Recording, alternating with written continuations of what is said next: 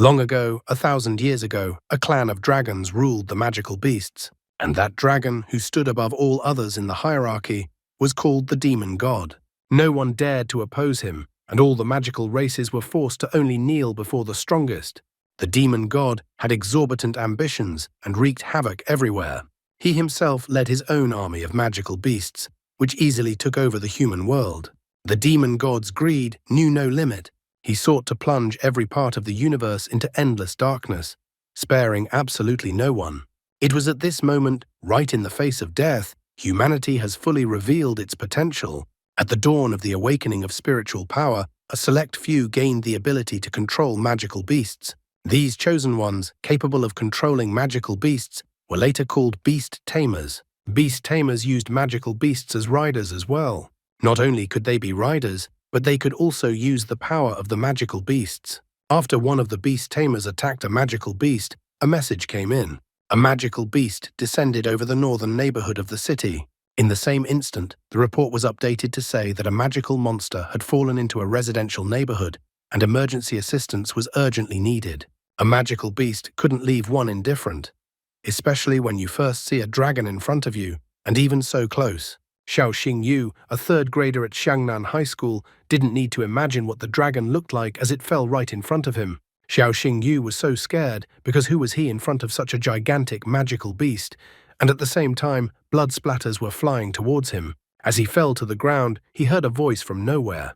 The voice said that at the beginning of this catastrophe, when heaven and earth were not yet separated, he had made a pact. He sealed it with his blood and summoned the spirits of the void. He decided that blood would be his payment and words would be his bond, and then bade them listen to his command. And following that, an attack from the magical beast that was under the control of Beast Tamer followed again. After the attack, Beast Tamer confirms that the magical beast is dead. Also, noticing Xiao Xingyu rubbing his eyes from the bright light and sparks around him, Beast Tamer reported that there were survivors and that no one was injured. Opening his eyes, Xiao Xingyu noticed a giant lion in front of him, as well as a beautiful girl who was apologizing for the inconvenience. The girl's name was Su Ruyan, and she was the principal of Qinglong Academy. Su Ruyan held out a paper or check to him and informed him that Qinglong Academy would compensate for the damage caused to Xiao Xingyu's house, and that they would pay the compensation. Two more beast tamers flew up to Su Ruyan on their magical beasts. After that, Su Ruyan said goodbye to the guy. This was Xiao Xingyu's first encounter with the famous beast tamers. In this world, everyone dreams of becoming a beast tamer. Xiao Xingyu was no exception. He only needed one chance. However, not everything in this world can be obtained just because you want it. Xiao Xingyu didn't even have the money to buy a beast, and without one, he wouldn't be able to pass the National Beast Tamer exam. At this moment, while the guy was still in his dreams, a small dog appeared out of nowhere. The dog immediately started licking the guy, who was not particularly pleased with this action. Xiao Xingyu began to scold. Had the dog been following the dragon all this time? The guy didn't understand where the dog even came from in his apartment. However, the guy who has no money but has a dream immediately became curious if the dog could be tamed. After looking at the dog, he remembered something. As in the textbooks, mentioned a creature that was similar to a dog, and his name was Gale Hound. The Gale Hound had a weak bloodline and didn't require much spiritual power. Therefore, the guy thought that he could feed the dog. Xiao Xingyu was even happy that now he had a beast after all and could become a beast tamer. Despite all this, he was still sad because the national exam was only 3 days away, and he would hardly have time to prepare. Trying to push away all the anxious thoughts, he was still happy that he finally had a magical beast. The next day, the first thing Xiao Xingyu did was head to the Beast Tamer's store that was located in their city of Qingfeng. Looking at the store's signboard, Xiao Xingyu even thought that perhaps the best solution would be to give the magical beast to someone who could take care of it. The guy realized that the Gale Hound had no future with such a poor owner. Even such a small dog had eaten his week's worth of food in just one night. The shopkeeper finally peeked out of the store. He asked why the guy decided to come to him so early. Xiao Xingyu immediately asked the shopkeeper about buying his beast. However, the shopkeeper immediately refused. He didn't need a Gale Hound. After all, it was a beast with such a low pedigree and no evolutionary path. The man didn't understand the point of the offer at all, as no one would buy a Gale Hound. Therefore, the shopkeeper demanded that Xiao Xingyu should leave and not disturb his work. All this shouting from the man scared the dog. Xiao Xingyu only resented that there was no need to shout if the man didn't want to take the dog. Suddenly, a system window appeared in front of the guy. In front of him was a gale hound. The level was Initial Stage, Tier 1, Loyalty 59, Bloodline Inferior, Hidden Bloodline, Hell Bloodline, Epic Quality. No talents. Hidden Talent, Hellfire, deals true damage, bypassing enemy armor. No evolution paths. Hidden Evolution Path, Gale Hound, Hell Gale Wolf, Hell Nether Wolf, Divine Infernal Wolf. Xiao Xingyu thought that he must have been too tired, and he had dreamed up all sorts of things. He could see no other explanation as to why some system window had appeared in front of him. After carefully wiping his eyes with his hand, he opened his eyes and the system window was still in front of his eyes. From everything written, Xiao Xingyu was interested in the hidden path of evolution. However, the shopkeeper still yelled at Xiao Xingyu. He thought that Xiao Xingyu was mocking him since the Gale Hound did not have any path of evolution. Xiao Xingyu didn't understand if the shopkeeper couldn't see the system window that was in front of him, and if the system window was only accessible to Xiao Xingyu. An arrogant and rich upstart is bound to appear. Such a person appeared in front of Xiao Xingyu. His name was Sujie. He was also in the 3rd grade of Jiangnan High School. He was the son of the richest man in Qingfeng City. He had a haughty expression on his face, immediately noticed Xiao Xingyu. He recalled that Xiao Xingyu never dared to take the exam because he didn't have a magic beast. Looking at the Gale Hound, he noticed that Xiao Xingyu seemed to be able to accumulate a few coins to acquire it. However, Xiao Xingyu immediately removes the dog from Sujie's gaze. The guy makes fun of Xiao Xingyu. He even remarks that it looks like Lina was right, and Xiao Xingyu doesn't want to take the Beast Tamer exam at all. Sujie continues to taunt the guy that he still wouldn't pass the exam, even if he wanted to so badly. Xiao Xingyu flinched at the mention of Lina, then Sujie continued to mock him. After all, Xiao Xingyu's girlfriend had now become his ex-girlfriend. Jiang Lina is now dating Sujie. As if confirming these words, Lina appears and grabs the guy's hand and wonders where he disappeared to. She could barely find him. Sujie says that he just noticed an old acquaintance of the girl and decided to greet him. Lina asks Sujie not to joke around. After all, she broke off her relationship with Xiao Xingyu a long time ago. Lina doesn't understand at all why she should care about some loser's opinion when she's dating such a rich guy. Xiao Xingyu is also carrying around some mongrel dog. To Lina, he seems incredibly pathetic. However, Xiao Xingyu does not lose heart. He reminds her that he was the one who helped Jiang Lina when she was at the bottom, but he does not care and let the girl continue to waste her life with such a rich jerk. Unfortunately, many people take a good attitude towards them as weakness and take advantage of it. Xiao Xingyu asks that Jiang Lina should remember that he was the one who dumped her. Sujie is furious when he hears these words. He is annoyed that Xiao Xingyu is talking to his girlfriend like that. Sujie even swears that he will wipe Xiao Xingyu into powder. Jiang Lina, on the other hand, in her corrupt manner, asks that Sujie ignore a loser like Xiao Xingyu and that she should have broken up with him earlier. Xiao Xingyu was tired of hearing that the Gale Hound was useless. He couldn't wait to find out what was in store for him next, because he had no hope before, and with the appearance of the dog, his life took on an interesting color. 3 days later, in Zilin Square, the National Beast Tamer exam was announced. The examination center in Qingfeng City welcomed the candidates and asked them to take their seats. The test was about to start, and Xiao Xingyu didn't want to be late and no longer tried to escape. The other candidates also noticed Xiao Xingyu, only they didn't understand why the guy showed up for the exam since the guy didn't have a magical beast. The other candidate also knew about it since Xiao Xingyu couldn't buy a magic beast. However, he heard that Xiao Xingyu had signed up for the exam 3 days ago, and that Xiao Xingyu had applied to Qinglong Academy. The guy was shocked to hear such a thing. After all, Qinglong Academy is the best of the 4 academies. The other candidate was also surprised. He didn't understand how a loser like Xiao Xingyu dared to take such a step. Approaching the table with the magic ball and the examiner who placed his feet on the table, Xiao Xingyu gathered his resolve and said hello to the examiner. He announced that he was here for the exam. The man took off his hat and looked at Xiao Xingyu. He immediately asked, "Is the guy Xiao Xingyu?" It was Chen Qinian, the teacher of the admissions office of Qinglong Academy in Qingfeng City. Xiao Xingyu confirmed that it was him, and also said that he would like to take the Beast Tamer exam. Recalling the guy's dossier, Chen Qinian also recalled that Xiao Xingyu was the only student in Qingfeng City who had applied to Qinglong Academy. The arrogant upstart Suje did not stand aside and came to properly ridicule the guy. Suje believes that Xiao Xingyu has become too brazen and sees no boundaries. Suji recalls that in the past 5 years, only 8 students from their city have applied to Qinglong Academy. But none of those students who applied could pass the exam. Suja thinks Xiao Xingyu is an upstart and that he thinks he is so special. Suji is ready to kneel down and call Xiao Xingyu father if Xiao Xingyu succeeds in passing the exam. That's how much he believes that Xiao Xingyu will fail the exam. Xiao Xingyu did not stand aside. With full determination in his eyes, he tells Suji to get ready, because soon Sujie will have 2 fathers at once. Suja is still shouting after him, but Xiao Xingyu doesn't care about him anymore. Xiao Xingyu asks the teacher to start the exam. The teacher immediately decided to warn Xiao Xingyu that the selection process for Qinglong Academy is extremely strict, and the guy didn't even choose other schools in case he fails the exam for this academy.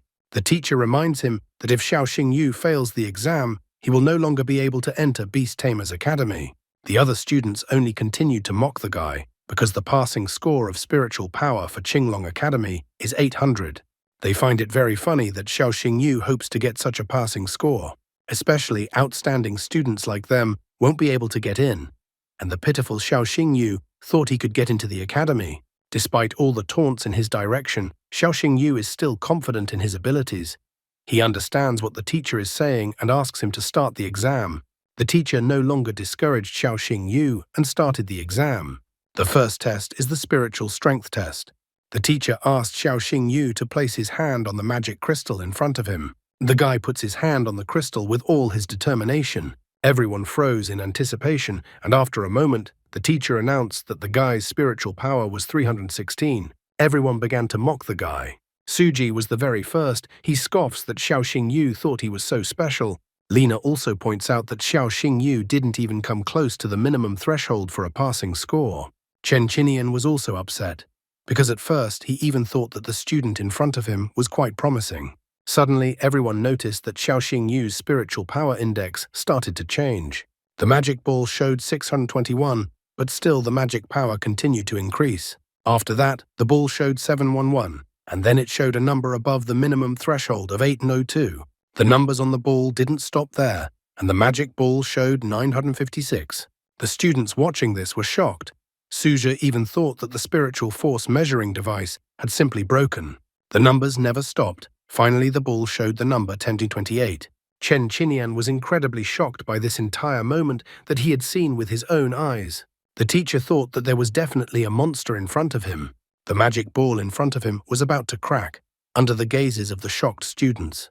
The spiritual power score was directly related to the beast tamer's potential, so it wasn't just numbers. Every 100 units of spiritual power allows one magical beast to contract with one magical beast. That's why the teacher was also shocked, because if Xiao Xingyu's number is 1028, then this guy might even become a 10-star beast tamer in the future. In the past few decades, only a few 10-star beast tamers had appeared in the Dragon Country. Chen Qinian was overjoyed that he had managed to find another genius. The teacher announced that Xiao Xingyu's final score was 1028. A year ago, the genius Yening Shuang took the exam, and she had 1030. No one expected Xiao Xingyu to be so strong, only 2 points less than Yening Shuang. Suja doesn't want to believe that the guy will become an academy student and reminds him that Qinglong Academy has 2 trials. Jiang Lina is also furious and as if she is cursing her ex-boyfriend. She is sure that Xiao Xingyu won't pass the next test for the quality of the magic beast bloodline. Chen Qinian was about to announce the start of the next test. However, a person from his group ran up to him with an important message. The guy informed him that there was actually a slight glitch in the spiritual power meter and that this candidate's final score was 1032. Chen Qinian is surprised. Turns out he is 2 points higher than Yening Shuang. Chen Qinian asks that his subordinate does not tell anyone about this. Finally, the examiner announces the start of the second test, the test for the quality of the bloodline of a magical beast. Chen Qinian requests that candidate Xiao Xingyu summon his magical beast. Using the star sign on his hand, the guy summons the Black Fang to appear in front of him. The entire space was enveloped by a devilish energy. All the students were carefully watching to see which magical beast Xiao Jingyu would summon. When the haze cleared, everyone could see that a gale hound had appeared. The students were shocked, as a gale hound was the worst choice for lineage verification. No one even in the current times had contracted a gale hound anymore. Teacher was also disappointed because besides spiritual strength, the quality of the bloodline was one of the decisive factors limiting the development of beast tamers. Teacher was well aware that the dog in front of him had a low pedigree. Chen Qinian sadly and closing his eyes was about to announce that the beast Xiao Xingyu was not suitable. However, the students noticed something, and everyone focused their attention. It seems that the galehound in front of them was not a galehound at all, since a giant magical beast appeared in front of him, and everyone knows that the galehound has no evolution. A giant hellstorm wolf appeared in front of the teacher. Did this magical beast really have a second form of evolution? Looking at Xiao Xingyu, the teacher smiled, for the guy definitely knows how to spectacularly surprise everyone. At this point, Chen Qinian concludes the exam. He announces that the test subject Xiao Xingyu has passed the academy entrance exam. The teacher congratulates Xiao Xingyu for passing the Qinglong Academy. The disgraced Su Jie and Jiang Lina with red faces couldn't believe that Xiao Xingyu was able to beat them in the results. They planned to quietly escape. However, Xiao Xingyu did not forget about them and their words. He did not understand where Suzhi and Jiang Lina were going. Is Suzhi really going to run away and not even say goodbye to his father? Suzhi angrily tells Xiao Xingyu to know his place. He is not going to kneel down and call Xiao Xingyu father. After all, the latter will not do anything to him. Xiao Xingyu is no longer that intimidated and poor guy, so he calls out Black Fang. The hellstorm wolf pressed Suzhi on his back, and he bent down on his knees under the weight of the wolf. Xiao Xingyu demanded for Suzhi to say the words he had promised. Breathing heavily and barely holding on, under the weight of the wolf's paws, Suzhi still asks for forgiveness from his new father. However, Xiao Xingyu can't have such a worthless son, so he tells Suzhi to get out. Jiang Lina is not left out either. She declares with a smile that she has actually grown very fond of Xiao Xingyu in these 2.5 years. The girl proposes to start their relationship over again. Xiao Xingyu is already a cool guy, so he tells Jiang Lina that their entire relationship is in the past and walks off into the sunset. Jiang Lina dramatically falls to her knees and asks her ex-boyfriend to forgive her and that she was wrong. She quickly changes her mind. Apparently she didn't like the upstart so much, even with Suzhi's father's money. Xiao Xingyu left the examination square. The first thing he wanted to do was to tell his sister that he had entered Qinglong Academy. He was all excited and was about to announce his success when his sister answered the phone. However, on the other side of the phone, he heard his sister's screaming and frightening voice. Immediately after that heartbreaking voice, the connection was cut off. Meanwhile, on the outskirts of Qingfeng City, at the farmer's market, monsters attacked and people were trying to escape. A woman in this turmoil was trying to find her child. Another woman cradled the frightened child against her and asked the girl not to be afraid of anything. To hide from the eyes of the monster, these people could not. The giant scorpion was able to find them very quickly. People were running from the farmer's market, but the guy had no right to do so. He pushed through the people running towards him and tried to understand what had happened in this place. All the horrors of the magical beast attack appeared before his eyes. Chaos, people running, jostling, fire, casualties, and devastation all around. But even that didn't bother the guy, as he saw that a giant scorpion was about to take his sister's life. Xiao Xingyu rushed to his sister's aid, and at the same moment a system window reappeared in front of his face. The system prompted him to use the skills available to the Hellstorm Wolf, Hell Howl, Hell Bind. Xiao Xingyu immediately agreed with the system and told Black Fang to use Hell Howl, Infernal Howl. Even though he ordered it, it didn't work for some reason. Gale Hound also looks at his master in bewilderment. While Xiao Xingyu hesitated, the huge magical beast was already about to pierce his sister with its stinger. Strongly fearing losing his sister, Xiao Xingyu remembered what had recently happened in his house. He remembered that the time the magical beast attacked, the man from Qinglong Academy had shouted something like a spell. Then he decided to try to do the same thing. And he started that at the beginning of this disaster, when heaven and earth were not yet separated. He made a pact, sealing with his blood, and summoned the spirits from the void. Gale Hound turned into a wolf and rushed forward. Blood would be his payment, and words would be his bond. Extending his hand forward in front of him, Xiao Xingyu commanded to listen to his order. When the sting is almost upon Xiao Xingyu's sister, the guy gives the order, Hell Howl. A powerful attack bursts out from his Hell Wolf and destroys the magical beast. Xiao Xingyu is still in shock, for this is the first time for him. He is surprised at how frightening Beast Tamer's strength actually is. After recovering from the shock a bit, he still remembered that his sister is still near the magical monster. He rushed to his sister, who did not let go of the little girl and continued to comfort her. Xiao Xingyu apologizes for coming so late, but he is glad that his sister is fine. His sister is worried about him. Then, without delay, he immediately brags to his sister that he has entered Qinglong Academy and that he is now also a Beast Tamer. Without waiting to be introduced, the Galehound informs himself that he is here too. When Galehound sat down on his lap to Xiao Xingyu, the latter finally introduced him as a contracted beast tamer. In front of the girl appeared a very cute-looking Hellstorm wolf, Black Fang. The residents stared at the magical monster in shock. The one who had caused so much commotion and taken so many lives was finally dead. The guy with a satisfied look confirms that the monster is gone. His sister for now and herself does not know what happened. Finally, the frightened woman found her child. She didn't run away.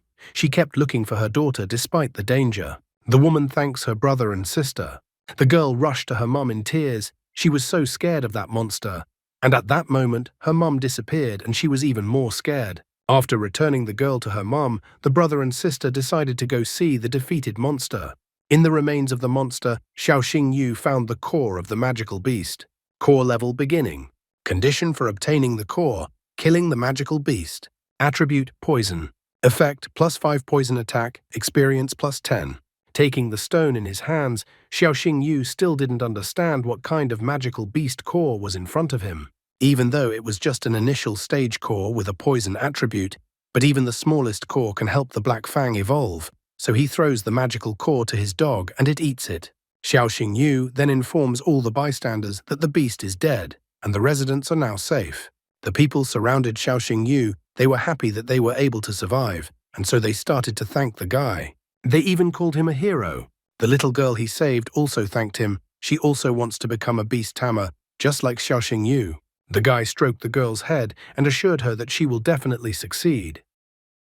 At night of the same day, Xiao Xingyu never got his roof fixed, as the moon was peeking through the huge hole in the wall very well. It seems his family is not so simple, and it remains to be seen if it is a family. His sister was standing next to his sleeping brother. As she looked at his back, she noticed that the mark on his back was still active. His sister then called someone with a report that the Dragon Rune curse was still active. She reported that the seal on the Dragon King's essence was untouched. The girl didn't understand how Xiao Xingyu was able to make a contract with the magical beast then, because it didn't make any sense. The voice on the other end of the phone concluded that perhaps this was fate. The caller ordered the girl to continue to keep an eye on Xiao Xingyu. The girl accepted the order and pledged to fulfill it with all the responsibility entrusted to her. The guy does not even realize that he is alone in this world, and he really does not have a single loved one. What will Xiao Xingyu do when he learns the truth about his sister and his life? In the near future, Xiao Xingyu was already standing at the train station of Qingfeng City and waiting for his departure. He and his sister, who had also decided to go with him, had many people come to see him off. The people were so kind. One man brought a basket of salted duck eggs for Xiao Xingyu, for he had loved them so much as a child. A kind woman also brought some red envelopes where many people had put money for Xiao Xingyu. The woman asked Xiao Xingyu to cherish their gift. The guy accepted all these gifts because the locals had worked so hard for him. He waved them good-naturedly and asked the locals not to see him off, because he would definitely come back here once the vacation came. His sister also had a very good-natured look, as if what happened during the night had never happened at all. Upon entering the train, the first thing Xiao Xingyu did was offer his sister a seat. That was how they traveled.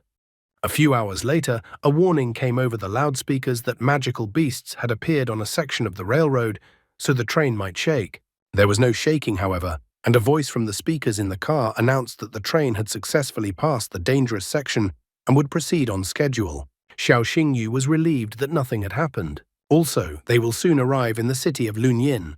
His sister reminds the guy that his studies will start soon, so he should not relax. Everything seemed to be going well, but the moment they were relieved, the train suddenly began to shake. No one realized what had happened. Suddenly, a message came from the car speakers for the passengers to get ready. Magical beasts appeared ahead of the train, a pack of three-eyed giant monkeys. A voice from the loudspeaker warned the passengers to be careful and to take care of their lives and property. The passengers began to panic. One passenger was shocked when the conversation mentioned magical beasts. Another passenger was also greatly surprised, for they had been told before that they were safely through the most dangerous section. Suddenly, powerful blows began to resound on the roof of the train car. Xiao Xingyu didn't understand what they had to do now. The other passengers waited for someone to deal with this attack. However, before anyone could come to the rescue, one of the monkeys tore through the roof lining. One of the passengers yells for everyone to run away. When the girl wanted to react already, Xiao Xingyu asked her to the contrary to sit here and not go anywhere. The sister doesn't understand what her brother is going to do. The sister falls on her knees and asks her brother to stop. However, Xiao Xingyu can't do that because an angry monkey has decided to attack him. Before Xiao Xingyu could react in any way, a magical beast appeared right in front of the monkey and hit the monkey with its tail. The mistress of the magical beast resented the fact that the guy was just standing there looking at the monkey. Therefore, the girl orders Xiao Xingyu to step aside if he doesn't want to die. This girl's name is Qin Yanran. Qin Yanran is the daughter of the head of the famous Sky Guild.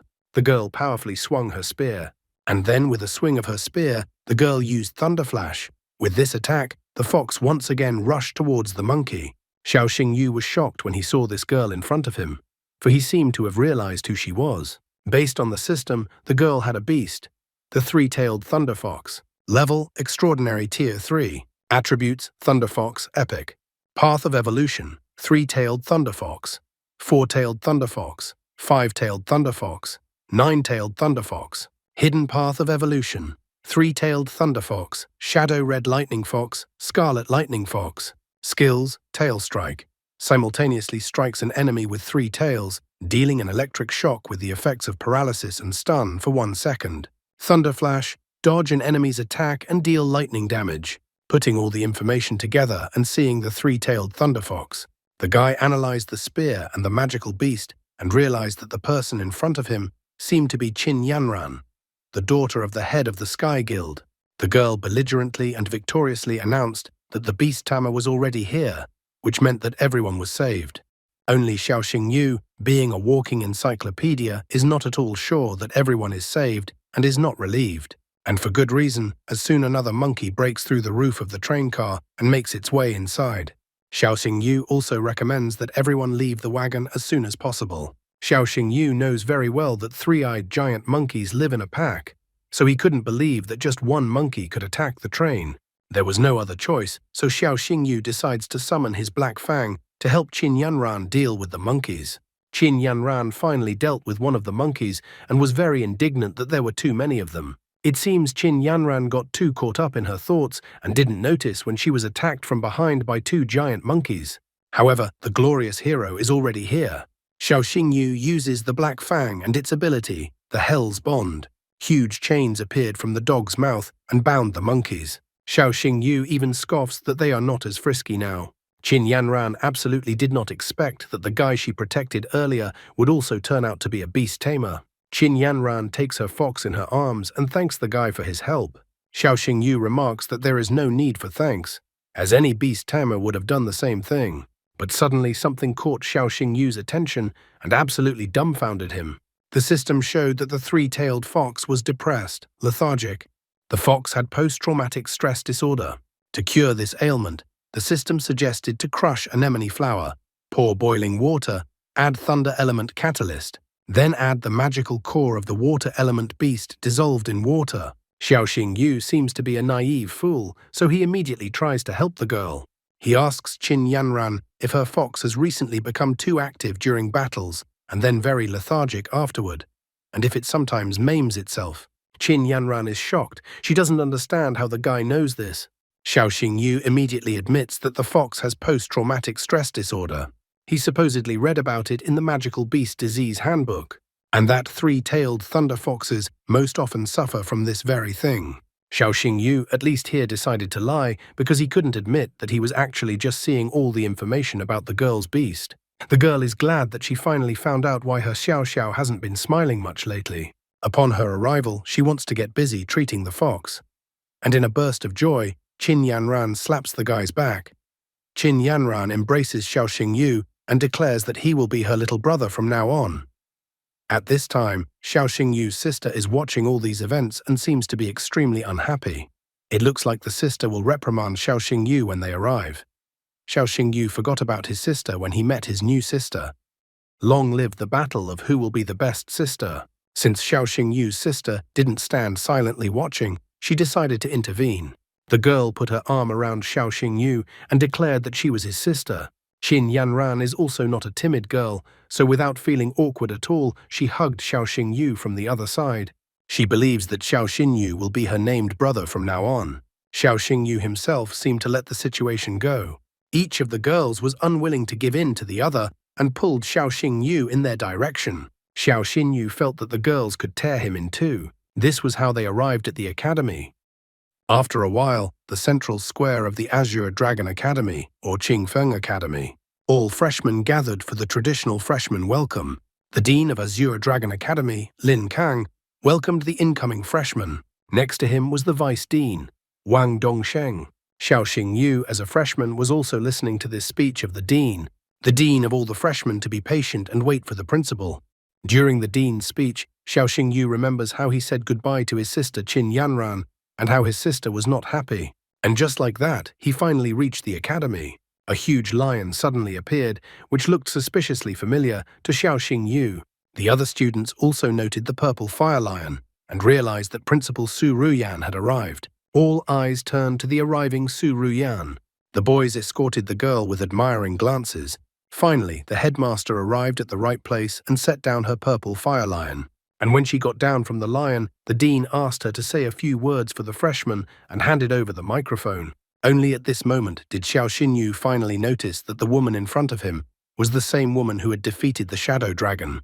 He didn't expect that she would turn out to be the headmaster of the Azure Dragon Academy. It's worth recalling that it was us, the readers, who were told by the author of the story that Su Ruyan is the headmaster and gave her name.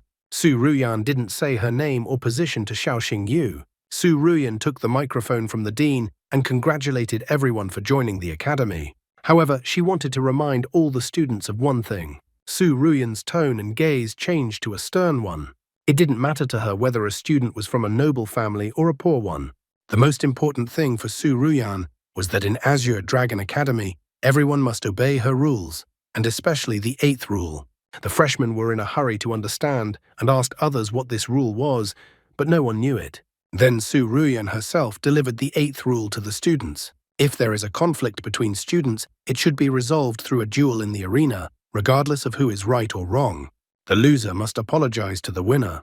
Xiao Xingyu immediately realized that the 8th rule may seem harsh, but it actually prevents the scions of noble families from using their power and oppressing the weak. After all, thanks to the 8th rule, even ordinary students can defend their honor with their own strength.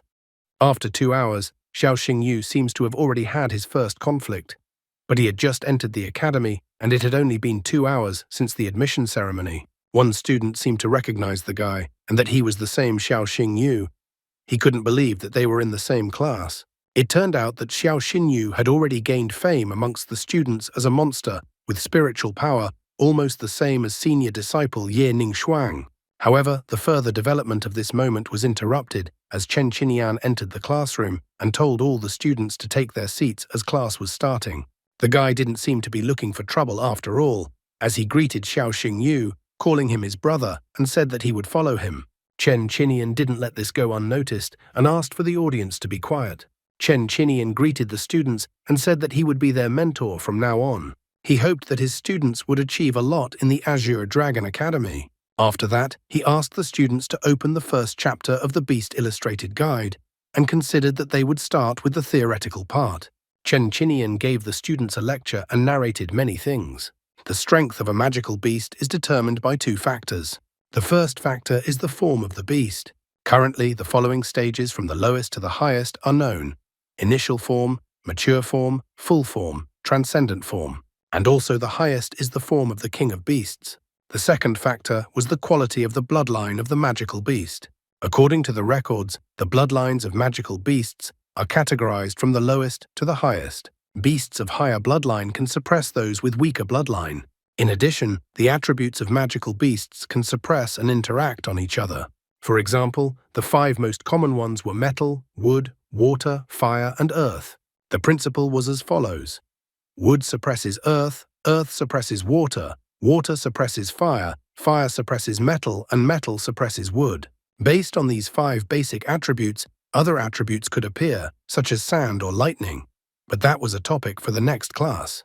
Time passed and the lecture continued, but Xiaoxing Yu didn't seem to be used to such classes, so he fell asleep safely. Chen Qinian couldn't stand it anymore, so he threw a piece of chalk at Xiaoxing Yu and told him to get up immediately. The sleepy Xiaoxing Yu got up from his chair. Chen Qinian came to be furious about this. He is surprised at such boldness of a guy who decided to sleep through his lecture. Chen Qinian then decides to ask Xiaoxing Yu what the demonic lizard's weakness is. Chen Qinian is too furious, so he demands the guy to answer his question, and if Xiaoxing Yu can't answer, then let him pack his things and get out. Chen Qinian had definitely messed with the wrong person, because the walking encyclopedia Xiaoxing Yu immediately answered the question that it was a bag of poison under its belly. Chen Qinian didn't stop there and asked for an answer to the question. What area does the ice crocodile usually live in? But Xiaoxing Yu knows the answer to this question as well. The ice crocodile lives in the southern part of the Dragon Country, in the Shuangjiang Lake area, and at the Kunlun subglacial waterfalls.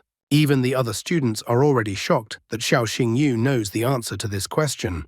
Chen Qinian was not going to give in to the brash youngster and decided to keep testing him. He wondered what Xiaoxing Yu would do if he encountered a heaven-tearing demonic tiger in the wilderness. Xiaoxing Yu then decides that he will clamp his identification badge in his teeth and hide somewhere in the shadows. Here, not only the other students anymore, even the teacher himself didn't understand why Xiaoxing Yu would do that. Then Xiaoxing Yu decided to explain that he would do so because the heaven-tearing demonic tiger was a magical creature at the Beast King stage, a mutated species that only a beast tamer of at least 6-star level could fight against. And if rookie beast tamers like himself were to encounter a heaven-tearing demonic tiger in the wilderness, the only option would be to prepare to die. That's why Xiaoxing Yu chooses as the best option that he would take the identification badge in his teeth so that his relatives could identify his body later, and he would also plan to lie down somewhere in the shade to prevent the tissue from decomposing too quickly. Chen Qinian accepts this answer. He is thrilled that a newly enrolled student is already aware of this knowledge. The teacher wonders how Xiaoxing Yu answered these questions, as Chen Qinian asked questions from the following editions. Then Xiaoxing Yu shows 3 books at once and tells him that it's because he has already read them. The other students are shocked. How can they keep up with such a student? Some students didn't understand where such a prodigy came from.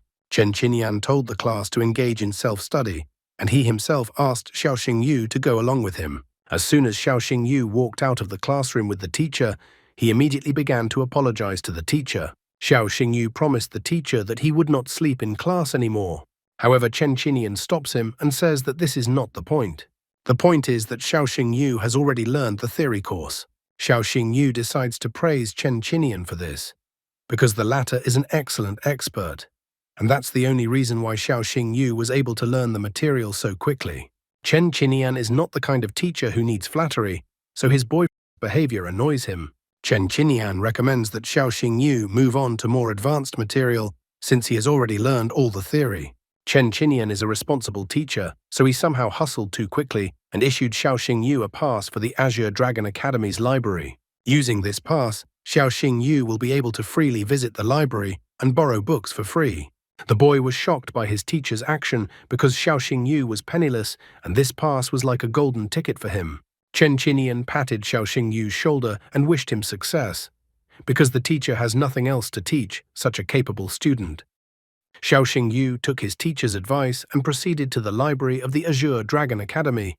The library inside was majestic and beautiful. Xiaoxing Yu took some books from the shelves and sat on the floor, trying to acquire new knowledge. However, he couldn't enjoy reading for long. Suddenly, Wang Yan, the son of Wang Dongsheng, the vice dean, came into the library.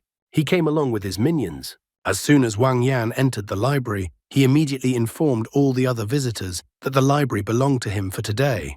He commanded all the guys to leave the library immediately. The guys who were in the library immediately ran away from the library, except that there were not only guys in the library, but also girls. However, Wang Yan asked the girls to stay because he wanted to study with them. The girls shook with fear when they realized what was waiting for them. They started begging Wang Yan to let them go too. Xiao Xingyu was fed up with all the cries, so he commanded the guy to shut up already.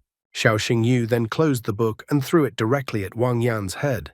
The enraged Wang Yan turned around to see who dared to do this. But Wang Yan's henchman immediately pointed out Xiao Xingyu and that the guy clearly doesn't know his place. Xiao Xingyu thinks Wang Yan is pathetic because he bullies girls and has no conscience. Wang Yan is shocked that someone dares to cross him and that the guy thinks he is a hero in front of him. The frightened girl asks Xiao Xingyu to run away because Wang Dongsheng is the son of the vice dean in front of him, so Xiao Xingyu better not mess with this guy. Xiao Xingyu finally realized why Wang Yan is so insolent. It's all because Daddy is the vice dean. Wang Yan is even proud of this fact and glad that Xiao Xingyu realized it. Wang Yan is happy that everything is back to normal now, and now he commands Xiao Xingyu to fall on his knees and beg for forgiveness. This was definitely not in Xiao Xingyu's plans, and he was not going to let Wang Yan down for his insolent behavior, so he kicked Wang Yan between the legs with his left foot. Wang Yan immediately fell to the floor of the library and began rolling around on the floor in pain. His minions didn't know how to help their master. Shaking in pain, Wang Yan found determination and anger, reminding them of who he was. Squirming in pain, Wang Yan knows that Xiao Xingyu will not be able to deal with the consequences of what he just did. And also Wang Yan swears that he will take care of Xiao Xingyu and not let the guy leave this library alive. Wang Yan is about to show the insolent Xiao Xingyu, who is the master of Azure Dragon Academy. However, at this very moment, Principal Su Ruyan entered the library. The woman noticed how arrogant Wang Yan's tone was. She didn't realize that Wang Yan happens to be the most important person in the academy. Wang Yan is upset and surprised that Su Ruyan came to the library so quickly. Su Ruyan declares that she already knows everything. Since there is a conflict between Wang Yan and Xiao Xingyu, Su Ruyan reminds him that this conflict must be handled properly, as stated in Article 8 of the Academy's Charter. If a conflict arises between students, it should be resolved through a duel in the arena, regardless of who is right or wrong. The loser must apologize to the winner. No one has a choice, especially not the rookie Xiao Xingyu, so they move to the arena, where many students had already rushed over to take the spectator seats. No one wanted to miss this event. Wang Yan and Xiao Xingyu were about to start their duel soon. Another student was surprised that this duel took place. After all, Wang Yan's battle beast was the legendary six-legged ice leopard.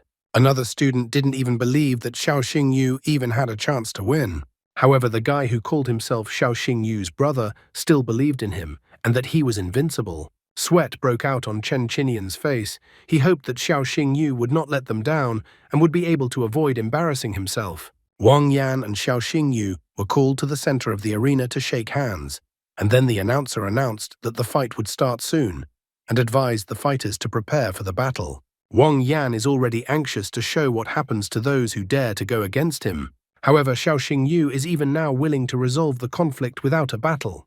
For this, Wang Yan just needs to apologize. This suggestion makes Wang Yan very angry. The duel begins and Wang Yan immediately summons Ice Flame. From the summoning circle, a terrifying and frightening legendary six-legged ice leopard instantly appears. Xiao Xingyu's capillaries even seemed to burst from this as blood spurted out of his eye. Xiao Xingyu, using the system, quickly began to study the leopard. The leopard had an initial form, the first stage. The bloodline was legendary. Attributes, ice and wind. Skills, deep freeze. Any strike deals an additional blow of ice, reducing an opponent's movement and attack speed by 30%. Ice Squall summons an ice ball that explodes on impact into multiple shards that deal massive damage. Loyalty, 72. Xiao Xingyu is surprised that this magical beast has two attributes at once. Unwilling to give in, he decides it's his turn and summons Black Fang. Xiao Xingyu's brother notes that Xiao Xingyu's magical beast looks very imposing. Another student also notes that in terms of beauty, the six-legged leopard definitely loses out. Looking at Xiao Xingyu's magical beast, Su Ruyan noted that she had never seen one before. However, after taking a closer look, she thought that it looked very much like an evolved version of the Gale Hound. Su Ruyan was puzzled because it was thought that the Galehound simply had no evolutionary path. She was very curious as to how Xiao Xingyu was able to accomplish this then. Wang Yan is absolutely not intimidated by the sight of Xiao Xinyu's magical beast, so he declares that Xiao Xinyu can already start preparing his apology. Wang Yan uses Ice Flame and also uses the Freeze skill. Xiao Xingyu, on the other hand, uses his Black Fang and uses the Rushing Jerk skill. The Black Fang rushed towards the leopard while dodging the ice attacks. The magical beasts clashed, and the leopard began to crowd Black Fang rather quickly. Chen Qinian recalled that the Hellstorm Wolf was a magical beast, with the attributes of fire and wind, while the six-legged leopard had the attributes of wind and ice. Looking at the duel, Chen Qinian felt that from the looks of it, Wolf would not be able to overcome the advantage of the elements. The enraged Wang Yan vows to destroy the magical beast Xiao Xingyu. He orders Ice Flame to activate the ability Ice Barrage. Black Fang is covered in ice, and everything around him turns into a block of ice. It's like he's in an ice prison. Poor Black Fang seems to be on the verge of life and death. Wang Yan was beginning to scoff at Xiao Xinyu. He announces that Xiao Xingyu's magical beast will freeze to death very soon. The teachers who were fed up with Wang Yan's antics, as well as Principal Su Ruyan, were waiting to see what Xiao Xingyu would do at such a moment. In response, Xiao Xingyu himself is already mocking Wang Yan, who is so confident in his plan. Xiao Xingyu then calls out to his Black Fang and orders him to activate the ability Hunt in Darkness. Black Fang instantly disappears from the ice prison he was just in. Su Ruyan and Chen Qinian instantly realize that Xiao Xingyu used the darkness attribute, and then it turns out that Xiao Xingyu has as many as 3 attributes. Wang Yan was still in a panic, trying to find where Xiao Xingyu's magical beast had gone. As it turned out, Black Fang turned into a shadow, and thus was able to avoid imprisonment in the ice prison. Black Fang attacked Wang Yang from the back, but he was prevented by the 6-legged leopard, who counterattacked Black Fang. Xiao Xingyu then summoned Black Fang and decided to see what Wang Yan would show against him. Xiao Xingyu used Black Fang's ability, the Oblivion Claw. As soon as the attacks plucked from the shadows touched the leopard, it froze in place and couldn't move. Wang Yan asked Ice Flame to fight back and do something, rather than just standing there. The headmaster immediately recognized this attack, for this Oblivion Claw was a darkness attribute skill. When it hits the target, it causes paralysis for 3 seconds. Xiao Xingyu decides that it is time to end this fight. He then uses Black Fang's ability, Infernal Howl, and pierces the 6-legged leopard with this attack. The host announces that the duel is over, and also announces that Xiao Xingyu has won. Many students, especially the newcomers, are happy that Xiao Xingyu defended their honor and punished the insolent Wang Yan. Wang Yan fell to his knees and couldn't believe what had just happened. He thought he was invincible. Xiao Xingyu approached Wang Yan and also reminded him that he had lost.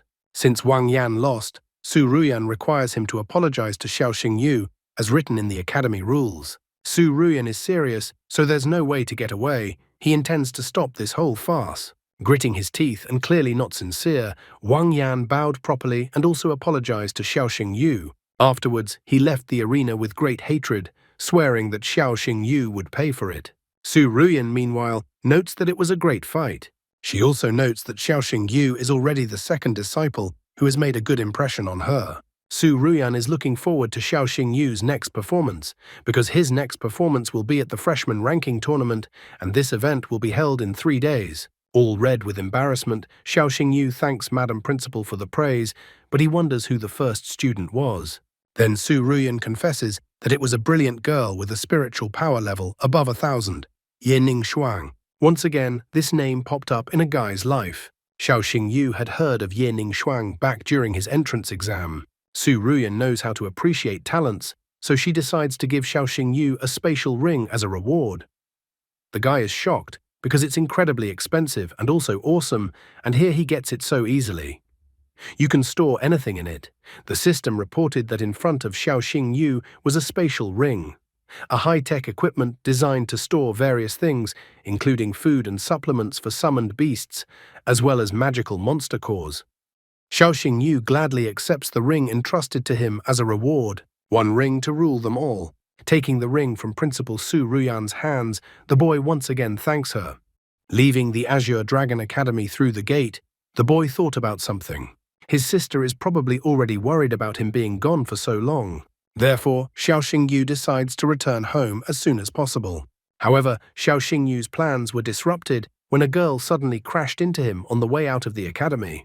The girl even had circles in her eyes from such a blow. The good-natured Xiao Xingyu first asks if the girl is all right, and she replies that she is fine. Kneeling down and stroking the girl's head, Xiao Xingyu advises her to look around next time so as not to hurt herself. The guy then asks the girl to go home, but the girl clings to the guy. She told Xiao Xingyu that she had nowhere to go, and she also asked Xiao Xingyu to shelter her. The guy was completely bewildered by what was happening. After a while, in front of us in the family dormitory, where Xiao Xingyu and his sister now lived, the sister resented that she had just arrived and saw what was going on. She was about to pull her brother back by his ears already. Did this underdog really kidnap a child? Xiao Xingyu is outraged that his sister could even think so badly of him, and he also asks that his sister give him time to explain. The sister is outraged because she doesn't understand what the guy might say and why she might have misunderstood the situation. Eventually, the sister starts to listen to her brother, and a few minutes later, Xiao Xingyu finished his story. After finishing his story, Xiao Xingyu concludes that this is what happened. It turns out that Shi Meng, that's the girl's name, is afraid of magical beasts, so she can't become a beast tamer. It turned out that poor Shi Meng regularly bullied at home, so she ran away from home. Xiao Xingyu decided to bring her to their dormitory to help the girl overcome her fear. The girl turned to Xiao Xingyu's sister with pitiful eyes. She called her sis Zhou Shui and with a pleading look asked her to stay with them since she didn't want to go back home. The sister finally gives in and allows Xu Meng to stay. However, the sister asks that Xiao Xingyu remember an important thing. Xiao Xingyu must not date a girl from the Ye family. The next day at the Azure Dragon Academy, Chen Qinian gathered the entire class outside. Xiao Xingyu was still hovering in the clouds and pondered over his sister's words that he shouldn't see the girl from the Ye family. He tried to understand why his sister suddenly brought it up. The named brother asked Xiao Xingyu what he was mumbling about and what it had to do with the Ye family. The named brother reminds Xiao Xingyu that the teacher said that in this lesson, they will be defining roles on the battlefield. So the guy wonders if Xiao Xingyu knows what it is. Xiao Xingyu apologizes for thinking about his problems at a bad time, but he quickly gives an answer if he got it right, and the guy asks him about his roles in the band. Xiao Xingyu tells him that more often than not, beast tamers act in teams and their roles and responsibilities are different. The gunner has ranged skills, which allows him to destroy enemies at a distance. The mage has well-developed mass control skills, giving him a significant advantage in team fights. The tank has strong defense and health regenerating skills. Roughly speaking, he is a shield for the rest of the team. The assassin is highly maneuverable and has the ability to take out enemies. His task is to attack those who can barely stand on their feet. And the support is famous for its reinforcing skills, which they impose on all team members, giving them a lot of positive effects. The named brother is surprised to learn about all the roles. He wonders what Xiao Xingyu thinks about which role the storm butterfly is best suited for. Oh, those teachers' favorites. Chen Qinian once again yelled at the guy, whose name is Wu Shengyu by the way. The teacher asked him to stop talking in class. Wu Shengyu immediately apologized to the teacher. Chen Qinian's tone of voice and facial expression became serious. He ordered that the students, according to their order numbers, summon their magical beasts to take the test. In this way, the teacher would determine each student's role in the group. The Minotaur-like magical beast that belonged to Songhu's disciple has a powerful defense, so the teacher assigned him the role of a tank. Next was Wu Shengyu, who was so worried about choosing a role. After looking at the storm butterfly, the teacher noted that it possessed massive skills based on the water element, so Wu Shengyu would be a mage. Finally, it was Xiao Xingyu's turn, and the teacher beckoned him to come forward. The first test was to test the attack of a magical beast.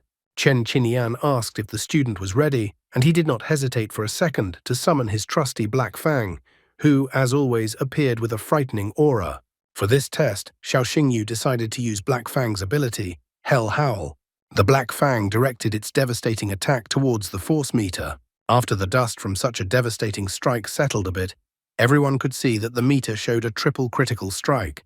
And afterward, the force meter showed a simply shocking number for everyone, 6731. The rest of the students were shocked by what they saw. Triple critical impact, this is just a fantastic value for them. One of the students is sure that he can't even make 1.5 critical hits. The teacher is as surprised as the others, because usually the attack of novice beast tamers ranges between 500 and 1500. Chen Qinian didn't expect that the Hellstorm Wolf could deal over 2000 damage with a triple critical strike. While everyone else gaped their mouths in shock and didn't know how to even react to such crazy numbers, Xiao Xingyu felt that the attack test would pass and that he was suited for the role of an assassin. Xiao Xingyu wanted to finish testing himself already. However, Chen Qinian is not just called a teacher for nothing. He asks Xiao Xingyu to continue the test because he himself wants to find out what the guy's potential is. The next test was the attack range test. Xiao Xingyu once again used the Black Fang Hell Howl attack. Once again, everyone was surprised. Wu Xingyu even noted that Xiao Xingyu's attack reached almost 800 meters. Thus, Xiao Xingyu could perfectly go for the role of a gunner as well. After that was the defense test, where Xiao Xingyu once again showed a phenomenal result. The Black Fang was even able to withstand the attack of teacher Chen Qinian's ice-armored turtle. Wu Shengyu even calls Xiao Xingyu a monster. Next was the control or restraint test. Xiao Xingyu used the Hell Bonding ability, and it was perfectly capable of restraining anyone. Thus, Xiao Xingyu was perfect for the role of a mage as well. Next was the reinforcement test. According to the teacher's data analysis, any beast within 10 meters of the Hell Storm Wolf would receive a 30% increase in rage, 10% increase in attack, and 10% increase in movement speed. Wu Shengyu, like the rest of the students, can't wait to learn Xiao Xingyu's role. After all, based on the tests, any role is suitable for him, and it's hard to choose from. Chen Qinian is even a little confused, because Xiao Xingyu is so good that the teacher can't even find the right words. Chen Qinian admits that there is actually one more special role besides these 5 roles. The teacher wants to tell the name of this role, but the students will have to wait until the new chapter of the story is released. As this chapter came to an end, cut off halfway through. Chen Qinian calls the role Xiao Xingyu after all, and it's all-rounder. Wu Shengyu, like the rest of the students, doesn't understand what this role is and what it all means. They ask the teacher to tell them about this role, all-rounder. Then the teacher explains to the students that all-rounder is called Beast Tamers, whose summoned creature is equally suited for all roles. It is then that the Beast Tamers are given this role. So Chen Qinian brings up the point that Xiao Xingyu is obviously the only all-rounder in their group. All the students in his group think he's cool. They are wondering how Xiao Xingyu became so cool. Wu Shengyu is also curious. Xiao Xingyu, under all the admiring gazes of the students, only seems like a good-natured guy. Chen Qinian tried to cool the young man's ardor. He informs him that there is no need to rejoice prematurely. All-rounder are rare, but they still exist. The data of the first-year students has not been fully explored yet. But at this moment, the academy knows that Xiao Xinyu is not the only all-rounder in the academy. The teacher tells us that in the second year, there are students like Ye Ningshuang and Han Tianjun. In the third year, there are Murong Qingyang and Li Xuancheng. Having thus summarized the lesson, the teacher recommends that all the students continue to try hard. Soon, the lessons were over, and Xiao Xingyu left the academy building. He was glad that the classes were finally over. For starters, he wanted to buy some nutrient boosters for Black Fang to prepare for the rookie ranking competition. However, the guy was in for an unpleasant surprise, because his plans were disrupted by the appearance of hooligans. Xiao Xingyu inquired what the bullies wanted from him. This question to the leader of the bullies seemed strange. Had the guy not heard of the Black Tiger Guild? He and the other hooligans were already itching to beat up Xiao Xingyu. Of course, the bullies didn't choose Xiao Xingyu as their victim. They were directed to do so by Wang Yan, who couldn't bear to be defeated. He asks that the bullies not even have a conversation with Xiao Xingyu and just break the guy's nose. After all, Wang Yan wonders if Xiao Xingyu will be as cocky after that. The leader of the bullies listened to Wang Yan. In his opinion, Xiao Xingyu had himself to blame, because he had crossed young Mr. Wang. Xiao Xingyu notices that all the bullies have 3 or 4 stars on their clothes. Xiao Xingyu is angry at this injustice, because these bullies are not even ashamed to attack someone who has only 1 star. Wang Yan declares that if Xiao Xingyu doesn't like this kind of thing, he might cry. The bully leader asks Wang Yan not to worry, as he will deal with Xiao Xingyu himself. The leader of the hooligans summons the majestic Thunder Tiger, which appears as if with the sound of thunder.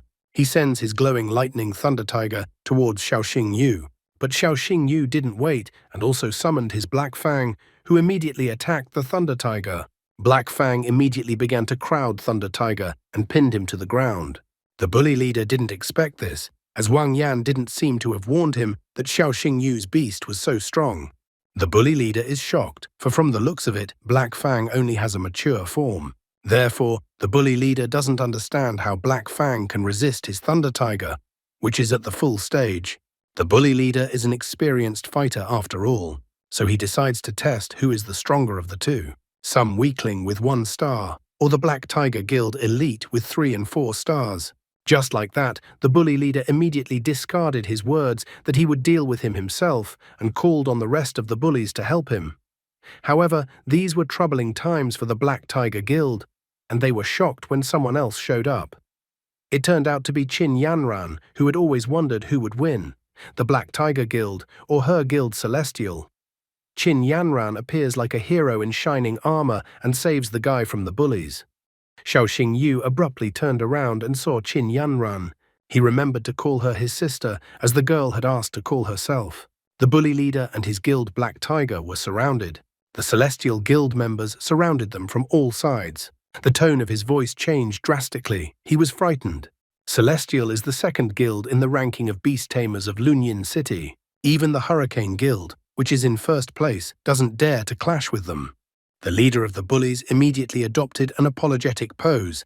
Under the questioning gazes of his supporters, he inquired what brought Miss Qin Yanran to this place. The girl is hugging the innocent Xiao Xingyu. If she hadn't been passing by, she never would have known what the much-revered Lei was going to do to her dear brother.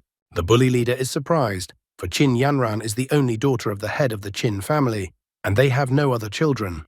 Then Qin Yanran explains that Xiao Xingyu is her named brother, whom she recognized. Therefore, if someone decides to offend her brother, that offender will have to deal with her first. Lei already regretted that he had gotten involved in this whole adventure without understanding. A cold sweat broke out on his face.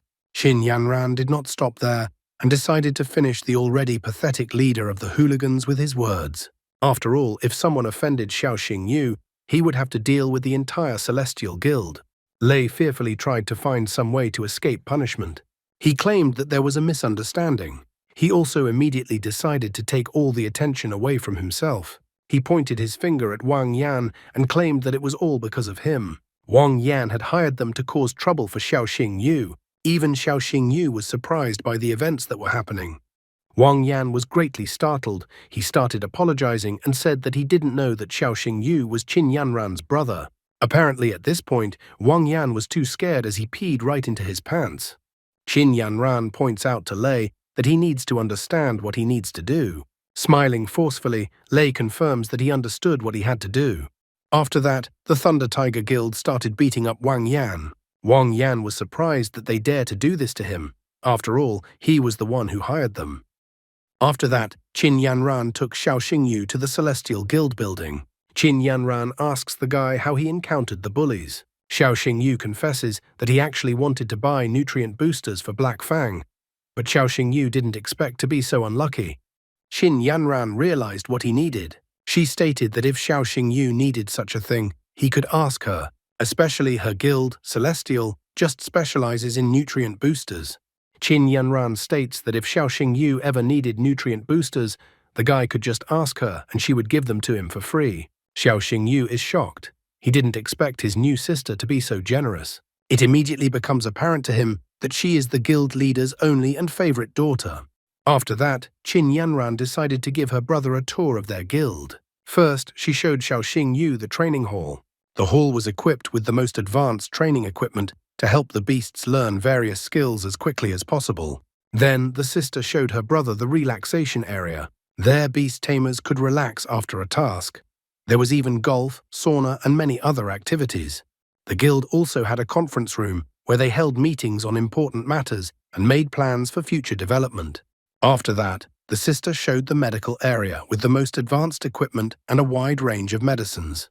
The most important thing the guild had was that their beast tamers' doctors had the highest qualifications, providing the best services to treat injured beasts. The latter really interested the guy. Xiao Xingyu asked his sister in all seriousness if he could join her guild and become a doctor. Qin Yanran hesitated to answer. Their conversation was interrupted, however, and a sharp and emphatic refusal followed.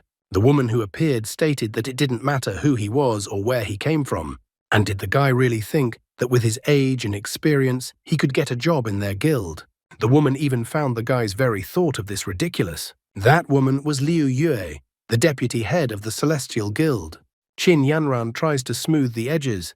She informs her that this guy is the one she told her about, that he was the one who helped Qin Yanran back then on the train. She even reveals that he is her named brother. Suddenly, one of the guildmates rushes in. He runs to Liu Yue in a panic and informs her that they have just had several severely injured beasts delivered to them. As it turns out, such a huge guild is understaffed. Qin Yanran had recently told Xiao Xingyu how huge their guild was, and how they had everything, and that the most important thing they had was doctors. Liu Yue asks his subordinate to calm down and then contact the other branches and ask for their help. Liu Yue asks for Qin Yanran's help to take care of the matter. After going to the injured beasts, Liu Yue notices that time is running out and that the beasts are bleeding heavily and won't last long. Xiao Xingyu beats his palm on his chest and declares that he can help then. He asks Liu Yue not to pay attention to anything, because there is not a second to lose. The Celestial Guild branch was very turbulent today. Many magical beasts came here with serious injuries.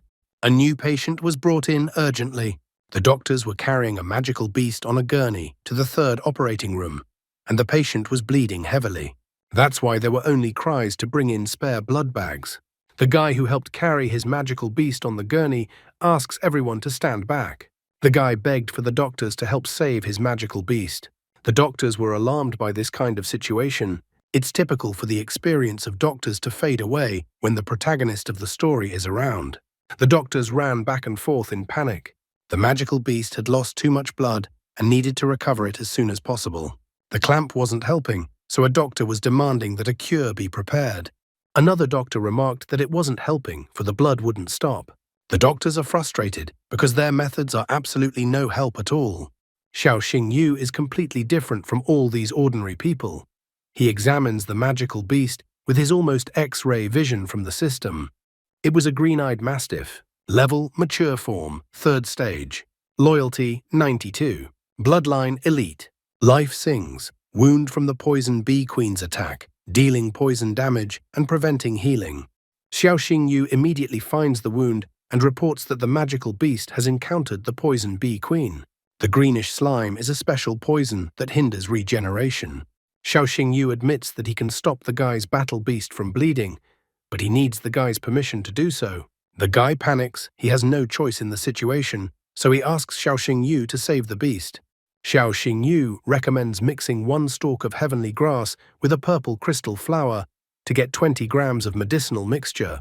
Then add the core of the magic beast, matured with the attribute of poison, and boil for 5 minutes. Other doctors notice that all these ingredients are highly toxic. They really dislike this method of treatment because it is like putting out a fire with gasoline. However, Xiao Xingyu is serious. He asks that they immediately prepare the medicine according to his prescription. Otherwise, they will just waste time and the magical beast will die.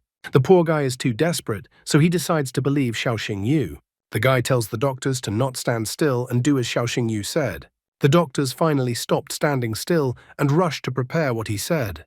5 minutes later, a panting doctor came running in with a bottle of medicine and announced that everything was ready. Xiao Xingyu put on gloves and opened the cap and the bottles. Then he carefully began to lubricate the magical beast's wound. Suddenly, the magical beast roared, surprising everyone there. At the same time, the wound seemed to glow, the bleeding stopped, and the healing process began. The guy who had almost lost his beast a while ago hugged it in tears. Xiao Xingyu, on the other hand, walked over to Qin Yanran and Liu Yue. He asked Liu Yue if she was satisfied with the work he had done. Liu Yue is not stupid and not too arrogant. It's not every day that genius protagonists come to her. They are mostly mediocre guys who lack experience. Liu Yak declares that the guy has demonstrated an amazing result. Liu Yue was forced to admit that she jumped to conclusions about Xiao Xingyu. Only now does Liu Yue officially invite the guy to join the guild as a special pharmacist. Xiao Xingyu gladly accepts this invitation. After all, this is what he wanted from the beginning. At the dormitory, his sister reprimands him. That is, her brother wants to say that he only stayed late because he was signing a labor contract with the Celestial Guild. Her sister couldn't believe it, but her brother said that was the case. The sister even pouted because it seemed like someone had completely forgotten about their own sister after finding some rich sister. Xiao Xingyu tries to justify himself. After all, he would never do that to his sister. Shi Meng, on the other hand, wonders what a pharmacist is. If it's something edible, Xiao Xingyu corrects her and says that it's not really about food. However, since he will now be working for the Celestial Guild, that means he will be paid well. He triumphantly stands up and announces that he will even be able to take his sister and Shi Meng to a restaurant this weekend. Shi Meng is also excited about this kind of information, as she loves to eat out. Meanwhile, Wang Yan, a total loser, lies in the hospital with a broken leg. He is angry at Xiao Xingyu and swears that he will never forget the humiliation he suffered. A father comes to visit his son. He calls his son a lowly weakling. Wang Yan can't hold back his tears. He asks for his father to help him. The father feels humiliated because his son lost to some country boy from a small town. Wang Yan has disgraced not only himself, but also his whole family by his action. Wang Yan cries and tries to justify that Xiao Xingyu had 3 attributes at once. He also points out that Xiao Xingyu has the Celestial Guild behind him, so he doesn't have a chance to take revenge on the guy either. After all, their family can't compete with the Celestial Guild. However, the father is devious. He remarks that it might happen that Xiao Xingyu will accidentally die from the clutches of a magical beast during the trials on Yunnan Mountain. Then it would have nothing to do with their family, a real villain with glasses. Soon, the vice dean's plan began to materialize as the students were sent to Yunnan Mountain. Teacher Chen Qinian, Principal Su Ruyan, and Vice Dean Wang Dongsheng were with the students. Wang Dongsheng announced that all the newly arrived students would be given another test. This test will be broadcast live on all screens at the academy. The bracelets worn by the students will record the number of magical beasts killed by each student. The bracelets will also keep a combat log. A grade of C will be given for killing 1 to 10 magical beasts. If 11 to 30 magical beasts are killed, a grade of B will be given. If someone kills between 31 and 50 magical beasts, they will receive an A grade. The luckiest and strongest, who defeat 51 to 80 magical beasts, will receive a grade of S. And finally, the strongest students who will defeat more than 80 magical beasts. Grade S+. Principal Su Ruyan also requires Vice Dean Wang Dongsheng to announce the especially gifted participants among this year's recruits before the trial begins. One of the students heard that Ye Ningshuang won the first place in the Yunnan Mountain trial last year. Wang Dongshen informed all the students that according to the entrance test results, there were 3 especially gifted students among the freshmen at once. The one in the first class was Mu Rongyang Shou. Mu Rongyang Shou is the eldest son of the Mu Rong family. Also noted in the first grade was Mu Rong Xinshin. Mu Rong Xinshin is the youngest daughter of the Mu Rong family. The other students were greatly surprised that there were 2 all-round gifted students in the first grade at once. And the third student was the third grade student, Xiao Xingyu. Xiao Xingyu wondered about the Mu Rong family. As far as Xiao Xingyu remembered, there were 4 great dynasties of beast tamers in their country: the Ye family, the Li family, the Mu Rong family, and the Shangguan family. Therefore, when he heard the Mu Rong family, he was surprised, because he had never met anyone from the 4 great dynasties before. After that, teacher Chen Qinian, Principal Su Ruyan, and Vice Dean Wang Dongsheng gathered in the broadcasting studio of the Azure Dragon Academy. A man with a mustache took the microphone and welcomed all the viewers. He was the host and commentator of this trial. His name was Yang Shu. Su Ruyan asks Wang Dongsheng his opinion about Xiao Xingyu and how much the guy can defeat the magical beasts. Wang Dongsheng is quite arrogant, and he thinks that Xiao Xingyu will defeat no more than 50 magical beasts. He even thinks that he has given an exaggerated prediction. Chen Qinian strongly disagrees with the Vice Dean's opinion and making allowance for Xiao Xingyu's talent. He thinks that the guy will defeat at least 80. Su Ruyan also disagrees with the teacher. In her opinion, Xiao Xingyu will perform a real miracle and break Ye Ningshuang's record. Meanwhile, the newcomers had already begun to enter the trial area, and the trial had officially begun.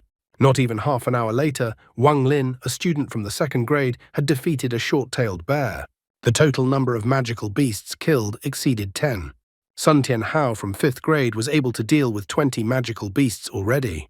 The host was surprised that just an hour after the trial started, Mu Rongyang Shou from 1st grade had already killed 43 magical beasts.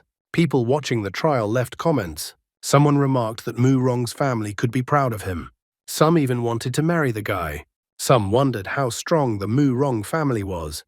The host said with unconcealed admiration that the white griffin was the only beast in this trial that had reached its full form. This beast's ability, space penetration, not only instantly shortens the distance to the target, but also enhances any attack by adding a piercing effect. Though the silver-fanged snake has exceptional regeneration abilities, it is unlucky to encounter the white griffin. After all, it would completely nullify the silver-fanged snake's regeneration. So the snake's fate was already sealed. Mu Rongyang Shou asked his white griffin to stop torturing the snake. Approaching the snake, the guy just wanted to extract the magic core and go on his way. The test statistics showed that all 3 gifted students greatly outperformed the results of the other students. However, all 3 gifted students were going toe-to-toe. Mu Rong Xinxin, 50, Mu Rongyang Shou, 49, Xiao Xingyu, 48. The host decided to leave the young master from the Mu Rong family for now and see how his sister was doing in the trial. The Mu Rong Xinxin magical beast was a bone-winged bat with a legendary bloodline. It was also the only undead beast in this trial. Her opponent was Bloodthirsty Lion, a second-stage mature magical beast with an epic bloodline. The Bloodthirsty Lion's attacks dealt 5 times the damage. It was a very strong opponent. However, after facing the bone-winged bat, even such a formidable opponent only had to accept his fate. The host knows how to get the audience excited. He states that if Mu Rong Xinxin manages to kill the Bloodthirsty Lion, the total number of defeated magical beasts will be 51. The viewers on the broadcast cheered the girl on. Some viewers even thought that she was possibly more talented than her brother. Looking at the statistics of the trial, Mu Rongyang Shou was a little surprised that his sister would still take 1st place in this trial. However, he was even more surprised when the statistics changed and someone overtook his sister. The events that happened a moment ago. Mu Rong Xinxin cornered the Bloodthirsty Lion and it could no longer dodge. Then she used her magic beast Bone-Winged Bat and made one last attack. She even rejoiced at the moment of the attack that she had almost managed to handle the lion. However, in the last instant, Xiao Xingyu appeared with his Black Fang. Black Fang dealt a decisive blow to the Bloodthirsty Lion using the claws of the underworld. Bone-Winged Bat's attack missed its target. Xiao Xingyu had brazenly stolen Mu Rong Xinxin's prey. That seems to be the guy's way of getting all the hate from the audience. Xiao Xingyu is so brazen that he even thanks Xinxin for distracting Bloodthirsty Lion and setting the stage for Xiao Xingyu to appear. Mu Rong Xinxin, deep down, was simply furious at such a guy's antics. However, she managed to keep a cool face. The host immediately notes that there was a rather unexpected turn of events. He notes that Xiao Xingyu's cunning is clearly not lacking. The host even calls Xiao Xingyu a genius of stealthy attacks, and that no matter how you hide, you still can't escape Xiao Xingyu. The host was intrigued, for Xiao Xingyu had stolen a beast from Xinxin and topped the table. However, it was too early to relax, because suddenly a 3-eyed magical ant entered the battlefield. The host could even sense the danger emanating from the ant through the screen. He wondered which of these two would dare to challenge a ferocious creature like the ant. Xiao Xingyu decided to use Black Fang's ability, the Infernal Bond, to begin with. The host immediately comments that Xiao Xingyu is the first to go into battle. He notes that the 3-eyed ant is known for its tough shell. However, the Hell Wolf's fire ignores the armor and still deals damage to this formidable monster. Xiao Xingyu orders Black Fang to finish off the ant and uses the Hell Howl ability. Xinxin decided to join the fight as well. The Bone-Winged Bat used sound waves and prevented Hell Wolf from finishing off her opponent. The girl immediately used necrotic flames and finished off the 3-eyed ant herself. When the girl took away the magic core, Xiao Xingyu admitted that he didn't think the girl was so vindictive. The host warms up the audience because the situation is getting even more heated, as Xiao Xingyu and Xinxin are currently tied on points and sharing the first place. At the same time, there is less than an hour left until the end of the challenge. The host wonders who will win in the end. Like a good host at the end, he suggests that the audience wait for the denouement of the exam. After finding the next monster, Xiao Xingyu orders Black Fang to prepare to enter the battle. However, Xin once again destroys the monster with his bone-winged bat, and thus takes the point out from under the guy's nose. What else did he expect everyone to put up with his antics? Even the host notices that wherever Xiao Xingyu goes, his vengeful rival immediately appears nearby and snatches away his prey. Over the past half hour, Xin had firmly established herself in first place by killing the monsters that Xiao Xingyu kindly found for her. The gap was 8 points. Xiao Xingyu pointed out that although he had stolen one beast from the girl, it did not justify her subsequent behavior. Xin did not particularly like these words. The host heats up the audience by asking if Xin can further increase the gap, or if Xiao Xingyu will be able to catch up to her. The comments on the broadcast continued to be amusing and not so amusing. Someone wondered why Xin had such a hurt look on her face. Someone was happy to see such a drama in front of them. Someone pointed out that the girl was even stronger than her brother. Someone confessed that they couldn't take their eyes off the girl. Someone noted that the future husband of the girl was lucky. And the host kept asking if the audience was as curious as he was about how everything would end. Xiao Xingyu decides that he will no longer give in to Xin and tells her to get ready. The commentators exploded here too. Some pointed out that the guy is a real man. Some said that Mom always said not to hang out with braggarts. And someone expected the girl's reaction and how she would get mad. The presenter also made a shocked face. He wondered if he was the only one who heard it, or if the others had heard it too. Xiao Xingyu admitted that he had been holding back the whole time. With less than half an hour left, the presenter wondered if Xiao Xingyu would have time to return to the top spot. Xiao Xingyu chased after the next monsters. Xin kept up with him. Minutes passed, and the number of monsters killed by these two had already broken all records. The Hell Wolf once again jumped into another of his victims, and Xin couldn't outrun the guy this time. Xin finds another magical beast and notes that in the air, Xiao Xingyu definitely can't beat her. However, even here, Black Fang's attack easily catches up with the magical monster that Xin was chasing. The girl can't even stand it all and calls the guy a scoundrel. Xiao Xingyu notes that there is less than a minute left and that there is no way Xin can defeat him anymore. The girl just calls the guy a real scoundrel. Even the host notes that the outcome is a foregone conclusion, and unless something unexpected happens, Xiao Xingyu will take the first place. Xin called the guy a scoundrel over and over again. Xiao Xingyu even wondered if the girl only knew this word. Suddenly, a monster appeared behind Xiao Xingyu and Xin, which was speeding towards Xiao Xingyu. The host was surprised at what was happening, because how did a fully developed third-form magical beast appear in the battle arena? The beast easily pushed Xiao Xingyu and Black Fang off the cliff. Somehow, Xiao Xingyu was able to snag onto a growing branch on the slope. Xin immediately rushed to help the guy and asked for him to grab her hand while the bone-winged bat covered them at the same time. Just then, his old acquaintance Wang Yan appeared from the bushes. The guy was too much surprised. In the same instant, the branch he was hanging on cracked and Xiao Xingyu began to fall down. Xin only watched helplessly as Xiao Xingyu fell down. There was nothing else she could do but stare in the wake of the falling guy. Meanwhile, in the broadcasting studio, teacher Chen Qinian is angry about these exam twists and turns. He asks the principal for permission to personally go to rescue his students. Principal Su Ruyan asks teacher Chen Qinian not to worry so much because Xin and Xiao Xingyu are also her students, as Principal Su Ruyan will not let anything happen to the students. Chen Qinian at the same moment decides to activate the emergency rescue program through security. Only the Vice Dean Wang Dongsheng did not budge. In the back of his mind, he rejoiced at what had happened and called himself a genius. Just a small trick, and his family's enemy had already gone to the realm of the dead. At the same time, the events at the foot of the mountain from which Xiao Xingyu had fallen earlier. He slowly opened his eyes. He was surprised that he was still alive. The last thing he remembered was Wang Yan and his sinister smirk. It seems Wang Yan had once again decided to frame his father and couldn't hold back to personally witness Xiao Xingyu's death. He slowly stood up and crouched down, still holding his head with his left hand. Xiao Xingyu once again realized that Wang Yan had arranged it all, so Xiao Xingyu decided that this time this scumbag who peed his pants would pay. Turning around and looking at his magic beast, the guy was annoyed and surprised. It looked like Black Fang was badly injured. His magic beast had set its body up to cushion the guy's fall and save him.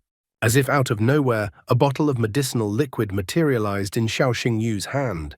He opened the bottle and handed it to Black Fang, asking him to drink it, as it would immediately make him feel better. Like all sad stories, it rained at the same second. Xiao Xingyu hid Black Fang back into the seal and thought about the fact that they needed to find a place to shelter from the rain. After a while, Xiao Xingyu manages to find a cave where he can take shelter from the rain. Looking out of the cave, Xiao Xingyu wondered when the rain would stop so he could return. Besides, he didn't want to upset his sister, who was probably worried about him. He also wondered how Xin, who was trying to help him, was doing since she was left alone with that powerful magical beast. Suddenly, he came out of his thoughts as he heard the crunching of a branch. Xiao Xingyu immediately realized that there was someone else in the cave besides him. Before the guy could react in any way, he was already grabbed with a hand around his throat.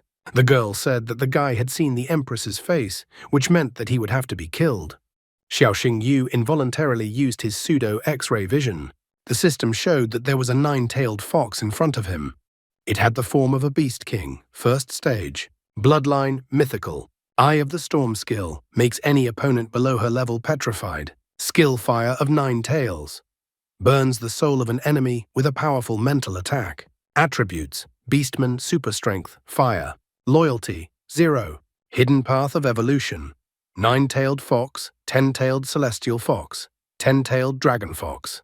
The further hidden evolutionary pathway is not yet known. Xiao Xingyu was surprised that this was the 9-tailed fox. The 9-tailed fox did not expect that some person knew who it was. Xiao Xingyu in his thoughts only notices that knowledge won't help him, as against a monster of this level it doesn't stand a chance. The 9-tailed fox decided that the guy should definitely not be left alive and squeezed the guy's throat even harder with her hand. Struggling to utter words, Xiao Xingyu asks the fox to wait. The guy tells me that he knows that the 9-tailed fox was injured by a purebred dragon. Without treatment, she will die in half an hour. The 9-tailed fox tried to find out how the guy knew about this, but her strength was leaving her and she involuntarily let go of the guy. Xiao Xingyu decided that this was his chance and tried to use his mark on the 9-tailed fox. The 9-tailed fox from such a bright light immediately covered its eyes. The 9-tailed fox had already started coughing up blood. Xiao Xingyu realized that the treatment does not need to be delayed. He declares that since he has realized who she is, then any details can't escape him. The system shows that the 9-tailed fox is severely wounded and will die in half an hour without treatment. A purebred dragon inflicted a mortal wound on a 9-tailed fox. Its energy penetrated the body, damaging the heart vessels and causing the blood to flow backwards. Xiao Xingyu couldn't understand where the purebred dragon came from. After all, this species had been considered extinct for 300 years. First, the guy needed to stabilize the fox's condition. Without further ado, Xiao Xingyu told the fox that he could save it. The 9-tailed fox is upset by these words after all. What can only 1-star beast tamers do? She doesn't believe that the guy can do such a thing. A pure-blood dragon had inflicted this wound, and as far as the fox knew, even the most outstanding doctors among humans wouldn't be able to cure it. Xiao Xingyu emphatically points out that her treatment process is not complicated, and he would be able to cure the girl. However, Xiao Xingyu does not want the 9-tailed fox to kill him once she is cured. Therefore, the guy demands that the 9-tailed fox make a contract with him before he starts the treatment. That's how the guy gets a new pet, the 9-tailed fox. I wonder how surprised his sister and his sister's employer will be. 9-tailed fox wasn't very happy to hear such a thing, and that was still putting it mildly, because 9-tailed was furious at such a guy's suggestion. Did this guy really want the great 9-tailed fox to submit to him and become his beast? Despite the frightening aura that emanated from the 9-tailed fox, Xiao Xingyu continued to insist on his proposal. This did not make the girl very happy, and she immediately pounced on the pushy guy. The 9-tailed fox grabbed the guy by the throat, but the guy didn't chicken out even here. He told the girl that she could easily kill him, but then she herself would not live long. She was angry about the whole situation. How could she even bow down to a man? However, despite her anger, it seems the consequences of fighting the dragon were getting worse. The 9-tailed fox became dizzy and everything around her began to blur. After that came a choking cough. Xiao Xingyu reports that the girl should have already realized that the dragon's power had penetrated right into her heart. He once again suggests that the girl make a contract. After all, if she doesn't, it will be too late to help her. The nine-tailed fox couldn't die so easily. She still had unfinished business and needed to fulfill her sister's task. With bitterness in her heart, but because of her sister's assignment, she decides to accept the guy's proposal. Xiao Yu bites his finger so that there will be blood for the contract. He then places that finger on Nine-Tailed Fox's forehead and tells her that she belongs to him from now on, and he gave his name. A bright magical five-pointed star immediately appeared on the girl's forehead. This was how the Nine-Tailed Fox was able to recognize the name of the guy in front of her. After that, she immediately asks Xiao Yu to cure her. The guy was of course already going to do it himself, because they were now bound by a contractual agreement, so he would definitely save her. But Nine-Tailed Fox couldn't understand why the guy decided to start stripping down to his waist. Xiao Yu explains that it's only to cure the girl. Even though the girl asked him to get dressed, he still extracted his blood. After that, the guy pointed at his wound and asked the girl to drink his blood. The Nine-Tailed Fox was shocked, her face turning completely red. She didn't understand what kind of nonsense Xiao Yu was saying. After all, she can't do such things. However, the guy stands by his decision and already orders the Nine-Tailed Fox to drink his blood, as the blood will protect the girl's heart. The Nine-Tailed Fox believes that there is no turning back, so she decides to go even for such humiliation. After she started drinking the guy's blood, she felt her heart fill up with some power, and it overwhelmed her. After that, Xiao Yu got dressed and told the girl sitting on the ground that this option would help for a while. After that, he finally asked the Nine-Tailed Fox for her name. After all, he was now her new master. The Nine-Tailed Fox was somewhat suspicious, but already with a lot of confidence, and told him that her name was Dailu. However, Dailu was interested in one more suspicious thing, which her new master was silent about. The Nine-Tailed Fox absolutely didn't understand how the guy knew that the wound that was inflicted on her was a wound left by a purebred dragon. Xiao Yu at this moment is only thinking that Dailu has something to do with the disappeared dragons, and that this is clearly for a reason, and maybe the girl can understand what's going on with him.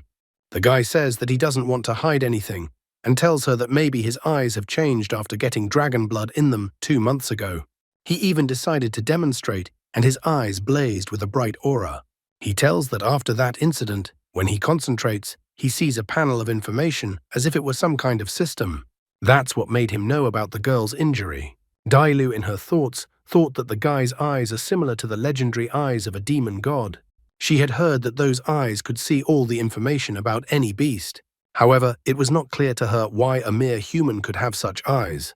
This made the girl curious about who her new master really was. Xiao Yu didn't understand why the girl had been silent all this time. Dailu, on the other hand, was still in her musings. She realized that it didn't matter now that he had become her master. If everything was as she thought, and the guy really had the eyes of a demon god, then it seemed perfect. In the end, the girl sat down on a rock and said that the guy was incredibly lucky. Xiao Yu obediently sat down next to her and started listening. Dailu reported that the guy's eyes had most likely changed under the influence of the dragon blood and became the eyes of a demon god. This was the first time Xiao Yu heard of this. He thought it was just a system. However, Nine-Tailed Fox corrects him and tells him not to make up any system. He's not a hero of books. She advises the guy to stop reading so much fantasy. In her opinion, what the guy sees is just a visualization of the abilities of the demon god's eyes. He carefully began to ponder her words. Even though she was talking about visualization, at that time he didn't understand why he was hearing that voice. One day he heard a voice telling him to pick up a brightly colored stone that lay before him. This stone would awaken the blood of the beast and allow the dog to be reborn. The first time this happened was after the shadow dragon attack. This voice pointed to a crystal that he said would awaken the bloodline of the Galehound. Later in the Azure Dragon Academy exam, the guy also gave the crystal to his dog. And after that, the Galehound was also able to successfully evolve into a Hellstorm wolf. He wondered when he would be able to hear that voice again. And while Xiao Yu was pondering over the information he received, another magical beast approached the cave. It did not make any welcoming speeches and immediately attacked Xiao Yu and Dailu. The Nine-Tailed Fox grabbed the guy by his collar and tried to pull him out of his thoughts. This magical beast was the lava lion tiger. It was because of him that Xiao Yu fell off the cliff. Xiao Xingyu didn't expect that the lava lion tiger would find him even here.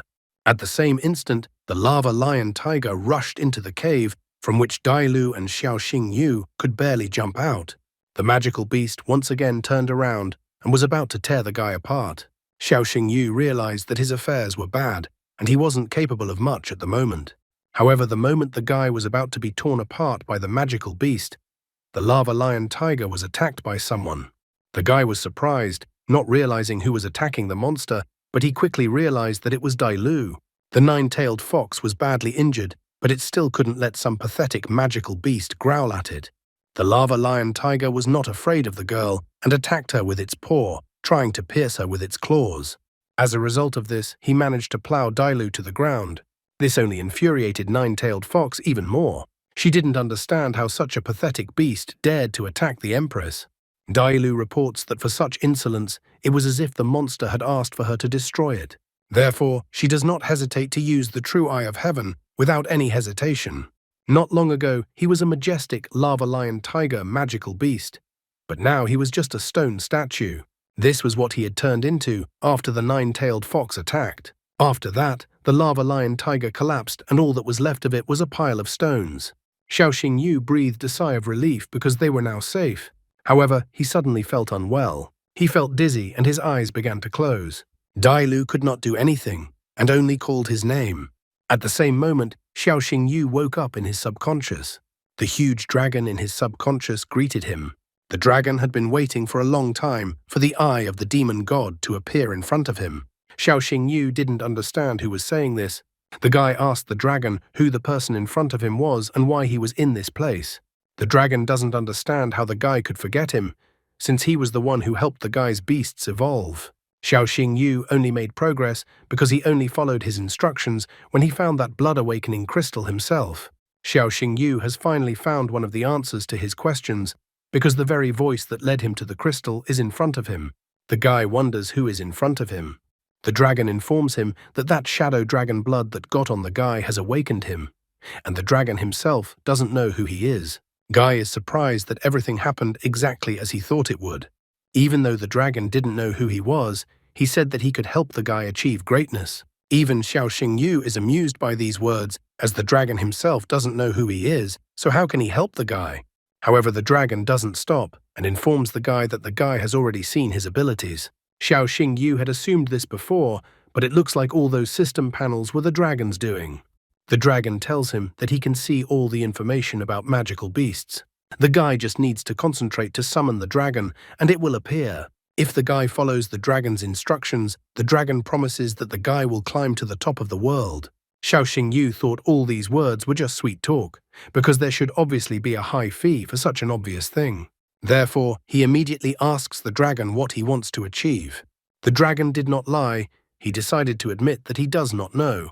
Maybe he could get his memories back this way. Xiao Xingyu does not understand why the dragon decided to appear at this moment. Before this, he thought that all of this was some kind of system. The dragon calms the guy's vigilance and informs him that all of this was only possible because the guy became stronger. Only then was the dragon able to make a connection with him. When the guy made a contract with the two magical beasts, the dragon decided that the time had come. Xiao Xingyu was still curious about where he was and how he ended up in this place. The dragon informs him that it is the guy's subconscious mind, and he himself decided to meet the guy while he is fainting. Only now does Xiao Xingyu realize that he has fainted, and the dragon after that decides that the guy already needs to wake up. His body was enveloped by a red aura, but lastly he asked the dragon when they can see each other again. The dragon, on the other hand, reassures the guy with his last words that he is always there for him. At the same moment, the guy came to his senses. Xiao Xingyu ended up in the hospital, but he didn't know how he did it, because he was in a cave. Chen Qinian and Su Ruyan, standing nearby, immediately noticed that the student had finally woken up. Xiao Xingyu apologized for making them worry. He sat down on the hospital bed and reported that the last thing he remembered was the cave next to the cliff. Su Ruyan calmed him down and informed him that the rescue team had found him unconscious near the cliff. However, Su Ruyan was interested in another oddity, that they found the corpse of Lava Lion Tiger near the cave. It was only 100 meters away from where the guy was rescued. Therefore, she was very curious if he knew anything about it. Covered in cold sweat, Xiao Xingyu reminds the principal that he was found unconscious, so he can't know what happened there. Could the principal really think that a student with 1 star would be able to defeat such a monster? Su Ruyan was slightly annoyed because she thought that Xiao Xingyu had something to do with it. Principal Su Ruyan asks the guy not to worry because the academy will conduct a thorough investigation and deal with the whole situation. Xiao Xingyu, of course, could not counter this and said that he believed these words. After that, Chen Qinian decided to give some good news as well. After all, in the Yunnan Mountain trial, Xiao Xingyu and Mu Rongxinxin had received a grade of S+ and set a new academy record. Therefore, the teacher asks Xiao Xingyu to focus on recovery and prepare for the rookie ranking competition to be held this weekend. After their debriefing, Chen Qinian and Su Ruyan decided to let the guy rest and left the ward, and at the same moment, the guy's hand glowed. Dailu, the 9-tailed fox. Dailu materialized in front of the guy, and all the while he was wondering where she had gone. Dailu informs that the guy sacrificed his blood to save her. After that, he lost consciousness due to his wounds. Almost immediately, she heard voices that someone had found the cave and wanted to check it out. The rescue team arrived just in time. Dailu didn't want them to see her, and so she hid. The 9-tailed fox remembered the guy's words about falling off the cliff being an accident. However, remembering his gorgeous friend who peed in his pants, Wang Yan, Xiao Xingyu reports that it was no accident. Moreover, the guy knew exactly who was behind it. Xiao Xingyu decided that this time, this fool Wang Yan would definitely not get off so easily. It was after all an attempt on his life. Meanwhile, Wang Dongsheng, the vice dean, was sitting on the sofa in the Wang family's office. A frightened Wang Yan ran into his father's office with a phone in hand and informed his father that something terrible had happened. Wang Dongsheng is not pleased with his son's panicked behavior and tells him to pull himself together and tell him what happened. Wang Yan once again reports that things are not good. Holding out his phone to his father, he reports that Xiao Xingyu has survived. The news reported that a true miracle had happened. The young man who went missing on Yunnan Mountain has finally been found. Not long ago, the Azure Dragon Academy was holding a test in honor of new students, in which one of the participants fell off a cliff, but luckily he was found safe and sound. Wang Yan reports that Xiao Xingyu will not let it go and will definitely take revenge on them. After all, he is even supported by the Celestial Guild. Wang Dongsheng doesn't understand why he should take revenge on them, since they had absolutely nothing to do with the incident.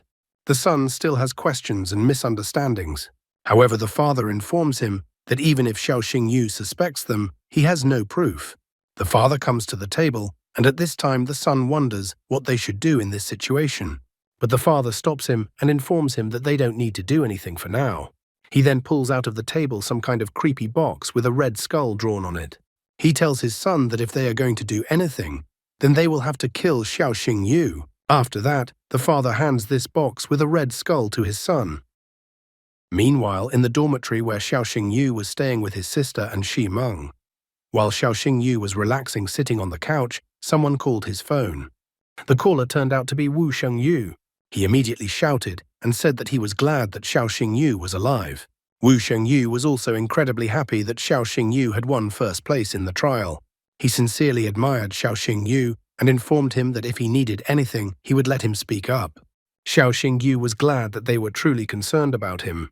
While he was in the hospital, his sister sat next to his hospital bed. Shi Meng also cried when she saw him in the hospital. Wu Shengyu also reports that the freshman tournament has been postponed, but he believes that Xiao Xingyu will still beat everyone and take first place.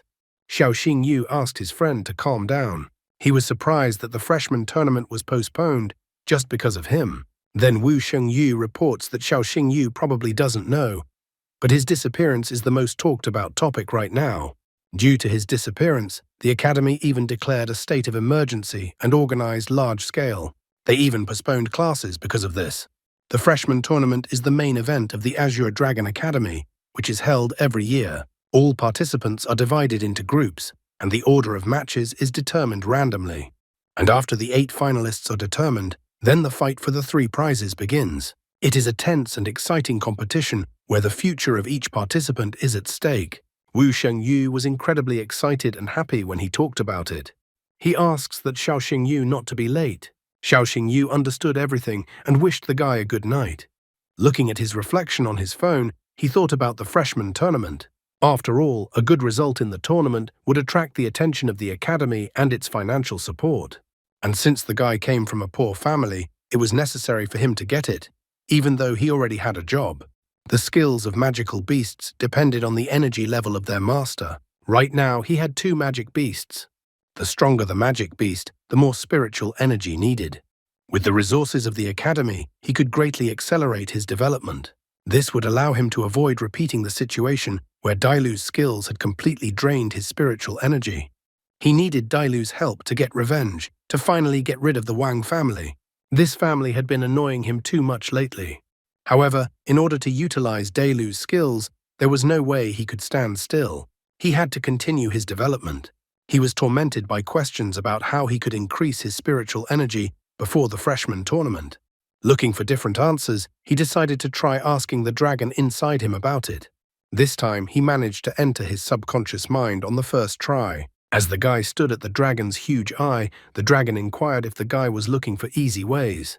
Xiao Xingyu didn't shy away from answering and immediately said that since he now had a connection with the dragon, why couldn't he take advantage of this opportunity?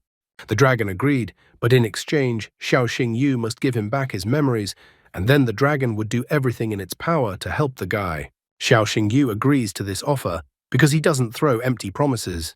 Besides, he and the dragon are now in the same boat. Dragon reports that only deep meditation will allow the guy to penetrate the subconscious space and communicate with it. Since this involves risks, the dragon has modernized the data panel based on the game systems from the human world.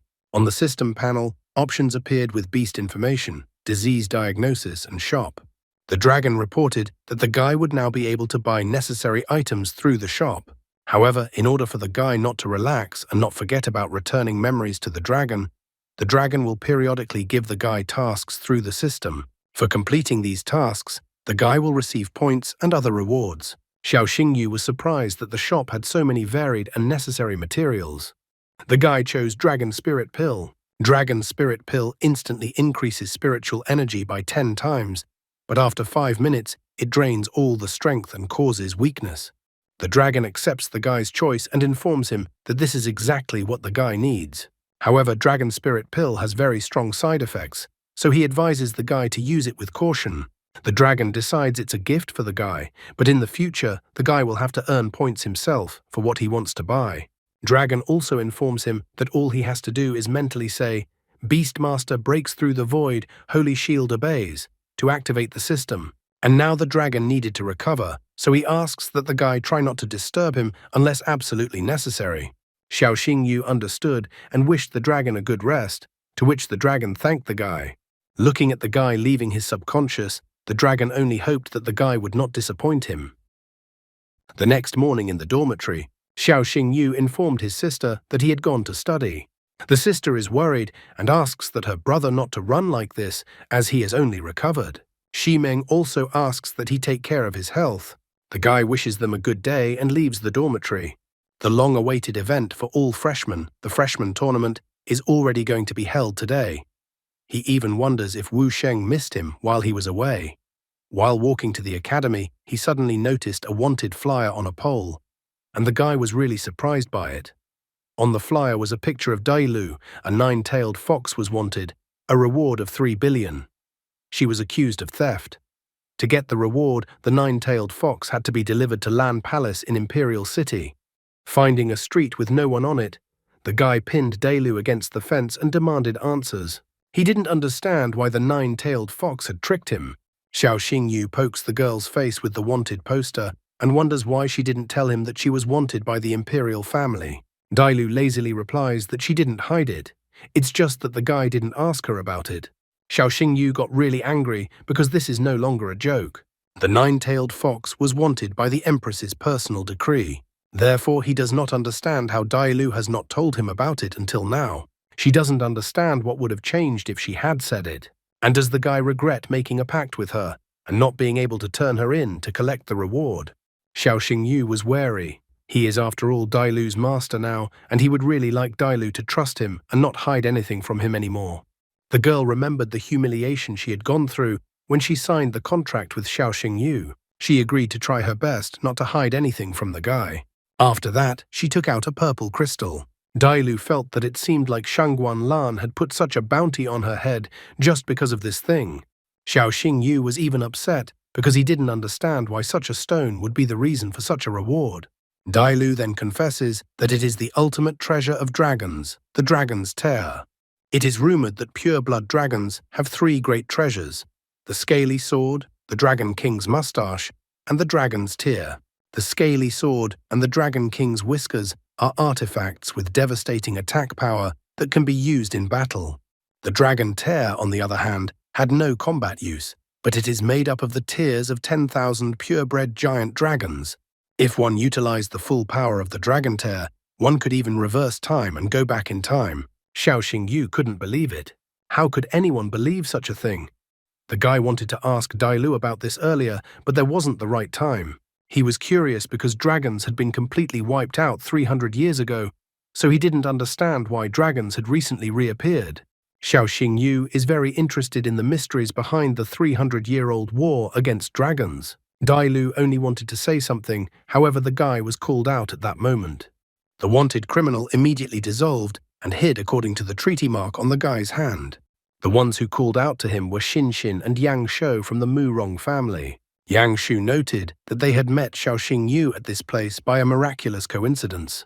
He already thought that his sister was mistaken. The guy pointed out that Xiao Xingyu got out of the real hell. He asks Xiao Xingyu to be careful so that he won't be killed next time. Xin looked at her brother and noticed that he was worried about Xiao Xingyu, but said such harsh words. He was angry with Xiao Xingyu because after Xiao Xingyu fell from the cliff, his sister was so worried that she couldn't even eat. He went to his sister several times and asked her to eat, but she hid under the blanket and refused.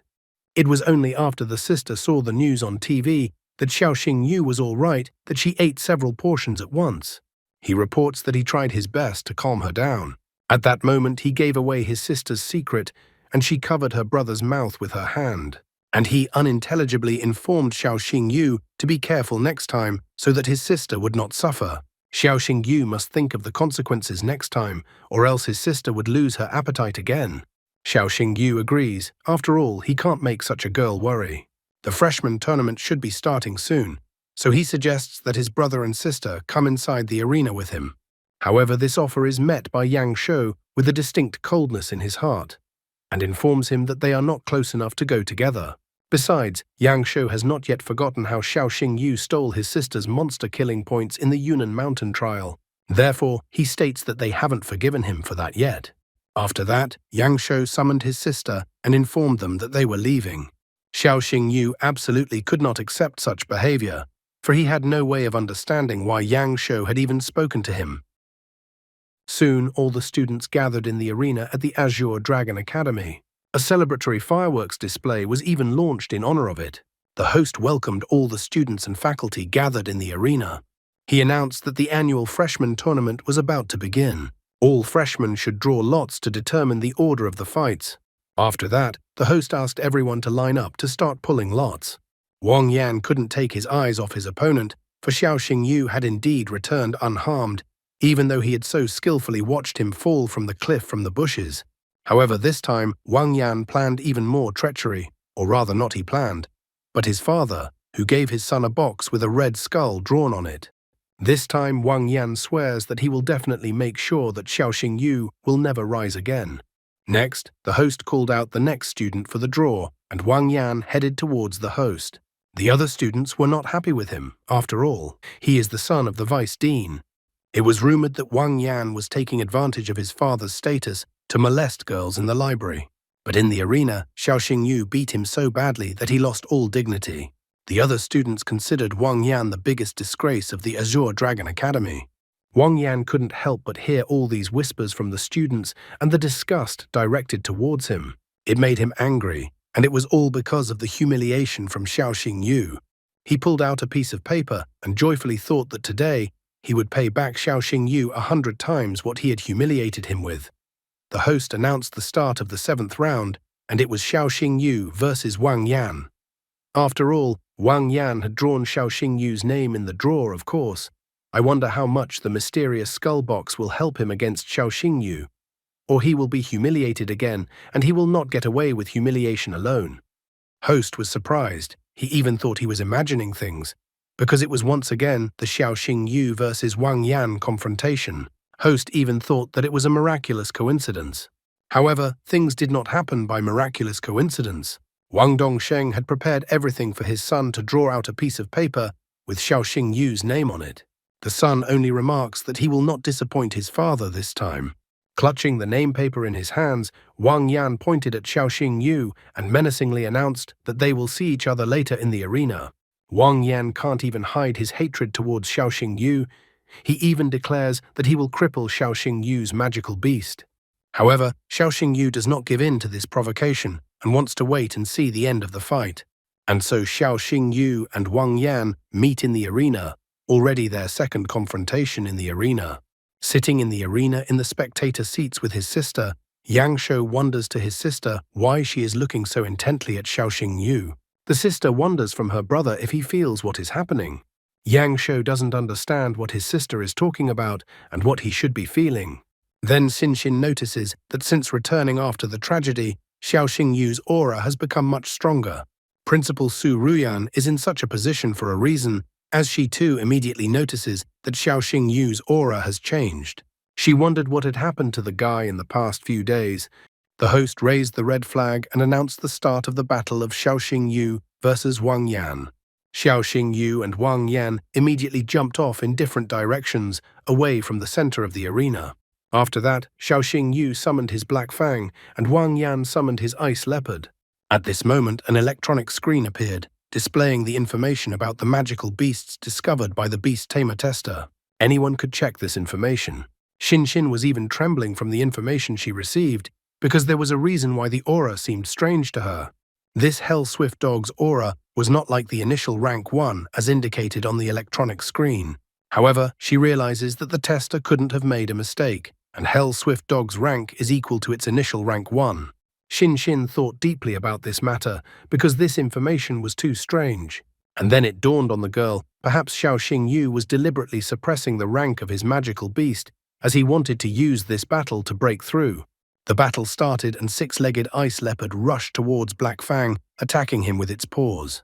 Six-legged Ice Leopard used its devastating Freeze Blast attack, and from its mouth an ice attack rushed towards Black Fang. However, Black Fang used Dark Shadow Stealth and successfully hid in the shadows, thus dodging the ice attack. The spectators in the stands became terribly cold, and they strangely pulled winter clothes out of nowhere. This can only be explained by magic. One guy seems to have even forgotten what event he came to, because it's time for him to get on his sleigh and deliver presents to the kids. Or maybe his Christmas started early. Six-legged Ice Leopard lost sight of Black Fang and tried to find him, but Black Fang, covered in shadows, appeared behind the leopard. After that, Black Fang used Hell Howl and dealt a devastating damage to Six-legged Ice Leopard. The feelings of the spectators from the grandstand were varied. Some were wiping the sweat off their faces after what they saw, while others were shivering from the cold. One guy decided it was a good time to eat ice cream. This guy, on the other hand, seems extremely unhappy that only the blonde guy got ice cream and didn't share. Host also managed to dress warmer with the help of magic and got a warm jacket. He couldn't stop commentating on the match that was unfolding right before his eyes. After all, this match was incredibly exciting, as it was a battle of ice and fire. Xiaoxing Yu was tired of all this and gave in to his emotions and ordered Black Fang to use the Silent Claw skill. The host was too surprised by this turn of events, for Xiaoxing Yu had used the Shadow Attribute skill. A frightening aura began to emanate from Black Fang. And following that, he used the skill to rush towards the six-legged Ice Leopard and struck it with his paw, activating the negative silence effect. The host loudly remarks that the six-legged Ice Leopard has been struck by the Silent Claw and is now unable to use its skills. Even the spectators from the grandstand notice that six-legged Ice Leopard is as stupid as Wang Yan, and that it is not said for nothing that a magical beast is similar to its tamer. However, this time, Wang Yan refuses to give up. He even wonders if Xiaoxing Yu thought that he would lose a second time in exactly the same place. After saying that, Wang Yan threw a suspicious blue pill into Six-legged Ice Leopard's mouth, which he most likely received from his father. Six-legged Ice Leopard began to chew on the pill he received from his tamer, and at the same moment, His aura began to change. It was as if the six-legged ice leopard had evolved. Even its appearance had changed. However, this was the most important change. He had overcome Black Fang's silent claw ability and was able to successfully use his skills despite not being able to before. After that, the six-legged ice leopard used a powerful ice attack, which it channeled into the unsuspecting magical beast Xiaoxing Yu. I wonder how Xiaoxing Yu will be able to deal with this troublesome guy and his magical beast. How badly will Wang Yan be humiliated this time? At the very least, he should be praised for persevering in his way and hating Xiaoxing Yu, even if he is stupid. Xiaoxing Yu doesn't understand why Wang Yan's magic beast has become so strong. The guy decides to check if Wang Yan is using a forbidden potion that temporarily strengthens the magic beast. Without hiding anything, he wonders, from Wang Yan, if he made Wang Yan drink the forbidden potion of his magic beast. Wang Yan asks Xiaoxing Yu to mind his own business. After that, the six-legged ice leopard uses the Ice Squall ability. A powerful ice attack rushed towards Black Fang. Black Fang struggled to bear six-legged ice leopard's ice attack. Xiaoxing Yu asks if Black Fang can hold out against such an attack. Wang Yan is unwilling to stop there and has another trump card up his sleeve. He tells his magic beast to use an even more devastating attack, the Ice Hammer. This ice attack was incredibly powerful and completely overwhelmed the Black Fang. One of the students watching was surprised that the six-legged ice leopard had suddenly become so powerful.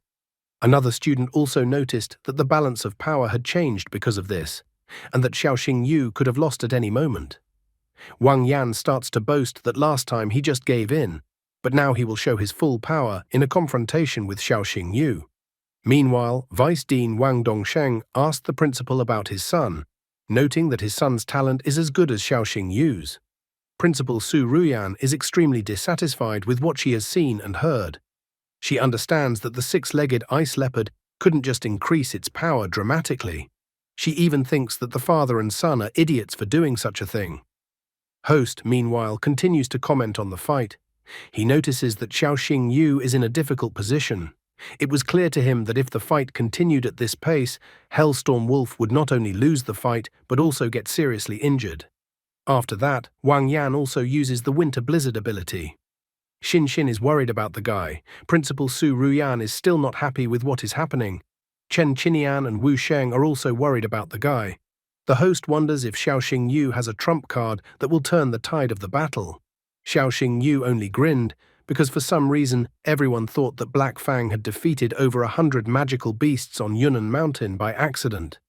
Xiaoxing Yu then orders Black Fang to go on the attack, using the Hellfire Lotus to destroy the ice around him. Wang Yan tells his magic beast six-legged ice leopard to dodge this attack.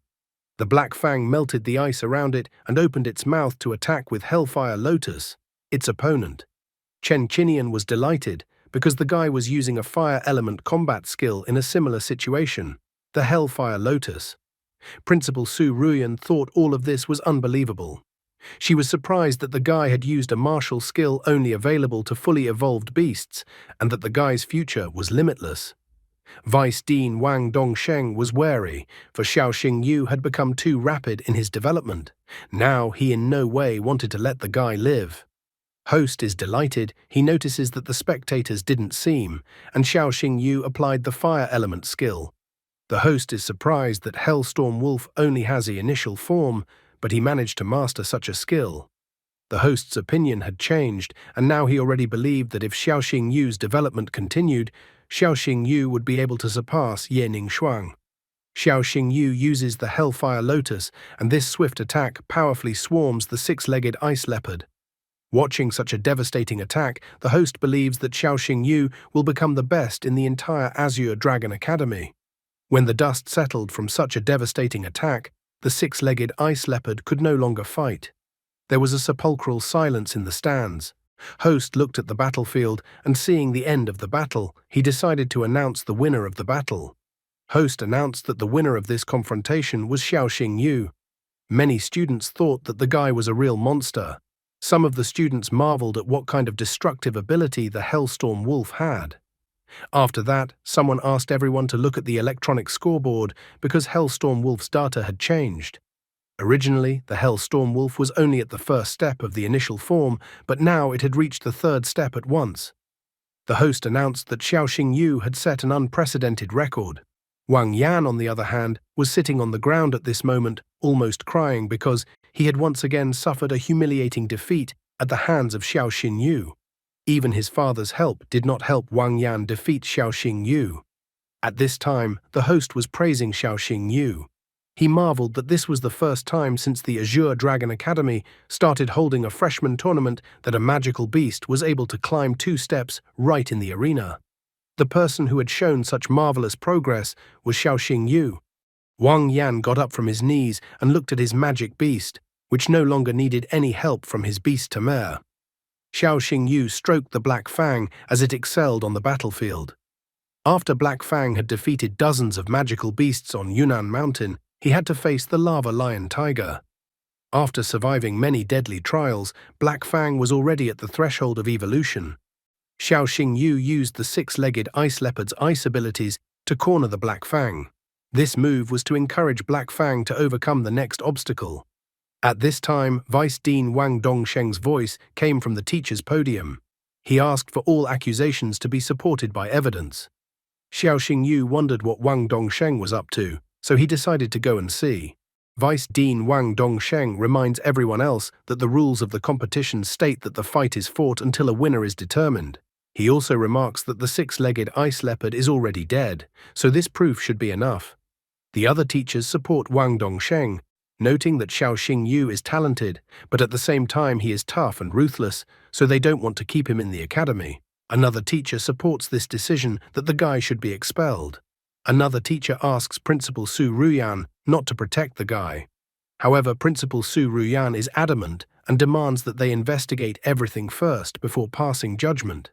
She believes that until the truth is revealed, she will not spare anyone who tries to deceive her student. Su Ruyan then asks for the body of 6-legged ice leopard to be brought in so that the doctor can perform an autopsy. The doctors began to examine the 6-legged ice leopard. Su Ruyan became curious if there were any results. One of the doctors notes that the internal organs of the magical beast were severely damaged, and it was probably due to the Hellfire Lotus. Wang Dongsheng, the vice dean, was glad that he was able to bribe one of the academy's doctors in advance, as he knew that Su Ruyan would resort to this method of verification. Wang Dongsheng continued to insist that the guy should be expelled since even the doctor had confirmed everything. However, Xiaoxing Yu suddenly came over and asked Wang Dongsheng how he thought that the killer would act so brazenly in front of so many people.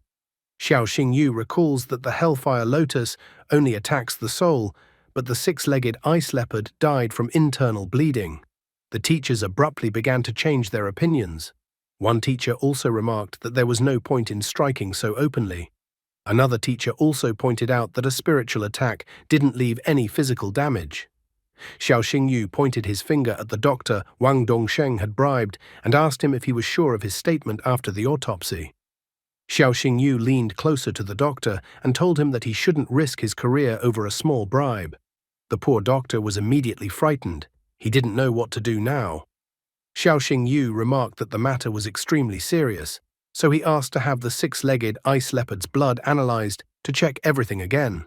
Principal Su Ruyan agrees with this request and decides to do it immediately as well.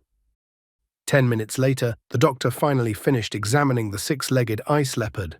Soon the doctor ran up to Su Ruyan and in a trembling voice began to tell her what caused 6-legged ice leopard to die. Su Ruyan was fed up with this, so she told the doctor to make it clear. The doctor reported that 6-legged died because of the rampage pill. Wang Yan became furious at such a statement from the doctor and told the doctor not to lie. Wang Yan kneeled down and complained that he could not have given his magic beast such a dangerous pill. However, the doctor shows the results of the analysis, not just words. He reports that he can say with certainty that the 6-legged ice leopard has taken the rampage pill. This drug puts magical beasts into a state of rage, enhancing their abilities, but this drug had many side effects. Principal Su Ruyan took the doctor's report and looked at Wang Yan again, noting that all the evidence was there that he had done this to his magical beast. Wang Yan began to stutter, not knowing what to say. The teachers were shocked that the vice dean's son was so cruel that he even gave his magical beast poison. One teacher couldn't even think that such a heartless person even existed. Wang Yan looked pleadingly at his father and begged him for help. Wang Dongsheng asked Principal Su Ruyan to give his son another chance. However, she is extremely dissatisfied with such a request. She asks Wang Dongsheng not to forget his position, as he is not only a father but also the vice dean of Azure Dragon Academy. She completely serious and threateningly states that if Vice Dean Wang Dongsheng plans to cover for his son, he can get out with his son. These words of the principal immediately pointed out Wang Dongsheng's current situation, because if things continue, he himself will suffer. He didn't hesitate to sacrifice his son and decided to pass judgment himself. He stated that Wang Yan had violated the rules of the Azure Dragon Academy and had given his magical beast a rampage pill. Wang Dongsheng decided to expel Wang Yan from the academy. This came as a shock to Wang Yan. He didn't understand why his father decided to expel him from the academy. Wang Dongsheng remarks that the fact of using the forbidden pill had already been established, so the son was left with no other choice. However, he vows that he will definitely avenge his son. Wang Dongsheng then pushed his son away and told him to throw him outside the academy grounds. Wang Yan was shocked by his father's betrayal. Many students breathed a sigh of relief because it was finally over. Some even heard that the list of the top 8 first-year students was already prepared. The top 8 of the tournament were Murong Xin, Xiao Xingyu, Murong Yangshou, Zhao Tianming, Fan Rui, Zhou Xiu, Sun Wanpeng, and Lin Enzuo. The students were ecstatic as Xiao Xingyu was the real dark horse in this tournament. They marveled that a guy with no connections and no wealth was among the 8 strongest competitors in the tournament. Some even thought that the guy was a real genius. Everyone who saw the Xiao Xingyu versus Wang Yan fight immediately refused to participate further. Yang Shou also noticed that Xiao Xingyu was among the top 8 competitors in the tournament. He remembers that Xiao Xingyu stole a lot of points from his sister in the tournament, so he vows that if he meets against Xiao Xingyu in this tournament, he will avenge his sister. Xin thinks that he shouldn't do that. Xin didn't want her brother to defeat Xiao Xingyu, she herself wanted to defeat Xiao Xingyu. Meanwhile, Wusheng ran up to Xiao Xingyu and said that Xiao Xingyu had entered the top 8 competitors in the tournament. Xiao Xingyu doesn't understand why his friend is so happy. After all, he hasn't won the tournament yet, but only made it to the top 8. Wusheng believes that it is definitely necessary to celebrate the victory in the match. Vice Dean Wang Dongsheng angrily pointed out that let Xiao Xingyu not rejoice prematurely.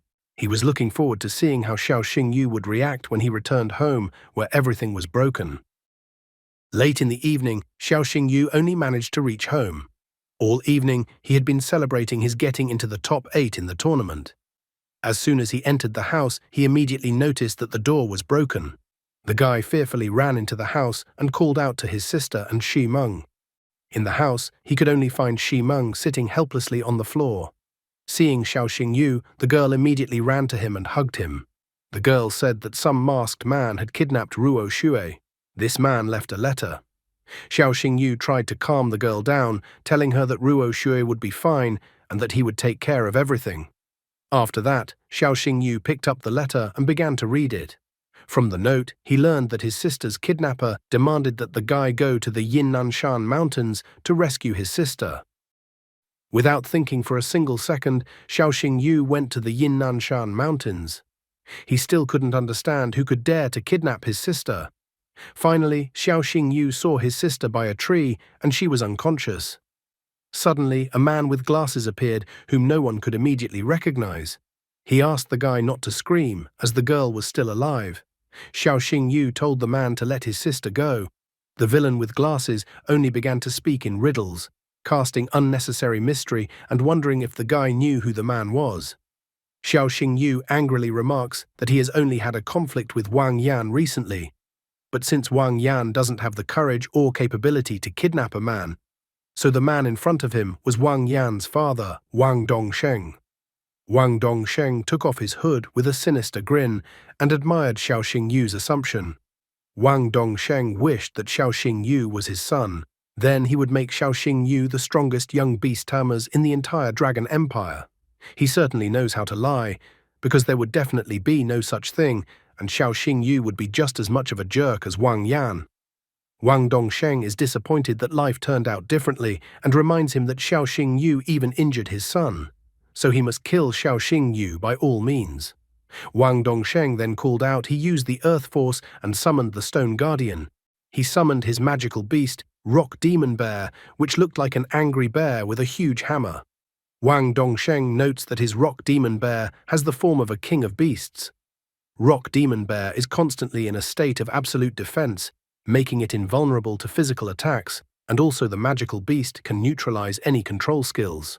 Wang Dongsheng observes with a sneer that single-star beast tamers against a king-class beast can do nothing, so Xiao Xingyu's path must break at this point. However, Xiao Xingyu did not lose optimism and thought that Wang Dongsheng would be disappointed.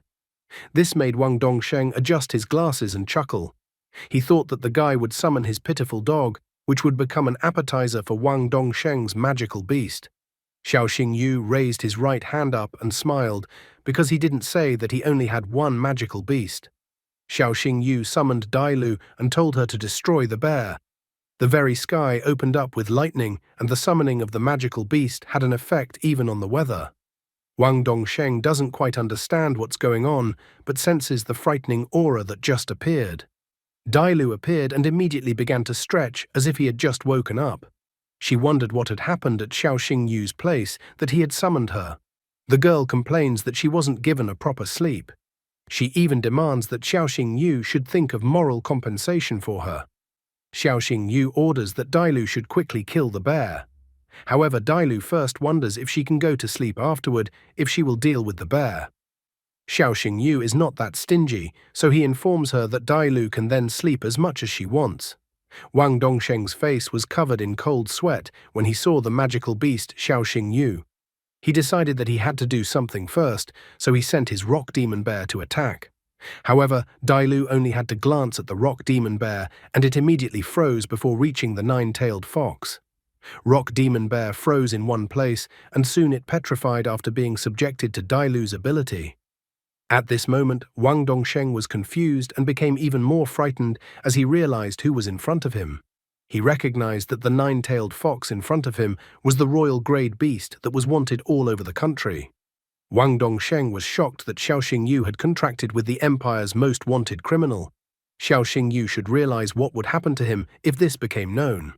However, Xiao Xingyu also remarks that since he showed nine-tailed fox in front of Wang Dongsheng, he has no plans to let Wang Dongsheng go alive.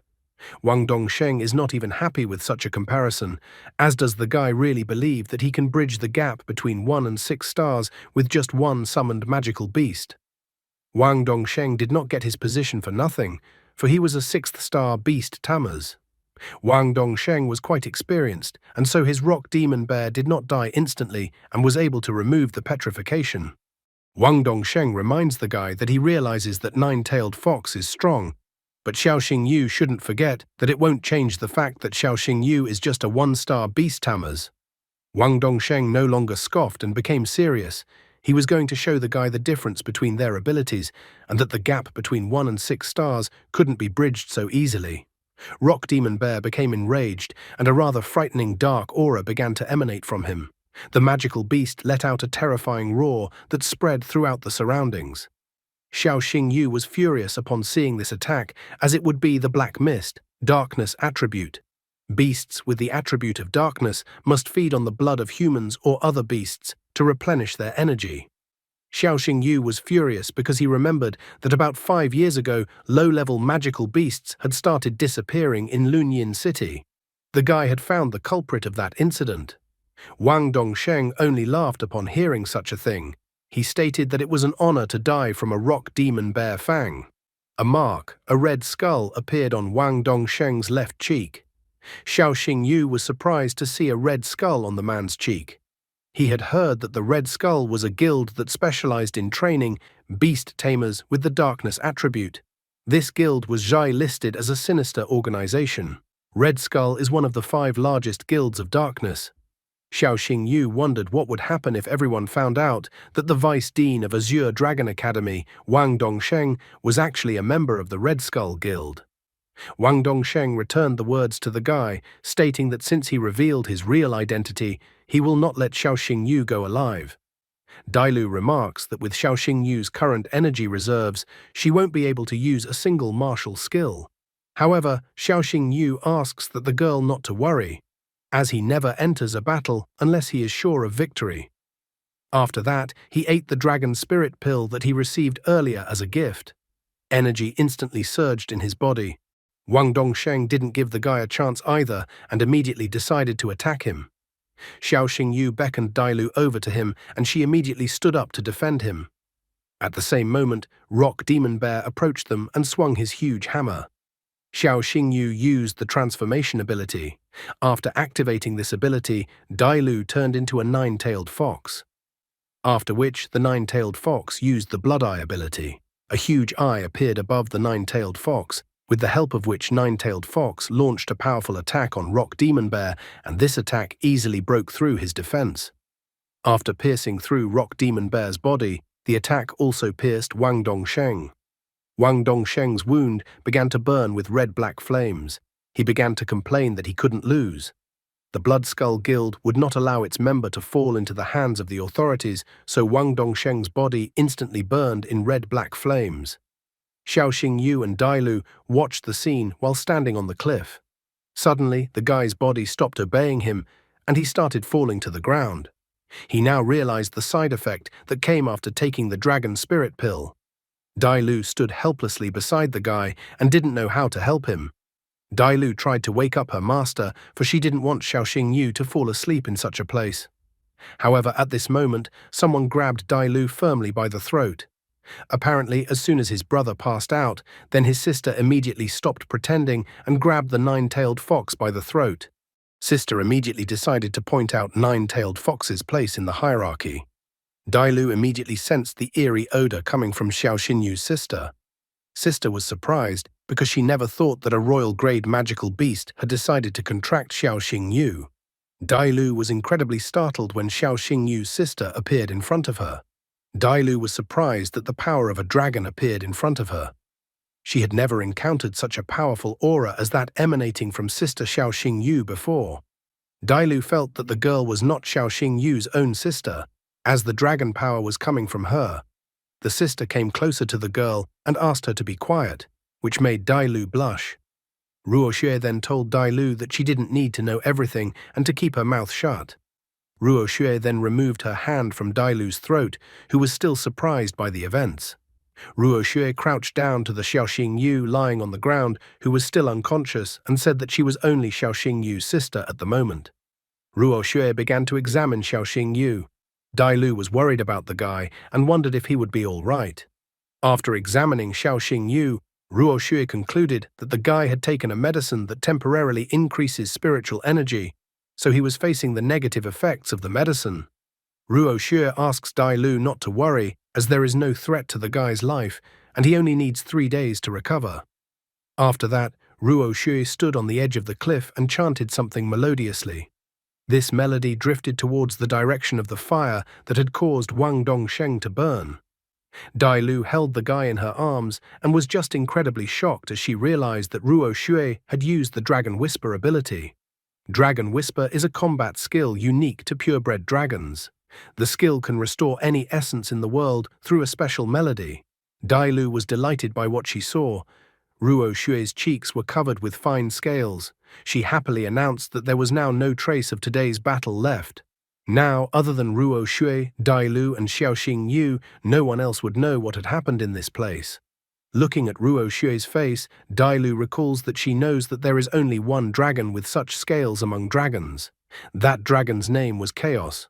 Ruoxue turned towards Dailu with a frightening look. Ruoxue began to emit a frightening and pressurizing aura. She said that she didn't care that the nine-tailed fox was wanted on the orders of the Empress of the Dragon Realm. However, since Dailu made a contract with Xiao Xingyu, she is obligated not to betray him. Ruoxue asks that Dailu help Xiao Xingyu properly, and then Ruoxue will not harm her. If Dailu disobeys Ruoxue's order, the girl will immediately cut off all the tails of the nine-tailed fox. Proud Dailu understood everything from the first time. Ruo Xue also tells Dailu not to tell Xiaoxing Yu anything about her identity. 3 days later, Xiaoxing Yu woke up in the hospital room. He was happy to see his sister as well as Principal Su Ruyan. His sister was so happy that her brother was fine, because she was so worried about her brother. Xiaoxing Yu asks his sister and pressurizes him like this, since he has not fully recovered yet. Xiaoxing Yu first wonders what happened that night. Ruo Xue said that when she woke up, she found that they were on Yinnanshan Mountain and her brother was lying unconscious beside her. Although she didn't know what had happened, she saw that her brother was covered in sweat, so she immediately carried her brother down to get her brother some help. Xiaoxing Yu was glad that his sister didn't notice anything suspicious, which means Dailu took care to cover up the details of what happened. Principal Su Ruyan reports that the guy was unconscious for 3 days and missed the semi-finals and finals of the freshman ranking tournament. The first-place winner was Murong Xin and the second-place winner was Murong Yangshou. Since the guy was unconscious for 3 days, his absence is considered a voluntary withdrawal from the tournament. However, as Principal Su Ruyan had learned, something strange had happened 3 days ago. Vice Dean Wang Dongsheng had disappeared. Xiaoxing Yu became anxious after saying this, because perhaps because of such a coincidence, everyone began to suspect something. Ruo Xue immediately stared angrily at the woman after these words of the principal. She believed that if Su Ruyan dared to harm Xiaoxing Yu, she would immediately kill her.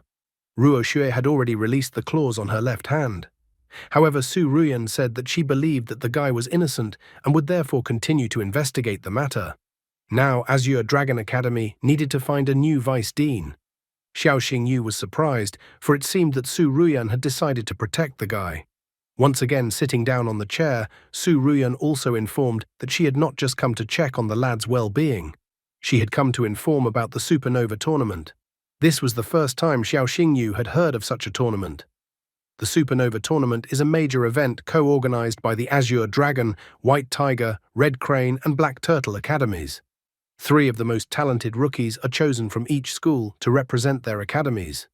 When it came to the most talented disciple, everyone would name Ye Ningshuang. However, in last year's Supernova tournament, she lost to Li Mucheng of White Tiger Academy and only came in 2nd place. Therefore, Su Ruyan wants Xiaoxing Yu to become one of the representatives of the Azure Dragon Academy and restore the honor of the academy. In addition, Su Ruyan believes that this will be a great chance for the guy to make up for the lost opportunity of winning the freshman ranking tournament. Xiaoxing Yu certainly understands Su Ruyan's opinion, but he doesn't even know the conditions for participating in this tournament. After that, Su Ruyan decided to talk about the rules for participating in the tournament.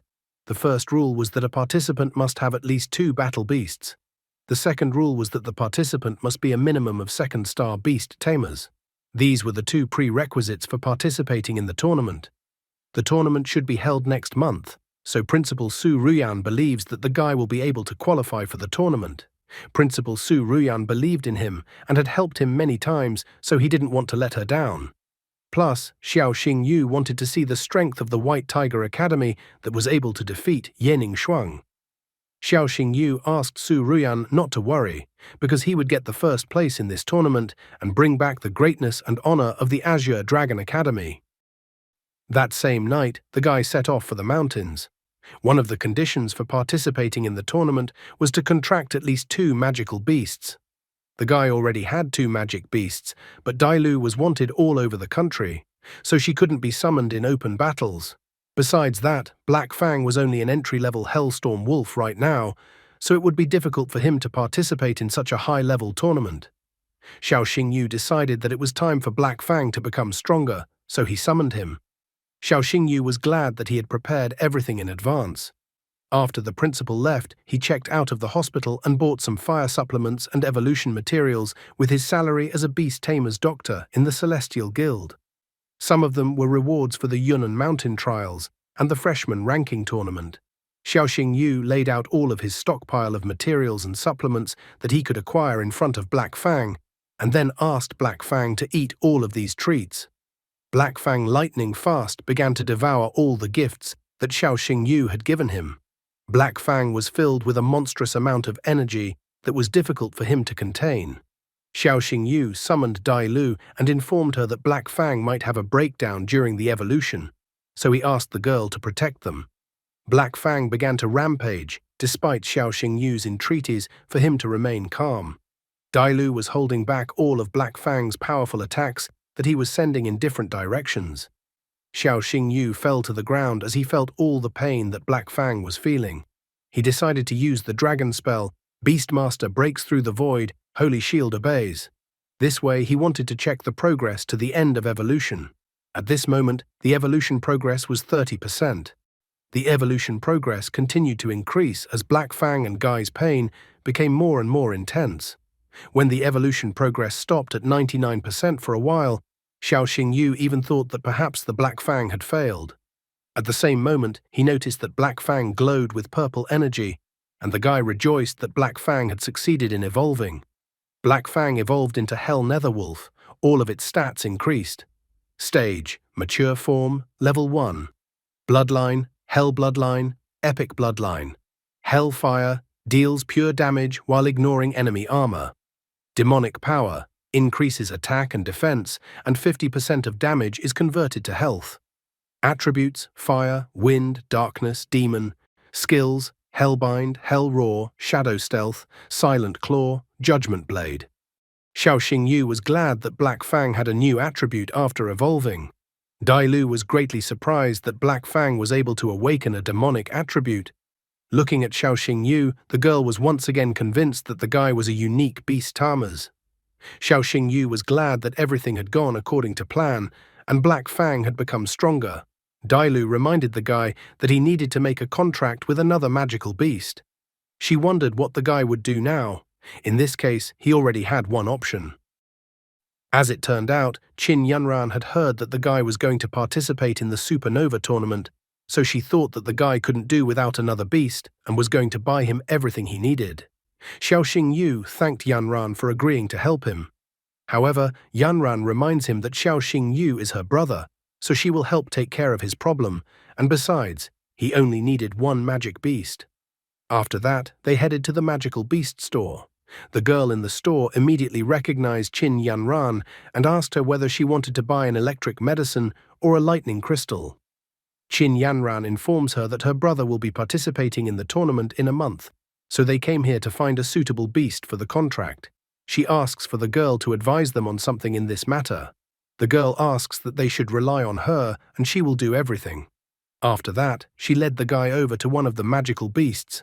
It was a demonic red spider. Its attack was much higher than other magical beasts of the same level. There was also a shadow tigress in the store. It was very fast and could deal increased damage from stealth. The girl was about to show another magical beast, but she was interrupted. Qin Yunran informed that they didn't need cheap options, and she asked to show them high-end beasts and informed that she would pay for everything. Since Qin Yunran had asked, the girl didn't hide the best magical beasts they had at the moment. She led the customers to a closed section and introduced the best magical beasts that were in the store. While Xiao Xingyu was looking around, the girl asked if the guy had taken a fancy to any of the magical beasts. In the closed section of the store, there was an underground pangolin. The girl noted that the underground pangolin had very good characteristics. There was also a three-eyed fire snake in the store. The girl noted that the three-eyed fire snake was impressive with its poison and fire damage. The next magical beast was the icebone bird. The girl thought that the icebone bird was also a good choice. Xiao Xingyu was a little disappointed because none of the magical beasts presented had a hidden bloodline. Qin Yunran was surprised that her brother didn't like any of the magical beasts. The girl notices that they had many top-grade magical beasts in their store, but the guy still wasn't happy with them. Then she asks to tell what kind of magical beast the guy needs. She asked to voice the requirements, and then she will order a magical beast especially for him. Suddenly, the girl's speech was interrupted by a store employee and informed that a new product had been brought to the store. A man with huge muscles held the cage and informed the girl that these were some of the best magical beasts. This was the first time he had seen such top-notch magical beasts. The cage appeared to be filled with elven-type magical beasts. Xiao Xingyu knew that such magical beasts were considered useless, so he didn't understand why the store needed such magical beasts. Qin Yanran informs him that if one were to sell elven-type beasts as battle beasts, no one would take them, but if they were bought as pets, they would be bought up instantly. Xiao Xingyu decided to take a look at the magical beasts with his marvelous eyes. It was the water pixies. Stage, initial form, level 1. Bloodline, low. There were no abilities or skills. Attributes, water. Suddenly the guy was surprised to see the line of the system that said hidden bloodline, where angel's bloodline, mythical, was listed. The guy couldn't take his eyes off the pixie water. Qin Yanran wondered if the guy was okay because he froze and didn't move. Xiao Xingyu happily tells his sister that he wants to buy pixie water. The girl is surprised to see the guy's choice. Qin Yanran is also shocked at how her brother turned out to be. The guy is like a naive fool, absolutely doesn't realize what's wrong with his choice. He moved closer to the cage with the water pixie and revealed that he wants her to be his magical beast. He didn't reveal that he only wanted to take the water pixie to him because of her bloodline. After the purchase, Xiao Xingyu went to the mountains along with the cage with the pixie water he bought. He opened the cage and asked Pixie Water not to be afraid of him since he wasn't going to hurt her. He then took out a pill and asked Pixie Water to eat the pill so that her wounds would heal. After the water pixie ate the pill, then her wounds instantly healed. Xiao Xingyu then asked the water pixie if she wanted to make a contract with him and become his magical beast. The water pixie began to contemplate her actions, remembering how the guy immediately noticed her and bought her from the store, and then how he helped her recover with a pill and promised not to harm her. After thinking over her decision carefully, Pixie Water flew up to the index finger of the guy's right hand to make a contract. Xiao Xingyu was pleased that the girl had agreed to the contract and informed that they would be bound by the contract from now on. After that, the contract was successfully concluded. Xiao Xingyu wondered at the water pixie if she was willing to accept him as her master since she had agreed to a contract with him. The water pixie flew up to his hand. Xiao Xingyu was happy that the bond between the beast and beast tamers was much stronger after the contract was signed. After that, he took out a crystal awakening bloodline crystal and informed Pixie Water that he had shattered the crystal especially for her. If the girl ate the crystal, she would be able to evolve. The water pixie, still a little suspicious, flew up to the crystal and began to eat it little by little. After eating only a small portion of the crystal, the water pixie became incredibly painful. Xiao Xingyu asked the girl to be patient for a while because it was going to be over soon. The water pixie couldn't contain all that raging energy in her body and shot it into the sky. This energy was dangerous as Dailu appeared at the same second and asked if Xiao Xingyu was all right. Xiao Xingyu, who was under Dailu's protection, reported that he was fine. Pixie Water's body curled up into a cocoon at this moment, with golden energy emanating from the cocoon. Soon the evolution process came to an end and a militant angel girl emerged from the cocoon. Xiao Xingyu was happy that the hidden evolution had awakened. Examining the system window, he noticed that the girl had become a sacred angel of light. Stage, initial form, level 1. Bloodline, angel's blood, mythic. Shield of light ability. Dispels negative effects and creates a shield of holy light around allies. Attributes, angel, holy light. Sacred cross-strike skill. Creates a blade-shaped wave, dealing triple critical damage to enemies while increasing the number of layers of holy light shields on himself and allies. Sword swirl of light skill. Swings 2 wings of light, unleashing feather-shaped swords of holy light that deal massive damage. Evolution path. Sacred Angel of Light, 4-winged Angel of Light, 6-winged Archangel, Sacred Angel Priestess, 12-winged Seraphim.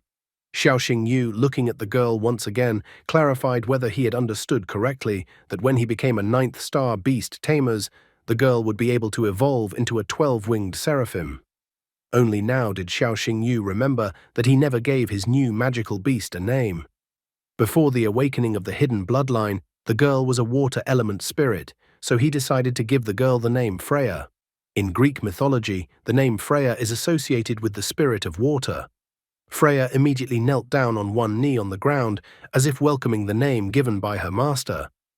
Xiao Xingyu said that from now on, he and Freya would fight side by side. Dailu noted that after he obtained another magical beast, he was one step closer to participating in the Supernova tournament. The next step is for beast tamers to become a 2nd star. Soon in the teacher's office, Chen Qinian was shocked to hear that Xiao Xingyu wanted to participate in the second Star Beast Tamer's exam. Xiao Xingyu notes that the Supernova tournament was about to start soon, so he needed to become a 2-star Beast Tamers as soon as possible. Chen Qinian couldn't understand why the young ones were so eager to grow up. The brother and sister from the Mu Rong clan had also passed the second star exam 3 days ago. Chen Qinian heard it said that Black Fang had already evolved to mature form, level 1. Chen Qinian thought that perhaps this would be enough for the requirements of the exam. Chen Qinian finally gave up and said that if Xiao Xingyu's spiritual power level was up to the standard, he would let the guy take the exam. Xiao Xingyu agreed to such conditions and wore a bracelet to measure spiritual strength. The other teachers were also interested in the test. One of the teachers noticed that many people were talking about Xiao Xingyu's outstanding spiritual power, so the teachers were curious to see what the guy could do. As soon as the guy put on the spiritual power bracelet, the numerical value immediately showed more than 1,000 and continued to rise. Finally, the numerical value stopped at 2,583. The teacher was shocked, because if she hadn't seen it with her own eyes, she would never have believed it.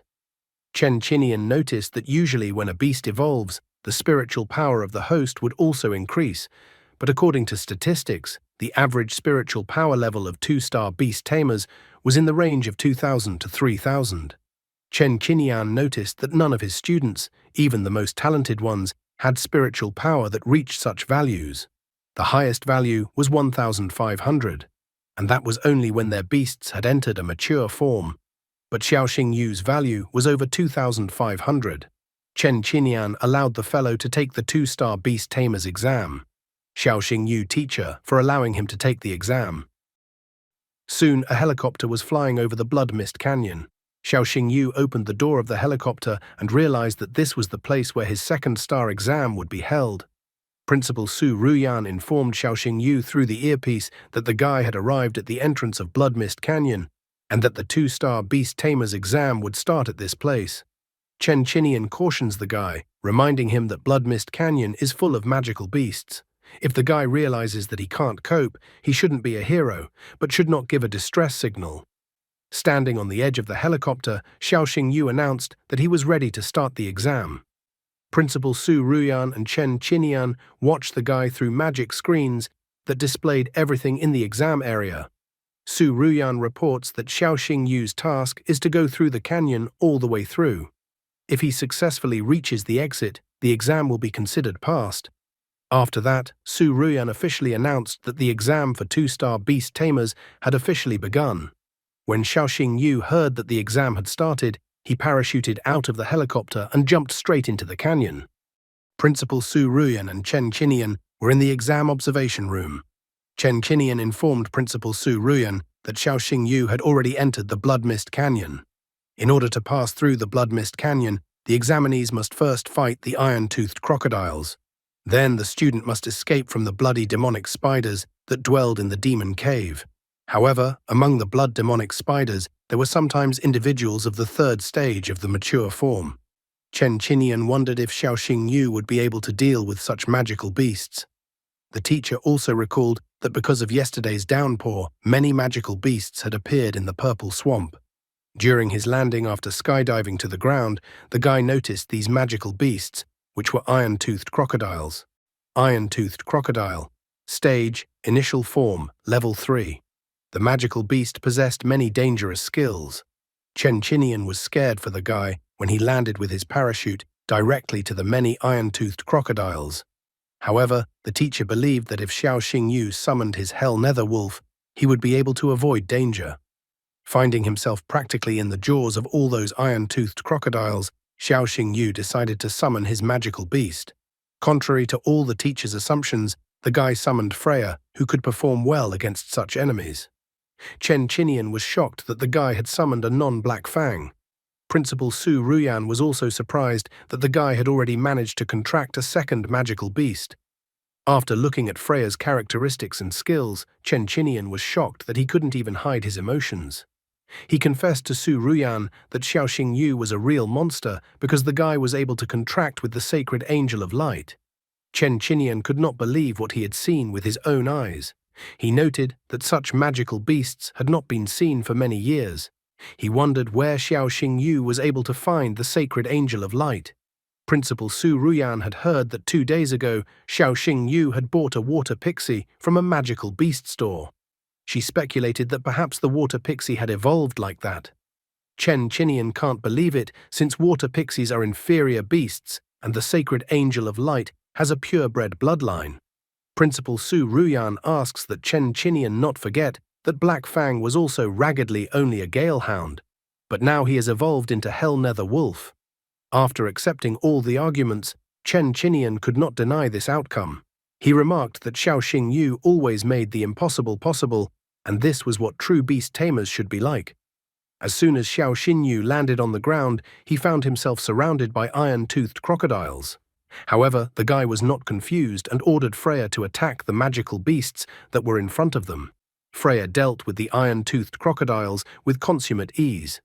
The poor teacher would soon be in trouble from a student like Xiao Xingyu. Chen Chinian couldn't help but be surprised as Freya defeated the iron-toothed crocodile in just one strike. He immediately realized that the real sacred angel of light was in front of him. Chen Chinian believed that his student's magical beast definitely had a mythical bloodline. Xiao Xingyu asks for Freya to guide him through the swamp. Freya is willing to fulfill Xiao Xingyu's task, but she decides otherwise and takes the guy in her arms. Xiao Xingyu clearly did not expect this outcome. As the girl flew using her wings along with the guy she held in her arms, the guy kept asking for the girl to put him on the ground. He felt that it was incredibly humiliating. Xiao Xingyu even covered his face with his hands in shame. However, Freya soon stopped and set the guy on the ground. A thick fog appeared in front of them, which they couldn't ignore. As if out of nowhere, a multitude of spiders appeared.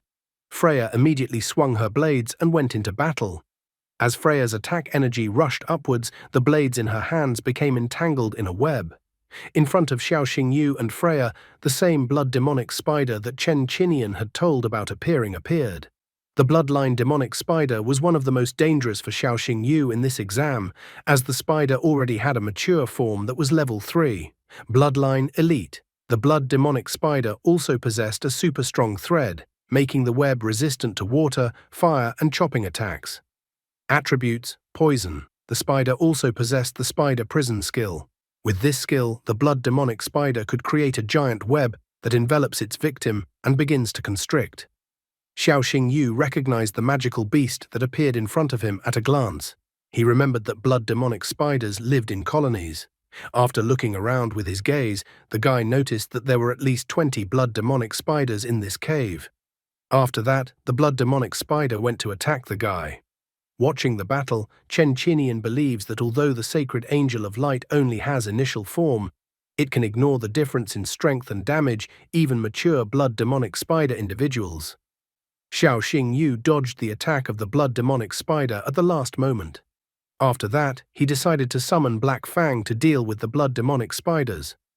Principal Su Ruyan reminds the guy not to waste his time, as he needed to get to the finish line to pass the exam, not kill all the magical beasts. Xiao Xingyu only smiled after hearing Principal Su Ruyan's words and then ordered Black Fang to attack the magical beasts in front of him. Black Fang rushed forward to attack, but the blood demonic spiders didn't just watch, and also immediately wanted to entangle Black Fang with webs. Black Fang was able to dodge most of the attacks, but one of the webs released towards him still grabbed his back leg. Following that, one of the webs launched at him, grabbed his left front leg, and restrained his movements. Xiao Xingyu decided to spring into action and asked Freya to activate the sacred shield of light on Black Fang. The guy then asked Black Fang to unwind and use the Hellfire Lotus.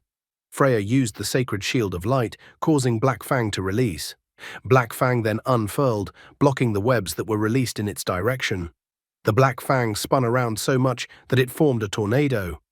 The blood demonic spiders began to be sucked into a powerful stream of air that they tried to escape from. However, they could not escape and began to die one by one. The Black Fang returned to Xiao Xingyu, and the guy was upset that 25 spiders were too easy to defeat, and he thought it would be more difficult. Suddenly, the entire space around the guy shook. Xiao Xingyu felt that someone with a frightening aura appeared in front of him. Stones flew in all directions as the magical beast appeared. Crypto Spider appeared in front of the guy and his summoned magical beasts. Crypto Spider was a fully evolved magical beast. Crypto Spider possessed the skills: super strength thread, swarm intelligence. Attributes: mental. Chen Qinian asks for Xiaoxing Yu to retreat, as yesterday's downpour attracted a Crypto Spider that Xiaoxing Yu won't be able to defeat. The guy wonders what will happen to the exam if he retreats. Chen Qinian thinks that the guy will be able to retake the exam next time. However, Xiaoxing Yu doesn't want to back out, because it's just wasted time and he doesn't want to retake it. Xiaoxing Yu believes that even if God himself comes between him and successfully passing the exam, he will die. He plans to destroy anyone who gets in his way. Black Fang and Freya attacked Crypto Spider. However, when the dust fell, the guy saw that Crypto Spider was unharmed and managed to defend himself from the attacks. The guy is not very happy with this development. Chen Qinian asks the guy to stop risking his life and retreat. He also stated that the teachers are sent to save the guy. Dailu also thinks that the guy should give up his scheme. She thinks that Chen Qinian is right and the guy should not go ahead with his plan. Dailu thinks that with Xiaoxing Yu's current strength, he won't be able to defeat Crypto Spider. However, Xiaoxing Yu is against the decision to run away. He reveals that he wants to pass the second Star Beast Tamer's exam and destroy the magical beast, but even more, he wanted to know his limit. Dailu thinks the guy is a real psycho since he decided to stay. Xiaoxing Yu asks Black Fang to stealthily approach Crypto Spider from behind and use the Oblivion Claw. Black Fang plunged into the darkness to stealthily get close to Crypto Spider. However, Crypto Spider wasn't going to just stand there and wait for an attack in his direction and attacked the guy himself. Realizing that things were not going well, Xiaoxing Yu asks for Freya to cover him and Black Fang launched his attack. Black Fang came out of the shadows behind Crypto Spider and used the Claw of Oblivion on Crypto Spider, scratching him in the process. Crypto Spider, for this action, knocked Black Fang back with incredible ease, like a beaten dog. Freya stood up to Xiaoxing Yu's defense and tried to soften the blow. However, the Crypto Spider struck with an incredible force that Freya couldn't contain, and they all flew away. Xiaoxing Yu hit the rock with such force that he could use a course of rehabilitation at the very least. Despite his injuries, he was able to stand up. Freya and Black Fang are badly hurt after being attacked by a Crypto Spider. The Crypto Spider began to slowly approach them. The guy started taunting Crypto Spider, trying to make the magical beast mad. Crypto Spider didn't like the taunts from the guy and went on the attack again, using its web.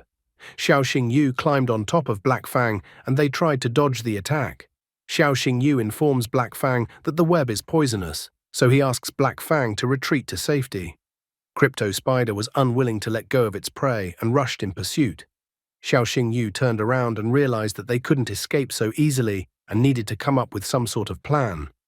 Suddenly, he noticed that the Crypto Spider's health streak was gradually decreasing, although he couldn't understand why. Would Xiaoxing Yu be able to figure out what was happening to the Crypto Spider? For the sake of the exam, there was no need to put his life in danger. You can always retake the exam, but you can't get your life back. Xiaoxing Yu noticed that Crypto Spider's wound wasn't too deep, but Crypto Spider's web had become much weaker. The guy thought that this was probably due to the Crypto Spider's blood. Xiaoxing Yu noticed that Black Fang was injured, which meant that he wouldn't be able to withstand the Crypto Spider's attacks anymore, so the guy asks for Freya to cover them. Freya then took off with the guy, and Black Fang also bounced to the side in an attempt to dodge the Crypto Spider's webbing attack. The guy noticed that the Crypto Spider's life bar had decreased once again. Now he could finally figure out how to deal with the vile Crypto Spider. He immediately shouted to Black Fang to spit on the Crypto Spider. Remaining confused, Black Fang followed the guy's order and spat on the Crypto Spider. The monster was enraged and wasn't going to tolerate such neglect on his account, so he immediately attacked the insolent dog. Xiaoxing Yu immediately told Black Fang to retreat into the shadows and attack as soon as he got the chance. As a result of this experiment, the guy realized that the Crypto Spider was using up its life force when it released its web. In that case, the guy needed Crypto Spider to continue attacking uncontrollably with its web, because then Crypto Spider would definitely die. After thinking over his strategy, the guy told Black Fang not to take any risks and just try to wear down the monster. Black Fang began to circle around Crypto Spider, who was trying to track his movement. However, as soon as Black Fang himself tried to attack Crypto Spider immediately caught Black Fang by the back paw with his web, and then Crypto Spider delivered a powerful blow with its forelimb to Black Fang. Guy told Black Fang to not hold back and activate the demonic power. He then asked Freya to use the sacred shield on Black Fang to remove all negative effects from Black Fang. Freya immediately followed the guy's request and rid Black Fang of the negative effects. Just then, a helicopter appeared in the sky right above them, carrying Chen Qinyan and Su Ruyan. Chen Qinyan asks the principal why they still haven't intervened in the confrontation between Xiao Xingyu and Crypto Spider. However, Su Ruyan thinks that they don't need to hurry since it seems that the guy himself has found a way to deal with Crypto Spider. Chen Qinyan was still worried since he didn't know how much longer the guy and his magical beasts could last in such a fierce confrontation. Another 7 hours passed, and the guy along with his magical beasts were still confronting the Crypto Spider. The guy was incredibly tired from such a tough confrontation.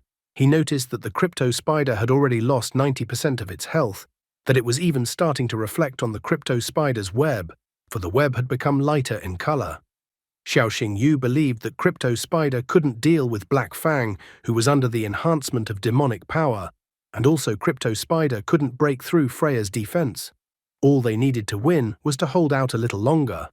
However, the guy was confused by the fact that all living creatures instinctively wanted to survive, and Crypto Spider, after losing so much blood, still didn't try to escape. He wondered why the Crypto Spider was still fighting so fiercely. After analyzing the whole battle, he remembered that Crypto Spider hadn't left the cave all the time, which meant that maybe there was something valuable in the cave that Crypto Spider was willing to sacrifice his life to protect. The Crypto Spider couldn't retreat and escape, so it once again fiercely attacked the guy and his magical beasts. At that time, Xiao Xingyu told Black Fang to use Hell Howl. At this moment, the guy noticed that the Crypto Spider had almost no strength left, which meant that this was their chance for a counterattack. He told Black Fang to use Hellfire Lotus. The attack caught up with the Crypto Spider, hitting it right on target. Despite his injuries, Crypto Spider did not back down and attacked with his web from above. Freya managed to protect the guy and Black Fang from such a destructive force at the last second. However, Xiao Xingyu told his magical beast not to worry about his defense, because the most important thing was to finally destroy the Crypto Spider. Therefore, the guy told Black Fang to use the Hellfire Lotus once again. This time, the deadly attack still caught up with the Crypto Spider. Xiao Xingyu felt heavy as if he had worked the night shift. He even praised Black Fang and Freya for handling the situation perfectly. The guy couldn't wait to find out what was hiding inside the cave and why the Crypto Spider was fighting so desperately, unwilling to back down. At that moment, he heard in his earpiece being told to leave immediately. The guy absolutely did not understand why he needed to leave if he had defeated the Crypto Spider. However, he immediately heard through the earpiece that even after dying, the Crypto Spider could continue to move for a while. Hearing those words, he immediately noticed Crypto Spider started to slowly rise from the ground. And then the Crypto Spider let out a furious scream. Xiao Xingyu wanted to retreat, but the Crypto Spider blocked the only way out of the cave. There was nothing left for the guy to do, so he told Black Fang and Freya to hide. Freya's memory was still fresh in her mind, how the guy had bought her out from the magical beast store and how he had treated her afterward and helped with her development. Therefore, Freya rushed towards the Crypto Spider lightning fast to protect her master. He told her to return immediately, but Freya pushed Crypto Spider out of the cave with incredible strength. Freya then sent Crypto Spider flying into the sky, where the monster exploded. Then a surprised Xiao Xingyu showed up from the cave because he didn't expect Freya to be able to learn a new skill by herself. The guy hugged Freya and remarked how incredible she was. As they made their way deeper into the cave, they finally managed to find what the Crypto Spider had been guarding so fiercely. The guy asked Delu if she knew what it was. The girl told him that in front of them was a heavenly soul vine seed with an ancient bloodline. The guy was happy to get his hands on such a valuable relic. He thought that since the seed possessed such a powerful bloodline, it would be very difficult to cultivate it. Therefore, he asked Dai Lu if she knew how to do it. The nine-tailed fox knew the whole process. She noticed that the process of growing this seed was incredibly difficult. This seed required dewdrops from a periwinkle herb and the nectar of a magical yellow flower, as well as fertilizer made from the excrement of beasts of higher forms. The description of the process made him disappointed, because to raise such a seed required even more care than a nobleman's daughter. Xiao Xingyu reminds Dailu that she also has the form of a beast king, and that Dailu is so dangerous that the empress of the whole country is furious. He thought that the girl must be familiar with many beasts of the right level. However, Dailu got angry at the guy, yanking that she wouldn't stoop so low as to collect excrement. The guy, however, stops the girl's thoughts and remarked that he wanted the girl to just ask someone for excrement. Even this idea extremely disliked Dailu and pissed her off. Soon the guy left the cave. Just at that moment, the helicopter door opened and Su Ruyan inquired if the disciple was all right. Hiding the found seed behind his back, the guy asked not to worry about him as he was perfectly fine. 2 weeks later, the battle arena in Xiling City. The spectators were incredibly excited. The guy was also amazed by the scale and atmosphere, because this was exactly what he expected from a national competition. Just at this moment, he was called out by Yang Shou, calling the guy great, clearly mocking him. Along with Yang Shou, his sister Xin Xin also came along. Xiao Xingyu was also not left out and also poked fun at Yang Shou. He even pointed out that they hadn't seen each other for a long time and that Liu Jin had become even more beautiful in that time. Yang Shou did not expect such an outburst from the guy, so much that he even spat water out of his mouth in surprise. Yang Shou was furious to hear a guy call his sister by the wrong name. However, Xiao Xingyu reiterated that he called the girl Liu Jin, all because the name Mu Rong Xin Xin was too long, so Xiao Xingyu decided to give the guy's sister a nickname like that. Yang Shou was shocked that the brash guy had the nerve to insult his sister like that. The brother strongly disliked what kind of stupid nickname Xiao Xingyu gave his sister, and he wasn't going to leave Xiao Xingyu alone after that. However, Xin Xin asked her brother to sit down in the seats, and he immediately agreed to do so. Xiao Xingyu didn't give up and inquired about Liu Jin's progress and how advanced her magical beasts were. The girl stated that her first magical beast had undergone evolution and reached the second stage of mature form, and the second magical beast had awakened the ability to control lightning. Yang Shou was shocked that his sister talked to another guy and so calmly accepted a silly nickname from this guy. Yang Shou was upset by the fact that girls were growing up too fast. He remembered how his sister was always vindictive. The guy still remembered how he gave her the nickname, and after that, she didn't speak to him for a few days. However, when Xiao Xingyu did it, the girl didn't say anything to him. Yang Shou stated that the world has gone crazy because now a cat is in a relationship with a mouse. He even claimed in public that his sister had found her soulmate. Xiao Xingyu inquired what was wrong with the girl's brother. However, the girl asked the guy to ignore her brother. Xiao Xingyu asked the girl who they were going to fight today, but the girl also did not know this information because the results of the draw had not been announced yet. At this very moment, Principal Su Ruyan approached the trio and said that the results of the draw had already been announced. Their first opponent would be the White Tiger Academy. Su Ruyan said that they had to destroy their opponents at all costs. At this very moment, another woman appeared and snidely asked why Su Ruyan was so nervous. She wondered if Su Ruyan was afraid that her students would lose to White Tiger Academy again. The mysterious stranger who suddenly appeared was Principal Zhu, who was the principal of White Tiger Academy. Su Ruyan wondered why Zhu was in this place and not at her place in the training area. She advises Zhu that if she wants to find out the news, she should just look on her phone. Zhu notes that she only wanted to look at the main trump card of Azure Dragon Academy this year. She'd heard talk of the guy being skilled at fighting fully evolved magical beasts, and also that the guy is capable of summoning creatures of two opposite attributes, hell and heaven. She was about to say that the guy looked like Yening Shuang. The woman was willing to admit that the guy could do something, but she thought that the guy was only like Yening Shuang and nothing more. Su Ruyan couldn't stand this and stood up for her disciple and the Azure Dragon Academy. She pointed out that just because someone was in a more favorable situation didn't mean that they were really strong. Yang Shou tried to intervene and calm down the principal. Xiao Xingyu had heard that Zhu Qingyu and Su Ruyan had been competing since elementary school. They competed in everything, be it studies or position in society. Just at this moment, Chen Qinyan announced that the Empress had already arrived. The girls immediately stopped fighting and turned away from each other. Zhu Qingyu asked Su Ruyan to just wait. After all, she was going to have Su Ruyan sent to Azure Dragon Academy in disgrace. Su Ruyan only remarks that such a thing will not happen. She then angrily tells Xiao Xingyu, Xin Xin and Yang Shou to follow her to greet the Empress.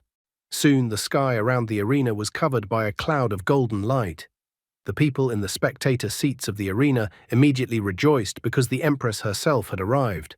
One guy couldn't even believe that the most beautiful and powerful woman in the country had arrived. Finally, the spectators in the arena could see Shangguan Lan, the Empress of the Dragon State, descending towards them on her magical beast. Xiao Xingyu was also surprised to see Shangguan Lan.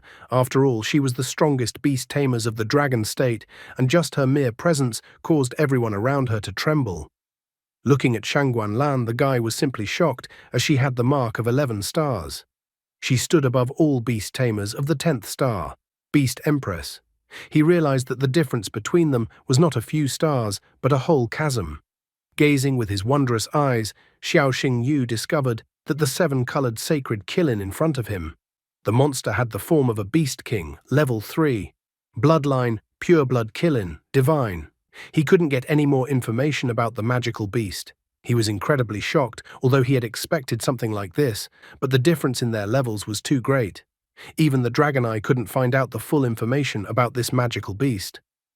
Xiao Xingyu was wondering how on earth Dailu was able to survive despite the Empress giving orders to capture her. He even cheekily remarks that Dailu should be glad she met him and survived because of it. Although Dailu notes that the guy is rude, she has to agree with this statement. Xiao Xingyu realized that Qilin was not Shangguan Lan's only beast. Dailu told me that there were more powerful beasts than this Qilin in the Empress's subordinate. Suddenly, Shangguan Lan's entire body seemed to be enveloped by a golden dragon energy. The guy was surprised that she had real dragon power. He even wondered if Shangguan Lan had a true purebred dragon. The guy believed that they had died out over 100 years ago. However, this was information Dailu did not know. Xiao Xingyu remembered that according to the annals, only pureblood dragons, phoenixes and Qilin were of divine origin. He knew that when it came to strength, dragons definitely came first, followed by phoenixes and then Qilin. Therefore, he was curious as to why dragons were hunted. Besides, he didn't understand how she could make a contract with one of the purebred dragons if they were extinct. Besides, the guy remembered that the Empress had one of the greatest dragon treasures, the dragon's tear. Therefore, the guy realized that everything in this situation was somehow mysterious. The Empress took her throne and immediately announced the start of the battles. Principal Su Ruyan notes that according to the results of the draw, Xiao Xingyu comes first. Yang Shou once again teases the guy, noting that if he fails, they will cover for him. However, Xiao Xingyu asks Su Ruyan not to worry about anything, because he will win. The host finally announced that the participant from White Tiger Academy on the left side is Lin Tianqi, the Sing of the head of the Tiger Guild. The host also announced that on the right side was the candidate from Azure Dragon Academy, the talented beast tamers from downstairs Xiao Xingyu. The beast tamers immediately summoned one magical beast each. Black Fang confronted Red Snake in the first round of the challenge. Sitting on the spectator stand, Xin Xin notes that the snake with sand attribute is the Black Fang's natural enemy who uses fire. Yang Shou notes that when fighting equal opponents, the deciding factor is not lineage at all, but elemental advantage. Therefore, the guy realizes that Xiao Xingyu will not have it easy in this battle. Lin Tianqi told Red Snake to use the Hurricane Blade ability. Xiao Xingyu tried to defend himself with Black Fang's Hell Howl ability. Their attacks collided, causing Black Fang to be slightly hurt. Lin Tianqi arrogantly remarks that the advantage is on his side and Xiao Xingyu is doomed to defeat. He even suggests that Xiao Xingyu surrender, and then it will be over quickly and painlessly. However, contrary to his words, Xiao Xingyu notices that it is too humid today. He remarks that the battle has just begun, and everything that has happened before is just a warm-up. The guy even arrogantly states that he only needs 2 attacks to defeat his opponent. Such arrogant words did not please Lin Tianqi. Without delay, Xiao Xingyu ordered Black Fang to use Hell Howl directly into the sky, which Black Fang demonstrated. The Empress's subordinate was surprised and didn't understand what the guy was doing. He thought that the magical beast's fire was too weak to melt the sand. However, Shangguan Lan immediately understood everything and informed her subordinate that this was not the case. The subordinate wondered what the guy was really up to. Shangguan Lan then explains to her assistant that Xiao Xingyu is going to take advantage of the 7 colored clouds that Shangguan Lan caused to appear in the sky above the arena. Watching Xiao Xingyu's magical beast attacking the sky, Lin Tianqi couldn't understand what the guy standing in front of him was up to. When raindrops suddenly appeared from the sky, Lin Tianqi understood everything. He immediately told the red snake to stop Xiao Xingyu and Black Fang. However, Xiao Xingyu happily pointed out that it was already too late and the guy had missed his chance. Looking at the ground beneath his feet, Lin Tianqi had already noticed that the sand was getting wet. Now his magic beast could no longer create sand whirlwinds or hurricane blades. After that, Xiao Xingyu led Black Fang to attack the magical beast guy using Hellfire Lotus. The Hellfire Lotus instantly roasted the red snake, which was completely unprepared for such an attack. The host enthusiastically stated that Xiao Xingyu had succeeded and had actually done what he said he would, and that in just 2 attacks, the guy had turned the tide of the battle. Lin Tianqi and Red Snake were defeated by such a crushing attack. Host remarked that the artificial rain idea was great. Shangguan Lan noticed that the guy had calculated the moment accurately and was also thinking perfectly. The subordinate reported to the Empress that they had checked Xiao Xingyu's past and could not find anything suspicious. After listening to the subordinate's report, she ordered that Xiao Xingyu would then receive the first invitation to the Emperor Soul training camp. The subordinate couldn't believe that a commoner would receive the first invitation. However, she didn't dare to go against her mistress's words and was going to comply with the Empress's order. When the guy returned to the spectator stand, even Yang Shou praised him, noting that the guy had an easy victory. Xin Xin also praised the guy. Xiao Xingyu once again pulled out quotes from a collection of pathos quotes and said that he never loses to anyone. Principal Su Ruyan, being in the spectator stands, also congratulated the guy happily and promised to reward him later. He even asked that the principal should remember to do so when they return. Suddenly, Dailu smelled the scent of phoenix grass. The guy was surprised by this fact, because according to his information, phoenix grass only grows in the western frontier. That was why he was surprised that Jiling might have it too. The guy was about to leave the arena, but at that very moment, Xin Xin noticed this and asked if the guy would watch the next fight. Xiao Xingyu tried to get out of the situation by saying that his fight was already over and he wanted to take a walk. However, the polite Xin Xin remarked that it was her turn to fight. The guy immediately gave a motivational speech for Liu Jin and that she would do well and he would hold his fists out for her.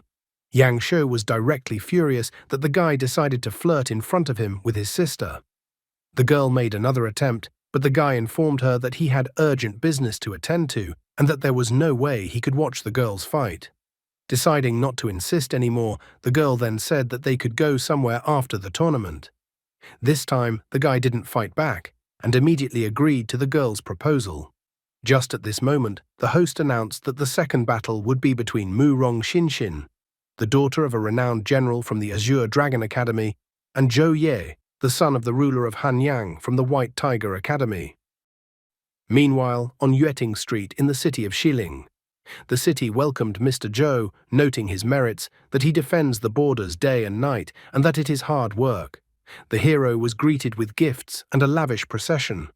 After all, he was the hero who made Xiling famous. He was even called the brightest star of the entire Dragon Kingdom in this city. Just past all these people was Xiao Xingyu, who was surprised at how many people had come to greet the army. Then Mr. Zhou himself appeared, looking incredibly formidable and spectacular. Next to the man was an Imperial Battle Rhino. Stage, Beast King form, Level 2. Bloodline, Battle Beast, Mythical. This magical beast had the Battle Roar ability, which could be used to boost the morale of allies, increase the attack and defense of allies, and weaken enemies. The attribute of the magical beast was super strength. Loyalty, 150. Xiao Xingyu was shocked because the 8-star beast tamers with the highest form beast had a loyalty of over 100. He wondered how many death trials they had gone through together. Dai Lu understood everything too. She noticed that they were from a clan of battle monsters who live by battles. She knew them well, as they had an old feud with her 9-tailed clan. She remembered that the only one who could be the ruler of the western city on the border of the Dragon Kingdom was Zhou Xiong. Guy realized that the man was Zhou Ye's father, who was now supposed to be fighting Xin Xin. Dailu reports that phoenix grass grows on the Ligu Glacier in the west, which is full of magical beasts. Zhou Xiong protected this region, so the girl notices that the man must definitely have the phoenix grass. She even suggests that the guy steal the herb from the man's bag. Zhou Xiong was Beast Tamer's 8th star, so it was just ridiculous for the guy to hear such a suggestion from the girl. Suddenly, Xiao Xingyu noticed that the Imperial Battle Rhino was limping. He decided to seize the opportunity, and after unseating everyone and stepping forward, he caught Zhou Xiong's attention, saying that the Imperial Battle Rhino was sick and that he would be able to cure it. Zhou Xiong stopped right in front of the guy and inquired what the guy meant. Zhou Xiong saw that the guy was wearing the Azure Dragon Academy uniform, which meant that the guy was the same age as his son, and he thought that the guy didn't know anything about healing. Xiao Xingyu immediately held out his ID card to Zhou Xiong and said that he was a guest healer of the Celestial Guild. He immediately inquired if the Imperial Battle Rhino often looked sluggish lately. He continued to ask Zhou Xiong if the magical beast was getting red spots and if its skin was covered in sores during rainy weather. Zhou Xiong couldn't understand how the guy could know this. Zhou Xiong had specially returned to find a cure for his magic beast. He said that the guy had not earned his trust so far, but he still asked why his magic beast was sick then. Zhou Xiong wanted to see if the guy's diagnosis would match what the other healers said.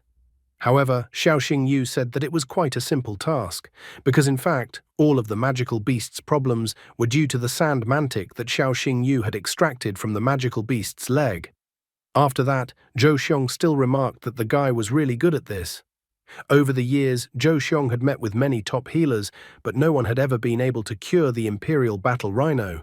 Since the guy has diagnosed it, Zhou Xiong wonders how the guy would cure the magical beast. Xiao Xingyu asked Zhou Xiong to find a less crowded place. After all, he needed some herbs.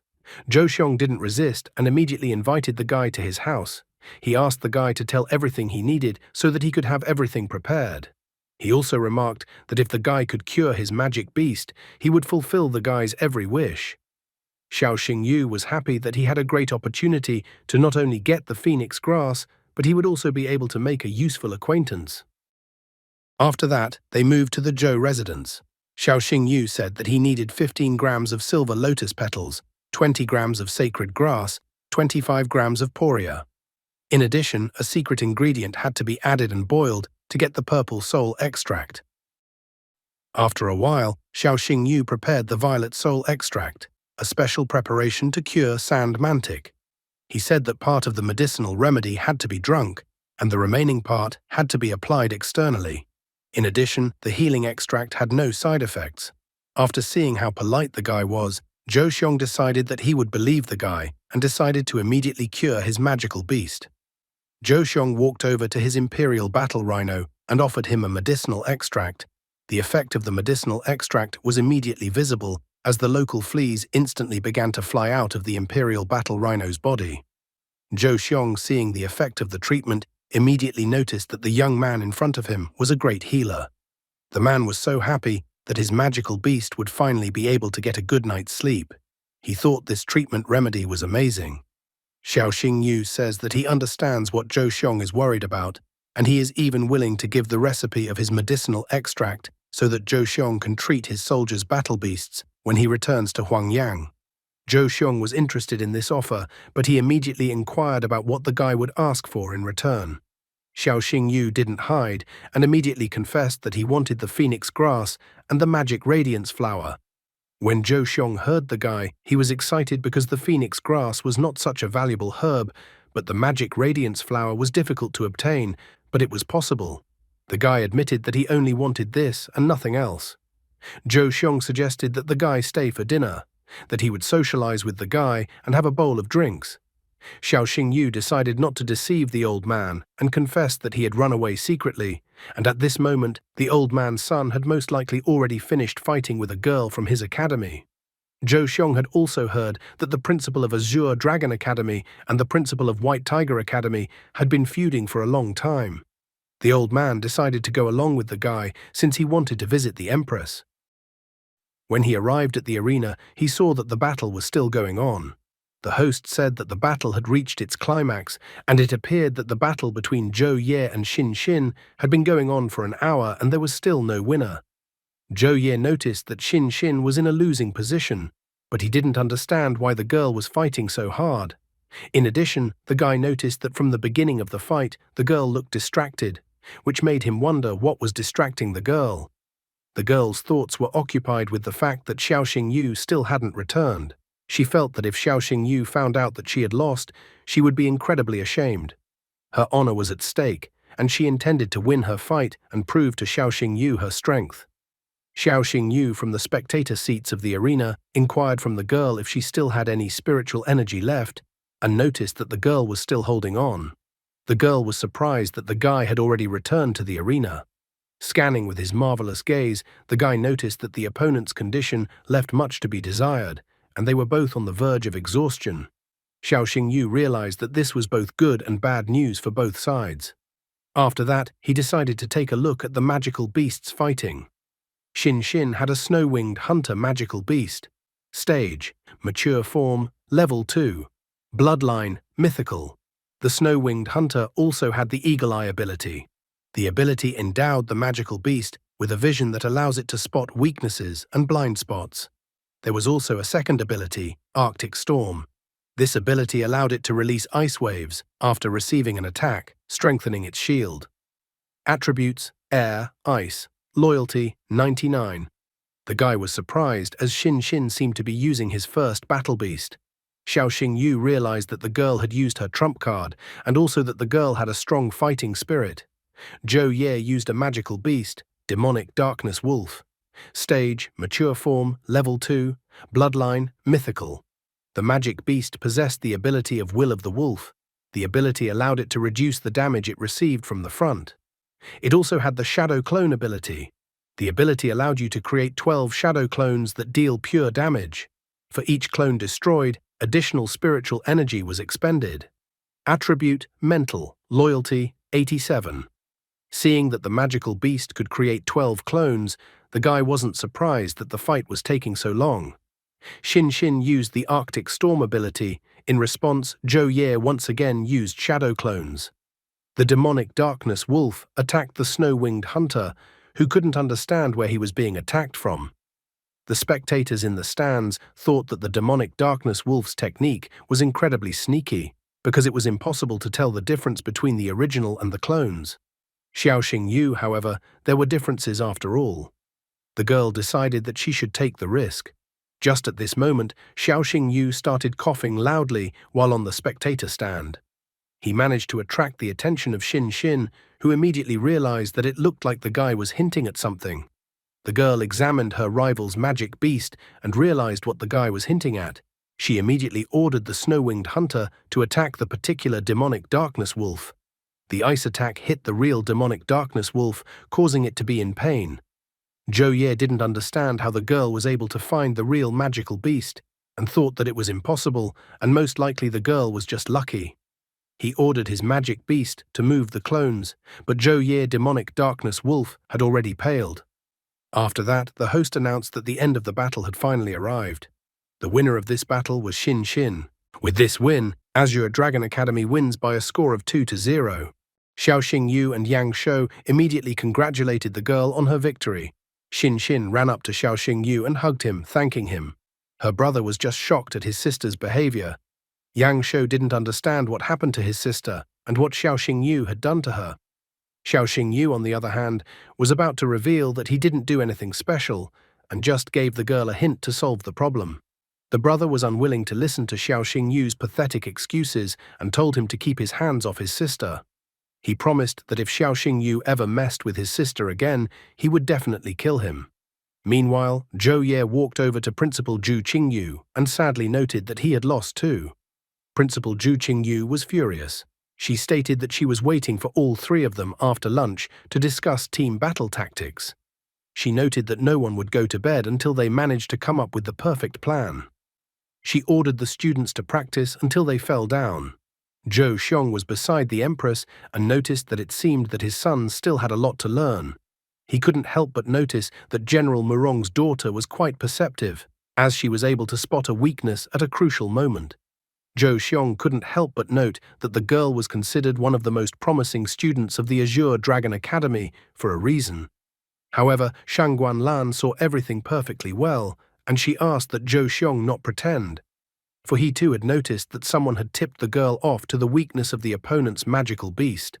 That someone was divine Dr. Xiaoxing Yu, who Zhou Xiong himself had just praised just now. Zhou Xiong got down on one knee and asked Shang Guanlan not to punish the disciples and give them another chance.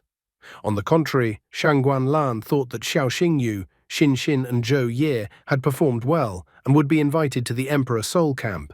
Zhou Xiong thanked the Empress for such a valuable lesson. Meanwhile, Xiaoxing Yu approached Yang Shou and said that Principal Su Ruyan wanted to have a barbecue tonight, so Yang Shou should definitely come. At this moment, a guy ran up to them with a letter in his hands. He reported that Xiaoxing Yu and Xin Xin's performance in the arena had impressed Empress, so they were officially invited to the Emperor Soul Camp. Xiaoxing Yu didn't even know what the Emperor Soul Camp was. Yang Shou was surprised. After all, the Emperor Soul Camp was an elite program for the top freshmen, run by the Empress herself. Everyone who leaves the Emperor Soul's camp becomes a pillar of the Dragon State. Xiaoxing Yu became agitated upon hearing the information about personally training with the Empress. Although the offer was tempting, but he was bound by a bloody contract with Delu, and if they were exposed, his life would be in danger. Xin Xin, noticing the excitement in the guy, touched his cheek with her palm. Xin Xin asked him not to frown because they would have a barbecue first and they could think about the rest later. In the evening, Xiaoxing Yu, Xin Xin and Yang Shou gathered with the other students for a barbecue. Xiaoxing Yu wondered why Liu Jin and Yang Shou didn't shy away from eating street food, even though they came from an elite clan. Yang Shou remarks that the four great clansmen are not monks. She and her sister eat not only barbecue, but also malatang and even lai tiao. Xiaoxing Yu remembered that Xu Meng didn't even know what a yutiao was. He thought that all the descendants of great clans were used to luxury. Xin Xin sighed heavily, and the guy inquired what was wrong. The girl complained that her older brother was pissing her off. Xiaoxing Yu noticed that the girl was too tense, so he even offered to give the girl a massage, disguising himself as a doctor. Yang Shou is furious at such speeches from the guy. He even stated that he will kill the guy now. Xiaoxing Yu asks Yang Shou to cool down. Besides, he was going to drink 3 penalty cans. However, Yang Shou pointed out that they actually had water, not alcohol. Xiaoxing Yu asked that the owner of the establishment bring them something stronger. After that, a box was brought to them and Yang Shou, like a demon, suggested that Xiaoxing Yu get down to business. After a small amount of time, Yang Shou felt incredibly nauseous. Xiaoxing Yu wondered if the guy was all right and if he would continue. Yang Shou refused to give up. However, he asked that when the guy married his sister, he should not dare to offend her, or else he, as the elder brother, would take revenge. Xiaoxing Yu cheerfully remarks that the girl's brother is not feeling well, but he has already accepted Xiaoxing Yu as his brother-in-law. The girl blushes and remarks that her brother was with them today, but she would like to fool around sometime with just Xiaoxing Yu. Xiaoxing Yu remarks that they have a team tournament tomorrow, and then he wouldn't mind going out the day after tomorrow. Xiaoxing Yu's face also turned red at this moment. When he returned to his room, he noticed that he already had the phoenix grass, and the magic radiance flower was also going to be brought to him soon. All he had to do was to get the excrement of the magical beast form of the Beast King. The guy was wondering how he would get his hands on such a much-needed item. In the end, he decided to just go to bed and decide what he should do next tomorrow. In the morning, Dailu tried to wake the guy up. The guy was surprised when he woke up and saw Dailu in front of him. He immediately pinned Dailu against the wall, making a kabadon, and wondered why Dailu had gotten out on her own. and he also wondered if the Empress's people had seen Dai Lu. Dai Lu remarked that she had gone out to get information and she had managed to find out something very important. The guy exhaled heavily. He even noticed that he was almost dying of fear and that his heart practically jumped out of his chest.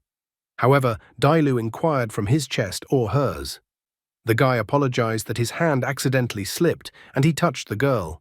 As he sat down in his chair, the guy noticed that the girl had spontaneously stepped out of the beast tamer's tag. He still wondered what Dai Lu had managed to find out. Dai Lu told him that Murong Jin, the admiral of the Dragon State's fleet, had caught a Medusa, a spiritual disaster snake. She knows a lot of things. Given how the Dragon State operates, Dai Lu thinks that the Medusa will probably be executed in 3 days, on the full moon. Guy remembered that Murong Jin was the father of Yang Shou and Liu Jin. Guy wondered how the capture and execution of the Medusa concerned Dai Lu. The girl remarked that she had known the Medusa for a long time, and that it was her friend, and furthermore the magical beast form of the King of Beasts. The guy realized that it was not for nothing that Admiral Murong Jin was able to defeat the beast form of the King of Beasts. Suddenly, it came to the guy's attention that it looked like Dai Lu was going to save Medusa. Dai Lu said that Medusa had information that the Dragon Empress of Shangguan Lan Dragon State had participated in the dragon-slaying battle. The girl wanted Xiao Xingyu to at least try. However, the guy realized that it was an impossible mission, and even if Dai Lu called him her master, he still wouldn't agree. Xiao Xingyu noticed that the Medusa was in the underground prison in the fleet headquarters. There were 1,000 high-level beast tamers patrolling the area. At the headquarters itself, there were 10th star beast tamers who controlled the beasts with the blood of a sea god, and the admiral himself was not to be forgotten. It was absurd to even think that a girl would want a guy to enter such a dangerous place with her. Dai Lu, with a pitiful look, begged the guy to save the Medusa. Xiao Xingyu was angry because the girl kept insisting. He even reminded her that Dai Lu was a magical beast bound to him by a blood pact and was therefore obligated to obey him. However, at this very moment, the situation did not change in favor of the guy's decision because suddenly a system notification appeared. Through the system, the guy was tasked to infiltrate the fleet headquarters and rescue the Medusa, then reveal the secret of the Empress's participation in the battle with the dragons. The reward for a successful rescue was a purebred dragon egg, plus 10,000 points. Penalty for failure: disclosure of information to the Empress about Dai Lu and her master. Xiao Xingyu was furious when he saw the task because the old dragon gave him such a deadly task, as if he wanted the guy to die there.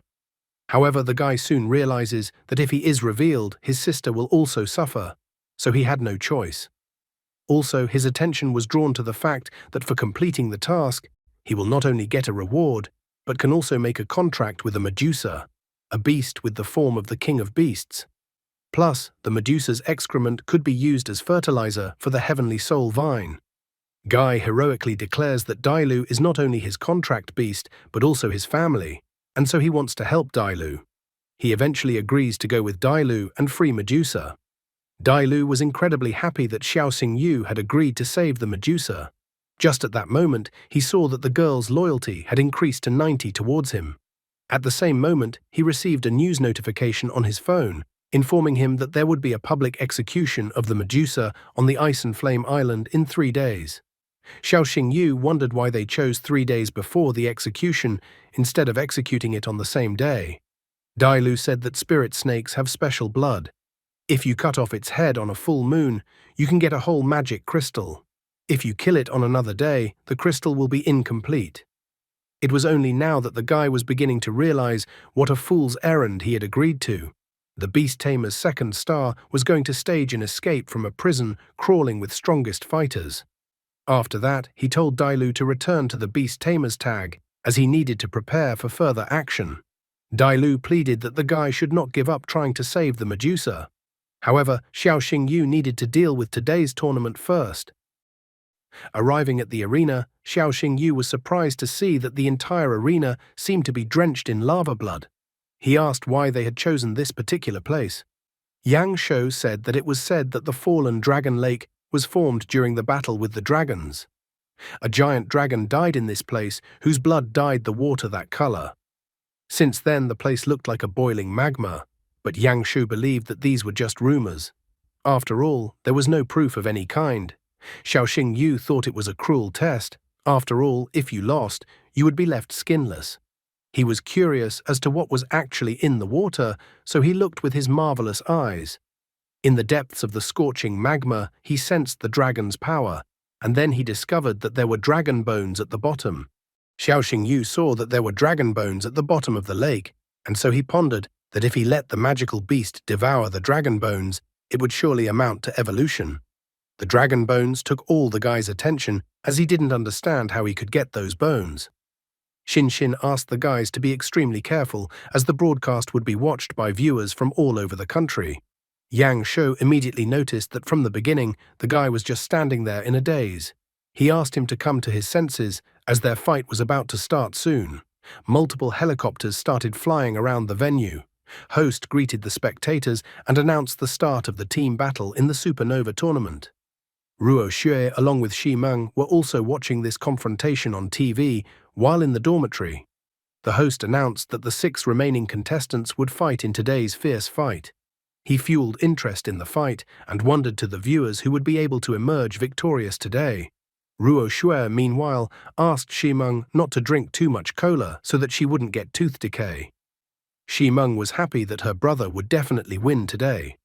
Xiaoxing Yu realizes that Liu Jin is right and that he needs to show his sister and the others what he can do. Xiaoxing Yu immediately summons Black Fang. Yang Shu calls for White Griffin, and Xin calls for Bone-Winged Bat. Lin Tianqi stated that he will finally be able to show everyone the result of his countless training. He even asks that his opponents should not expect mercy. Lin Tianqi then calls out for the Red Snake. Zhou Ye also immediately summoned the demonic darkness wolf. However, Xiaoxing Yu immediately noticed that the third guy didn't summon his magic beast for some reason. Yang Shu acted too impulsively and unrestrainedly, deciding to attack first before the opponents had time to summon their magical beasts. Therefore, he ordered his White Griffin to rush into the attack. However, at the same instant, something rushed out from the third guy to attack White Griffin. Xiaoxing Yu asked Yang Shu to be careful, but it was too late, and White Griffin received a rather powerful punch. At the same moment, a magical beast materialized beside the third guy. Xin immediately recognized the magical beast, for it was Shadow Ninja Monkey. Yang Shu also recognized the magical beast. He remembered that this beast was able to instantly teleport several times in a row in a limited area. Now he could recognize that their opponent was not so simple. Lin Tianqi told Red Snake to use the Hurricane Blade. Zhou Ye at the same time summoned the Shadow Clones. Yang Shu started complaining that he couldn't see anything because of the Hurricane Blade. He wonders to his sister if she can handle the demonic darkness wolf by herself since she has already fought it. However, Xin notes that back then her opponent only lost because of the prolonged battle, and now the storm was preventing her from finding the real body of the magical beast. The third guy seemed to be the brains of the entire operation and commanded that Zhou Ye use his demonic darkness wolf and focus on facing Hell Netherwolf. Zhou Ye immediately commanded his magical beast to attack the Black Fang. Despite the multiple attacks from the demonic darkness wolf, Xiaoxing Yu told Black Fang to keep going and break through the sandstorm. Black Fang successfully continued to break through the sandstorm. The third guy immediately told the guy not to dream of breaking through and told Shadow Ninja Monkey to attack with darkness shurikens. The Shadow shurikens hit the Black Fang accurately. Therefore, Xiaoxing Yu told Black Fang to use the ability Hunt in Darkness. Xin starts to worry about the guy and wonders if he's all right. Despite the dire situation, Xiaoxing Yu notes that he's fine and that he foresaw this scenario. Yang Shu was furious as the opponents were mean and focused all their attacks only on Black Fang. Xin also managed to notice that the opponents were only targeting Xiaoxing Yu, so they needed to thwart their opponents. Yang Shu immediately ordered White Griffin to use Heavenly Lightning to destroy the shadow clones of Hell Nether Wolf. The third guy didn't give up and ordered Shadow Ninja Monkey to continue attacking with Darkness Shurikens. However, a gap also started to open up in this direction as Xin ordered Bone-Winged Bat to defend Hell Nether Wolf. The third guy with a smirk on his face only remarked that the others were wasting their energy since they wouldn't be able to defend Hell Nether Wolf forever. He even began to scoff that Xiao Xingyu's star would be the first to extinguish today. To his disappointment, Xiao Xingyu certainly didn't think that he had already lost. He told Black Fang to use the demon power. The third guy was incredibly shocked as Hell Nether Wolf had fully recovered from the previous attacks. Now it was Xiao Xingyu's turn to smirk and warm up, as their battle was just beginning. Host meanwhile piqued his interest in the battle, marveling at the true demonic strength that Xiao Xingyu had displayed. He was thrilled that all of Hell Nether Wolf's wounds had completely healed, and that the magical beast had recovered to a perfect state. The third guy noted anxiously that the three of them had only attacked Hell Nether Wolf. If it was any other magical beast, it would have long ago Ruhul without strength. The guy couldn't help but note that the healing effect of the demon's power was simply incredible. Suddenly, he noticed that Shadow Ninja Monkey, as well as the rest of his partner's magical beasts, suddenly became wary. He was surprised by this turn of events because it seemed that their magical beasts were afraid of Hell Nether Wolf. After thinking it over carefully, he was surprised that his opponent's ability also had a mental effect on his enemies.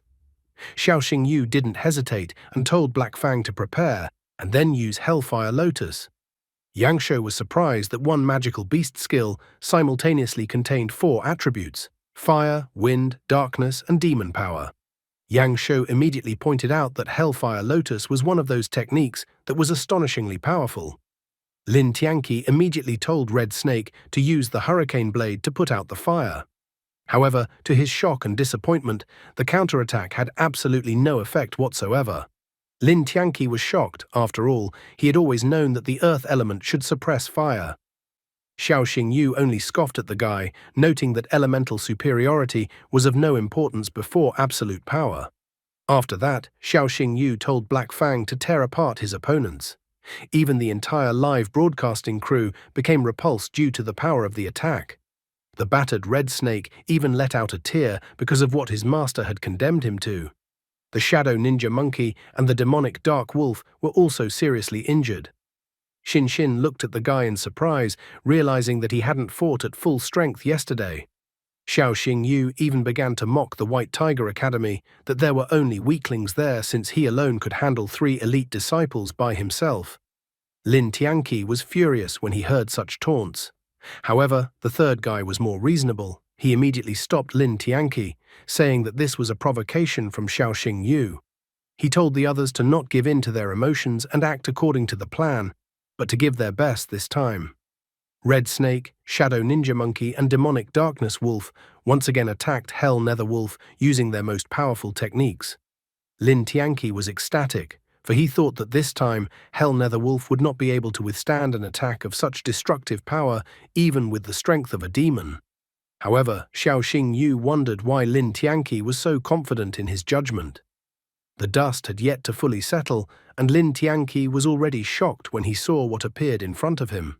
Black Fang had successfully survived the attack of the 3 elite students. The third guy was shocked. After all, concentrating one's own flames into armor was a martial art that only fire beasts with outstanding talent could learn. The ability was called the Blazing Sun Armor. Lin Tianqi wondered to the guy what kind of technique it was. The third guy, still in astonishment, explained that the Blazing Sun armor could absorb powerful attacks and turn the resulting damage into armor energy. This combat technique not only required a high level of beast consciousness, but also a huge reserve of spiritual power in beast tamers. He didn't expect that Xiao Xingyu was capable of using such a technique at all. The students of the White Tiger Academy began to look around when Xiao Xingyu asked if they had noticed anything. Only now did the third guy notice the magical beasts, Yangshuo and Xin Xin. As soon as he detected them from above, White Griffin attacked all 3 magical beasts with lightning. Bone-Winged Bat then flew up to Shadow Ninja Monkey and grabbed his paws, after lifting Shadow Ninja Monkey high up off the ground. The third guy was well aware that Shadow Ninja Monkey would not be able to break free, so he would most likely be thrown outside the arena. Finding no other way out, he decided to summon his second magical beast. He told the summoned stone giant to rescue Shadow Ninja Monkey. Xiao Xingyu was ecstatic because they had finally made their opponents summon a 4th beast, so he summoned Freya. Freya and Stone Giant's blows collided, but Freya was not inferior to him despite his size. The third guy was shocked. He had seen such a magical beast in books and recognized it as a sacred angel of light. However, he couldn't understand how an initial stage beast could resist his stone giant. Xiao Xingyu, even here, doesn't let the opportunity to say quotes overflowing with pathos slip away. He states that his magical beast is much stronger than his opponents can imagine. Xiao Xingyu continues to perform tricks and pull abilities out of nowhere. Let's see how well he can handle collecting Medusa's excrement. Meanwhile, Bone-Winged Bat had thrown Shadow Ninja Monkey outside the arena. The host immediately pointed out that the first beast to be thrown out was Shadow Ninja Monkey, and that due to Xiao Xingyu's intervention, Yang Heng was unable to save his beast. Xiao Xingyu at the same time still had his two magical beasts, Black Fang and Freya, available.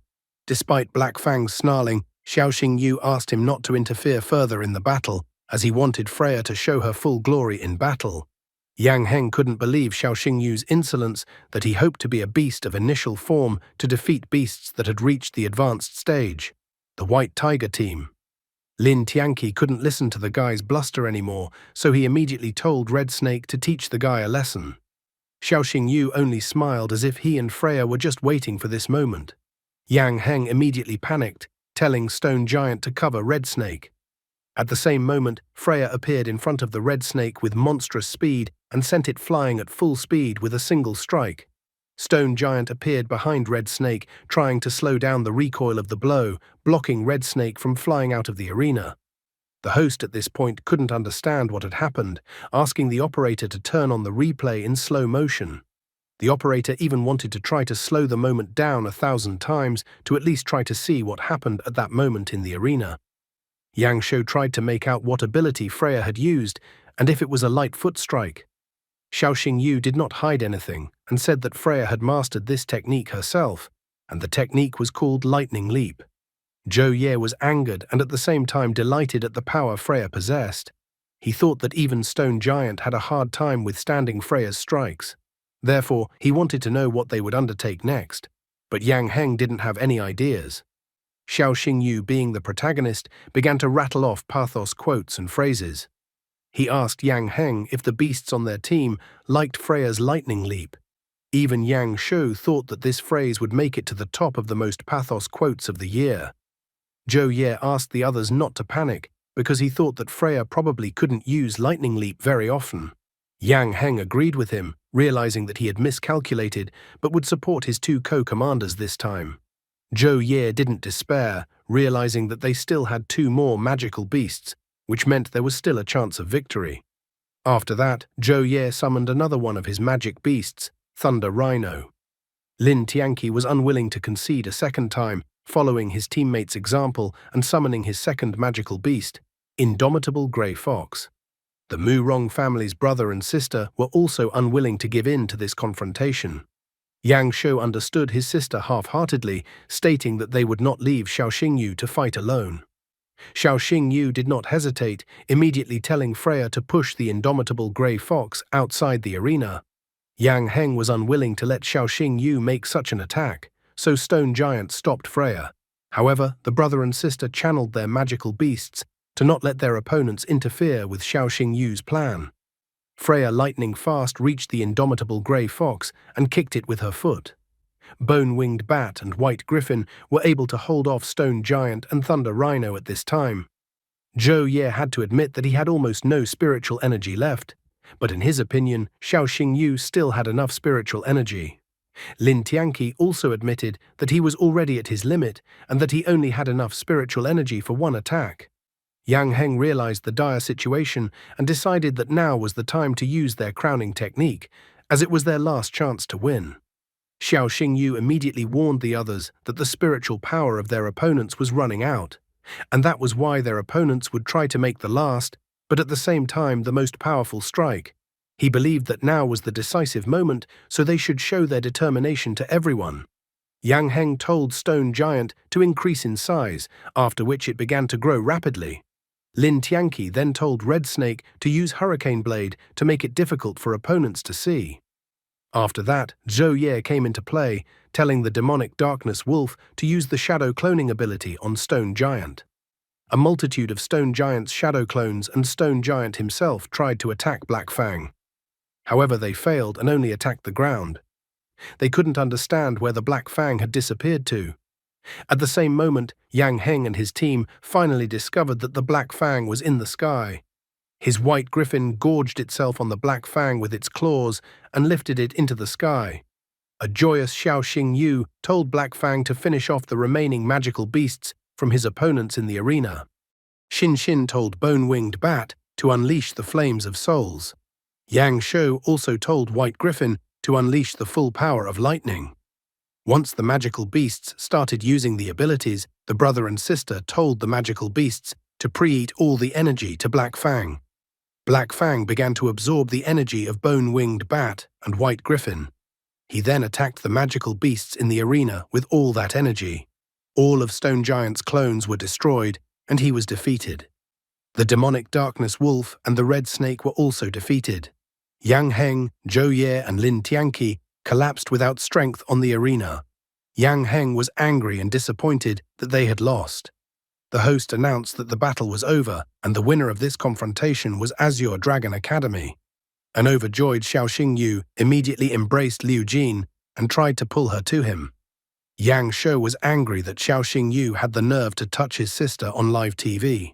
The White Tiger Academy team came up next to them. Yang Heng called Xiao Xingyu a real monster. Lin Tianqi, although he was dissatisfied with the outcome of the battle, he admitted that this time they had lost fairly and without question. Zhou Ye also believed that this time the fight was fair. A smiling Xiao Xingyu thanked the White Tiger Academy disciples for complimenting him. Suddenly, he heard a noise where someone was thanking the headmaster of the Azure Dragon Academy. As it turned out, it was the principals of the two academies clashing once again. Su Ruyan arrogantly thanked Zhu Qingyu for the congratulations because the whole country had talked about Azure Dragon Academy thanks to Zhu Qingyu and White Tiger Academy, hinting at the defeat of White Tiger Academy.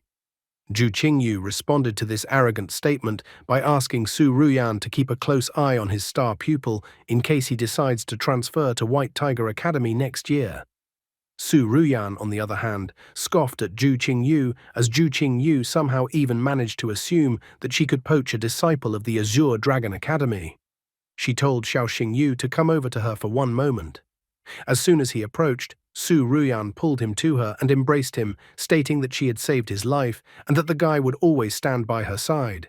The guy tried to remind director Su Ruyan that they were still on live TV, so she should keep her cool. Ruo Xu, who was watching the whole thing on TV at that moment, was furious and even broke the TV remote, which scared Shi Meng. In the evening, Xiao Xingyu, Xin Xin, and Yang Shou celebrated their victory in today's match. With a red face, Xiao Xingyu tried to assure the others that he was fine and not drunk at all. Yang Shou was greatly surprised at the state the guy was in. Considering he was fine during the solo victory celebration yesterday, Xin Xin thought that the guy just didn't know how to drink cocktails. They ended up taking the guy to his room to get a good night's sleep, and besides, it was past their bedtime.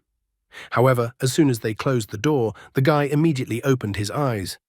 All this time he had been faking it, creating an alibi for himself. He immediately told Dailu to get out of printing beast tamers, as they needed to head to Fallen Dragon Lake. Dailu thought that the guy wasn't important, so she didn't really understand where he was going in the middle of the night. However, Xiao Xingyu informed her that he had figured out how to save Medusa. In order to do so, the girl must go to the same place with him. Dailu was shocked that the guy had come up with a plan so quickly. He began to explain that in order to make Medusa's escape, Dailu needs to evolve as soon as possible, as she has been on the third stage of the Beast King form for quite some time.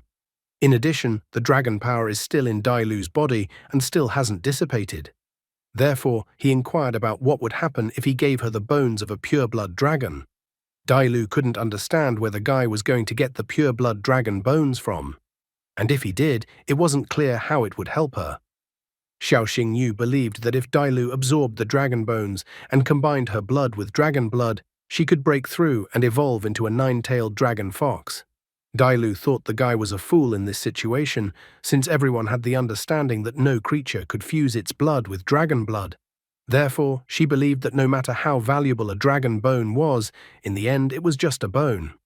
The guy understood all of the girl's concerns, but still he hinted that he had a way to make something like this.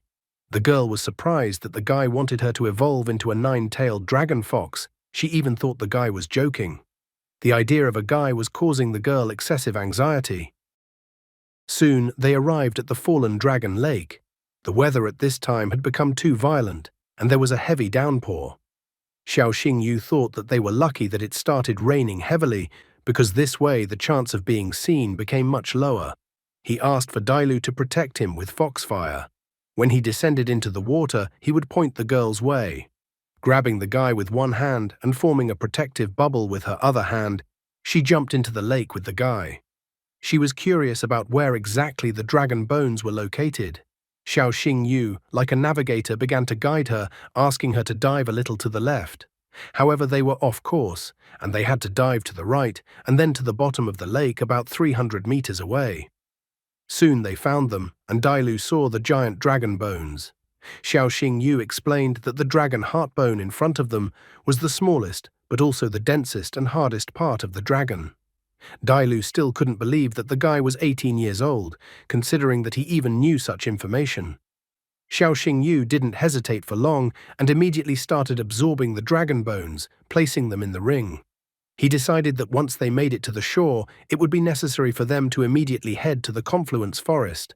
There must be many predatory beasts in the forest, so no outsiders can interfere with them. They soon made their way to the surface and went straight to the confluence forest. In the forest, Dailu noted that they now had the dragon bone, but she still couldn't figure out what needed to be done for her to become a nine-tailed dragon fox. The guy asked her to take her time, for he would give her one thing that would help her in her evolution. Looking at the mysterious red crystal the guy gave her, she couldn't understand what it was or how much she could trust it. However, the guy reminded her that he is her master, so she can't not trust him. Plus, he pulled out a protective heart pill as well and held it out to the girl in his hands as well, hoping that the pill would increase Dailu's chances of a breakthrough in her evolution. He couldn't tell the girl that the blood fusion crystal and the protective heart pill were actually purchased from the system store. He thought that Dailu would just think he was crazy and unlikely to believe his delusions. Before starting the evolution process, the guy decided to warn the girl. He reminded her that this was a very risky venture. If the fusion with the dragon's blood fails, Dailu will face quite a setback in her evolution. Looking at the guy, she was even amused, trying to look brave. She reminded him that he had said he wanted to become the greatest beast tamers, so she didn't understand since when the guy had become so indecisive. Dailu admitted that from the moment she agreed to go with Guy to Fallen Dragon Lake, everything was already decided and they couldn't back out now. She wanted to save Medusa at all costs. Plus, she wanted to make sure that the Dragon State Empress couldn't hold her back anymore. She was tired of hiding in the Beast Tamer's seal all the time, and she wanted to live freely in the sunlight. In order to become stronger, Dailu is willing to take risks. Xiao Xingyu couldn't refuse the girl, besides, her words cheered the guy up. He apologized for hesitating and then told Dailu to get ready to advance. After that, the guy took out the dragon bones from the ring. Dailu, meanwhile, had already turned into her beast form. Dailu then opened her beast mouth, starting to absorb the blood fusion crystal, the protective heart pill, as well as the dragon bones. As soon as Dailu had just consumed everything, she felt her body burning, and it was unbearable to endure. Dailu couldn't stand still, so she ran as if her body was burning at the moment, and she didn't know what to do about it. Xiao Xingyu ran after her, noting that the blood fusion crystal should have already started to take effect, so Dailu should be a little easier by now, and she would be able to deal with the pain. Dailu couldn't contain herself any longer, starting to shoot out excess energy from her mouth. Suddenly she saw a billboard that showed the Empress of the Dragon State. Just by seeing the Empress, Dailu became even more furious. Xiao Xingyu was running around her, pretending to help, trying to calm Dailu down. He reminded the girl that she had said earlier that if she couldn't handle it, all would be lost. The guy tried to hold the girl back, promising to help the girl get stronger, and by the same token, he himself would help her get revenge on the Empress and other enemies. Dailu let out a furious growl and then transformed back into a half-human form. Horns appeared on her head. Xiao Xingyu was happy that Dailu had managed to survive such a dangerous evolutionary process after all. Dai instantly approached the guy, knocking him to the ground. She called the guy scum because he sounded like he was proposing marriage to her. The guy tried to smooth things over, that it was about something else entirely. However, all red with embarrassment, the girl asked the guy to repeat the words he said again. After a while, the weather was so clear this morning. Xiao Xingyu was unwilling to give up so easily, but he realized that he would definitely not become a great magician by the age of 30. Sitting on a large rock, the guy pondered about his life. He hadn't slept all night, so he emitted a frightening aura, and his appearance as if he was completely drained. The guy thought he was a fool, since he knew that dragon blood enhanced beasts, but he forgot that a dragon was lustful by nature. He was an ordinary human, so he didn't understand how he could resist the nine-tailed dragon fox. At least in this regard, the guy showed his modesty. After all, he called himself an ordinary human. He even understood why he didn't call Black Fang and Freya for backup. Xiao Xingyu knew that Black Fang and Freya, even together, would not be able to stop Dai. He even sadly remarked that if someone asked him why he couldn't resist, he would reply that it was the nature of men. Xiao Xingyu thought that what happened at night was even crazier than waking up in someone else's bed. Dai snuck up behind the guy, grabbed him by the throat, and started choking him. She kept calling the guy a scoundrel. However, the guy pointed out that he was the injured party in this situation. With her face reddened again, Dai started complaining that she couldn't control herself. Plus, she didn't want anyone to know what happened because she would definitely be laughed at. The guy thought it was unseemly for Dai to walk around like that, so he pulled out a cloak for her from the spatial ring. Dai scoffed at him because not only had he seen, but he had already done everything he could possibly do, and now he suddenly decided to show himself as a gentleman. She thought that the guy was a hypocrite in this regard. Xiao Xingyu was unwilling to continue the argument, believing that they were both adults. Besides, if anything should happen after this incident, he was willing to take care of the little fox. Xiao Xingyu clearly pissed off the girl, so she told him to get out, and then she also threw a rock at his head. The guy thought that even though there was a misunderstanding between them, he still wanted to congratulate the girl on her idol breakthrough and successful evolution. He held a cell phone in front of the girl, in the screen of which, as if in a mirror, she saw her current appearance. She was surprised that she now had dragon horns on her head. She was even happy that all her injuries were also healed. Xiao Xingyu decided to check everything with his marvelous eyes. He immediately noticed that the bloodline had changed as well. Bloodline: mythical nine-tailed fox bloodline, plus pure blood dragon bloodline. And the habits and tastes indicated that the girl liked bamboo shoots and sleeping longer. Xiao Xingyu praised Dai for being the world's first summoned beast that managed to absorb the blood of a pure-blood dragon. He even thought it was incredibly lucky that they were able to succeed. However, the girl suddenly got angry after hearing jokes about her pregnancy again. She swore that if the guy said one more word, she would personally send him to the beyond. Dai misheard, because the words luck and pregnancy sound the same in Chinese, so she thought Xiao Xingyu was talking about pregnancy, so she got angry. A play on Chinese homonyms occurred.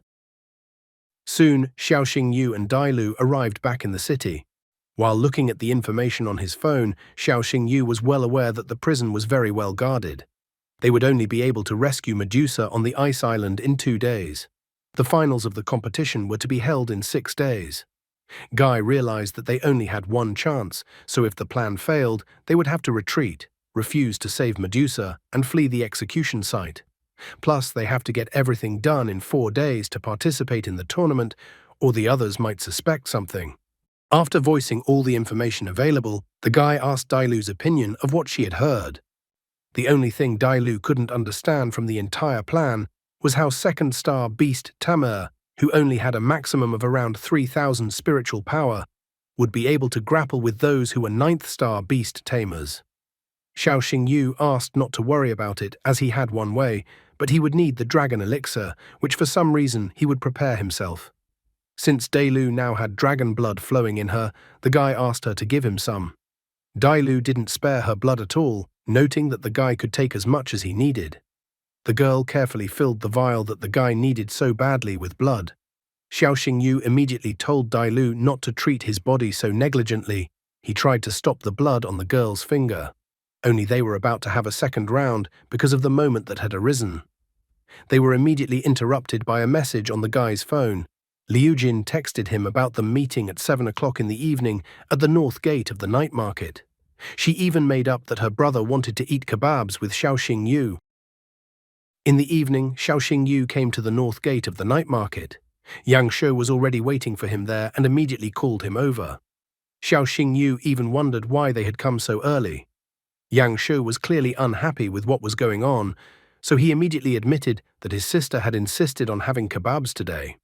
At the same moment, Liu Jin, who wore a luxurious dress today that emphasized all her virtues, came out to join them. She even complained that they were already waiting for the guy. Xiaoxing Yu started to make excuses that he had a rough night and that's why he overslept. He immediately approached Liu Jin, wanting the girl to help him with one thing. Liu Jin immediately got worried, not knowing what could have happened to the guy. The guy was a gigolo. He immediately asked the girl to get him some special ingredients that were too expensive, so he couldn't buy them himself. Without hesitation, the girl agreed to support the gigolo, fulfilling his request. Xiaoxing Yu was so happy that the girl agreed to his request. Yang Shou was as angry as ever, looking at what was happening and reminded that he was still by their side. It seems that the brother and sister had their own arrangements for the evening.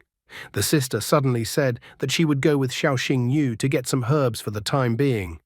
After his sister's words, Yang Shou immediately remembered the urgent things he needed to do right now, so he had to leave his sister and Xiaoxing Yu. After that, he took Xiaoxing Yu aside to say a few words to him. After stepping aside, Yang Shou told Xiaoxing Yu to watch himself and his hands beside his sister. He explained that he could tolerate Xiaoxing Yu touching his sister, but he definitely couldn't tolerate it if Xiaoxing Yu decided to suddenly drag his sister into the hotel.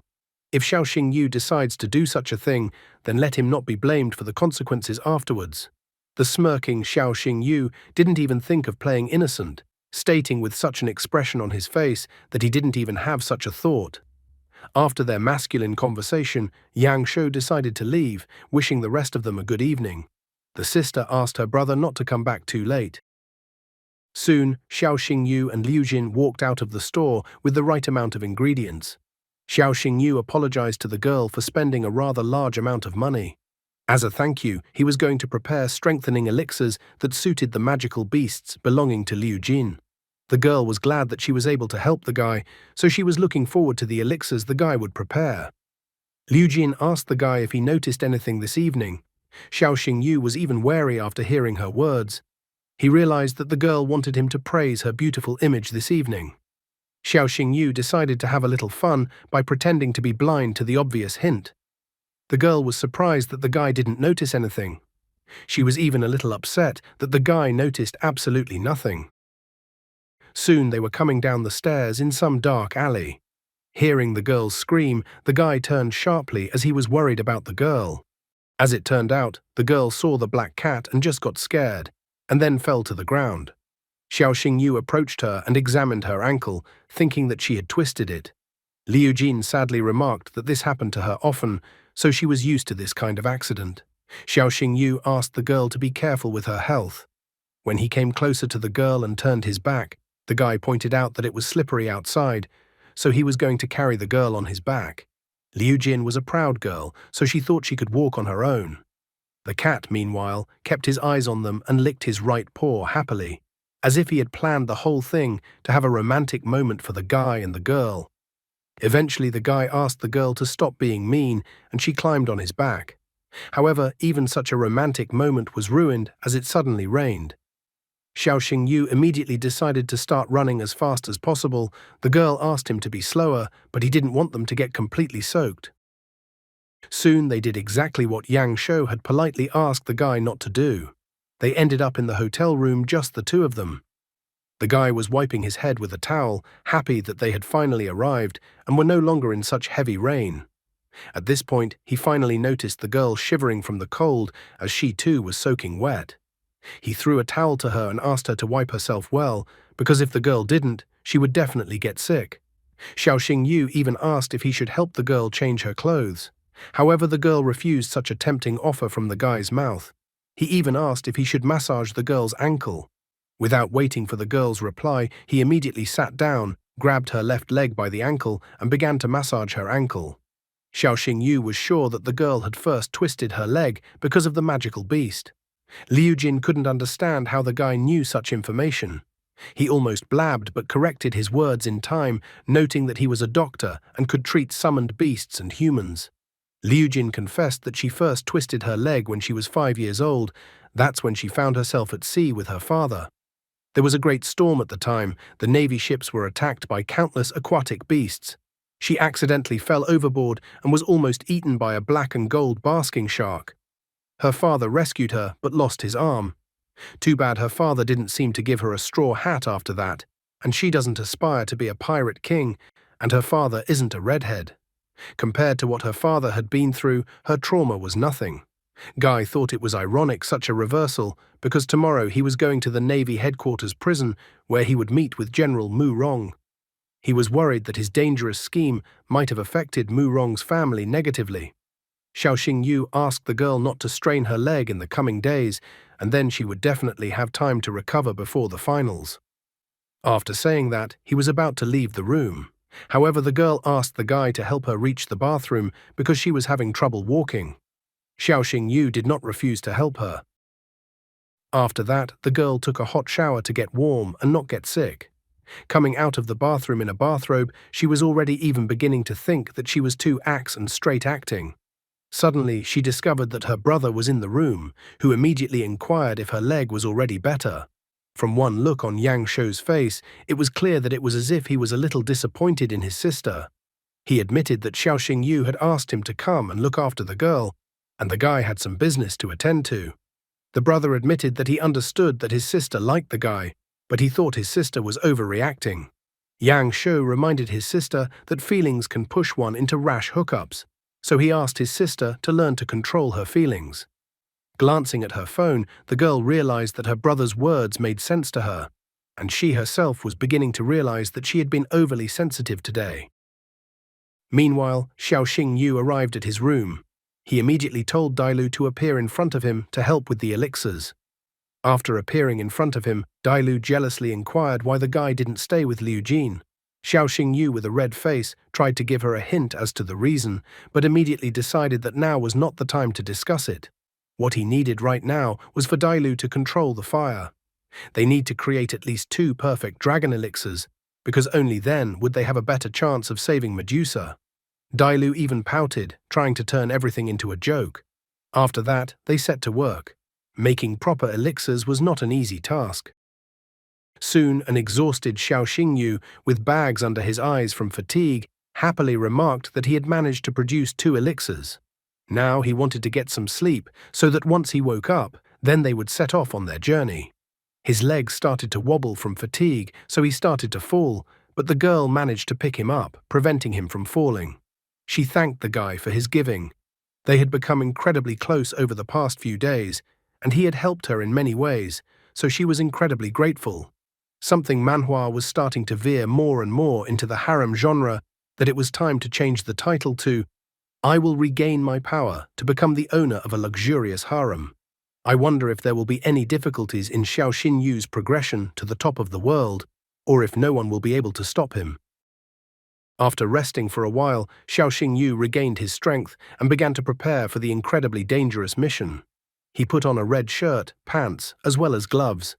Looking at himself in the mirror, the guy pondered about the mission he needed to accomplish. Dailu gave in to panic, wondering from the guy if he really needed to go on such a dangerous mission. She realized that the guy had no reason to risk his life for a summoned beast. Dailu had the form of a beast king, so she would be able to get out in one piece if something went wrong, but the guy would not. However, Xiao Xingyu gave her a light slap on the forehead and asked the girl to stop talking about it. He reminded the girl that she was not just a summoned beast to him, but a part of the family. So wherever the path took them both, he was going to walk that path by the girl's side. Dailu was confused after the guy's words. The guy pointed out that he didn't agree to such a dangerous mission just because Dailu wanted him to. Dailu wondered how to solve the academy issue, considering that the guy would disappear for a few days. She did not want to let this matter go to waste. However, Xiao Xingyu had already resolved the matter by telling Principal Su Ruyan that he urgently needed to return home. After his request, the principal gave him 3 days of vacation. Meanwhile, at the sports center, Chen Qinyan informed Yang Shou and Xin Xin that Xiao Xingyu took a vacation and went home, so there would be no guy in training in the next few days. Hearing this news, Xin Xin puffed her cheeks disappointedly and remarked that she thought so. Yang Shou wondered where his sister was going. However, her sister gave her brother an unkind look and said that she was not feeling well and would skip the training session as she would return to the hotel. Her brother didn't argue with her, asking his sister to rest since she wasn't feeling well. However, he wondered what her sister was talking to Xiao Xingyu about yesterday, since she looked so depressed. Looking at Yang Shou and Xin Xin leaving, the teacher was disappointed that all the students had scattered and that no one wanted to attend class. He was also disappointed because the students didn't care that he was even there. Soon Xiao Xingyu and Dai Lu arrived at the beach. Looking into the distance, the guy pointed out that if one swam straight from the Azure Beach to Ice and Flame Island, it would be the fastest way to get there. He wondered if the girl could swim that distance. Dai Lu was a little displeased, for she was a fox and not a shark. She began to complain that if she spent too much time in the water, she would get sick. After she said that, the guy was even more curious about what the girl's plan was. Dai Lu asked the guy to see for himself what her plan was, and then the sea in front of them raged. Xiao Xingyu asked her to stop wasting energy because she would only bait all the sea monsters with such manipulation. However, as it turned out, this was exactly what the girl wanted. Soon the beast she had been waiting for all this time appeared. Dai Lu immediately used chains to restrain the beast. Xiao Xingyu was surprised to see the royal lava tiger whale, a magical beast of the first stage Beast King form for the first time in person. The royal lava tiger whale was strong, but it was unlucky to meet Dai Lu. Hopping onto the royal lava tiger whale, Dai Lu told the beast to take them to Ice and Flame Island. Turning around to look at the guy, the girl noticed that he seemed nervous.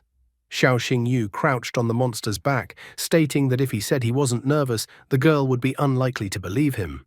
Dai Lu believed that even now it wasn't too late to abandon their mission. The guy lay down on the monster's back and, looking at the girl, stated that he didn't regret his choice. He asked Dai Lu to wake him up when they reached the island, as he wanted to sleep now.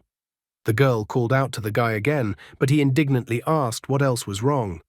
Dai Lu decided not to say anything about anything. In the back of her mind, she swore that she would protect the guy for the rest of her life. Somewhere in the distance, Punk Hazard Island, that is, Ice and Flame Island, could be seen. Meanwhile, at the main base of the Navy, General Mu Rongjin was reading the newspaper and was happy that his daughter and son had taken the right path. Mu Rongjin read the article in the newspaper that the Azure Dragon Academy had won a crushing victory. Looking at the photo of his children and Xiao Xingyu, the general noticed that his children's friend was also extremely talented. He was distracted from this activity by Lao Bai coming in.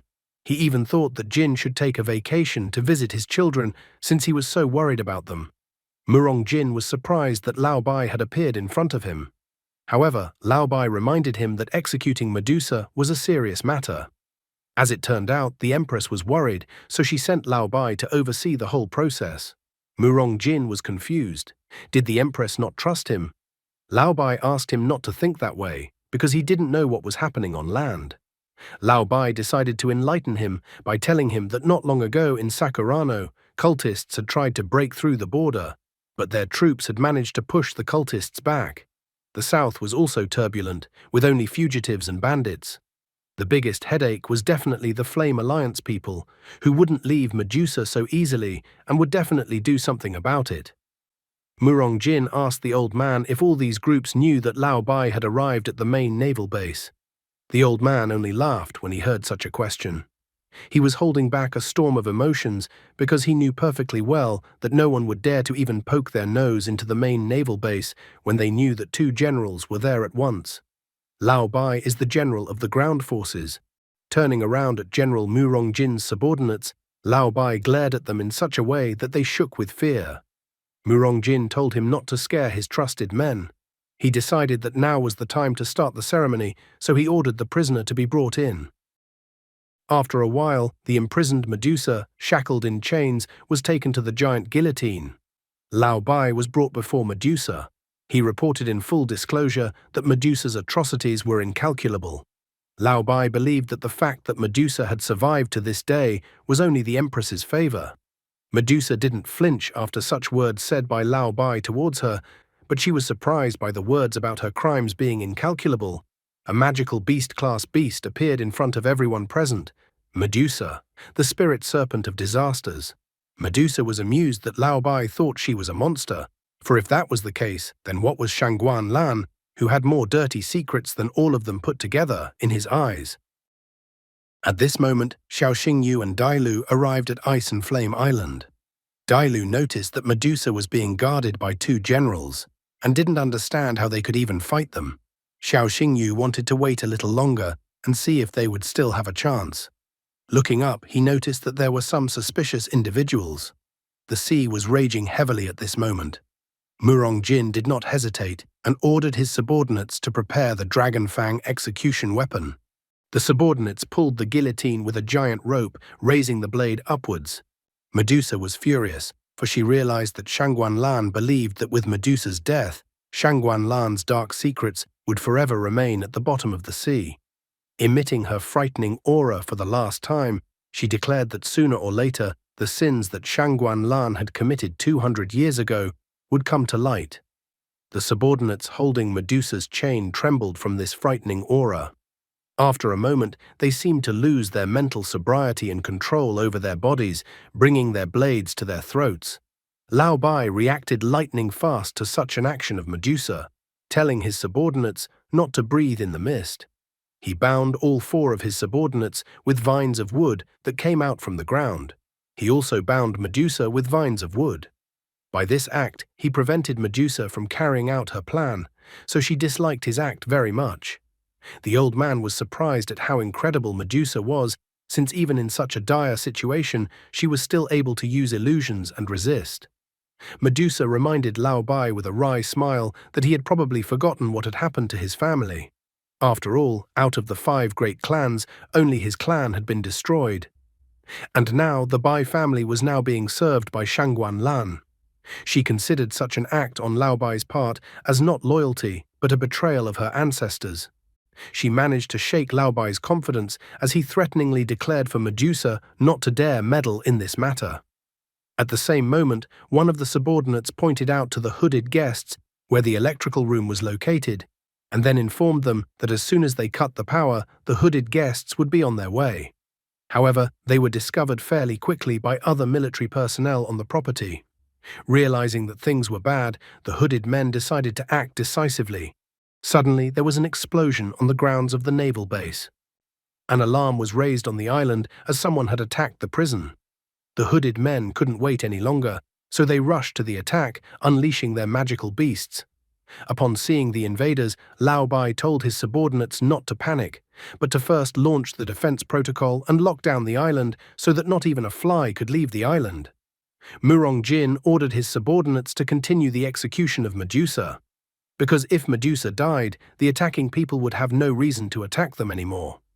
Xiao Xingyu decided to take the chance. He sent Dailu to rescue Medusa. Running at full speed between the military, the girl separated the military without stopping for a second. Then, with small leaps, she went up to the place of execution. Murong Jin was greatly surprised by the sudden appearance of the 9-tailed fox. Medusa was also surprised when Dailu appeared beside her. However, Dailu immediately stopped her questions, saying that they would discuss everything later when they managed to get out of this place.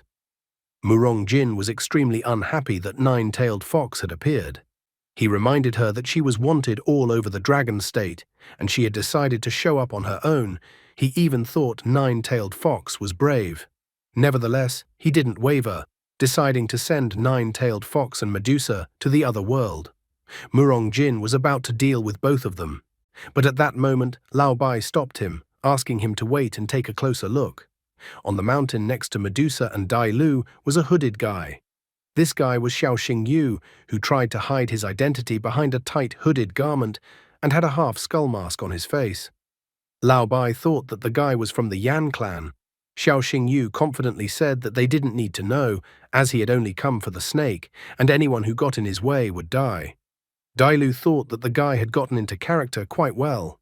Medusa, on the other hand, was extremely disgusted that a newly hatched chick and weakling dared to call her snake. She was surprised that such a pathetic beast-tamer's second star dared to address her like that. The hooded invaders didn't realize who the guy was. They even thought that maybe he was their ally. In the end, they decided that it didn't matter who the guy was, the important thing was to help him escape with Medusa now. Murongjin didn't care whether the guy was from Yanmen or not, since invading the Navy headquarters would only get him killed. An overjoyed Lao Bai informed his subordinates that whoever captured the guy alive would receive a generous reward. At this moment, Xiao Xingyu ate the pill he had previously prepared. Medusa was surprised that the guy's spiritual power increased tenfold in an instant. Xiao Xingyu informed Dailu that he would be able to last for a maximum of 10 minutes, and then his life would be in Dailu's hands. The girl understood without further ado what the guy was trying to convey to her. Murongjin did not hesitate, giving his subordinates the order to destroy the guy. The military men summoned their magical beasts and rushed to attack. Quite quickly, Xiao Xingyu, Dailu, and Medusa were surrounded by the military. Only then did Xiao Xingyu command Dailu to act. The girl in return asked the guy to take care of Medusa. Nine-tailed Fox stepped forward and unleashed her power. The military men immediately fainted one by one. The magical beasts belonging to the military had a hard time. They were in incredible pain. Some of the hooded invaders even foamed at the mouth from such an attack. One of them wondered to Mr. Guitian why they were being attacked as well.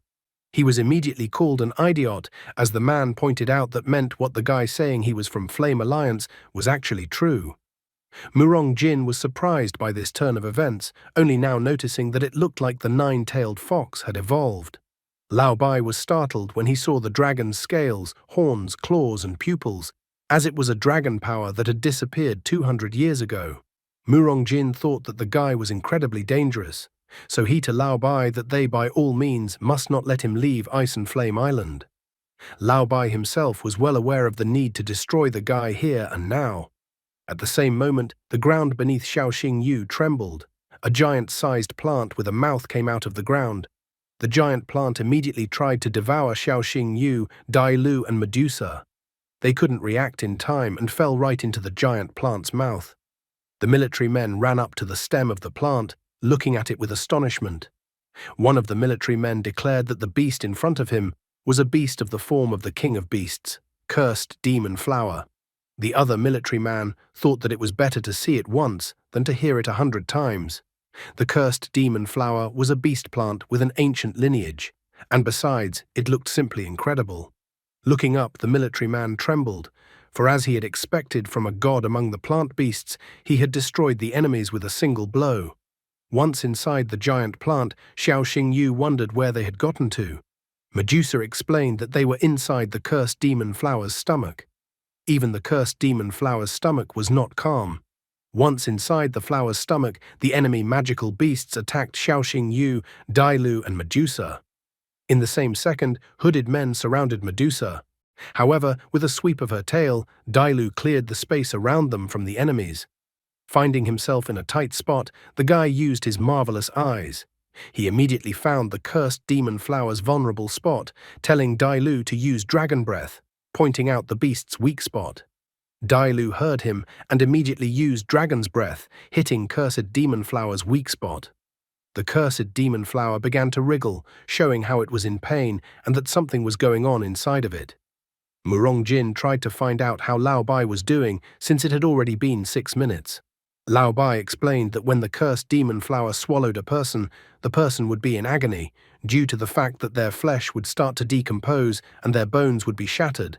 So Lao Bai thought that even the dragon fox wouldn't be able to get out. However, at the same moment, the cursed demon flower was torn apart, and from it a gigantic 9-tailed dragon fox appeared.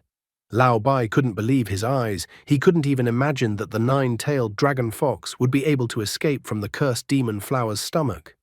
Murongjin, on the other hand, was impressed by the power of the dragon flame, as even a cursed demon flower with ancient blood couldn't withstand such an attack. Murongjin said that they had already been fighting Flame Alliance for 100 years, and that he was surprised that the guy had such strength, but he wasn't even on the top 10 list of wanted criminals. He was curious about who the guy really was. Xiao Xingyu only laughed at Mu Rongjin's request for him to give his name. In response to this ridicule, Mu Rongjin decided that since the guy didn't want to reveal his identity, then they would have to arrest him and slowly interrogate him in the underwater prison. At this moment, a magic beast that Mu Rongjin had summoned appeared from the water. The magical beast began to suppress the nine-tailed dragon fox with its ability. Xiao Xingyu was impressed and excited at the same time, as he was convinced that the magical beast belonging to Mu Rongjin possessed a powerful and incredibly destructive force. The giant magical beast attacked the nine-tailed dragon fox, and the nine-tailed dragon fox attacked the giant magical beast in response. As a result, their attacks collided, causing an explosion. The guy was having a hard time enduring the pain. Bloody tears had already started to flow from his eyes. He reminded Delu that there was no way they could drag out the fight, as the pill would still be in effect for a little over 3 more minutes. Dailu realized what he wanted to tell her, deciding that the most important task now was to escape. Lao Bai was unwilling to let them go, so he used the execution by myriad vines ability. A multitude of vines appeared as if out of nowhere, restraining the nine-tailed dragon fox's movements. Lao Bai was furious because even though they burned his cursed demon flower with dragon flames, plant beasts were naturally painless. Xiao Xingyu realized that they were in a rather pitiful situation. They were surrounded from the front and back. The vines incredibly restrained nine-tailed dragon fox's movements, preventing her from moving. The giant magic monster belonging to Mu Rongjin was also preparing to destroy nine-tailed dragon fox with its powerful technique. After realizing the situation, Xiao Xingyu told Dailu to stop resisting, suppress the dragon's power, and disable the energy shield. Dailu couldn't understand why she would do something like that in such a situation. However, Xiao Xingyu asked her to trust and do what he was asking her to do. The water trident rushed towards her, and the vines also restrained her during this attack on her. Looking at the dust that rose up, Lao Bai couldn't understand why nine-tailed dragon fox suddenly stopped fighting and even gave up her shield. Mu Rongjin didn't care why she did so, because in any case, no enemy was capable of withstanding the strike of the sea god Leviathan's trident. Suddenly, they noticed a bright glow at the point of attack. Lao Bai was surprised that they were still alive, even after being struck by the sea god Leviathan's trident. Mu Rongjin couldn't believe it, because the trident was his pride. At the same moment, a purple dragon appeared out of a puff of dust. Mu Rongjin was shocked that a dragon had appeared in front of them, but he soon realized that a dragon soul had appeared in front of him. Lao Bai was eager to find out who the guy was, since he was able to release the dragon soul. Dailu was in a state of bewilderment as to how she was still alive. Xiao Xingyu explained to her that she had an ability, the Dragon Soul ability. The Dragon Soul ability automatically protects against lethal damage. The guy quickly realized that this ability would be good for fighting Leviathan and cursed demon flower. The girl was even a bit indignant that the guy looked somehow calm at such a moment. In fact, the guy was in a very heavy state of mind. He admitted that his spiritual energy was at 0, so he might pass out or die in a minute. He wanted to escape from this place as soon as possible. Dailu also wanted to get out of this place as soon as possible. The old man was unwilling to let them go, reactivating the vines to bind the nine-tailed dragon fox.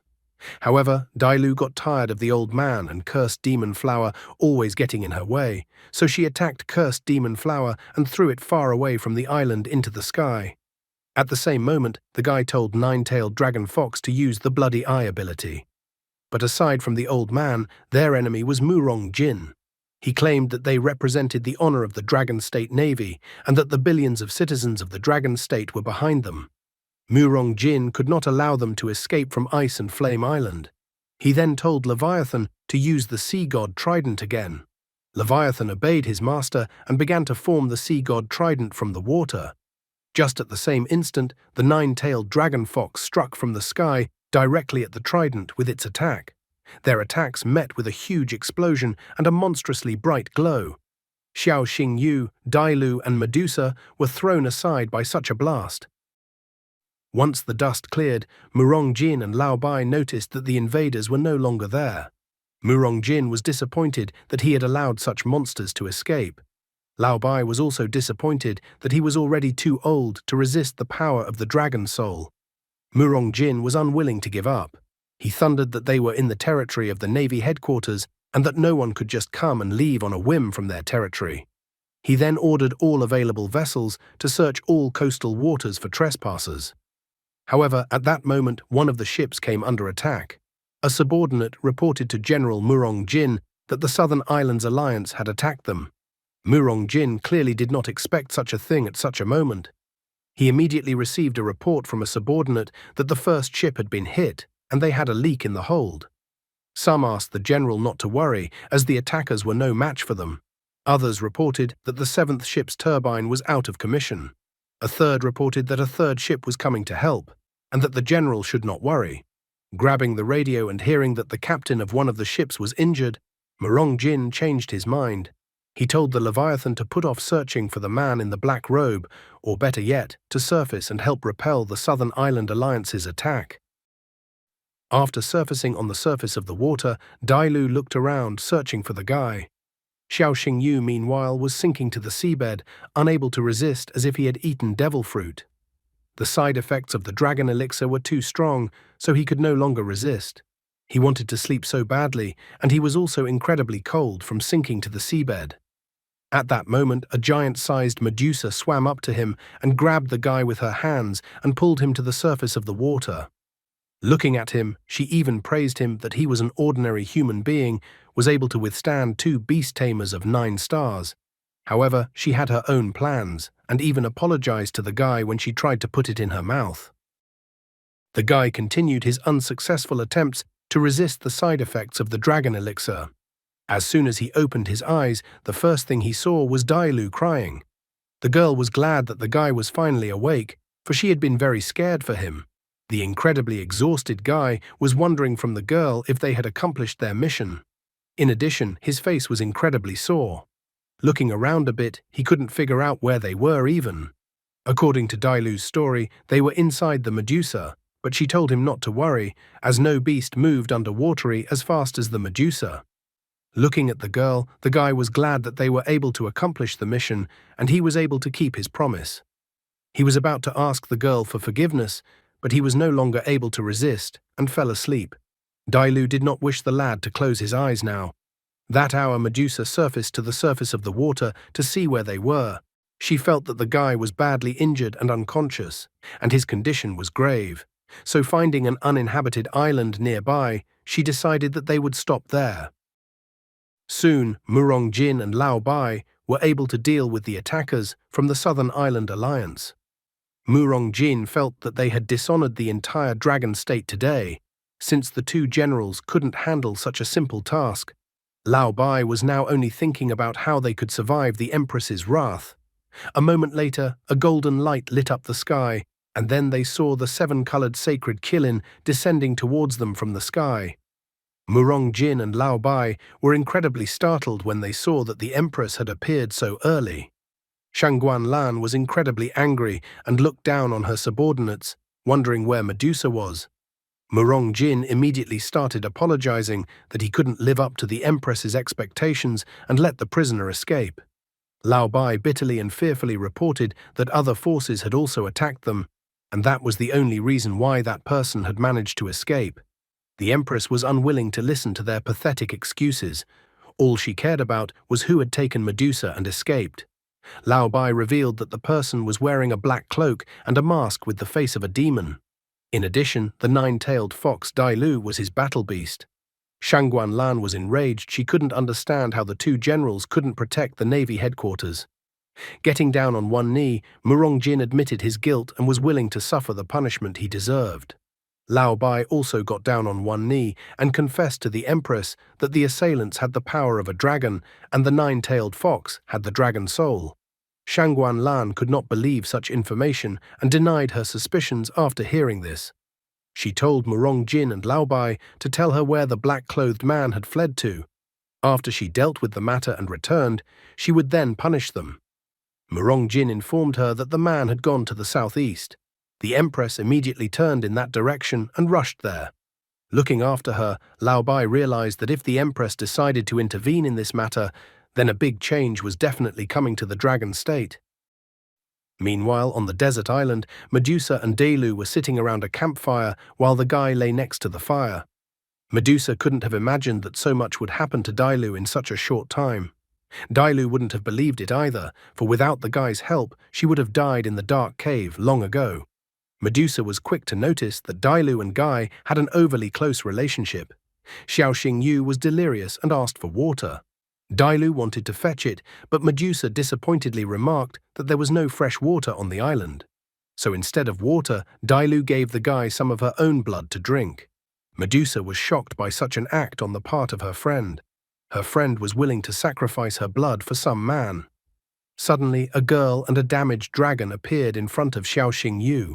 He was able to recognize her as it was the empress of the dragon state, Shangguan Lan. She approached him to destroy him, and he only helplessly defended himself. Everything around started cracking like a mirror shattered, and then Xiao Xingyu abruptly jumped up. Dailu was glad that the guy finally woke up, because he had slept all morning and she was very worried about him. He grabbed his head with his hand because his head suddenly started spinning, but he was more interested in the strange dream he had. The guy asked the girl where they were now. Dailu told him that at the moment they were on an uninhabited island near a magical strait. It was outside the jurisdiction of the Dragon State Fleet, so she asked the guy not to worry about anything. Licking his lips, he instantly tasted the dragon and that Dailu had let him drink her blood. The girl with a trembling voice explained that after losing consciousness, Xiao Xingyu was severely dehydrated and there was no fresh water on the island, so she had to do so. Xiao Xingyu was grateful and appreciated such an act on the girl's part.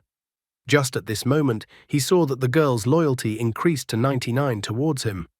After that, Medusa peeked into the cave, wondering how long they would be acting like this. Xiao Xingyu was surprised to see the crown on Medusa's head. Medusa had been filling a glass of water for him the whole time and then brought him a glass of water, for which he thanked her. Looking at Medusa, the guy even blushed. Medusa thought that it was not the guy who should thank her, but she thanked him. She thanked him for saving her life. Dailu pointed out to the guy that this was the highest form of appreciation in the snake tribe. Xiao Xingyu asked Medusa to behave without all these formalities. Medusa, on the other hand, confessed that the snake tribe always repays goodness, even more so for saving a life. She said that whatever the guy wants, she will fulfill it if he only wishes, and that he cannot be shy in his request. The girl obviously doesn't know yet for what purpose she was released and what the guy needs from her. The guy was intrigued as the girl herself told him not to be shy. Without thinking about anything else, Xiao Xingyu confessed that he wanted to choose Medusa as his desire. What will Medusa say to such a tempting offer from the guy? Medusa understood the guy's choice, but nevertheless she refused the guy's offer with an annoyed look. Xiao Xingyu absolutely did not expect this turn of events, so he was incredibly surprised by the fact that Medusa refused his proposal. While the guy looked upset at Medusa, she sat down beside the fire with a calm expression. She nonchalantly informed him that she was willing to do anything for the guy except making a bloody contract. Xiao Xingyu couldn't understand how he was suddenly rejected and wanted to know the reason why Medusa refused his offer. She stated that orcs would never be slaves. We will never be slaves. The guy was incredibly generous, so he even offered food and lodging. But Medusa refused even such a generous offer. Dailu recalled her first meeting with the guy. At one time, she too had been forced into a bloody contract with Xiao Xingyu, but she was that everything ended well for her in the end. At the same moment, a fountain of blood literally spurted out from the guy's mouth. He reminded Shasha that he thought that if he risked his life for her, he could warm her cold heart. He threw his head back dramatically and began to complain that he was wrong to claim that Medusa had no room for warmth in her soul. Medusa was a little surprised by this turn of events. In addition, she couldn't understand why the guy's mouth was bleeding again. Xiao Xingyu put all of his acting skills to use. He dramatically said that since Medusa didn't want to make a bloody contract with him, then he had no reason to live anymore. Besides, in his next life, he wasn't going to save an ungrateful snake like Medusa anymore. Medusa only heard a rebuke in his direction for being ungrateful. It was as if Dailu decided to play along and also dramatically asked the guy not to leave her alone. Eventually, under the pressure of cheap manipulation, Medusa gave in and agreed to sign a bloody contract just so the guy wouldn't die. With a happy smile, the guy grabbed Medusa's hands. He remarked that Shasha was incredibly kind and that he was now motivated to live again. Medusa was shocked by the guy's behavior. Dailu decided to intervene, pulling the guy's cheek away with her hand. She started reprimanding him for being so shamelessly manipulative of everyone as of late. The guy didn't deny his guilt, but admitted that all means were good in such a situation. Besides, he believed that death was far worse than a bloody contract. Dailu wondered what the guy would have undertaken if the moral pressure wouldn't have worked on Medusa. With an incredibly intimidating smirk, the guy stated that he would then simply capture Medusa and hand her over to the authorities to collect the reward. In that case, Medusa would quickly surrender, and he would have succeeded. Dailu was slightly disappointed in the guy. After his words, she thought that honest people were almost impossible to meet these days, so Medusa was just a paragon of morality and ethics against the guy's background. The guy did not hesitate, approached Medusa and decided to immediately make a bloody contract. Shasha immediately agreed to his proposal. The guy launched a bloody drop from his finger right into the girl's forehead. In the same instant, everything around Medusa glowed with a golden light. And then a mark appeared on Medusa's forehead. The guy joyfully announced that he was the master of Shasha from now on. The girl still couldn't believe that she had actually made a bloody contract with a human. She even thought that making a bloody contract with a human was just her sleep.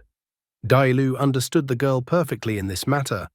The guy immediately began to use his marvelous eyes to examine Medusa. Medusa was a spiritual serpent of disaster. Stage, Beast King form, level 2. Bloodline, divine scarlet blood, mythical. Shackles of dreaming ability. Any enemy who sees Medusa, if they are of a lower level, will be drawn into a dream world and plunged into oblivion. Cataclysmic coming ability. When it appears, Medusa causes calamities such as pestilence, thunderstorms, volcanic eruptions, and other disasters. Attributes: Orc, mental water. Loyalty, 10. The skill phantasmal absorption causes an enemy to pass through 9 circles of illusion. When the soul is separated from the body, death ensues. Death embrace. Medusa wraps her long body around the enemy and strangles them until they are unconscious. Life-stealing skill. Medusa's venomous fangs sink into the enemy's body, sucking out his life force and restoring his own. He also learns that Medusa likes sweets and prefers to live in cold places. Evolution path.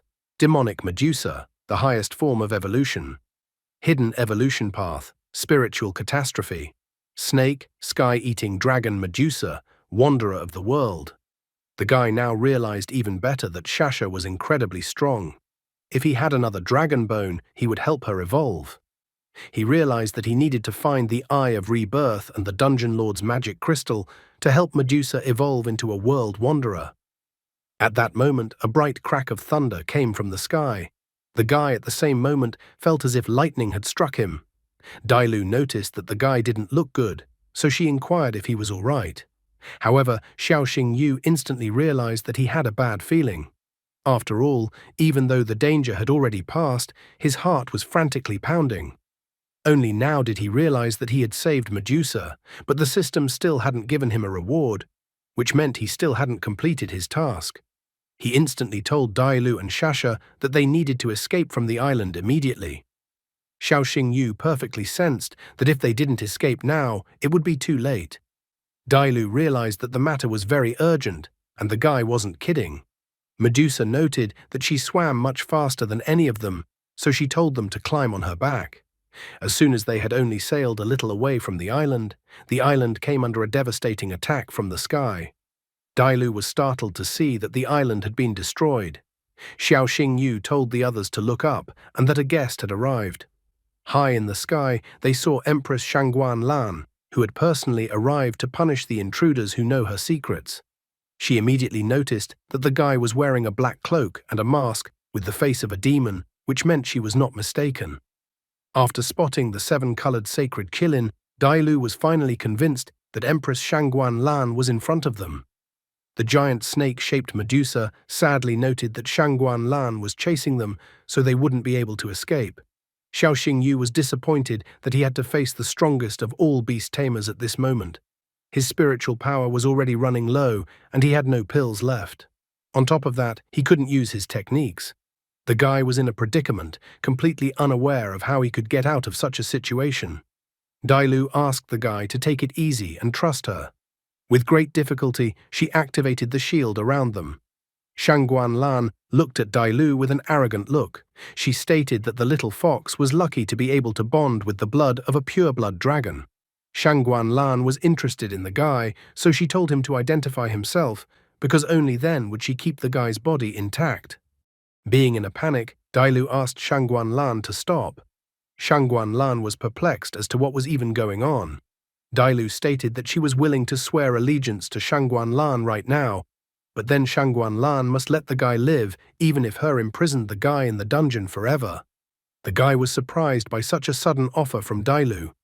However, lighting the flame in her hands, Shangguan Lan pointed out that it was not proper for the dead to talk to the living. Medusa did not wish to give up or discuss anything with Shangguan Lan. She wished for them all to fight Shangguan Lan. Shangguan Lan became angry upon hearing the response of the disturbers of her peace, believing that they had then chosen their own fate. In the same instant, a golden dragon seemed to appear around Shangguan Lan. Dailu was astonished when she saw that Shangguan Lan was using the dragon's power. Shangguan Lan's body had changed. Horns grew on her head and 2 wings appeared from her back. Dailu was frightened when she saw the black dragon's soul. She felt an incredibly sinister and monstrous energy. The girl even began to doubt that Shangguan Lan was actually a human, for a human was not capable of such a thing. Medusa explained to them that this was the real face of Shangguan Lan, and that Shangguan Lan wanted them to take her secret to the grave with them. The 7-colored sacred Qilin, along with Shangguan Lan, had already rushed towards them in full swing. Dailu sadly noticed that they had no chance of surviving this battle, but nevertheless, she refused to give up. She assumed her beast form, preparing for a desperate battle. Dailu, in her beast form, faced the 7-colored sacred Qilin. At the same moment, Dailu in her beast form began to lose one limb after another, and then turned back into humanoid form and began to fall down. Guy and Medusa were worried for Dailu, who had suffered so much from just one attack by the 7-colored sacred Qilin. Guy picked up Dailu, but the girl was severely injured from such a strong attack. From her last strength, she looked at the guy. The girl already felt that her life was coming to an end. She sadly noticed that they had only recently met. She wanted to spend more time with the guy. The girl started apologizing to the guy for getting him into such a dangerous situation. Xiao Xingyu could no longer hold back his tears and started crying. He tried to convince Dailu that it wasn't her fault at all for the current situation, and it was his own decision to help her. Dailu apologized again and again to the guy that she could no longer hold on, and apparently her life had come to an end. The girl could no longer keep her hand in the air, her hand fell to the ground, and the girl's gaze faded. Xiao Xingyu recalled how many hard moments they had gone through together with Dailu, and he was shaking with overwhelming anger. Shangguan Lan asked the guy not to worry too much about the fox, as the guy would be able to reunite with her soon. Shangguan Lan began to prepare her devastating and incredibly powerful attack. Shasha confidently stated that the guy should not worry, as she would protect him until his death. And after death, the 2 of them would wait for the guy. However, the guy refused such an offer from Medusa. Medusa didn't understand what he was saying. Xiao Xingyu explained to her that he didn't want such an ending. He believed that Dailu should live, and just at this moment, a bright crystal shone near Dailu. Shangguan Lan was incredibly surprised when she saw the dragon tear. In that instant, it was as if time began to roll backwards. Not long ago, the time was 7 hours and 10 minutes, and by the end of the dragon's tear effect, the time had rolled back to 4 hours and 45 minutes. Using the dragon tear, the guy was able to undo all the events that had happened to them recently. Suddenly, he saw Dailu in front of him, who was calling out to him. She didn't understand why the guy was hovering in the clouds for a long time. Xiao Xingyu still couldn't believe that they had succeeded. The girl didn't understand what the guy was even talking about. Xiao Xingyu abruptly jumped up and approached Dailu and then kissed her, which was too unexpected for the girl. Just at that moment, Shasha saw them. The girl was surprised by what was happening in front of her eyes. Grabbing Dailu by her shoulders, the guy stated that there was no time to make clarifications. He decided to communicate the most important thing that they need, to leave the island immediately. The guy told Shasha to swim towards the strait, as there were so many other beasts there. which means there were a lot of odors in that place, which plays into their hands. The girls were frightened by such sudden concerns from the guy, but Shasha decided not to argue with him in this matter. Soon Shangguan Lan arrived at the island and destroyed the island. She noticed that the trail of the intruders was lost in this place. Further away, however, the Strait of Magical Beasts had already begun. She was disappointed that the intruders had managed to escape. Looking into the distance at the Strait of Magical Beasts, Shangguan Lan promised that next time not even a bone would be left of the guy in the black cloak. Meanwhile, a guy and two girls were hiding in the territory of the Magical Beast Strait. Shasha thought that most likely no one was chasing them anymore. The guy fearfully pointed out that if they were found even in the Strait of Magical Beasts, then they would only have to die. Dailu was quite perceptive, so she immediately inquired how the guy realized that they would be chased by Shangguan Lan. The guy got down on one knee beside the girl, that Medusa even thought that the guy would confess his love to Dailu. Xiao Xingyu took the girl's hands and declared that he couldn't lose the girl a second time and that he wouldn't survive it. Dailu's face turned slightly red, though she still didn't understand what the guy was even talking about. Only now did Xiao Xingyu admit that it was all about the dragon tear and that he had accidentally activated it. He asked the others to touch the dragon tear and then they would understand everything. The girls were surprised and annoyed to realize the situation they were in without even realizing it. Tears started to appear from Dailu's eyes, so the guy asked her if she was going to cry. However, the girl began to justify that it wasn't tears, but just sand in her eye. Medusa was not very happy with the situation in which she found herself. Only now did the guy see the system alert. The system was congratulating the guy for successfully rescuing Medusa. The guy received a reward, 1 pure-blood dragon egg, as well as 10,000 points. Receiving the news made the guy smile a little. After all, if the reward for saving Medusa was given by the system, then it meant that they were safe this time. Xiao Xingyu remembered that Dailu had told him that Shasha knew the secret of the dragon battle that happened 200 years ago. The guy asked Shasha to tell him about who Shangguan Lan really was and whether or not she was even human. Shasha told the guy that once upon a time, Shangguan Lan used to slay dragons in packs, but ended up becoming what she was fighting, a sinister dragon. In the war 200 years ago, 90% of the strongest warriors of the dragon state participated. Back then, there were two strongest warriors, Shangguan Lan and Xiao Liang. In those distant times, Shangguan Lan was not yet the empress of the dragon state, and Xiao Liang was not the rebel leader of the Flame Alliance. Back then, Shasha was just a small snake hiding in a rock. The girl remembered how they fought in the Dragon Valley where her hideout was, so she saw the entire battle with her own eyes. After Shangguan Lan had killed countless dragons, she stood in the center of the valley and was covered in dragon blood. Shasha remembered Shangguan Lan laughing hysterically at that moment. Shangguan Lan then transformed into a black dragon that was much larger than its brethren.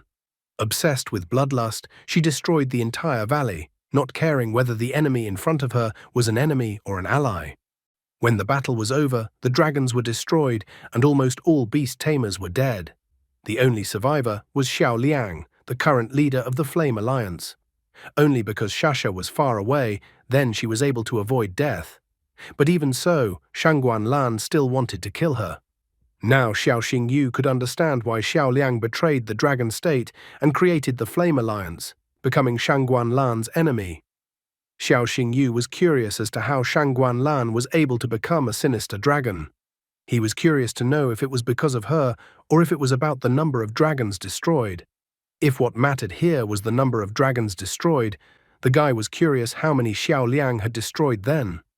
Xiao Xingyu realized that Medusa was not directly involved in the events, which meant that the only way to find out the truth was to ask Xiao Liang about it. However, the guy realized pretty quickly that meeting Xiao Liang was almost impossible. He was a disciple of Azure Dragon Academy and a second-star beast tamer, and Xiao Liang was the rebel leader of the Flame Alliance. If the guy were to bond with Xiao Liang, then his sister might be in trouble, and such a bond would threaten his sister's life. Medusa wondered what the guy would do when he knew the truth about Shangguan Lan. The guy only grinned after her question. Xiao Xingyu didn't think it was a good decision to suddenly become a fighter for justice and accuse Shangguan Lan of atrocities from 200 years ago. He didn't even think such thoughts were funny. After all, one couldn't feud with such a monster. Dailu thought a little differently as she realized that Shangguan Lan had already targeted the guy and would not let go of him so easily. Xiao Xingyu responded by arrogantly saying that Shangguan Lan was after the man in the black cloak, and that man had nothing to do with him. Dailu was not convinced by his words. The guy then asked her not to think about it and reminded her that they needed to rest for a while first and then slowly return to the city. The dragon tear in the guy's hand suddenly shone brightly. The guy's head suddenly ached and his legs began to shake. In the same instant, the guy lost consciousness. After a while, Xiao Xingyu woke up but didn't realize what place he was in and why the place was so dark. A moment later, a dragon appeared in front of him, blinding his eyes with its bright light. Xiao Xingyu tried to escape, wondering at the black dragon how Shangguan Lan had snuck into this place. As the guy ran, he bumped his foot against a huge mirror. He wondered who could even put a mirror in such a place. Suddenly, his body began to be covered in dragon scales. He became frightened, not realizing what was happening to him at the moment. Instantly, wings began to appear from his back. He didn't want to become a monster, but horns grew on his head, his ears changed their shape and became longer. His eyes were covered with blackness, and the wings on his back increased in size. Meanwhile, Dailu was inquiring from her friend about the guy's health condition. Medusa examined the guy, realizing that the guy was currently in a weakened state due to recent events. Also, the guy had a high fever, so she assumed that the guy would be unconscious for a few days. Medusa even complained that the human body was too infirm. Dailu didn't understand what they should do next. Looking at Dailu, Shasha hinted that the magic beast's milk could boost the immunity and recovery ability of the guy. Dailu was incredibly confused. She didn't understand where the girl was looking, since she definitely didn't have any milk. With an incredibly red face, Dailu announced that she understood what Medusa was getting at and went to get the magic beast's milk.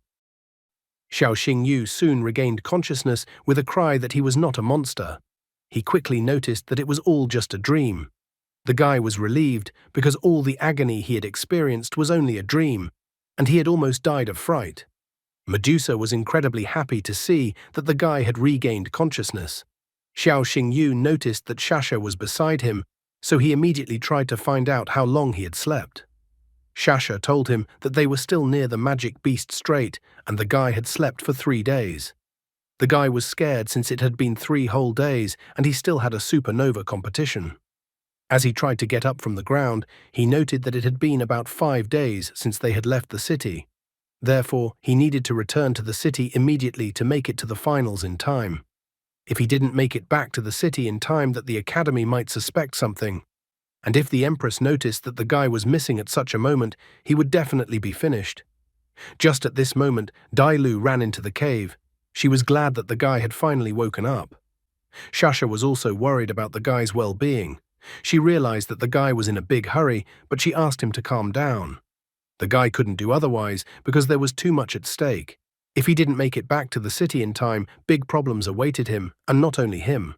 Seeing Dailu, the guy asked what she was holding in her hands.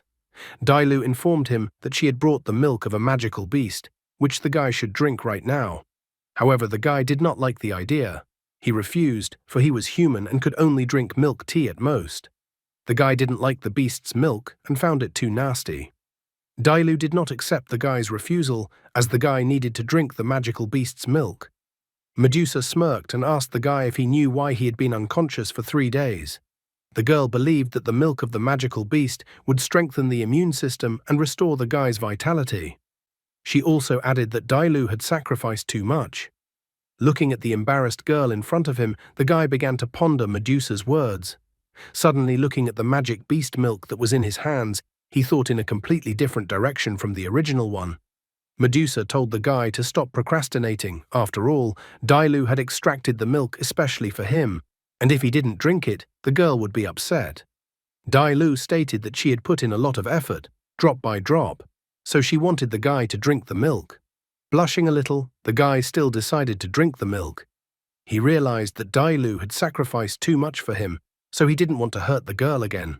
Therefore, he gathered his courage and drank the magic beast's milk. Only now did he feel and realize what an idiot he had been, for he realized that he had drunk the milk of the Silver Tiger Empress. Medusa was teasing the guy at this time. Medusa reminded the guy that she didn't have a lactation period after all, so the girl had to hunt female magical beasts every day. The guy couldn't keep his face unshaken and immediately admitted that he almost died of fear. Only Delu still didn't understand what the guy was even thinking originally. Moving from jokes to real questions, the guy asked Medusa how long it would take them to get back to the coast of the Dragon State, given Medusa's top speed. The girl felt that half a day would be enough for her.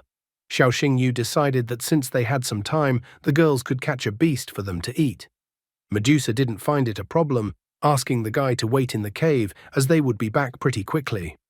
After chasing the girls out of the cave and being left alone, the guy was going to see what reward the system had given him.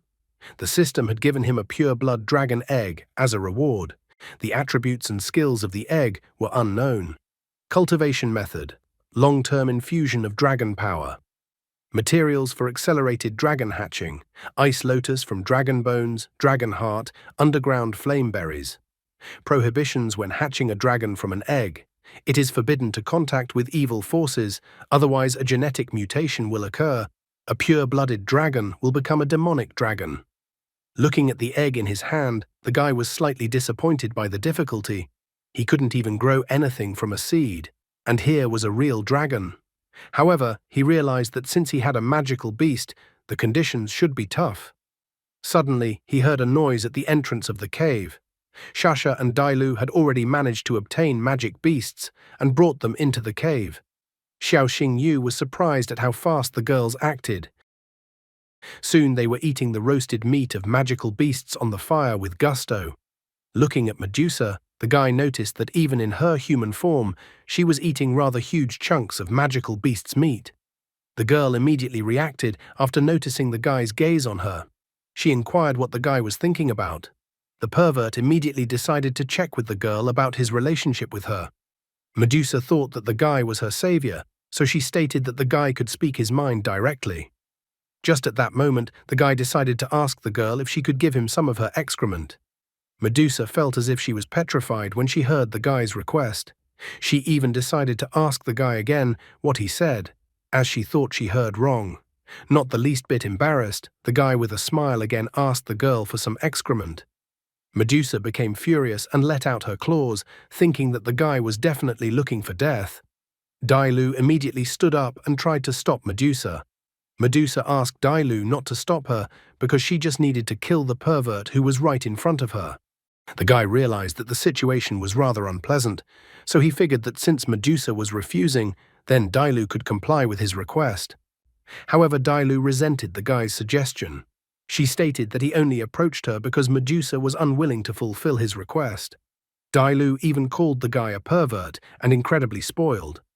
The two girls angrily declared that the guy was a pervert. Xiao Xingyu tried to explain that he was not a pervert and that he needed the excrement of the magical beast for fertilizer.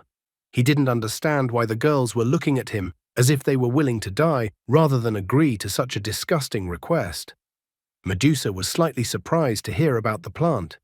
Dailu also stated that she and Medusa were no longer wild beasts, so they had pride and dignity. The guy admitted his mistake and that he was too rude to them, but nevertheless he really needed the fertilizer. The most important condition for excrement is that the magical beast has the form of a beast king. After thinking about it for a bit, Dailu noticed that other magical beasts might be suitable as well. After listening to the guy, Medusa didn't know what the problem was, because they were currently in the magical beast strait, and at the bottom of the strait there were many beasts of the level they needed sleeping.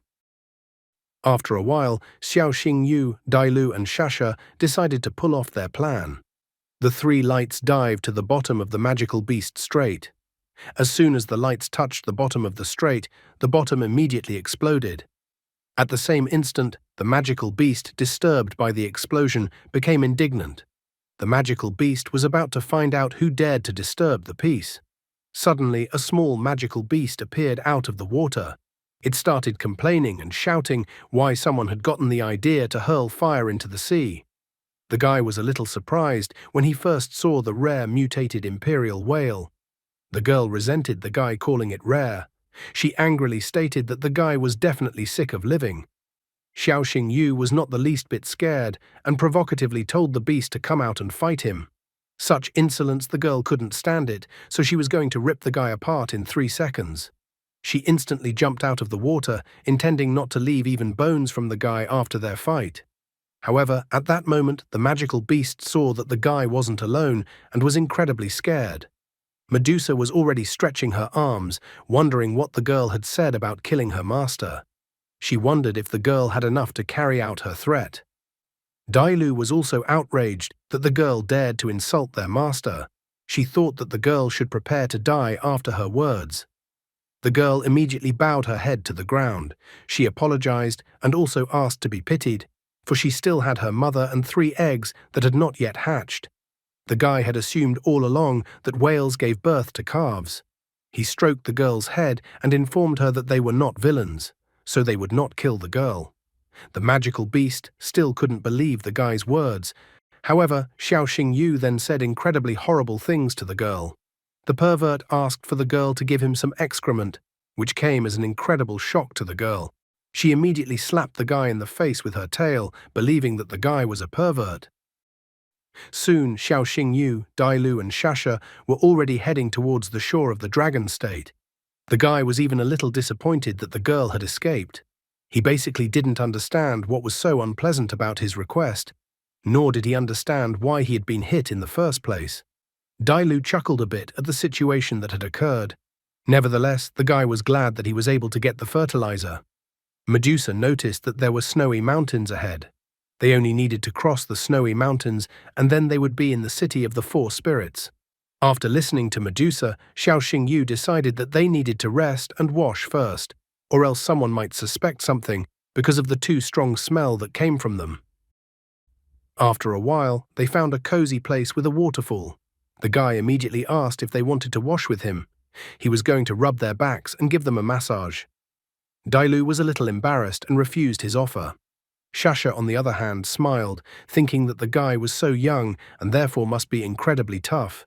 Dailu immediately covered her mouth with her hand and asked her to shut up. Xiao Yu was pleased to see that the girls were getting along so well. He also admitted that he had heard that the girls in Silver City were incredibly beautiful. Shasha was angered by his words, vehemently stating that she was not that kind of girl. Xiao Yu was happy to know that the girls there were. Dailu had absolutely no idea what they were even talking about. Suddenly, a beast jumped out of the bushes and landed right on the guy's head. Taking the beast off his head with his hand, the guy examined it. Dailu immediately recognized the beast. It was an electric hare. However, the electric hare wasn't just running away, as a pack of storm wolves appeared from the bushes following him. Looking at the pack of storm wolves, the guy realized that they had mistaken him for a rival in the hunt. Xiao Yu decided to trust Dailu and Shasha to deal with the wolves quickly. The girls were only too happy to finally stretch their fists. When was his sister going to take action instead of sitting on the sidelines? After a while, Xiao Yu observed the burnt wolves. He thought that Dailu was incredibly cruel since she didn't spare anyone.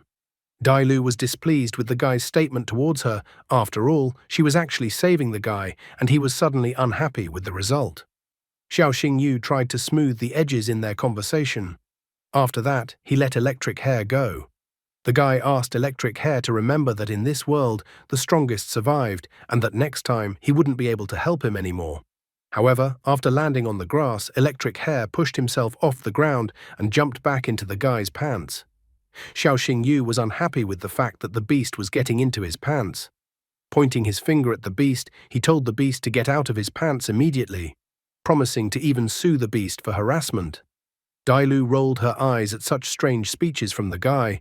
She was amazed that the guy was threatening the beast with a lawsuit. Grabbing Electric Hare by the ears, the guy asked him to stop sticking it to him. He even started threatening Electric Hare that he had wanted to eat hare cooked in soy sauce and pepper for a long time. After looking at Electric Hare, he still decided to shake his chance, promising that if they were bound by fate, he would keep Electric Hare by his side. Looking at electric hair with his gaze, the guy noticed that electric hair had an initial form and that he couldn't evolve.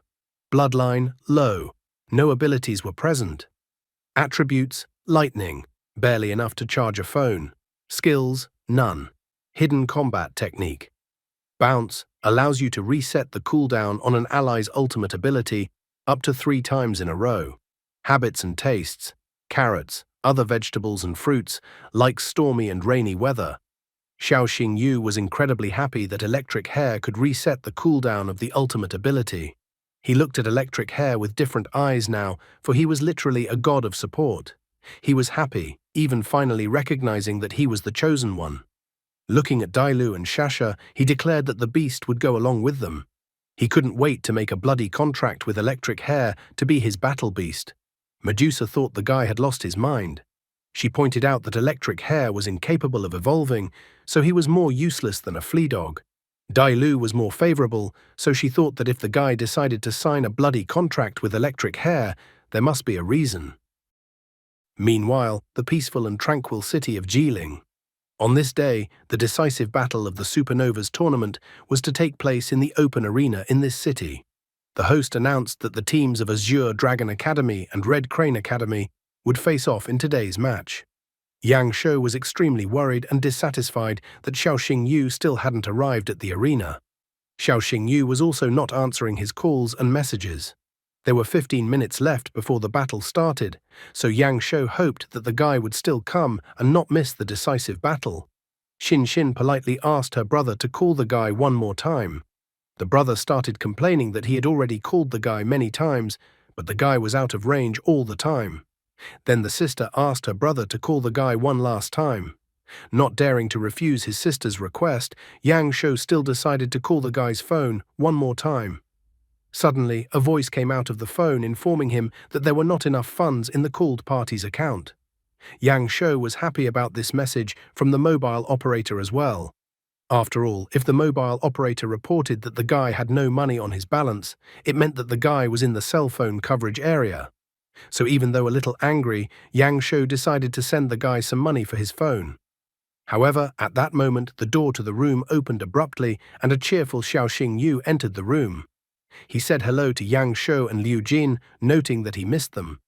Yang Shou was enraged, thinking that the guy was completely insolent and came right after he had recharged his cell phone account. He even asked for a refund. At this moment, his balance was topped up by 100,000 yuan. So he cooled his ardor a bit, but still pointing his finger at the guy, he said that since he had paid the guy's cell phone bill, he should not dare to disappear anymore. Xiao Xingyu did not argue with Yang Shou, agreeing with his words. The girl became curious about another point. She had heard that the guy had gone to Lunyin to see his sister. So she couldn't understand why she called the guy's phone so many times, but the guy was always out of range. The guy realized that his legend was so shaky and about to collapse. He started to improvise and grabbed the girl's hands. The guy confessed that he almost forgot to tell her which girl was especially beautiful today. The girl smiled, taking the guy's words at face value. However, fooling Yang Shou was not so easy. He pointed out to his sister that the guy was just changing the subject, so he told his sister not to fall for the guy's words like a lovesick fool. At this point, their conversation was interrupted, which played into the guy's favor. The host announced that there were 10 minutes left before the match started, so he asked all the participants to get ready and go to the stage for the opening ceremony. Yang Shou announced to the others that it was time for them to come out. A slightly blushing girl, after the host announced, immediately stated that she needed to go to the restroom. The guy asked the girl not to stay too long. When the girl was in the restroom washing her face, a girl appeared behind her. She noted that they had met again. Xin Xin wondered what Ji Liang was doing here. Xie Liang even teased her a bit, as if the girl had not expected her to participate in today's match. Xin Xin immediately realized that Xie Liang had replaced Liu Linga. Xie Liang admitted that the girl was injured, so she had to replace her. She asked Xin Xin if it was bad that she had replaced Liu Linga. Xin Xin only arrogantly hummed. Xie Liang pointed out that although they were childhood friends, she asked that Xin Xin should not expect mercy in the arena. Walking to the door, Xin Xin accepted the challenge from her so-called friend, wanting to see who would defeat who in the arena. Xie Liang was arrogant, stating that she would definitely embarrass Xin Xin in front of everyone today. Meanwhile, outside the restroom, brother was waiting for her. He was not happy that his sister had stayed in the restroom for so long because it was time to enter the arena. Now the girl was fully prepared for the upcoming confrontation in the arena. She and her brother held hands and went to the arena. Meanwhile, the host was already greeting the spectators arriving at the arena, for today was the final day of the Supernova tournament. He loudly announced that the Red Crane Academy team was on the left side. Xie Liang greeted all the spectators, and the shouts of the spectators became incredibly loud. Someone was surprised that Xie Liang had appeared, realizing that the rumors about Liu Linger's illness had turned out to be true. Someone couldn't resist Xie Liang's cuteness. The guy stated that he would agree to marry the girl even if he had to make 20 children with the girl. Someone noted the girl's brother Wei An, and what a handsome guy he was. Yang Shou pointed out specifically to Xiaoxing Yu that the introduced brother and sister from the Z family were not ordinary people. Their father was 10th star beast Tama Xiejun, one of the Empress's advisors and the chief strategist of the Dragon State. Xin Xin had heard about what was said, that Xie Wei'an had a chance to be the future husband of Princess Shangguan Qian. Xiaoxing Yu didn't care that the princess's fiancé would oppose them. After that, the host announced that the Azure Dragon Academy team was on the right side. Yang Shou announced that their time had come. The host also announced that the judge of today's tournament would be the inimitable Empress. Behind the Empress, Xi Jun appeared. He asked with a smile if he remembered the guy's name correctly, Xiaoxing Yu. Shangguan Lan noted that he had gotten the guy's name correct. Xiaoxing Yu was supposed to fight his favorite son, so she asked Xie Jun what his opinion was on the winner of this confrontation. Xie Jun only joked that it all depended on the guy's skills, and he had no way of influencing the outcome of the battle. He immediately changed the subject and asked the Empress if she had been able to find out anything about the Black Cloak and Masked Man. Shangguan Lan admitted that the Imperial Association had dispatched all the Silver Priests to secretly check all the beast tamers of the 9th and 10th star, but so far everything had been to no avail. Xi Jun was not eating his bread in vain as he inquired if she had heard the expression, "the darkest place under the lamp." He continued that the person in the black cloak might not be a high-level beast tamer at all, but an influential official, for example. Finally, opening his eyes like Gin Ichimaru, he made a suggestion that the person in the black cloak could be a minor figure from a backwater town in the Dragon State. At the same moment, Xiaoxing Yu felt someone scary looking at him intently. This frightening gaze caused his face to change dramatically, as if he had been struck by lightning or had a poisonous snake wrapped around his body. Noticing the sudden change in the guy, the girl asked if he was all right. Trying to gather his courage, the guy reassured the girl that everything was fine. Although he had survived Shangguan Lan's attack, the memories of the incident still scared him. He hoped that the Empress wouldn't find out that he was the man in the black cloak. After all, he was only a 2-star beast tamer and couldn't do anything against the Empress and her supporters. Host announced that this year's tournament was on an elimination basis. After saying that, he asked the members of both teams to enter the arena for the final battle. Yang Shou decided to go first to the battle this time, so he majestically announced for the others to watch him and learn something. Xiaoxing Yu teasingly asked the guy not to lose in the first battle. Yang Shou did not appreciate his joke. The host then announced for one contestant from each team to come forward. Both teams did not hesitate to make a choice, and both students went to the center of the arena. The host was greatly surprised that the Red Crane Academy immediately played its main trump card, and Xie Wei'an entered the arena first. The recently confident Yang Shou tensed up. He thought he would be fighting Dongfang Jing or Xie Liang, so he couldn't expect to face such a strong opponent like Wei'an right from the start. Nevertheless, he tried to cheer himself up by reminding himself that he himself was not nothing, in being the son of an admiral of the Dragon State Navy. There was no way he could slap his face in the dirt. Wei'an, without any preamble, declared that it was over. Yang Shou didn't understand what he was even talking about. Wei'an clarified that he meant that as soon as he stepped into the arena, the fight was already over. He was going to single-handedly destroy the entire opposing team. Yang Shou's pride was hurt. He was not going to let anyone underestimate him and immediately summoned White Griffin. In response to this, Wei An summoned demonic flame beast. Yang Shou couldn't hide his surprise, completely unable to understand how he could fight such a monster.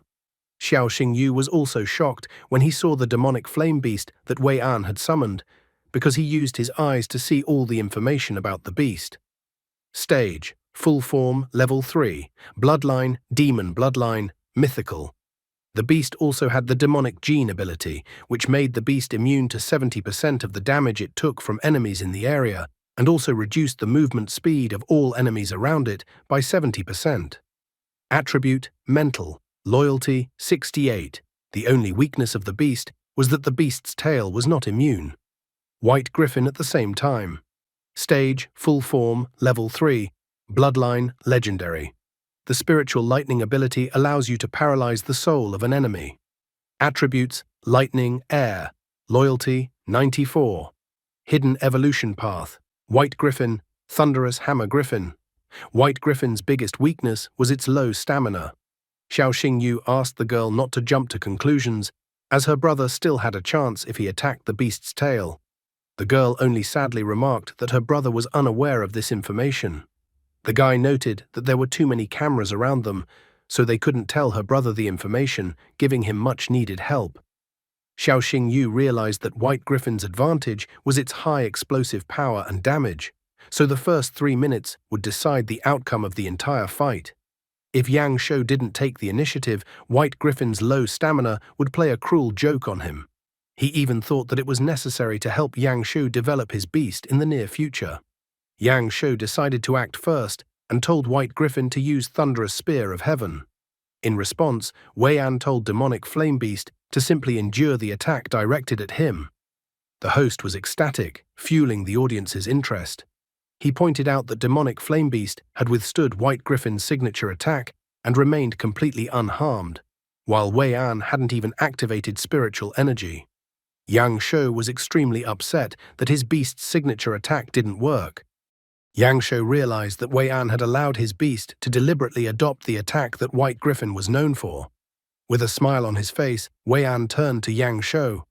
He pointed out that White Griffin was a battle beast that relied on quick dominance, but here it was extremely weak in the endurance battle. Yang Shou was extremely dissatisfied with the current situation. He stated that he knew everything himself and that he didn't need Wei An's advice. He then asked White Griffin to attack Demonic Flame Beast again. Seeing that his opponent hadn't given up yet, Wei An told his beast to use Rush of a Hungry Tiger. Demonic Flame Beast instantly appeared behind White Griffin and began to bite his wings. Demonic Flame Beast then pressed White Griffin into the ground with its paws. The spectators cheered as they saw such an interesting battle. They were in awe of how cool Demonic Flame Beast was. Some even remarked that Zi Wei An was the son of strategist Xie Jun for a reason. Wei An asked his opponent to stop being stubborn and let White Griffin rest. Demonic Flame Beast completely defeated White Griffin, who was lying on the ground. Wei An stated that what had already been demonstrated should have been enough, so he asked Yang Shou to give up. After all, it was only a tournament. Yang Shou continued to be stubborn. He stated that there was no way he would lose to Wei An, especially with his sister looking at him. Wei An only smirked again, noting that Yang Shou did not appreciate the kindness he showed. The girl was about to help her brother, but Xiao Xingyu covered her mouth with his hand. Turning around and looking at the guy, she grudgingly asked him why he had stopped her. The guy remembered about male solidarity. He explained to the girl that Yang Shou was not a competitor at this moment, but her older brother. Yang Shou, meanwhile, was thinking of a way out of the situation. White Griffin's wings were badly damaged, and it would require more spiritual energy to use the skill. He felt that he couldn't lose to the Z family in front of his sister, so he decided to take the risk. The guy summoned his second beast, Steel Gorilla. At this moment, White Griffin flew up and was already behind Steel Gorilla's back. Yang Shou told Steel Gorilla to use the giant steel staff, and with that, he ordered White Griffin to use Thunder Force. Steel Gorilla and White Griffin rushed towards the demonic flame beast.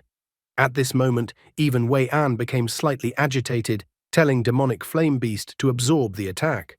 Steel Gorilla and White Griffin's attack seemed to scatter and was absorbed by demonic flame beast. With such destructive power, Yang Shou took a knee. He didn't expect the demonic flame beast to be able to withstand such an attack. It was incredibly frustrating for him, as he had pulled out his main trump card. He practiced the technique shown endlessly. Wei An lost his cold-blooded tone and declared that the end of their battle had come.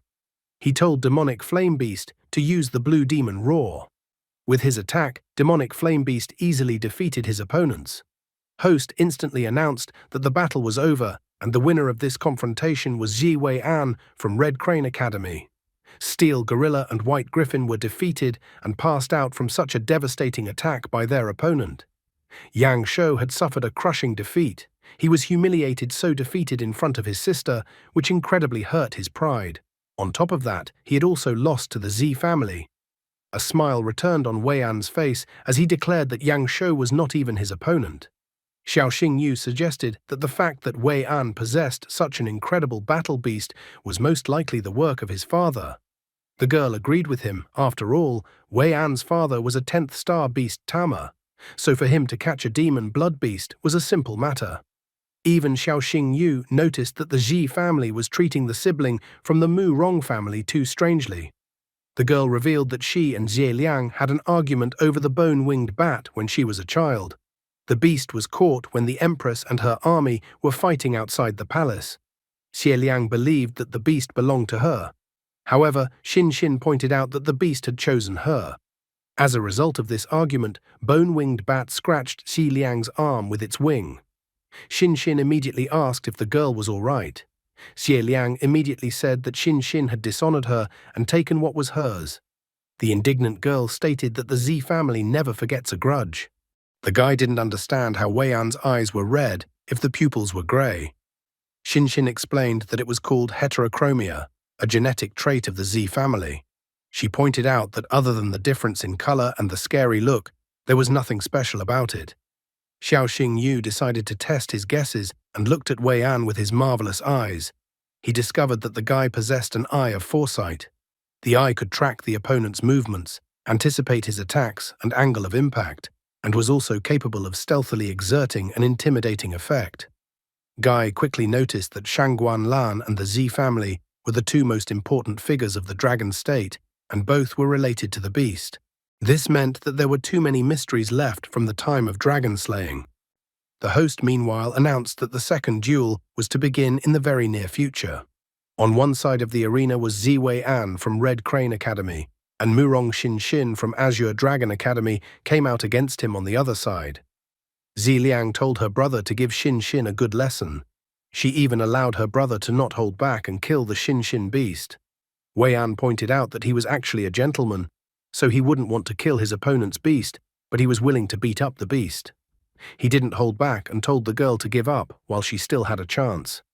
If she didn't give up right now, something even worse than what happened to her brother might happen. Xin Xin confidently stated that she was not afraid of him. Host, meanwhile, continued to heat up the audience's attention by announcing that they were in for a battle of the Titans.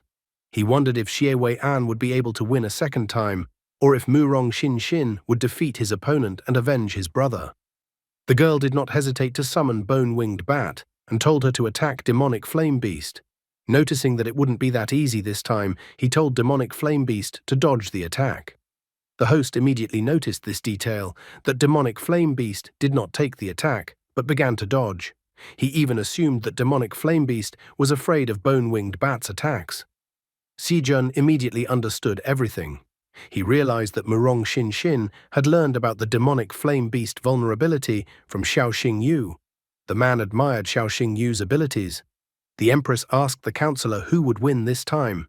Xiejun confidently stated that there wasn't even any mystery here, as his son had inherited the Eye of Foresight. However, when his son fought Xiao Xingyu, it would be quite difficult to determine the winner. Nevertheless, as a father, he would cheer for his son. Bone-Winged Bat continued to attack Demonic Flame Beast, incapacitating it. Xiao Xingyu was glad that the girl was starting to succeed. The guy knew that Demonic Flame Beast's 70% immunity only worked on physical and magic attacks, and undead flames, although they looked like fire magic. They were spiritual attacks, which was Demonic Flame Beast's weak point. Murong Xin Xin only increased her pressure in her attacks by telling Bone-Winged Bat to use a shower of necrotic arrows. Bone-winged bat's attack hit demonic flame beast accurately. Having already stopped being cold-blooded, Wei An told demonic flame beast to use blood whirlpool. He then ordered demonic flame beast to use deflecting. The previously used attack of bone-winged bat was deflected and went back to bone-winged bat.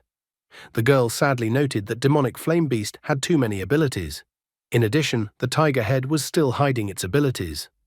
Wei An decided that he had had enough of fighting with the girl, so he decided to end the battle. Xin Xin reacted in time, telling Bone-Winged Bat to use his ultimate ability, Undead Wrath, when he recovered. After recovering quite quickly, Bone-Winged Bat used Undead Wrath. The girl was already anticipating her victory. With this attack, she was able to draw all the attention to herself and begin to dominate this battle. Wei An was extremely infuriated by the situation. He had to do something, or else he would be in a losing position. Xin Xin, meanwhile, noticed that although Undead Wrath was a rather powerful skill, but even such a skill was unable to finish off the demonic flame beast, so she decided that it was time to deliver the killing blow. The girl commanded Bone-Winged Bat to make a final attack on the enemy beast.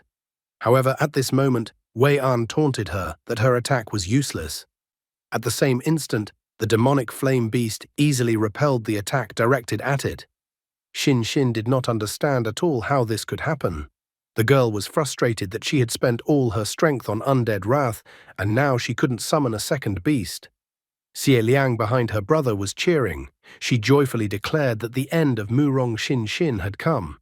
Her sister asked her brother to finish off the bone-winged bat. Wei An did not hold back his emotions either, insulting Xin Xin and Yang Shou, also calling them weaklings who did not belong in the tournament. A guy tried to stop him, hinting that his opponent had already lost, but he still ordered Demonic Flame Beast to use Blue Demon Roar. Demonic Flame Beast attacked towards Xin Xin, so Bone-Winged Bat stood up to defend her. The girl told Bone-Winged Bat to dodge immediately.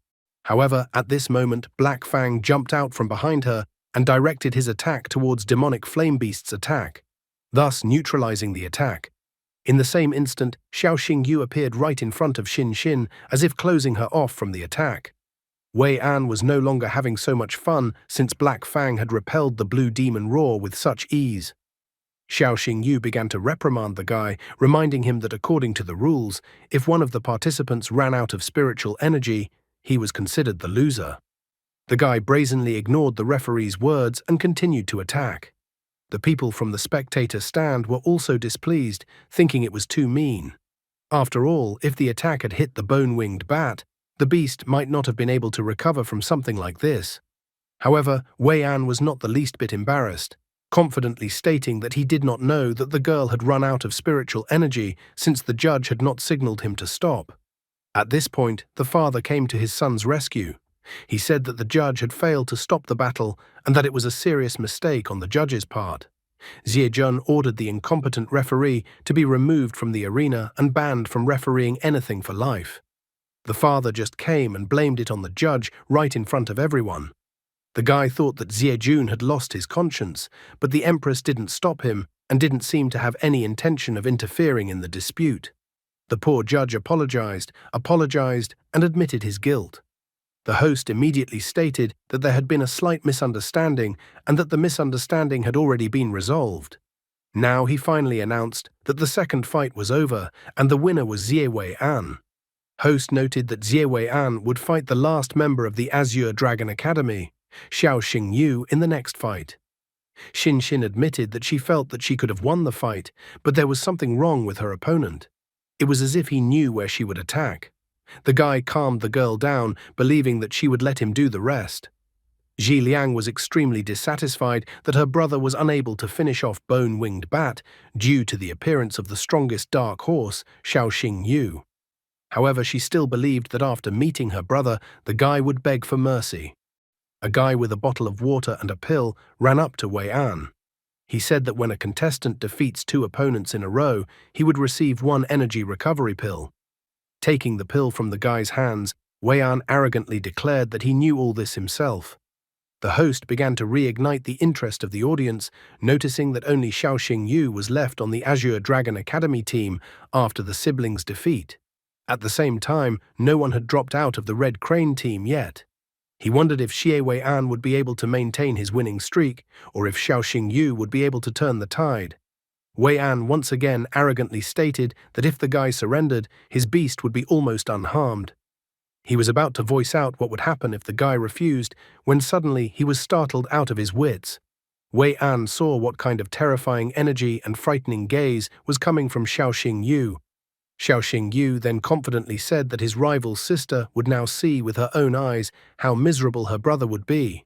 After that, Xiao Xingyu promised to deal with his sister's beast as well. Xiao Xingyu definitely knows how to piss off his opponent.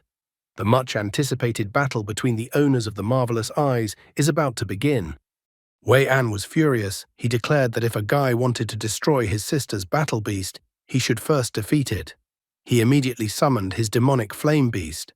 Xiao Xingyu instantly summoned the Black Fang in response. Wei-an told demonic flame beast to use the blood whirlpool ability.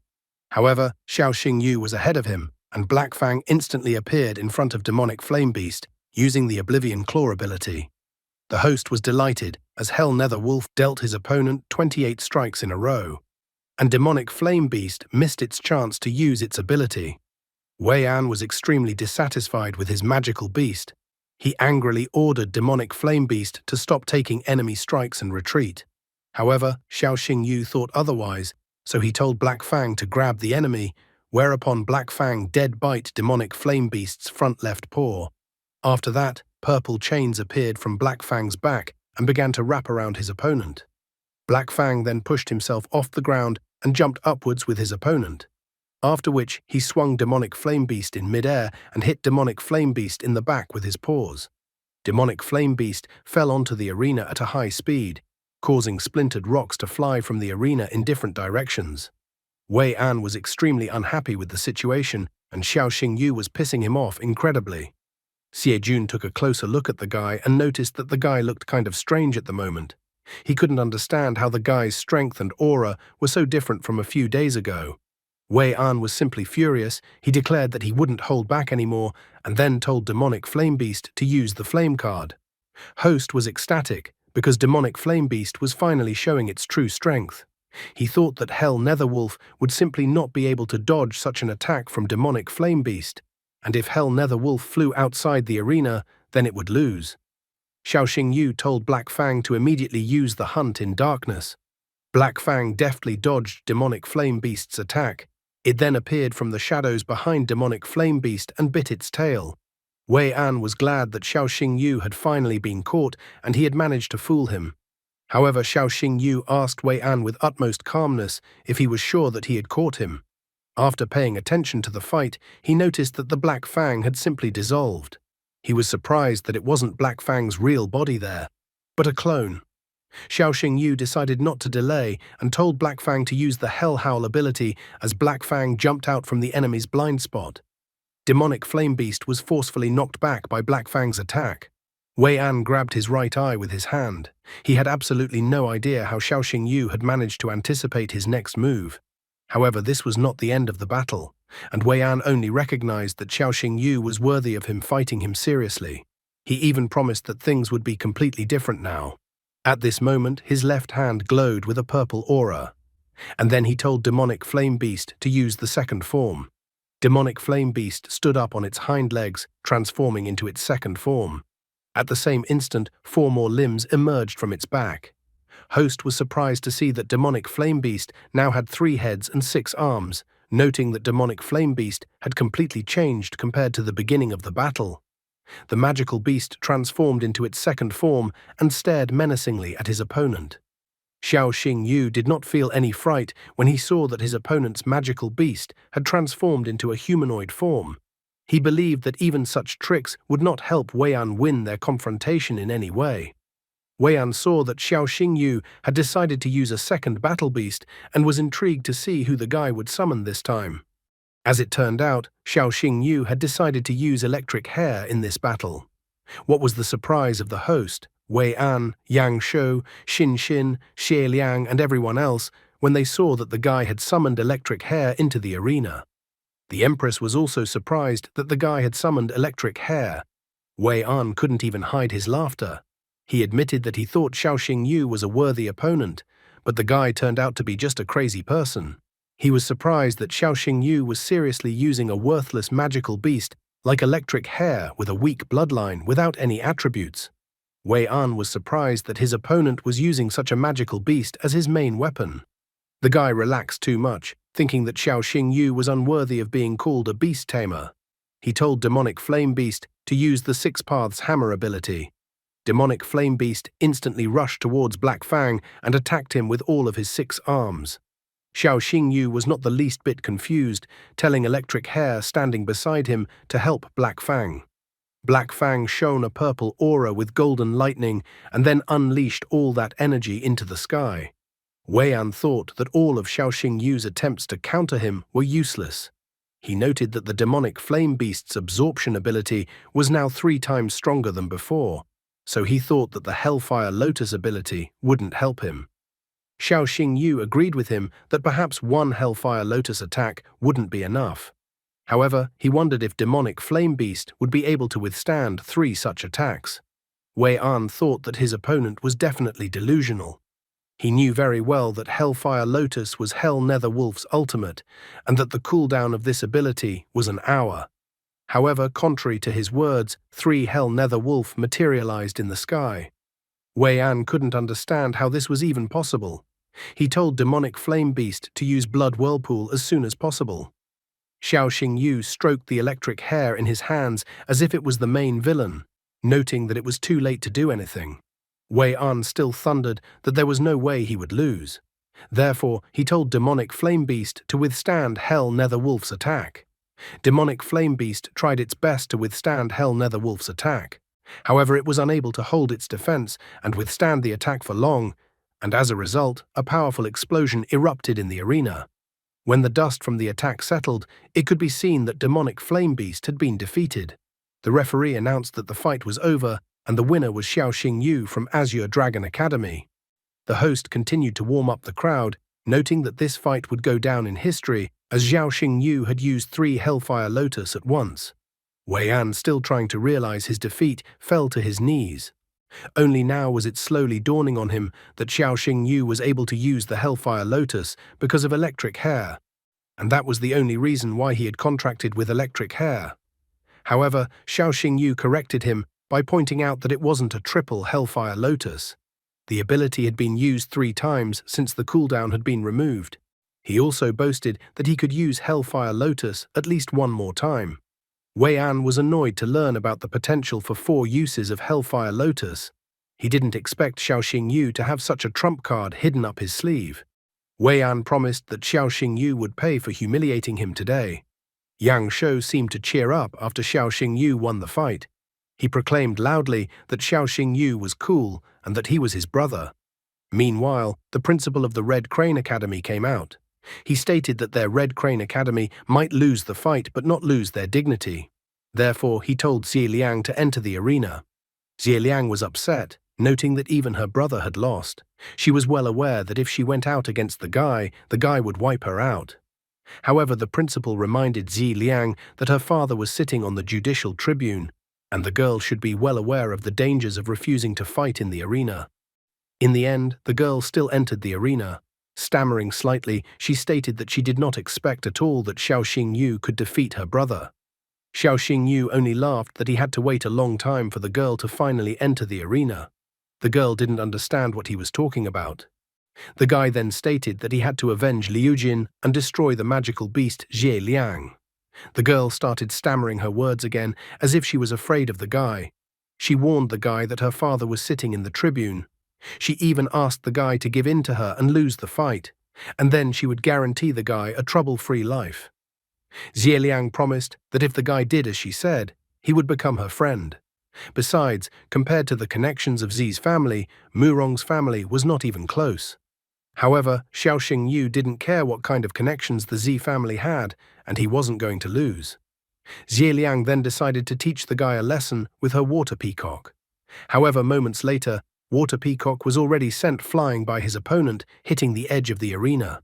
The girl panicked as she realized that Water Peacock was hurt.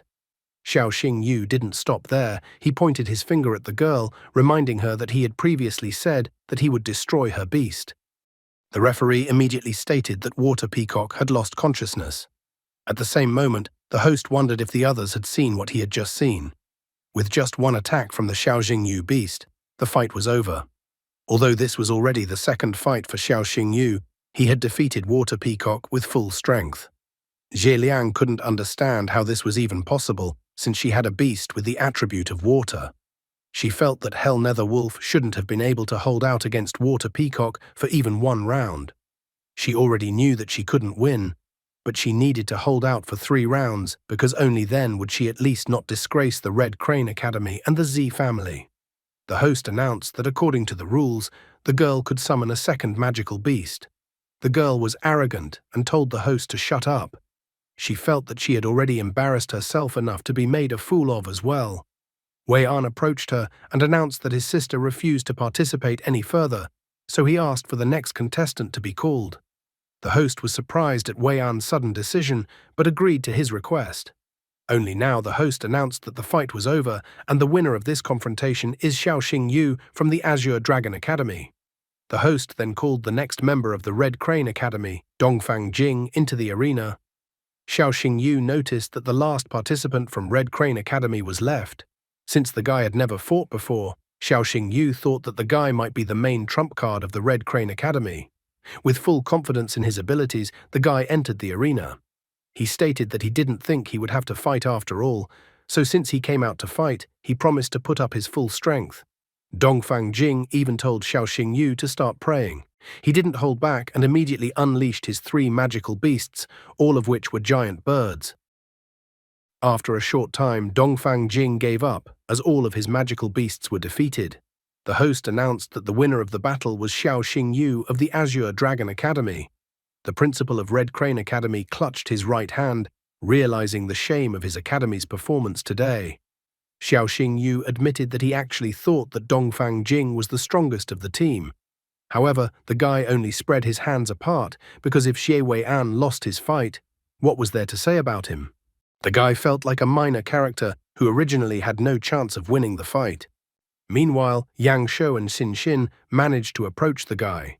The girl was happy that their academy had managed to win after all. Yang Shou was also surprised that Xiao Xingyu alone managed to defeat the entire opposing team. Xiao Xingyu turned to the girl and reminded her that they had actually won the tournament, so he didn't understand why the girl was so calm at such an important moment. He suddenly grabbed the girl with his hands and lifted her above the ground. The guy joyfully declared that this was their star moment, so they should celebrate this moment properly. The girl panicked that the guy did this in front of everyone and asked him to lower her back to the ground. Meanwhile, Wei An angrily pounded the street drink machine while his sister stood beside him. All they had to do was listen as the entire arena exploded with the thunderous shouts of the fans in the stands celebrating the victory of Azure Dragon Academy. In the same instant, a system alert came in front of Xiao Xingyu. The system was reporting that the Supernova Tournament Champion achievement had been unlocked, which meant the guy would be rewarded with an Attribute Crystal plus Bloodline Enhancement Crystal. The guy rejoiced that finally the mission was accomplished. The Attribute Crystal allows you to add another attribute to the beast, so he decided to use it for Freya. The Bloodline Enhancement Crystal improved the bloodline, so the guy decided to give it to Black Fang. Finally, Empress Shangguan Lan came over to personally congratulate them on their victory. She praised the brother and sister first, for which the girl thanked the Empress. Xiao Xingyu had already prepared for the Empress to put a medal on him. However, at this moment, the Empress suddenly grabbed the guy's head with her hand and pointed out that they had already met. Xiao Xingyu was incredibly scared because suddenly the Empress recognized him. The Empress then stroked the frightened guy's hair. A subordinate came over to her and the Empress told her to bring a medal and a cup. She suddenly said that she thought the guy had a lot of courage, but he was suddenly nervous in front of her. Xiao Xingyu tried to divert the topic by saying that it was just the first time he was so close to the Honorable Empress, and that was why he was nervous. Looking at the back of the departing Shangguan Lan, the guy had no way of understanding what the Empress's words meant. He wondered if she had decided not to expose him or if he had just misunderstood. As she left, the Empress said that the youths were growing so fast and that she had high hopes for them. Remembering the Shangguan Lan he had seen in his dream, he was scared whether he was really safe or had already been exposed. Once they got back to the hotel, it was already incredibly noisy. After today's duel in the arena, members of the various guilds had arrived at the guy's place to invite him to join them. Someone came from the Qnu guild to invite the guy to join them. This guild was ranked 30th in the rankings. Someone came from the Binpo guild. Someone came from the Jonyu guild, where 2/3 of the guild members were girls, and the guild leader was a real beauty. The guy had instantly become a celebrity after today's arena fight, so every guild wanted to snatch a rising star. However, the guy brushed them off, saying that he wasn't interested, and besides, he was already a member of another guild as a pharmacist. Yang Shou wondered why the guy refused all the offers. After all, they were all guilds from the top 50. Xiao Xingyu said with a bit of annoyance that the more famous a person was, the more trouble they were in.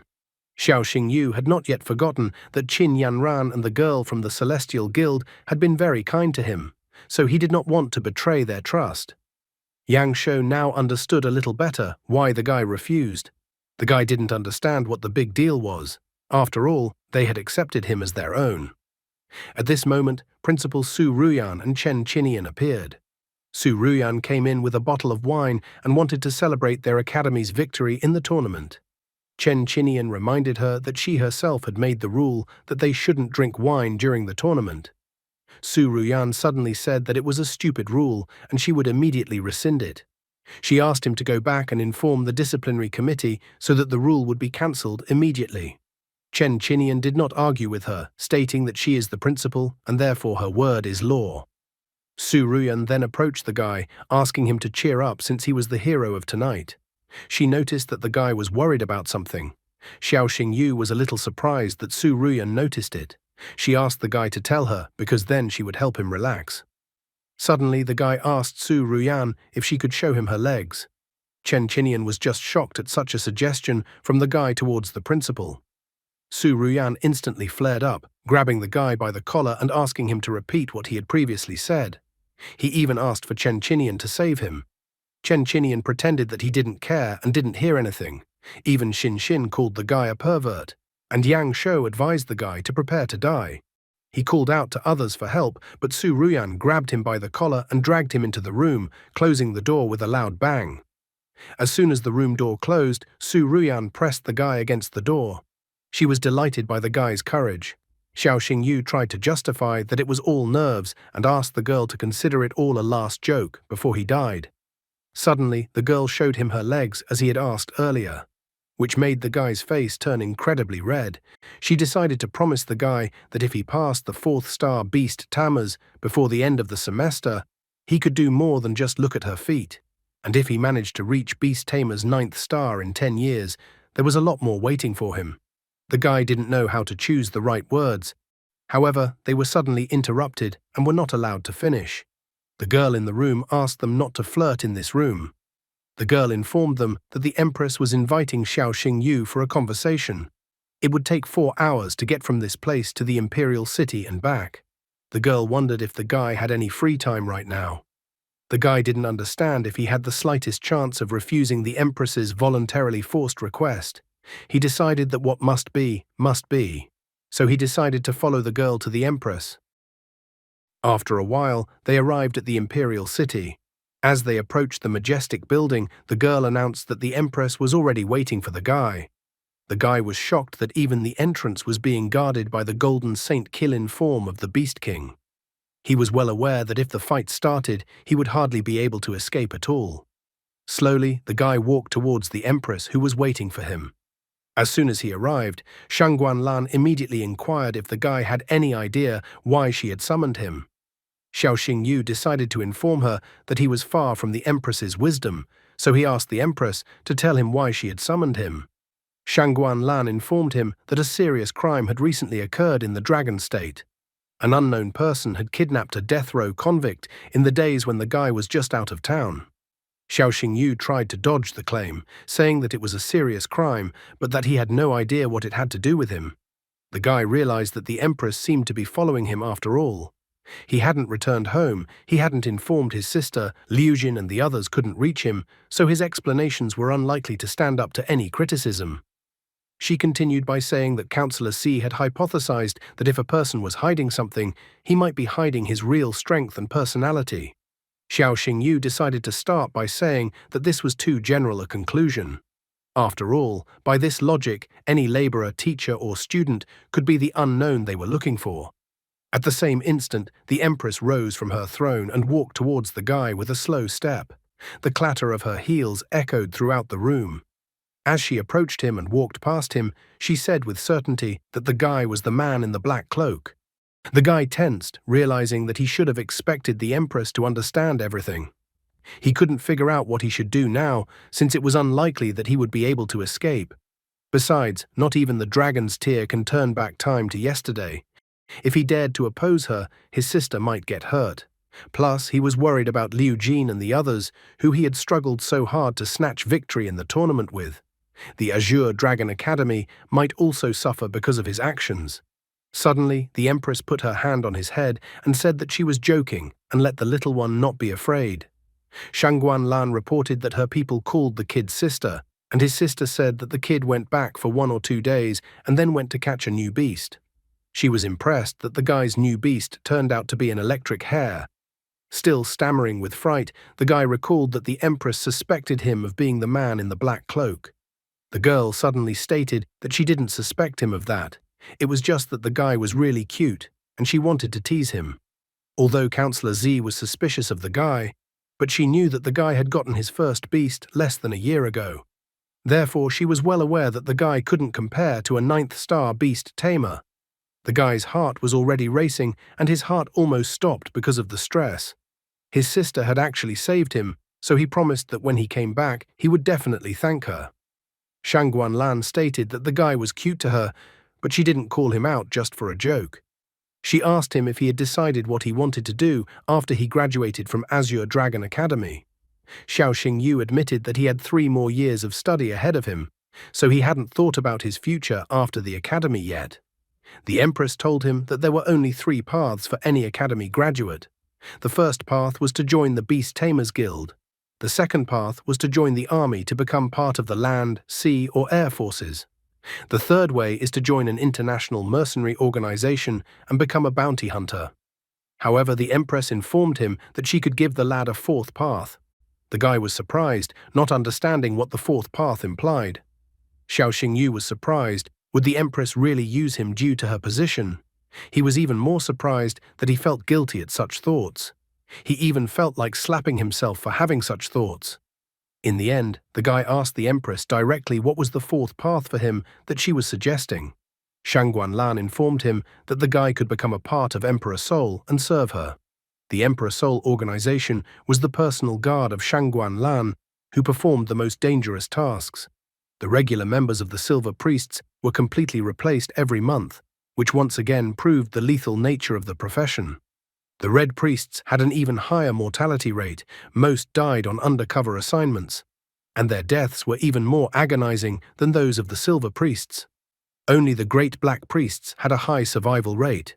They were the strongest, but to become one had to fulfill 3 conditions: reaching the Beast Tamer's level of 8th star, performing a first-class feat in Emperor Soul, and gaining the full trust of the Empress. The Empress asked the guy if he was willing to join the Emperor Soul ranks. The guy thanked her for her trust and favor. He was about to continue his speech, but the Empress interrupted him, noting that judging by the tone of his voice, the guy wanted to refuse her offer, while showing himself to be a good guy. Xiao Xingyu immediately protested, declaring that he was willing to join Emperor Soul even now because he wanted to become stronger with all his heart. The Empress walked up to him and smiled, saying that she immediately realized that he was smart and would make the right choice. Xiao Xingyu only sighed dejectedly, knowing full well that he didn't even have any choice. He had heard that serving a ruler was like living next to a tiger, but it wasn't that bad. Plus, he noticed it seemed like the Empress didn't trust Xi Jun. Otherwise, she wouldn't have told him that Xi Jun was suspicious of him. He even promised that when he became the Grand Black Priest, he would have a chance to take Xie Jun's place. After that, he would become the 2nd person in the Empire.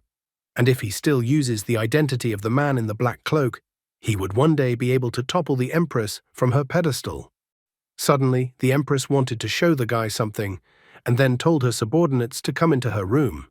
The subordinates entered with an oversized magical beast. The guy quickly checked him with his marvelous eyes. In front of him was Killin. Stage, full form, level 1. Bloodline, blood of Killin, divine. Electrosensitivity ability. This ability tripled all stats, attack, defense, and so on, in a thunderstorm. Thunder seal ability. By setting a seal, allows you to instantly move behind an enemy's back. Not activated yet, as you must first attain transcendent form. Blood divine lightning. Turns blood into red lightning, disorienting the enemy. The ability was also unactivated and required the attainment of transcendent form. The Thunder Purification ability allows you to purify yourself and allies from negative effects. Burns, poisoning, slowdowns, and so on. Attributes: lightning, healing. Loyalty, 330, skill, heavenly punishment. With a roar, summons 18 lightning strikes that deal area damage. The number of lightning bolts increases with strength. Lightning chain skill, a tail strike unleashes a chain of lightning. Paralyzing enemies, the awakening skill has not been activated yet. Evolution path, Thunder Jade Killin, fierce thunder beast, king of the Thunder Killin, emperor of the Lilac Thunder. Of habits and preferences, only that he likes rain and something to chew on. Guy was delighted, realizing that there was a reason Killin possessed one of the 3 great bloodlines. The parameters of the Qilin in front of him were simply beyond the realm of possibility. The magical beast had practically no weaknesses. The Qilin was Shangguan Lan's favorite beast, so only members of the ruling dynasty could use them. The Qilin that was in front of him appeared to be still a cub. Shangguan Lan inquired if the guy liked the beast. The guy was surprised at such a question. She repeated her question again, whether the guy liked the magical beast. Xiao Xingyu honestly admitted that there was hardly a single beast tamer in the entire empire that could resist Qilin. After the guy's words, the Empress informed him that Qilin now belonged to him.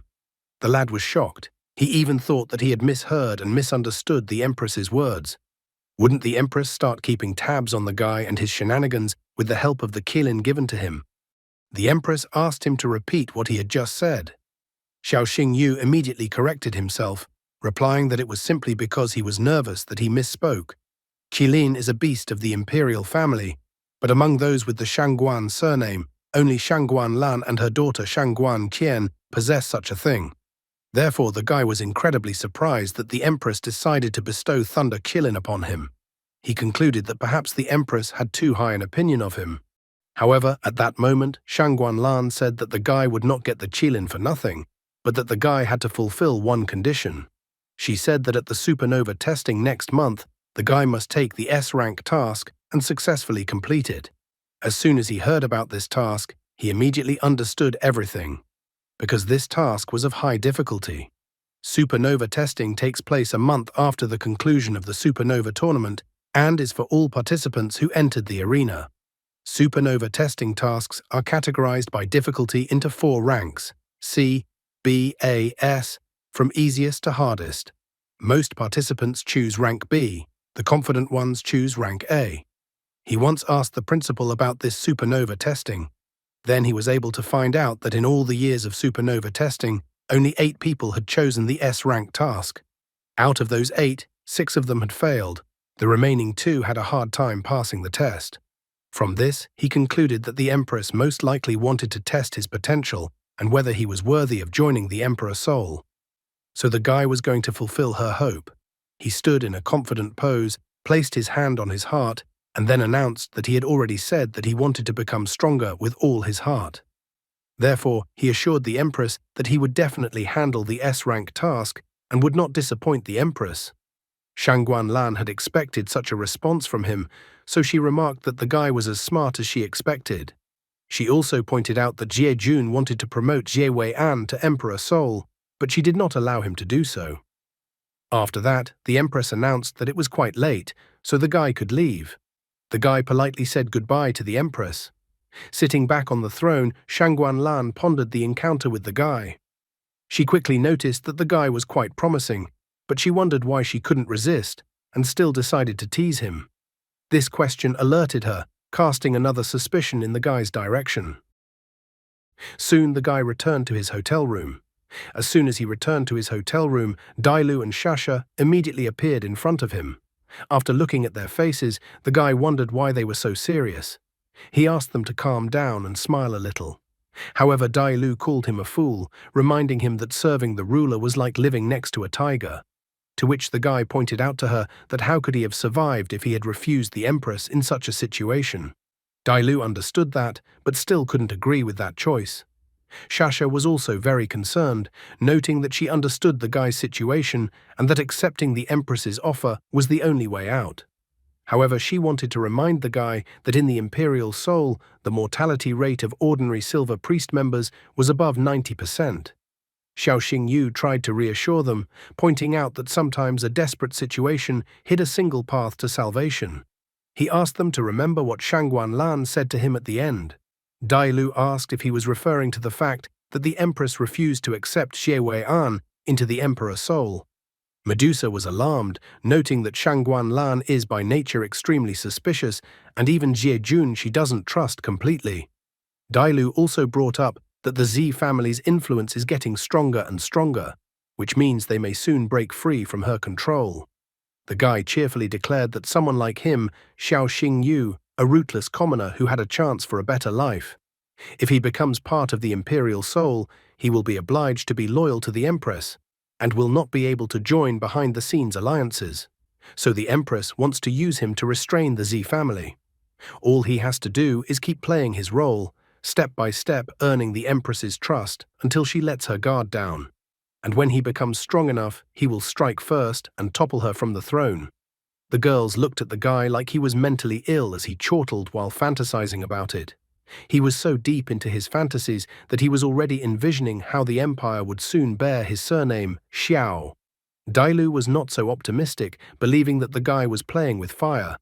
But the guy corrected her by pointing out that he wasn't playing with fire, but with human nature. However, Dailu was not only concerned about that. She rightly remarked that when the guy became emperor, there would be a lot of women around him. He was even surprised that that was the first thing she thought of, since he had implied something else entirely. With sadness in her voice, Shasha noted that it was too late for them to retreat. Besides, if they stumbled, they would immediately die. Xiao Xingyu tried to calm them down, confidently stating that he had everything under control and that they should follow him, and then they would all win. Getting down on one knee, Medusa firmly declared that her life belongs to the master. So even if there was an abyss ahead of them, she would follow her master to the end. Dailu was surprised at how cunning the snake was, that it had even learned how to flatter. Turning to her, he pointed out that Shasha had spoken up. So now he was interested in her opinion. In the end, the girl informed him that so be it, let the guy do what he wanted, and she would always support him. The guy was happy that Shasha and Dailu had decided to follow him on this dangerous path. After a while, everyone arrived at the airport because the supernova tournament was over. While at the airport, the guy was happy that he would finally be able to go home. As soon as they entered the airplane, Chen Qinian asked them if they had brought everything with them. Xiao Xingyu, on the other hand, was more interested in why they were the only ones on the plane.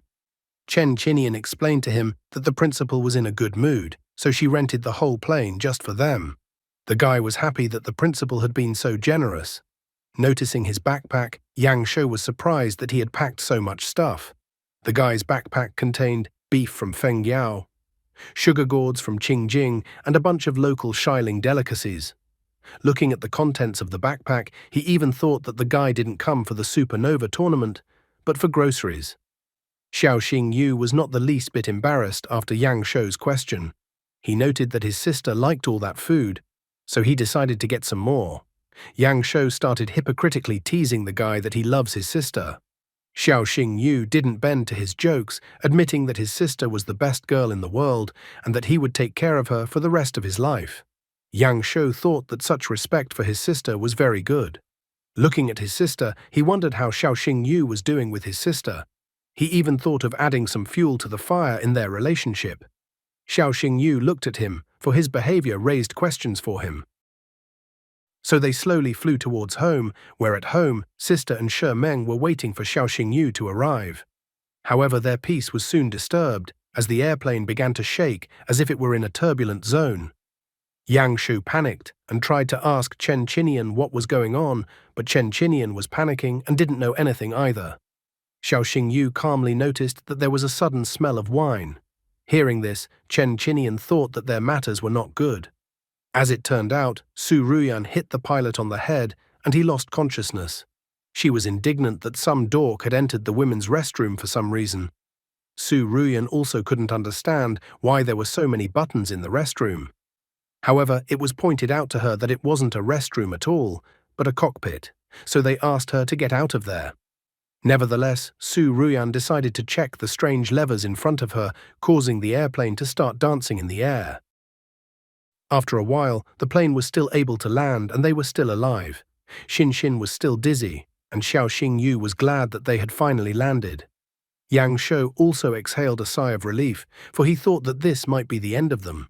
At the same time, the staff members picked up Principal Su Ruyan under their arms and led him away. No sooner had they stepped out of the airplane than people rushed towards them. They began to praise Xiao Xingyu. Some considered him incredibly cool, calling him the pride of the academy. Someone thought the guy was the great hero they had been waiting for so long. Someone hailed Lunyin's great genius, Xiao Xingyu. Another guy remarked that living with Xiao Xingyu in the same room was a blessing from a past life. The guy even promised to follow Xiao Xingyu all the way to the end, from now and forever. However, Xiao Xingyu at this moment decided to inquire about who they even were. The guys were incredibly surprised, as they hadn't seen each other for a little while, and Xiao Xingyu had already completely forgotten about them. At the same moment, he admitted that he was joking, and that how could he forget about Wu Sheng and Sung Hu when they were like adopted sons to him. The guys were outraged at such jokes. Sheng was even outraged that he called him a son. He hadn't forgotten about them, though, so he reached into his bag and pulled out a notebook of notes from there. Xiao Xingyu held out the notes to them, telling them that he had made a training plan for them based on their abilities, so this training plan would help them become stronger. Wu Sheng was so happy to receive something like this. Sung Hu was already ready to call the guy father. Turning to Xin Xin and Yang Shou, he wondered why they were frozen in place, since everyone was waiting for them too.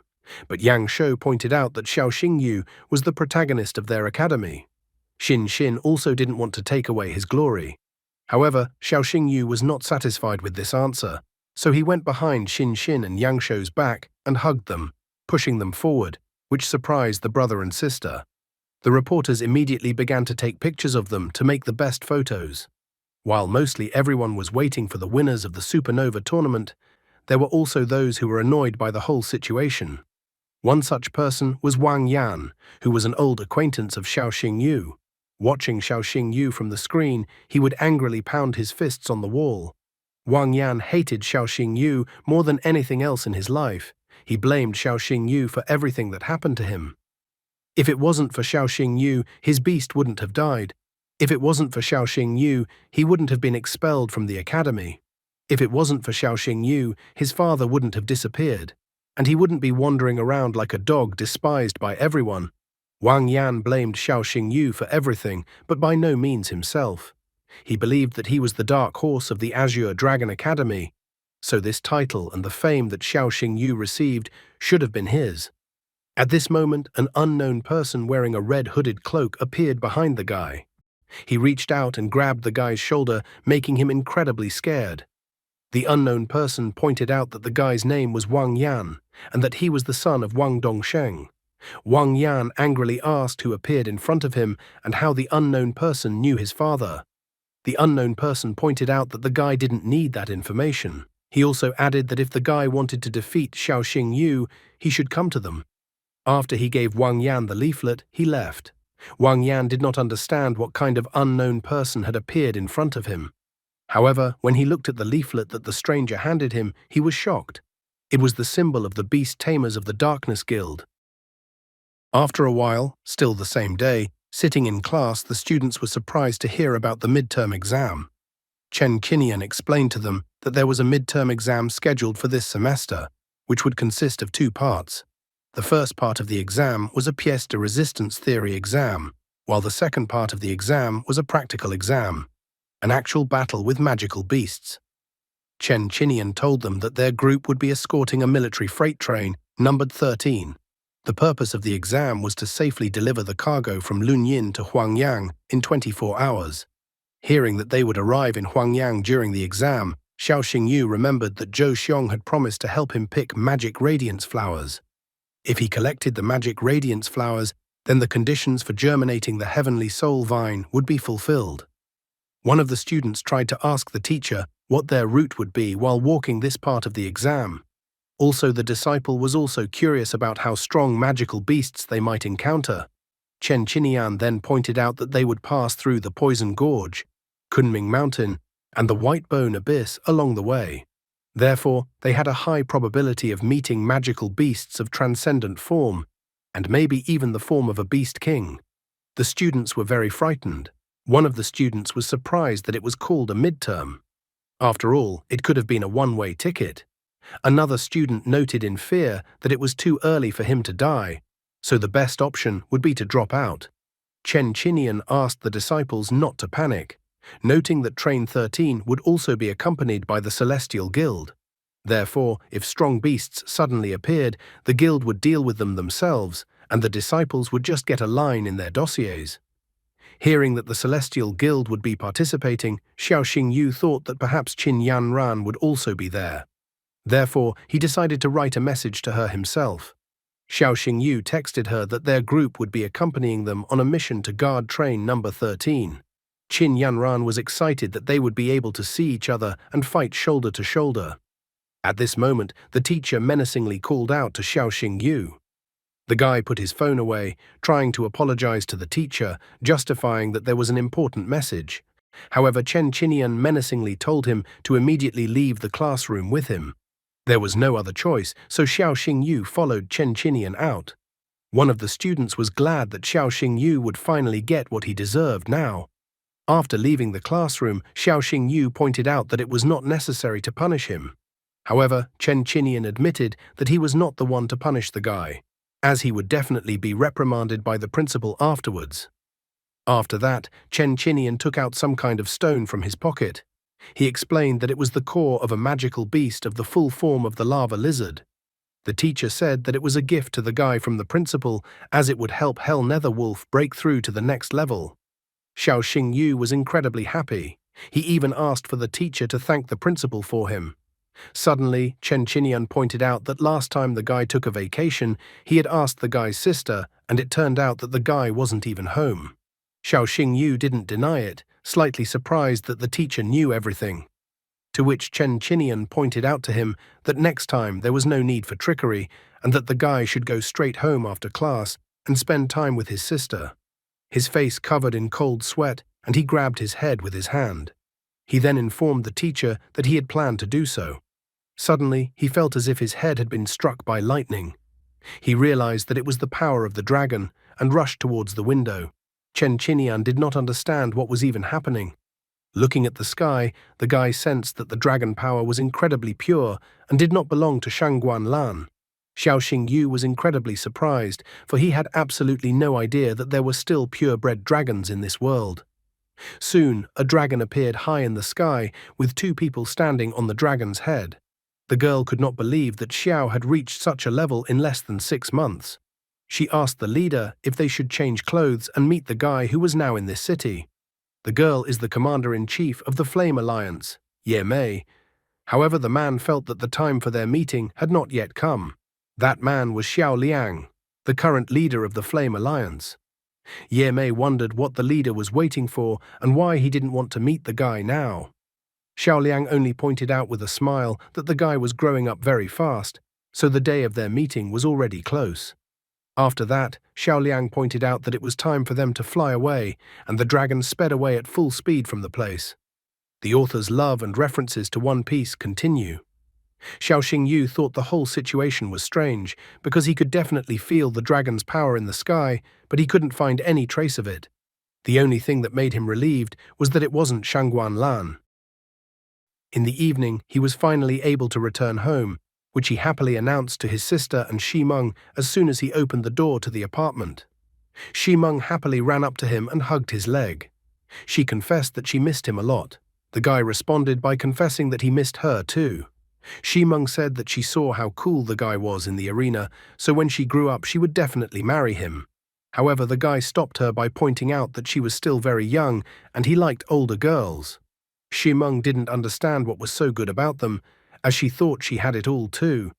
At this moment, Ruoksu came out of the shower, wiping her head with a towel. She asked Shimeng not to pester her brother, as he hadn't even had time to put his backpack on the floor yet. When he saw his sister, he immediately threw his backpack aside, approached her and hugged her, saying that he missed her a lot. His sister also hugged him back, letting him know that she missed him too. Shimeng was surprised to see that a brother and sister could have such a relationship, since things were completely different between her and her sister Ye Ningshuang. Looking at his sister, Xiao Xingyu offered to sleep this night with her, but the sister pointed out to her brother that he was already a big boy, so it was not allowed. However, the guy grabbed her hand, reminding her that they had been sleeping together since they were kids. His sister explained to him that it used to be a forced measure since they didn't have an extra room. However, now they were living in the family dormitory, and also with Shimeng, so it could affect Shimeng badly. Therefore, the sister was strongly against his proposal. Xiao Xingyu pointed out that Shimeng had already fallen asleep, so he was offering to do it one last time. In the end, the girl gave in, but reminded him that it would be the last time and that it wouldn't happen again. The guy was incredibly happy that his sister agreed to his proposal. When they got into bed, they continued their conversation. His sister touched his cheek, noting that his brother hadn't been home for a long time and had lost a lot of weight. The guy admitted that everything was fine, but they had a midterm at the academy next week, so he would be gone for a long time again. His sister was surprised to hear that he would be gone for a long time. Xiao Xingyu told her that the exam is to escort train number 13 to Huangyang City.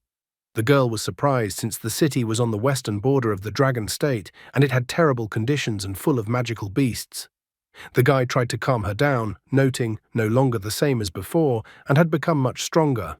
His sister admitted that it seemed that way because she used to be able to hug him with one arm, but now she probably couldn't do it with two. He thought that there was nothing wrong with that, and he could now hug her himself. After that, he pulled the girl to him and hugged her. His sister even called him a prankster afterward. Xiao Xingyu promised his sister that when he earns a lot of money, he will buy a villa overlooking the sea, and then his sister will be able to collect her favorite seashells on the shore every day. And he would beat everyone and come home and eat the food she cooked. He thought that only then he would be truly happy. The girl confessed that it was as if she could see it all in her mind. She said that she was looking forward to the future he had drawn. But in her soul, the girl sadly called him a fool, noting that she couldn't be with him for the rest of her life. At this point, his sister asked him to promise her something. The guy wondered what it was all about. The sister then asked him for a promise that whatever happened to her, he should live happily ever after. The brother thought that the sister was worrying for nothing because he wouldn't let anything happen to her, so in the end, he promised to fulfill her request. After all, his sister raised him and was always kind to him. Soon the school day at the academy started again. Wu Sheng stared at his book, thinking that failing an exam was a small thing, and that it was more frightening to die in the midterm exam. Xiao Xingyu began to tease him, suggesting that he write a will then. However, Wu Sheng refused to make a will beforehand. After that, Sung Hu sat down on their table and called them into the dining room, promising to treat them, and even took out cash from his pocket. Xiao Xingyu started bantering about how the guy was incredibly rich. He was so surprised and excited, but said it was something we could go somewhere else since someone else had already invited him today. As Sung Hu looked at the guy leaving, he asked Wu Sheng who Xiao Xingyu was dating today. Wu Sheng then pointed out that the guy was a real star at the academy now, so maybe some of the beauties had asked him out.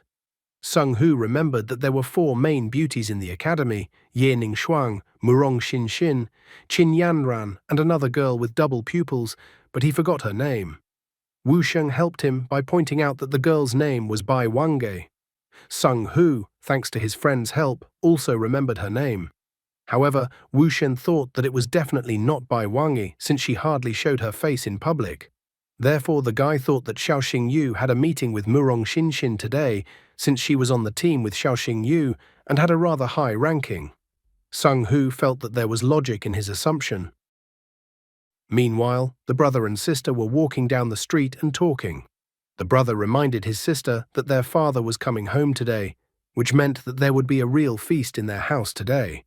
The girl missed father's cooking too. Just at that moment, they bumped into Xiao Xingyu passing by. Yang Shou wondered why the guy was so excited and then suggested that he come over for dinner tonight. Xin Xin pointed out to the guy that their father would be cooking tonight.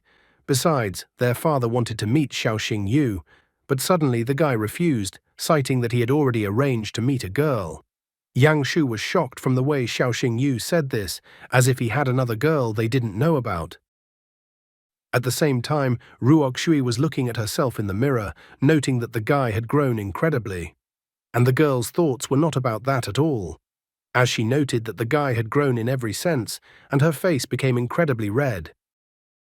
Yang Shou continued to wonder which girl Xiao Xingyu was talking about. Xiao Xingyu then admitted that he was talking about Qin Yanran, whom he had met before arriving at the academy. He also mentioned that the girl was from the Celestial Guild. At that moment, Qin Yanran called his phone, informing him that she was waiting for him at the back entrance of the academy.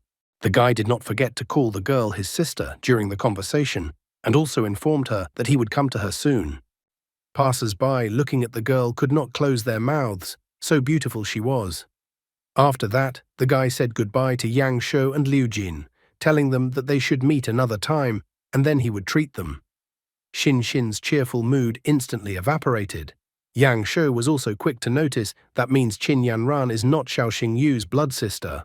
Therefore, as a loving brother, he suggested to his sister to go and follow the guy. As soon as Xiao Xingyu and Qin Yanran met, they immediately hugged each other. The girl missed him since they hadn't seen each other for a long time. Meanwhile, Yang Shou and Xin Xin were watching them hiding behind the corner of a building. Yang Shou was amazed at how beautiful Qin Yanran looked. He even reminded his sister that she should realize that guys like Xingyu are very much liked by girls, so he believed that his sister should by no means relax. His brother encouraged his sister, noting that if she wanted him to be her boyfriend, she would have to be more proactive. Xin Xin didn't understand what else to do, plus she felt that her actions were useless. Yang Shou decided that it was time to take out the secret weapon. After that, Xiao Xingyu and Qin Yanran went to a restaurant. Sitting at the table, the girl was telling him that this was the best restaurant of author's cuisine in the city, and since she was treating him, he could order himself whatever he wanted.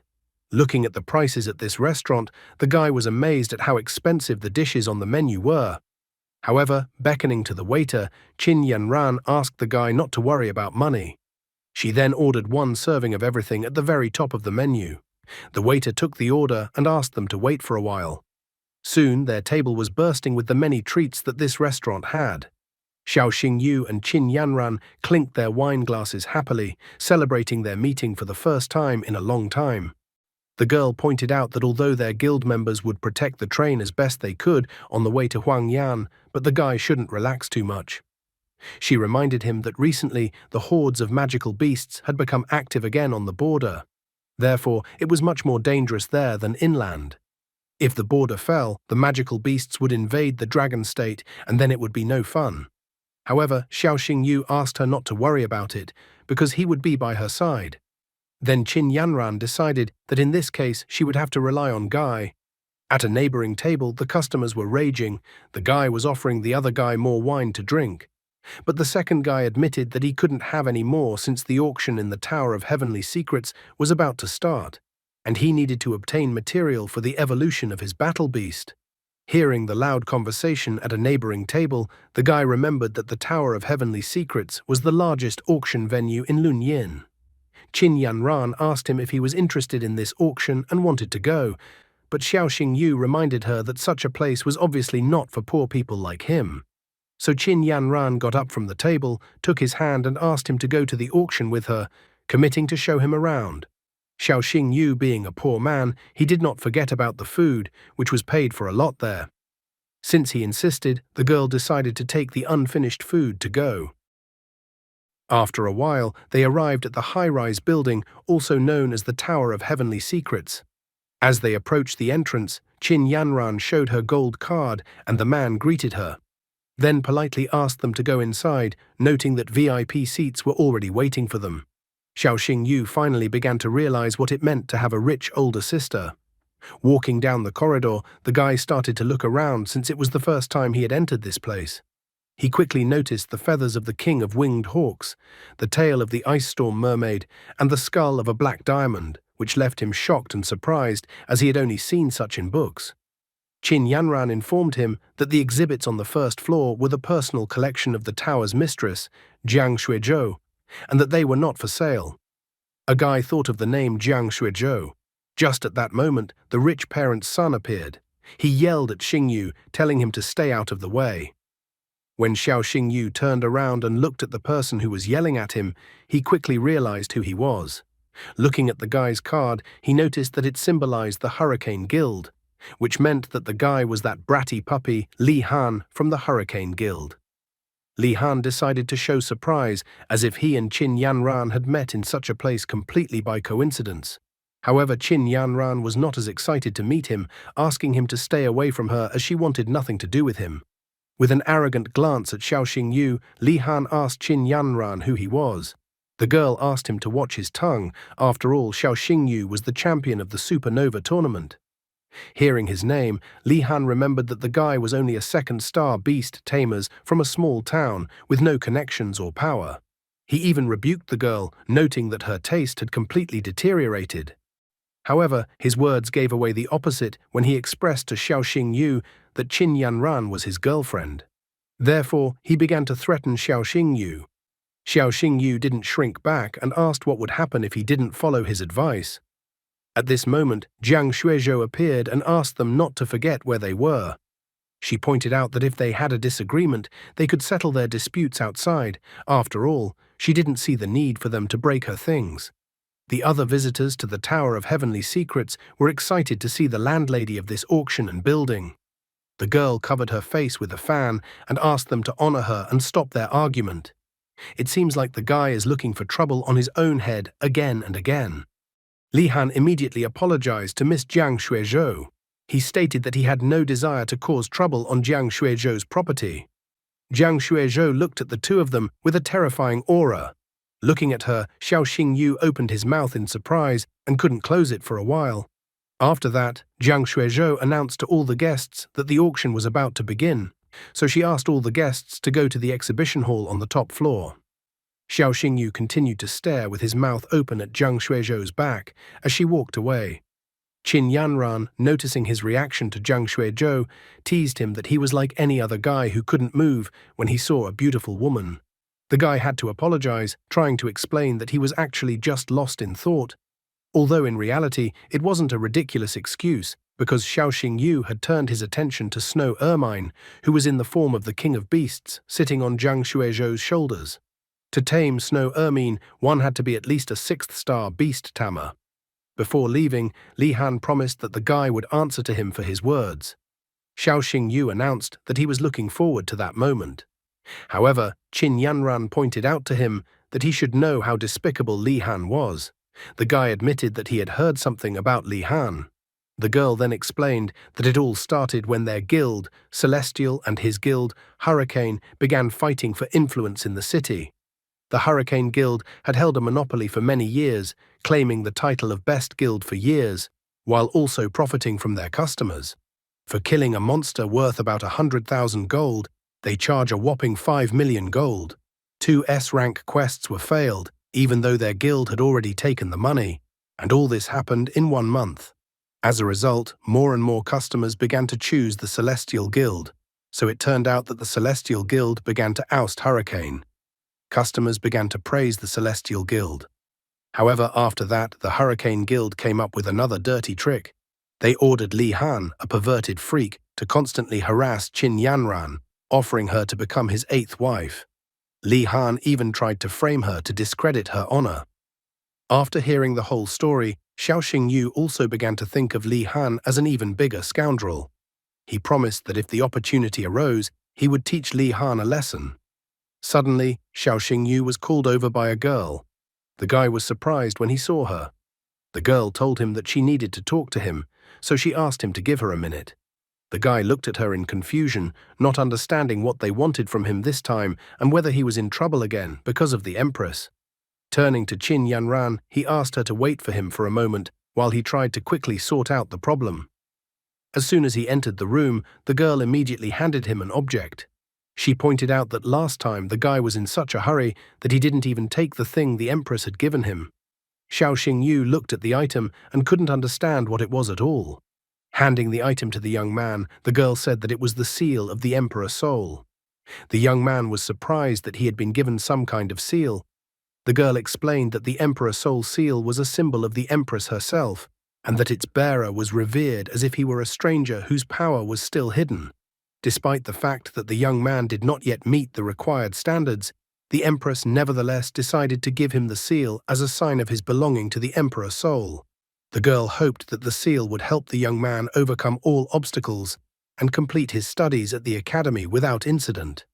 The guy thanked the girl for the item with great admiration and a smile. He also asked the girl to convey his gratitude to the Empress on his behalf.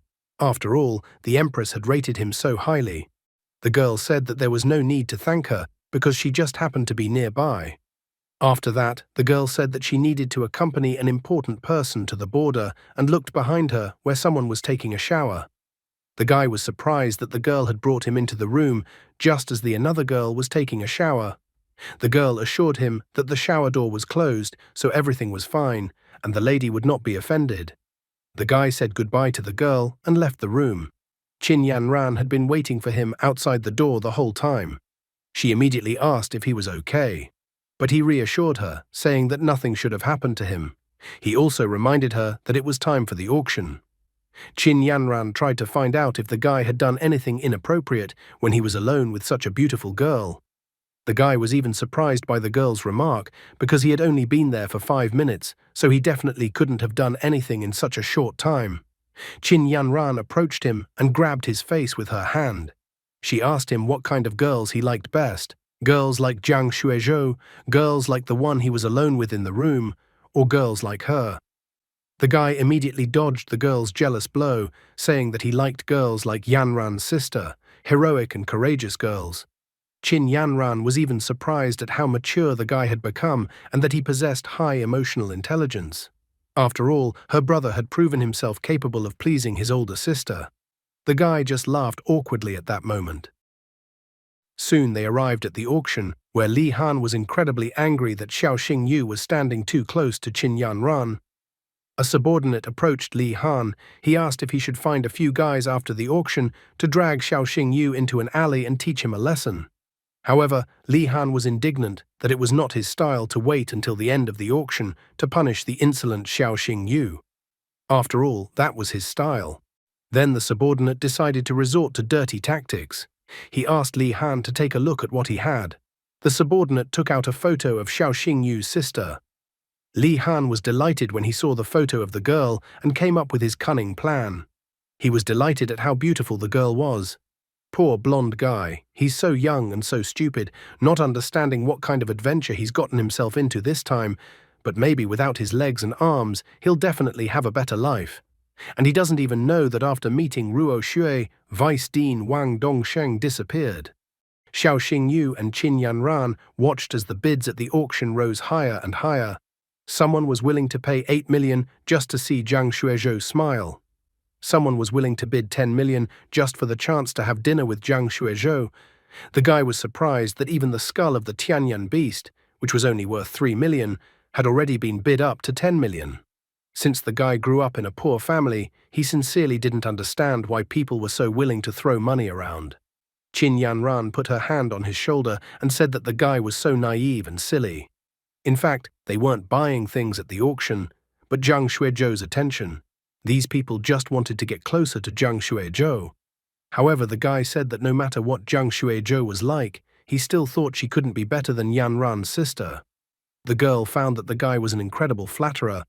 However, at that moment, he seemed to contradict his own words and looked at Jiang Xuezhou. Although he was not interested in this woman, he felt that she was surrounded by some kind of mysterious aura. It bothered him that he could not figure her out. In the end, he decided that if the opportunity arose, he would have to get to know Jiang Xuezhou. After that, Jiang Xuezhou announced that the beautiful assistants would bring out the 9th lot of the auction. Jiang Xuezhou announced that it was a rare treasure capable of bringing a dying beast back to life, the root of a dragon's horn. The starting price for the dragon's horn root was 80 million. The auction attendees were in complete shock. They did not expect to see a dragon horn root at the auction. One of the attendees stated that the price of 80 million was nothing, as even 800 million for a dragon horn root would not be a waste. Xiao Xingyu also took a liking to the dragon horn root. Bids for the lot began to come in one after another, but suddenly a noise caught everyone's attention. As it turned out, Xiao Xingyu had allegedly accidentally broken a glass and spilled expensive wine on himself. Li Han, sitting in the neighboring VIP box, was not surprised at all. He believed that a poor man would always remain poor. So, in his eyes, the guy had just embarrassed himself once again. Jiang Xuezhou turned her attention to him. She ordered one of her subordinates to help the guy go to the restroom and clean himself up. Xiao Xinyu was so brazen that he asked Jiang Xuezhou to personally escort him to the restroom. He wanted her to show him where the restroom was. Even she was taken aback by such a request. One of the auction attendees became indignant. He didn't understand who this guy was that Jiang Xuezhou should be helping him. Other auction attendees also became indignant. One guy couldn't understand how it was even possible for a goose to be a match for a swan. The guy saw through Xiao Xingyu's plan that Xiao Xingyu wanted to take advantage of the opportunity to hit on Jiang Xuezhou. He believed that this would never happen. Another guy called security and asked them to immediately throw the insolent man out of the Tower of Heavenly Secrets. Even Li Han was surprised at how shameless Xiao Xingyu could be. He was surprised that Xiao Xingyu decided to flirt with another woman when Yanran was right next to him. He even pointed out that now Yanran should finally see Xiao Xingyu's true colors. Where did the wine stain on his t-shirt go? Jiang Xuezhou was so polite that she kindly agreed to accompany the guy to the restroom. Xiao Xingyu thanked her for her gesture. The other auction attendees were simply furious. They couldn't believe that a goddess could like such a scoundrel as the guy in front of them. Another guy complained that he had spent a lot of money at this place over the years. None of them understood why this guy, and not one of them. Qin Yanran also drew a conclusion from this incident, but like everyone else, it was completely wrong. She thought that Xiao Xingyu had deliberately broken his wine glass to get closer to Jiang Xuezhou. At that moment, she thought that the guy liked women in qipaos. So she decided that next time she would wear a qipao too. Qipao, also known as cheongsam or Mandarin dress, is a traditional Chinese dress that gained popularity in the 1920s in Shanghai. It is characterized by a tight silhouette, high collar and side slits, and is often decorated with traditional Chinese patterns. Meanwhile, Xiao Xingyu and Jiang Xuezhou arrived at the restroom. While in the restroom, Jiang Xuezhou pointed out that the guy had deliberately arranged everything so that he could be alone with her. Therefore, she became curious about what the guy wanted to tell her, since he had done something like that. Wiping the wine stain off his t-shirt, which had already evaporated, the guy said that the dragon horn root that was put up for auction was actually a fake. Jiang Xuezhou was outraged that the guy had declared such an item to be fake. She explained to him that her auction house always checks items for authenticity. Therefore, she told the guy to watch what he said. If he continued to make such claims, she would have no choice but to ask him to leave the Tower of Heavenly Secrets. However, the guy stated with a smile that he was only a beast tamer of the 2nd star, and she was the owner of the snow ermine form of the King of Beasts. Therefore, he saw no point in deceiving her. Jiang Xuezhou was surprised that the young man knew she possessed the snow ermine. This fact alone made her realize that the young man really did have a keen eye. Therefore, she decided to ask him on what basis he had decided that the dragon horn root was fake. Xiao Xingyu tried to explain it to her with a brief lecture. He explained that the dragon horn root grows in an icy valley in the north of the country of Long, absorbs the energy of the sky and earth, and emits a light herbal aroma. However, the dragon horn root that was put up for auction did not have a light herbal aroma. Therefore, he suggested that what was put up for auction was not a dragon horn root, but most likely the bloody whiskers of a jiaolong. Jiang Xuezhou was a reasonable person, so she accepted his arguments, noting that these plants were indeed similar to each other. Thinking about it, because she valued the reputation of her auction house, she decided to immediately request an additional inspection of the plant. After a while, Jiang Shuizhou found the young man again. She thanked him, noting that the Shui clan from Lunyin had decided to deceive her. The young man felt that he did not deserve her gratitude. However, Jiang Shuizhou had other plans. She handed him a special gold card for honorary guests of her auction house. The guy tried to pretend that he felt uncomfortable accepting something like that for such a simple favor. But then he grabbed the card, announcing that he would keep it for now and return it later when the opportunity arose. Jiang Shuizhou even laughed from his joke, thinking the guy was witty. She announced that the auction was still ongoing, so she asked him to return to the hall. In the end, he decided to take his leave and go to the hall. However, looking at his back, Jiang Shuizhou smiled mysteriously, noting that the young man was a worthy son of a leader. The other guests were worried and dissatisfied that Jiang Shuizhou had been with that strange guy for so long and still hadn't returned. They even began to worry, deciding that there was something going on between the guy and Jiang Shuizhou. At that moment, they learned that for some reason, the Dragon Horn route was no longer participating in the auction. At that moment, a satisfied Xiaoxing Yu returned to his seat next to Qin Yanran. The girl immediately asked what the guy had been talking about with Jiang Shuizhou for so long. Xiaoxing Yu only noted that he had started a strong friendship with Jiang Shuizhou and that they hadn't talked about anything special. The girl was surprised and delighted that the guy had only just met Jiang Shuizhou and was already thinking about a strong friendship. However, the cunning Xiaoxing Yu quickly got out of the situation by saying that Jiang Shuizhou was just a friend, and that it was not at all like the brother-sister relationship he had with Yanran. The girl was happy to hear such words from him. Finally, Jiang Shuizhou appeared on the tribune. She apologized to her guests and announced that one of her old customers had already ordered the Dragonhorn route, so this item had to be removed from the auction. Now she was going to put an even rarer item up for sale. She then announced that this item was a special magical monster core with the attribute of holy light. The starting price for this item was 10 million. The core glowed incredibly brightly, enough to blind anyone. Guests at the auction were surprised. One guy was disappointed that he didn't have a beast with this attribute. Another guy thought that a beast with this attribute was already very hard to find, which meant that if you bought this core when you didn't have the corresponding magical beast, it would just be a useless piece of jewelry.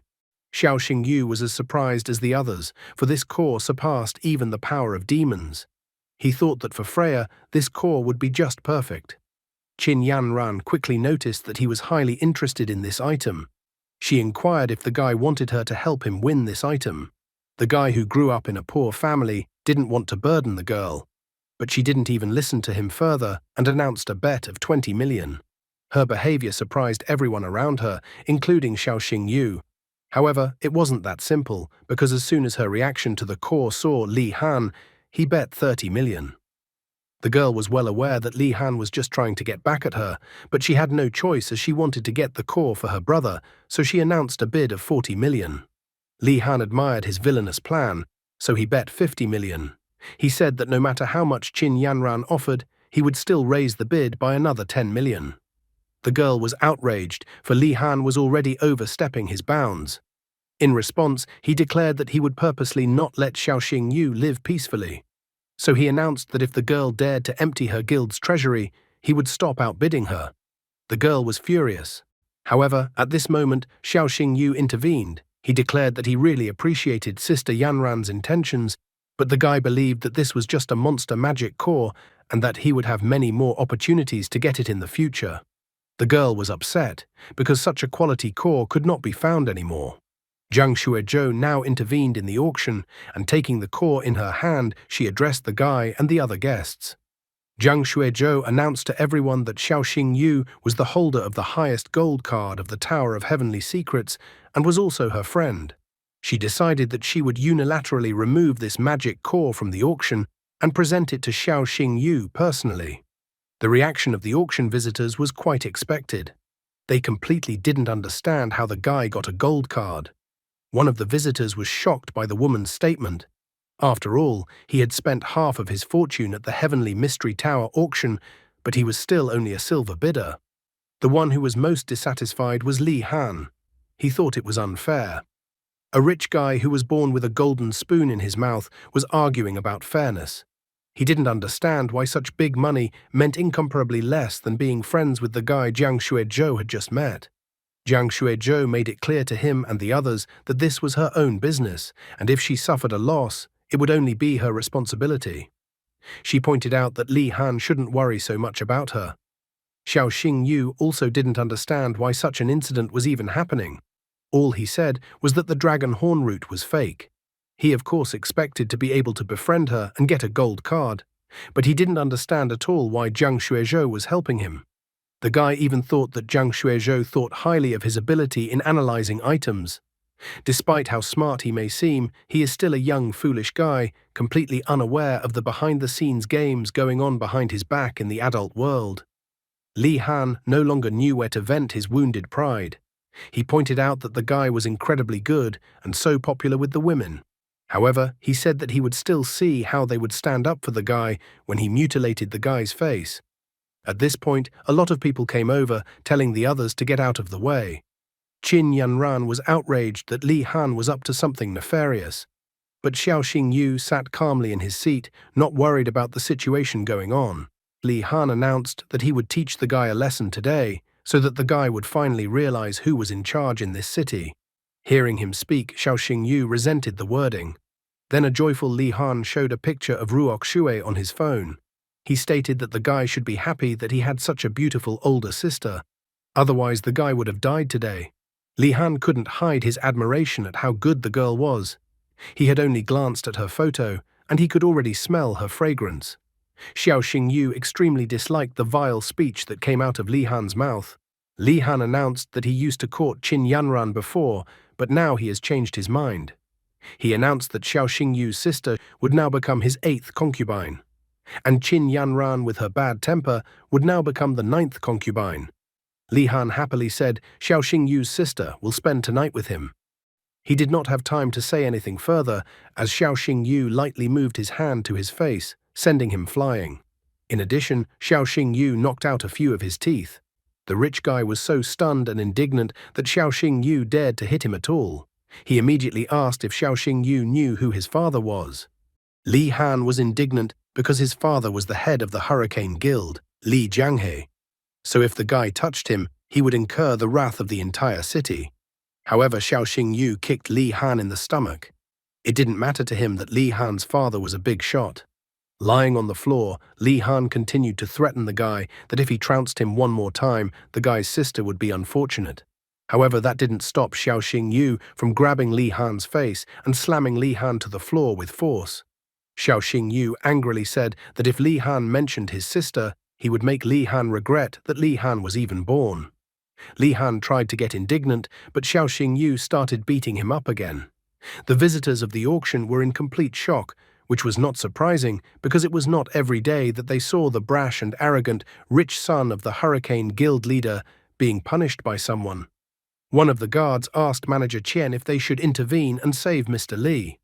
But Manager Qian must have had enough of him since he didn't want to intervene, noting that it was as if Li Han was being held hostage by Xiao Xingyu.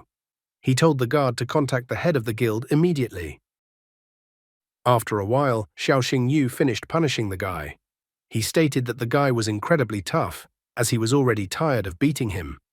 Li Han's entire face was incredibly swollen with bruises, and he could no longer utter anything intelligible. After that, the guards finally arrived and they pulled Li Han aside. Li Han was still conscious. He ordered to kill the guy immediately. Manager Chen told the guards to act immediately. At this moment, the head of the Hurricane Guild, Li Jianghe, appeared. He menacingly asked who dared to beat up his son. Manager Chen and the others were terrified after Li Jianghe appeared. Li Jianghe, did you escape from fairy tale? With huge bruises on his face and barely able to speak his words, the son announced that his father was obligated to stand up for him. Li Jianghe was shocked, not even immediately recognizing that his son was in front of him. He didn't understand who dared to do such a thing to his son. The man pointed his finger at the guy and asked if he was the one who beat up his son. Li Han confirmed that he was the one who beat him up. However, Xiao Xingyu was unfazed, not understanding what the big deal was. Jiang Xuezhou was still watching from the sidelines and had not yet tried to intervene in the conflict that had arisen. Li Jianghe was outraged. He ordered the guards to immediately break the guy's arms. It was Qin Yanran who stood up in the guy's defense. She announced that the guy was not just her brother, but also an honorary pharmacist of the Celestial Guild, so if they touched Xiao Xingyu, they would declare war on the entire Celestial Guild. However, this did not stop Li Jianghe. He vilely stated that the girl's father was not in Lunyin right now, so he felt that he could teach her a lesson. Li Jianghe believed that the girl's father would not confront him over what had already happened. Xiao Xingyu asked Yanran's sister to step aside this time. He was wondering if Li Jianghe would really dare to raise a hand against him. The girl was surprised, not understanding what the guy's plan was in such a situation. Then the guy took out the Emperor Soul Seal. He complained that something had fallen from his hands. Li Jianghe and Li Han stared at the item that fell from the guy's hands. Li Jianghe was so shocked when he saw the Emperor Soul Seal that even the cigar fell out of his mouth. The still uncomprehending Li Han told the guards to immediately follow his father's order and break the guy's hands. However, at that moment, the father slapped his son. The father called him an idiot. Li Han didn't understand why his father did that to him. At the same time, Li Jianghe was examining the Emperor Soul Seal that had fallen from the guy's hands. He realized that the Emperor Soul Seal, so he blew on it as if he was trying to clean it. His face then became covered in cold sweat as he stated that he was apologizing to the guy for the inconvenience his wayward son had caused the guy. The old man inquired about the items the guy wanted to purchase at this auction and that he would immediately buy all the items the guy was interested in. Military Councillor Jie Jun, the 4 governors, the generals of the 3 armies, all these powerful men are Shangguan Lan's confidants, pillars of the state. However, they are not the ones who enjoy the greatest trust of the Empress. In order to strengthen her position in the Dragon State, Shangguan Lan has created an Emperor Soul organization that reports only to her. Every member of the Emperor Soul is like a dead man. Therefore, the Empress gave them the special privilege of wearing the seal of the Emperor Soul. There is an unspoken rule in the Dragon State. If you see the seal, consider that you have seen the Empress herself. Li Han still didn't understand why his father had hit him. After all, they were supposed to punish the insolent man. However, Li Jianghe told him to shut up immediately. He even complained that no one else had a son as stupid as him. Taking the Emperor Soul Seal from Li Jianghe's hands, Xiao Xingyu pointed out that Li Han had almost maimed him, and Li Jianghe had even threatened to kill him. Therefore, the guy demanded an immediate explanation from the old man. The old man stated that it was all a big misunderstanding. He reported that he was incredibly sorry that they had ruined the guy's mood. The old man announced that as a token of the sincerity of their apology, they were willing to purchase any auction items for the guy. Xiao Xingyu rejected his offer, saying that he was not interested in money. Xiao Xingyu decided that since Li Jianghe had admitted his mistake, Xiao Xingyu had the right to choose his own way of apologizing to them. Trying to contain his anger and continuing to smile, the old man asked how he could earn the guy's forgiveness. The guy decided that it would be pretty quick and easy. He reminded him that since Li Han had insulted his sisters and wanted to kill him, he would break Li Han's arm for it. The guy thought that was a pretty fair solution to the problem. The old man was shocked at the guy's words. Xiao Xingyu then reminded him that Li Jianghe could suffer the punishment himself, instead of his son. He asked if the Hurricane Guild no longer needed a guild leader. The old man quickly realized that the situation could get worse. He asked the guy which arm of his stupid son the guy wanted to break. Xiao Xingyu chose the right hand. He declared that if he saw Li Han being able to move his right arm even once more, the old man would face the consequences. Li Han was frightened, not realizing what was even happening. He warned the guy not to do anything stupid. However, at this moment, the old man broke his son's right arm with a slight movement of his hand. Li Han fell to the floor in pain. He squealed because his arm was incredibly sore. The old man asked the guy if he was satisfied now. After that, Xiao Xingyu told them to scram. With a strained smile, Li Jianghe thanked Xiao Xingyu. He promised that he would strictly punish his son. The old man then demanded that the guards finally pick up his idiot son and take him out of here. Xiao Xingyu didn't care about them anymore, and he walked over to Yanran's sister, noting that it was time for them to leave as well. Only now did Jiang Shuizhou intervene. She told all the guests that what happened today in the Heavenly Mystery Tower should stay here and they should not spread about it. She asked all the visitors to remember the rules and act as if nothing had happened. The visitors of the auction immediately supported her idea, and that one should do as Jiang Shuizhou said. When they left the auction hall, the girl asked the guy why he had gotten involved in this story in the first place. She was well aware that if the guy didn't have the Emperor Soul Seal, the guy wouldn't be alive anymore, so she thought that he had acted too unreasonably. However, Xiao Xingyu explained to her that things were not as she thought, and that this was actually the situation he wanted. The girl was stunned, not understanding why he would intentionally get involved in such a venture. The guy explained to her that according to his tactics, he had deliberately made himself look weak. Meanwhile, the unknown pink-haired girl asked her subordinate if she had written down all the information about Xiao Xingyu. The girl said that she had written everything down. The unfamiliar pink-haired girl who had showered earlier turned out to be Shangguan Lan's daughter, Shangguan Qian. She told her subordinate to send the records related to Xiao Xingyu to her mother. The girl obediently agreed to fulfill this order. At the same time, someone also contacted Jiang Shuizhou on the phone. This stranger turned out to be the commander-in-chief of the Flame Alliance, Ye Mei. She asked if Jiang Shuizhou had already seen a guy. Jiang Shuizhou praised the guy, as he seemed much smarter than she thought. After a while in the hospital, the son was complaining to his father. He didn't understand why his father had allowed that plebeian to break his son's arm because of some Emperor Soul Seal. The old man was angered that his son never realized his mistake. His father had clearly explained to him that if he saw that guy, he should either hide or behave calmly. The old man pointed out that even if the guy ordered his son to eat shit, the son should do it unquestioningly. He was outraged that he had to chew on such simple truths to his son. The old man explained briefly and lucidly that the Empress herself was behind the guy, and the fact that his son was still alive was already a great fortune. Li Han's pride was destroyed, so he refused to just take it and retreat. The old man became furious at his words. He declared that if his son continued to be impertinent to him or harm Xiao Xingyu in any way, he would have to give up on his son. He wasn't going to destroy the guild because of his son. Li Han was resentful that some guild was more important to his father than his son. Li Han became furious. He blamed Xiao Xingyu for his misfortune and that Xiao Xingyu had made him a cripple. Now he had also lost value in the eyes of his own father. Li Han became wildly furious, saying that Xiao Xingyu had forced him to do this. He then grabbed his phone and dialed his uncle's number and cried afterward. In a trembling voice, he complained to his uncle that he had been beaten and had broken his arm. Life teaches nothing to such prideful people.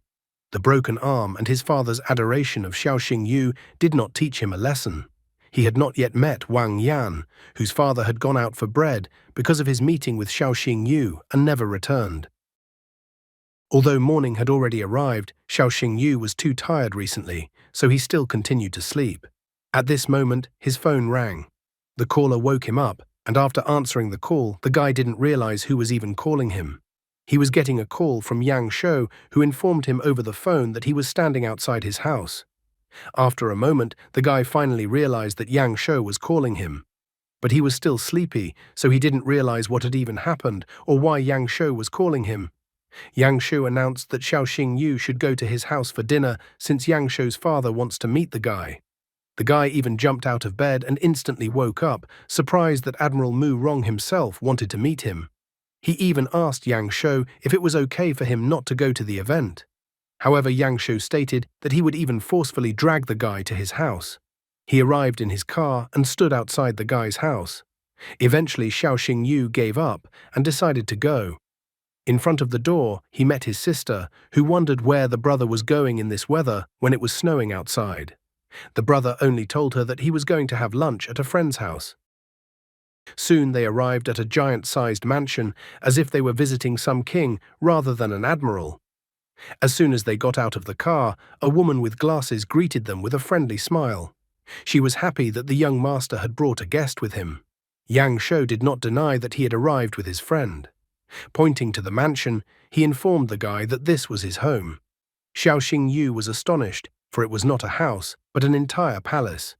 Yang Shou then revealed that this house was a gift from the empress. There were only 6 people in their family, including servants, so even Yang Shou thought that they didn't need such a big house.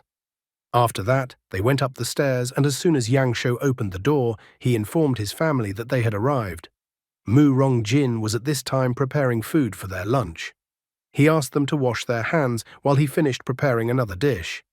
Xiao Xingyu was even surprised that Admiral Mu Rongjin was preparing the food himself.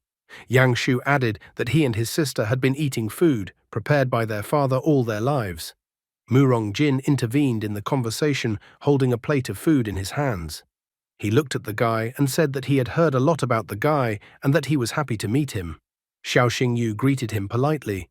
He even admitted that it was a big part for him to meet Grand Admiral Mu Rongjin in person.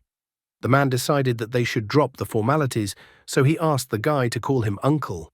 Mu Rongjin had heard that the guy was quite cheerful and outgoing, so he didn't expect the guy to be so uptight. Xiao Xingyu only gave a fake laugh in response. He was well aware of his tense state. After all, not long ago, they had fought to the death. After a while, the table was set with many dishes that Mu Rongjin had prepared, and they sat down to eat lunch. Mu Rongjin confessed that he had seen the guy's performances in the Supernova tournament. He praised the guy, noting that the guy was a promising young man. Smiling strainedly, Xiao Xingyu remarked that his uncle was overpraising him because he was actually just lucky. Mu Rongjin only laughed in response, thinking that the guy was also modest. He even complained about his son, who doesn't do well in everything he does. Yang Shou was displeased by his father's words. After all, he had never heard anyone say that he was not good at anything. The son even boasted that his theory class essay had recently won first place in the entire academy. Mu Rongjin was even surprised, as he remembered that his son was weak in theory. The father even thought that his son had cheated and told his son to bring the essay to him to look at. After that, the son brought a certificate where the academy congratulated Yang Shou for winning the Azure Dragon Academy's literary competition with the essay, "My Father is an Admiral." After reading such a charter, Mu Rongjin was surprised. Yang Shou confessed that he had copied the work from their library because Mu Rongjin had written something similar. He even bragged to his father that it came out well. However, Mu Rongjin was displeased, for Mu Rong's lineage was a generation of heroes, and his son was cheating so openly. The man was outraged, noting that if Yang Shou's grandfather or great-grandfather was still with them and found out that Yang Shou had written off their essay, they would definitely scold Yang Shou. While the father and son were fighting, the daughter wasted no time. She took some food and put it to Xiao Xingyu, asking him to taste it. This moment did not escape Mu Rongjin's notice. He was amazed by his daughter's actions. After all, she had never put food on him like this. Yang Shou intervened and put his father's food in his mouth. He even covered his father's mouth with his hand. The guy explained that he was the one who taught her this maneuver. After all, it was about his sister's happiness. So he asked that the father play along with them a little. The father thought about his daughter. When Xin Xin was young, her mother died in front of her eyes. Since then, she started to have serious psychological problems. The father remembered that his daughter had become withdrawn and taciturn, began to shun strangers. Even he and Yang Shou found it difficult to communicate with her. However, the father was outraged because it had been a short time since the beginning of her studies, and the daughter had already exchanged almost 20 phrases with the guy. The father was shocked because he had never heard 20 phrases from his daughter in 20 meetings with her. Xin Xin offered the guy some food. She said that it was pork with pineapple and lychee, noting that it was very tasty, and advised the guy to try it. Xiao Xingyu realized that he was about to be fed like a slaughter. The father was still amazed, having come to the conclusion that his daughter liked this guy who came to his house today. At this moment, Mu Rongjin felt anxious. Mu Rongjin was no longer the gentleman he had been at the beginning of their meeting. He stared at the guy with a bloodthirsty gaze and then asked how many people were in the guy's family. Xiao Xingyu was very surprised by Mu Rongjin's sudden change of mood. After that, Mu Rongjin pelted the guy with questions.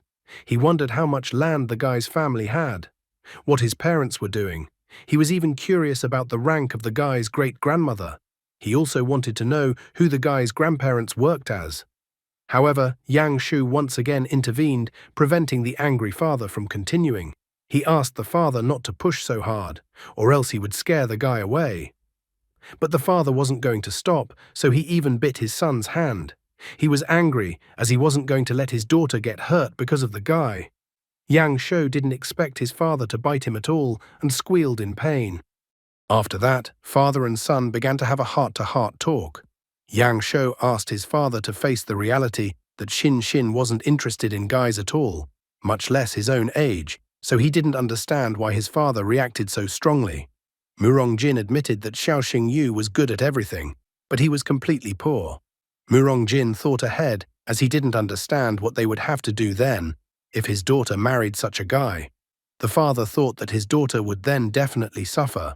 However, Yang Shu pointed out that Xin had him and her father, so they would be able to feed Xin if there was a dire need.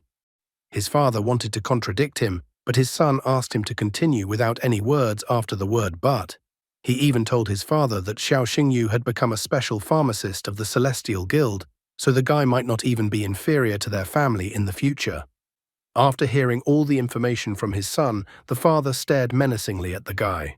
The girl kept advising the guy to eat more. Xiao Xingyu noticed the changed atmosphere perfectly. He informed the girl that her father was looking at him strangely. The guy even thought that maybe the girl's father was going to stab him. Xiao Xingyu was extremely reluctant to have Murongjin interested in his person. However, Murongjin had gotten close to him. He stated that he became curious about some details about the guy.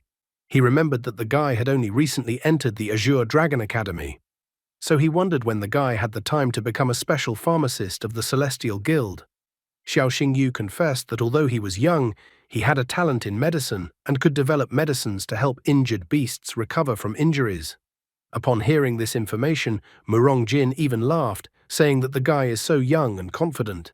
He also revealed that special pharmacists were a rare resource for all the major guilds.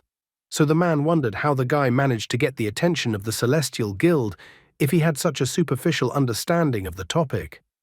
The guy only smiled as he noticed that his uncle thought that he had gotten into the Celestial Guild through connections. Murongjin thought so because he had heard that the guy had a rather close relationship with the daughter of Celestial Guild head Qin Yanran. However, the guy firmly stated that words didn't matter and let the facts speak for themselves. Xiao Xingyu pointed out that Murongjin is a naval admiral, so he should know that sea beasts easily fall ill with fissure syndrome. Such beasts have a drastic deterioration in blood clotting, and if they injure themselves, the blood will be hard to stop. The guy also stated that there is currently no effective cure for this syndrome on the market. Murongjin only laughed at his words, amused that did the guy really have a cure. After his words, Xiao Xingyu took out a small vial. Guy stated that he has in his hands a special medicine that he has developed to treat fissure syndrome. The medicine is a highly active and antioxidant herbal serum called Blue Essence. Grabbing the vial in his hands, Murongjin was surprised, not fully understanding the words the guy said. After that, he told his subordinate Xiao Liu to bring his beast by the fountain. Approaching the fountain, Xiao Liu told Sharp-Toothed to appear. At the same moment, a beast that looked like a walrus appeared in the fountain. The entire body of the magical beast was covered with wounds that didn't want to heal in any way. Xiao Xingyu approached Xiao Liu and advised him to add a few drops to the water and let the magical beast lie in the water for a while. Xiao Liu tried to approach his beast, but the Sharp-Toothed had already been in pain and suffering from the disease for so long that he was constantly angry. The man asked his beast to lie in the water for a while, hoping that the sickness would recede. Xiao Liu dribbled a little medicine from the vial onto Sharp-Toothed, and everything around it brightened up. The Sharp-Toothed's mood instantly changed as he could finally swim in the water and nothing hurt, and the cracks on his body healed. Not only Sharp-Toothed was happy, but also Xiao Liu, who happily informed the admiral that the cracks on Sharp-Toothed's skin had healed. Murongjin jumped up from his seat. He was incredibly happy and excited after noticing that this drug was even more effective than the SK-92 drug that had been developed by the Imperial Research Institute. The guy smirkingly asked his uncle if he now believed in his abilities. The joyful Murong Jin was no longer listening to him. He was more interested in whether the drug Murong Jin had developed could be mass-produced. The guy admitted that if Murong Jin gave him a pharmaceutical factory, he could start mass production. Murong Jin seemed to have forgotten about his jealousy for his daughter, as he was already praising the guy, noting that the guy was a once-in-100-years genius. The man was so happy, for with the guy's help, a great future awaited their fleet. However, Xiao Yu lived in a capitalist world, so he wasn't in a hurry to do everything. He said that they should first discuss the fee for using his patent on the drug. Murong Jin's face immediately changed when he heard about the fee for using the guy's patent on the drug.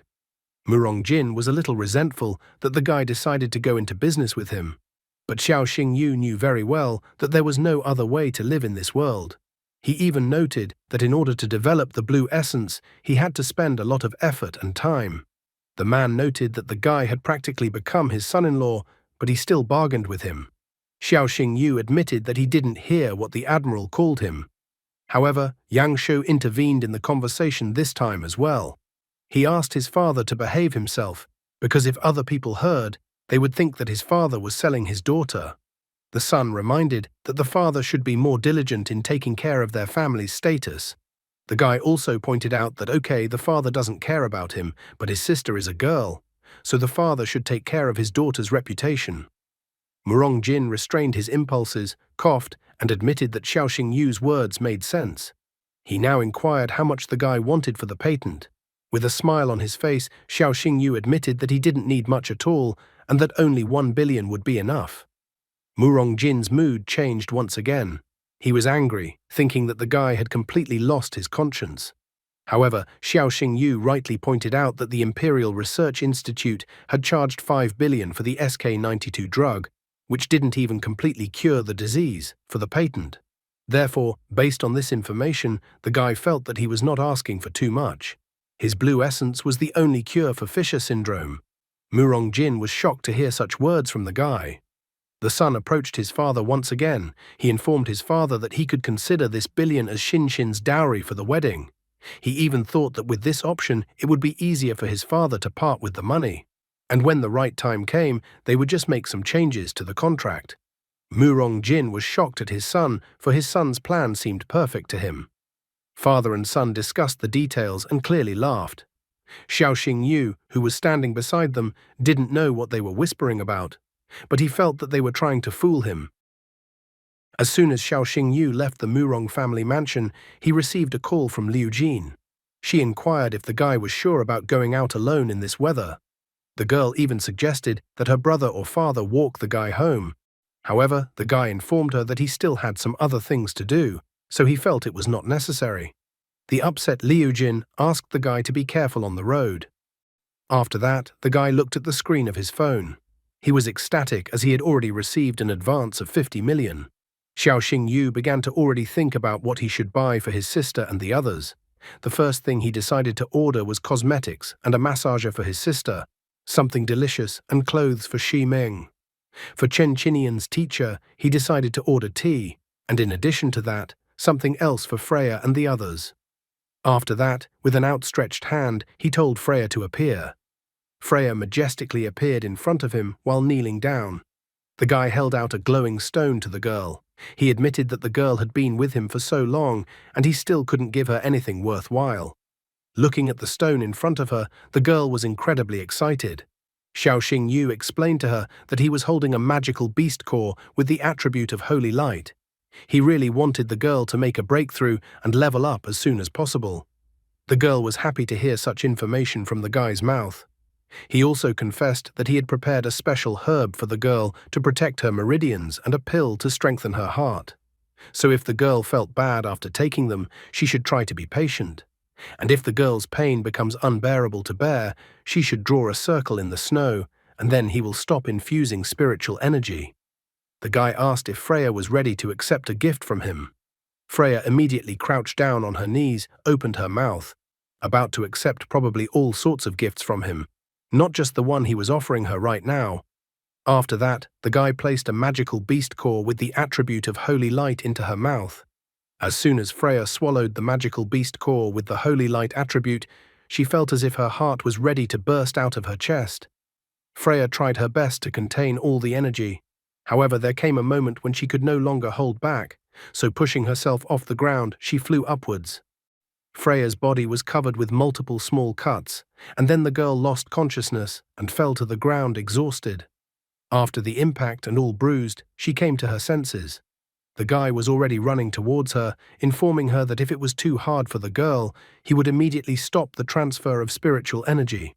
The girl fell down again and lost consciousness. Xiao Xingyu asked her to wait, intending to help her. Xiao Xingyu tried to look at Freya with his marvelous eyes. At that moment, Freya was back in that long-ago nightmare from the past that happened to her long ago. She was locked in the cage again. The buyer was very unhappy to see the merchandise. The seller said that he would be reselling the item soon, so he advised the buyer to buy if any of the girls appealed to him. The buyer grabbed the hand of one of the water pixies from the cage. Trying to kiss the girl, he declared that from now on, she would serve only him. Freya, locked in the cage, clutched her head at what she saw. She prayed to her ancestors that someone would come and rescue her. From the noise, she abruptly opened her eyes, seeing a worried Xiao Xingyu standing in front of her. After that, Freya opened her eyes in the real world. She reached for the snow and wrote in the snow that she could handle this ordeal. Freya's body was all scarred with cuts as she tried to contain the energy rapidly growing in her body.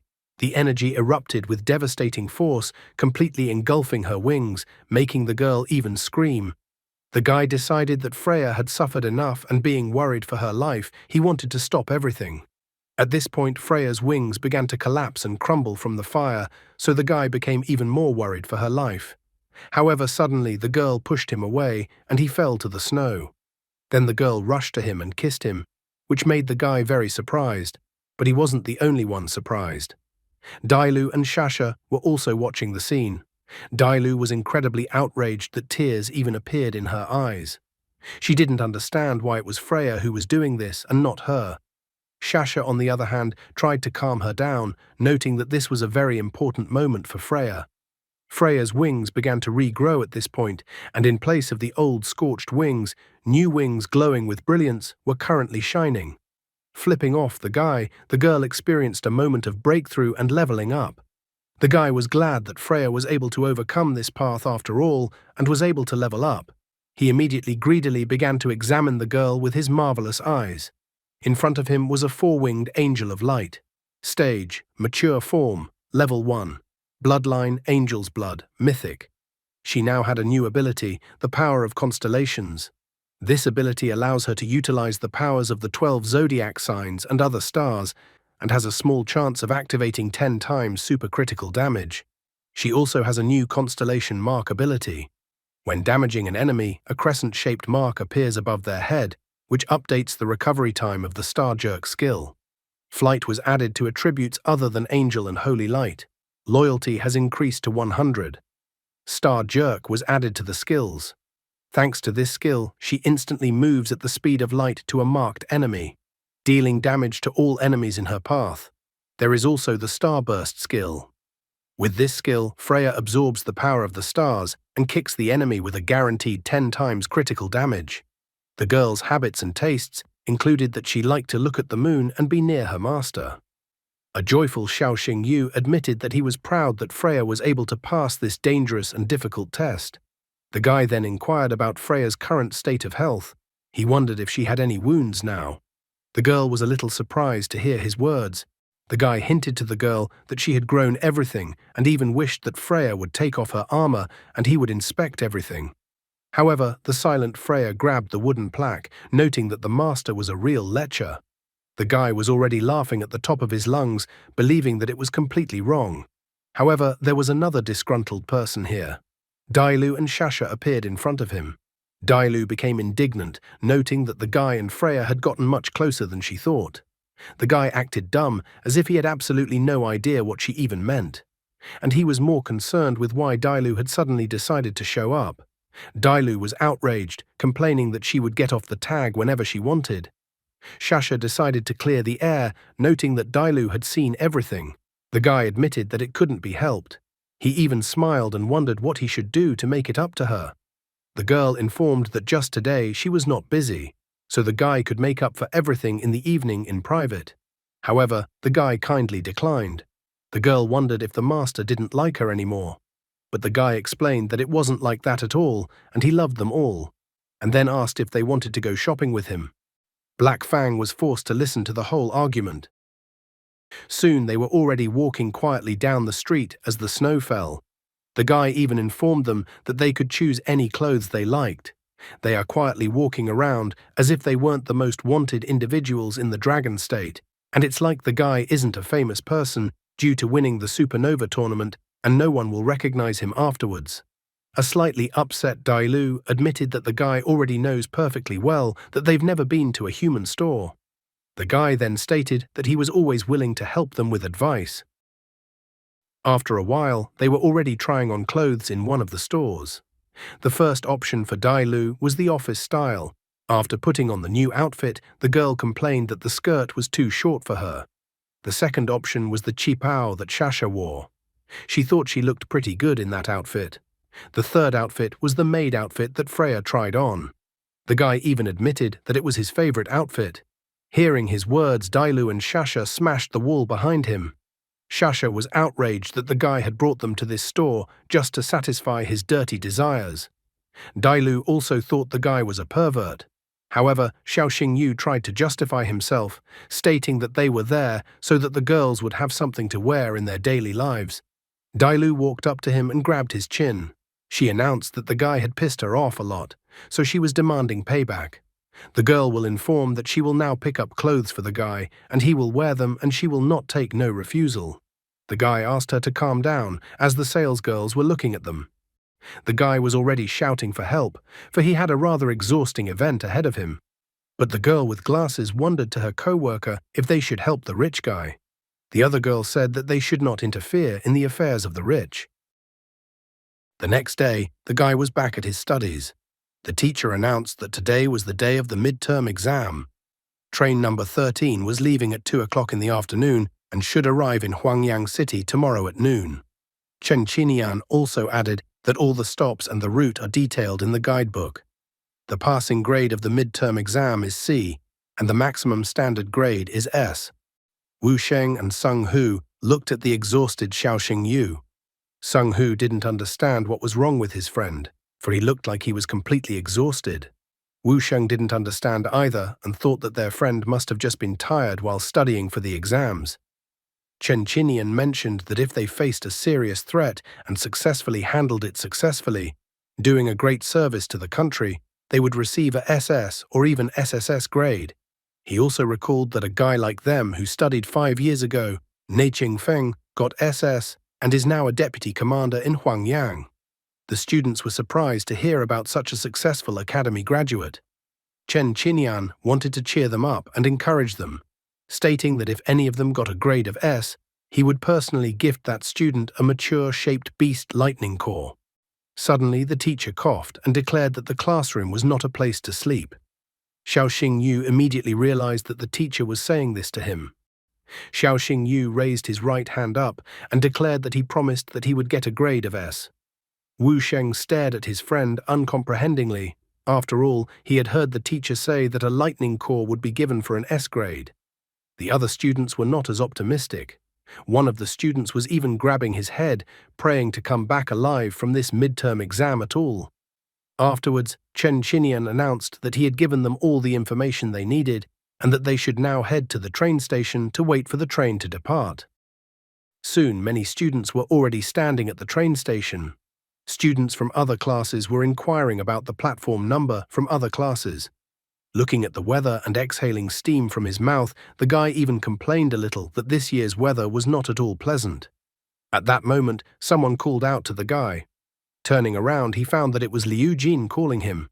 The guy wondered what she was doing here, since she should be on the other platform with her class. The girl happily ran up to give him a gift in a bag. Apparently, in this universe, they don't know to dress warmer, and the author doesn't want to bother. The guy was surprised, not realizing what she had even prepared. Suddenly, he was even more surprised when he pulled a scarf out of the gift bag.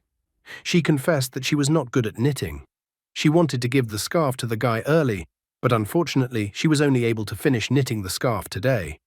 Xiao Xingyu immediately wrapped the scarf around his neck.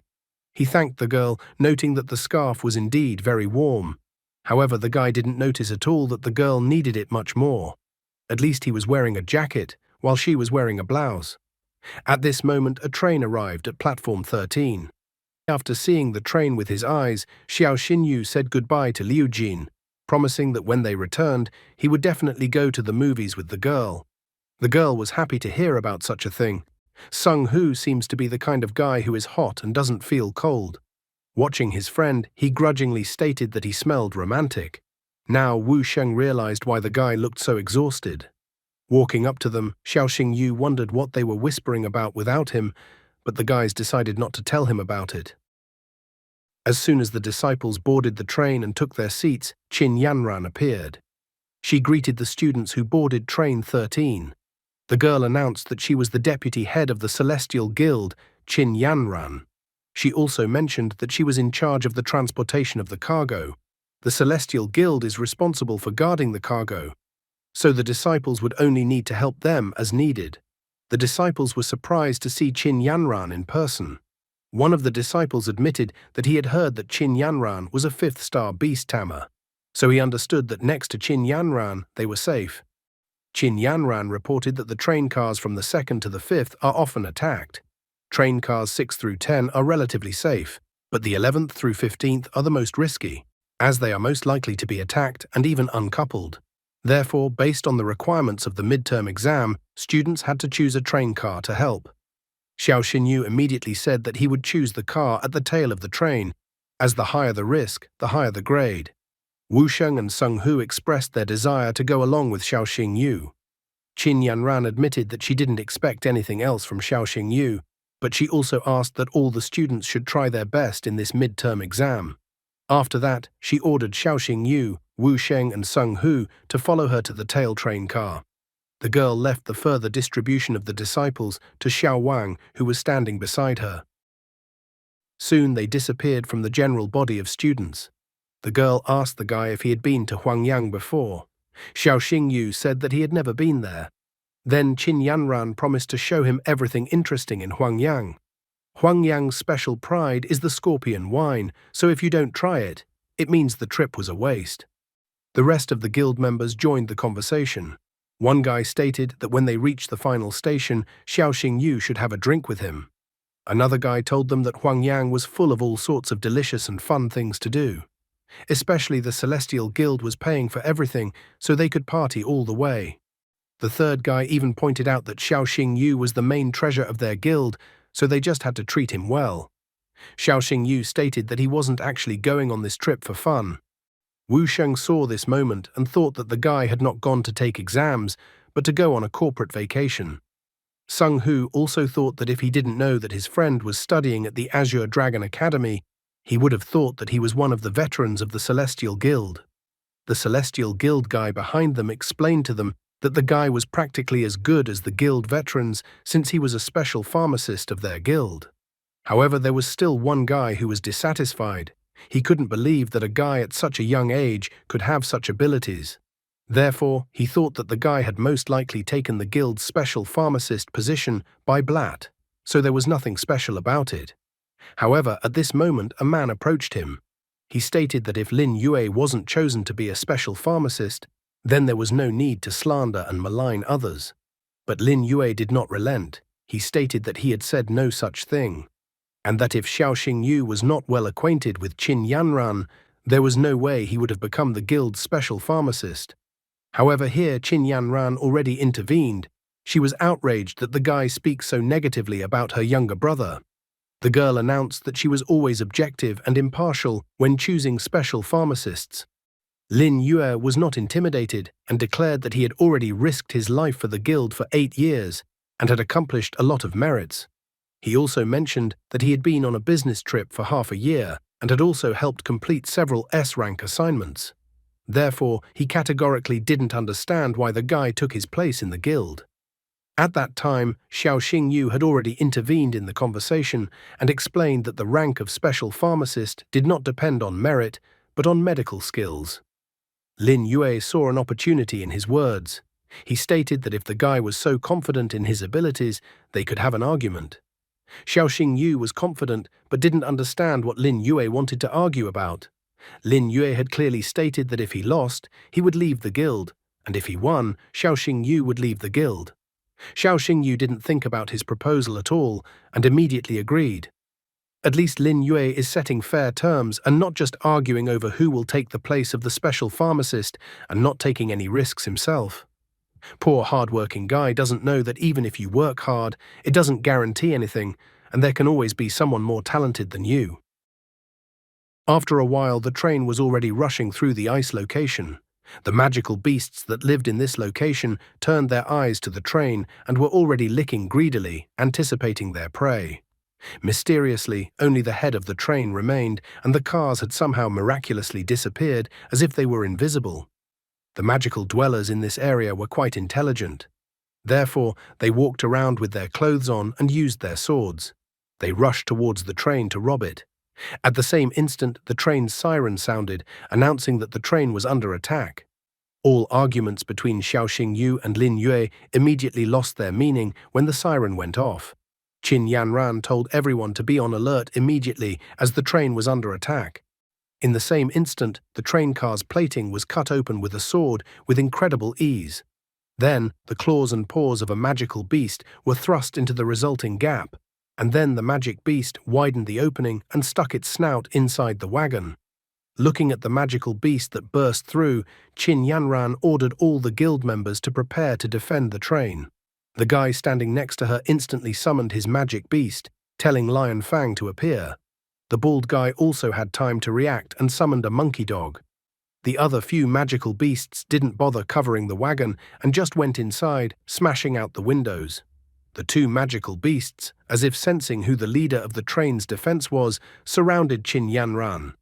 Xiao Xingyu asked her not to worry and informed her to let her provide them to him. He immediately summoned Freya, and as soon as she appeared, he ordered her to attack the magical monsters that had infiltrated the train. It was as if the magical beasts sensed the threat coming from the guy and Freya, so they tried to be the first to attack them. However, the wretched creatures didn't realize who they were messing with yet, as Freya, like a hunter, rushed towards her prey and instantly destroyed all the magical monsters attacking them. She swept through the magical monsters like a whirlwind, leaving them no chance. The guy was incredibly delighted, praising Freya and noting how great she was. Such praise made the girl smile, sensing the guy's sincerity. But things didn't go so smoothly, for while he and Freya were dealing with the pitiful magical beasts, Qin Yanran was kidnapped, and one of the magical beasts dragged her to the roof of the train car. The still recently jubilant guy realized that he had miscalculated. Meanwhile, a magical beast appeared on the roof of the train carriage, holding Qin Yanran in its paw. The girl's pride was still with her, so she told the rat that Master Splinter should immediately let her go. At the same instant, Xiao Xingyu appeared on the roof of the train car. He told the dirty rat to get its filthy paws off his sister. Freya rushed towards fake Splinter Master at full speed. Freya instantly reached the magical beast and struck his paw with her blade. Fake Master Splinter let go of the girl but threw her aside with his last strength. Qin Yanran, while she was falling, started to call out for help to Xiao Xingyu. However, the guy was not alone, then asked his friends Wu Sheng and Sung Hu for help. The guys were not afraid, and Wu Sheng summoned his magical beast, Storm Butterfly. In an instant, a giant butterfly appeared under Qin Yanran, which the girl fell on. But the magical beasts refused to give up at such a moment, trying to pounce on Storm Butterfly. However, Sung Hu now summoned his magic beast, Mad Buffalo, telling him to use provocation. The magical beast then attempted to throw the blade in his hands. Xiao Xingyu sensed that the right moment had arrived, so he told Freya to finish off the magical beast. Fake Master Splinter seemed to have been fooled. However, it was a trick, as he still had some trump cards up his sleeve. Opening his mouth, he tried to spray Freya with some poisonous green slurry from his mouth, but he couldn't keep it up for long, as Freya was faster. She dodged his attacks and went behind his back. Once at the magic monster's back, Freya swung her right leg and kicked the magic beast in the back. The monster received impressive internal organ damage from such a blow. Freya wasn't going to stop there. She rushed over to the fake Master Splinter, who had flown up, and then performed a little plastic surgery on him and some amputation of his limbs. A guy approached Qin Yanran, who had already climbed back onto the train car, and asked if she was okay. The girl stated that she was fine. However, she was shocked when she inquired about the details of Freya and whether Freya was the sacred angel of light. The guy cheerfully informed her that she was, only Freya had already evolved to become a four-winged angel of light. At this moment, Wu Sheng ran up to them joyfully. He was holding a golden-colored stone in his hands. The guy asked them to notice that a poison-type magic core, mature form, had fallen off the magic beast. Xiao Xingyu asked that his friend keep this magic core with him for now. However, their adventure was not over here. Qin Yanran asked him to pay attention to the head carriage of the train set and that there was another mature form beast there. Xiao Xingyu was surprised that the bloody Monkey King appeared in front of them. Suddenly, the train shook so much that the guy and girl were thrown aside. As it turned out, the bloody Monkey King was like King Kong, who decided to play with a toy train. He was so huge that the train fit in his hand. Bloody Monkey King easily broke one of the train cars. Then, with a fierce look, he grabbed the train driver, who kept calling for help. The train driver was just a character no one wanted, so Bloody Monkey King put him in his mouth for refreshment. Xiao Xingyu only stood nearby and just watched this. He noted that it looked like the magical beasts that were hibernating had come at the smell of blood and started devouring people to recover their strength. Qin Yanran walked into the train carriage where the members of her guild were. She told everyone to listen to her orders and then informed them that they had to ward off the magical beasts and protect the train at all costs. However, the students of the academy visibly huffed. One of the guys admitted that their beasts were too weak, so they would hardly be able to deal with the bloody Monkey King. The other guys agreed with him. The only one who wasn't upset was Lin Yue. He approached them and informed them that if their magical beasts were weak, he could help them and they could fight. Qin Yanran had already managed to go outside and tried to attack Bloody Monkey King with his magical beast. Xiao Xingyu happily noticed that the girl already had a three-tailed thunder fox. He was slightly surprised, praising his sister and noting that she was quite strong. Qin Yanran thought that it was just that fake Master Splinter had attacked her sneakily, and in a normal fight, that magical beast wouldn't stand a chance against her. However, Bloody Monkey King wasn't going to just give up, and his gaze became even more fierce. In that instant, he showed why he was called Bloody Monkey King, for as a king, he called out, and his subjects immediately appeared. On the mountain behind him, many monkeys appeared. Xiao Xingyu was already fed up with the whole situation as well. After all, first they had to fight off the giant rats, and now giant monkeys had appeared. Since he was already annoyed with the situation, he summoned Black Fang. Just at that moment, the rest of the guild members appeared and finally decided to show themselves. The guy was surprised that backup had finally come to them. The giant apes easily defeated the magical beasts. However, the magical beasts pounced on the giant apes with fury. Xiao Xingyu noticed at a glance that the magical beasts were somehow strange, but he was prevented from developing this thought by Wu Sheng. He asked the guy to pay attention to the water, as there seemed to be someone there as well.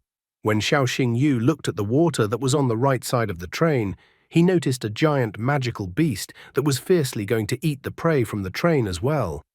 The giant beast in the water began to spin out like Ouroboros. The resulting vortex formed a water tornado that attacked the train. Xiao Xingyu told Black Fang to immediately use Hell Howl. Black Fang used Hell Howl on the water magic beast's water attack. As a result, they still managed to neutralize the beast's water attack. However, after that, the magical beast itself appeared out of the water. The guild members instantly recognized the magical beast. It was an evolved royal sea anaconda. Realizing that the situation had taken a serious turn, Qin Yanran told the students to immediately return to the train. After all, only Celestial Guild members were supposed to be left near the train now. However, one of the students stated that he could not do so, as his magical beast was not obeying him. The second student stated that Lin Yue had caused their magical beasts to get out of control. Qin Yanran was extremely displeased that Lin Yue was once again up to something. Looking at Qin Yanran, the guy asked that she focus all her attention on the bloody Monkey King, while he himself would take care of the royal sea anaconda. The girl was worried about her brother, whether he would be able to handle such a dangerous beast. But they had no other choice anyway, because the guild was recruiting weaklings, or they had all gone to drink tea. In addition, the Royal Sea Anaconda had already moved to attack. Guy told Freya to use Starburst against the Royal Sea Anaconda. Freya got close and kicked the Royal Sea Anaconda with all her might. She then focused all her attention and attacked the magical beast many times with her ability, that in each kick, explosions rang out all over the anaconda's body. After that, Freya attacked the Royal Sea Anaconda's unprotected back at full speed. From such a blow, the Royal Sea Anaconda whizzed over and crashed into a rock nearby, and it was as if tears came to her eyes. The Royal Sea Anaconda could not be allowed to recover, so Xiao Xingyu told Black Fang to use the Hellfire Lotus. The Royal Sea Anaconda had already regained its senses and tried to fiercely attack Black Fang, but at that moment, it was caught up by Hellfire Lotus's attack. From such a powerful attack, even the giant apes tried to stand on their feet, but they were thrown away by the wind. The Royal Sea Anaconda was fried to a crisp after being attacked by the Hellfire Lotus. Therefore, it was the right time to end this battle. Freya, as a heavenly warrior, swung her sword against all kinds of foul things and rushed towards the magical beast. As the executioner of divine justice, Freya stripped the Royal Sea Anaconda of its head. Xiao Xingyu ordered Freya to prepare to pick up the Royal Sea Anaconda's magical core. Black Fang, on the other hand, was asked to go to his sister's aid. However, Qin Yanran was extremely dissatisfied, believing that she didn't need help in her battle either. Bloody Monkey King, as if he sensed something too, and stopped, looking at the girl greedily. But the girl wasn't going to give King Kong a chance, so she told the three-tailed Thunder Fox to attack him. Bloody Monkey King's muzzle expression immediately changed as three-tailed Thunder Fox's lightning-fast attack hit him in the chest.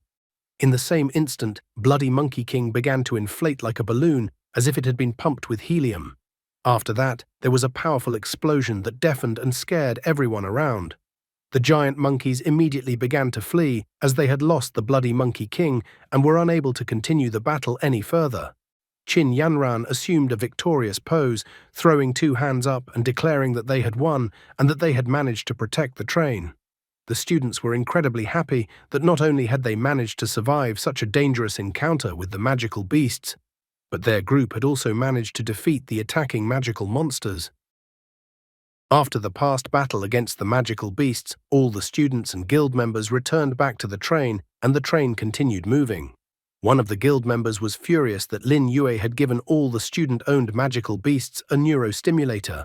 He felt that this was already unbearable. However, Lin Yue replied to Deputy Li with a smirk on his face that he only did so out of good intentions. The guy stated that he was primarily thinking of the students who participated in this exam. After all, if it wasn't for his help, the students would have been sitting on the train, as they were unable to repel even the first wave of the magical beast's attack. Qin Yanran wasn't thrilled with the guy's actions and words either. She felt that he was talking nonsense and that he definitely didn't care about human lives. But Ling Yue was sure that he was right. He asked that Qin Yanran watch what she said to him. After all, he had given the drug to magical beasts, so he didn't understand why he was being accused of not caring about human lives. After that, he looked disdainfully towards Xiao Xingyu, reminding everyone present that among other things, he was a certified doctor, and certainly understood the matter better than someone who had gotten into this industry through connections.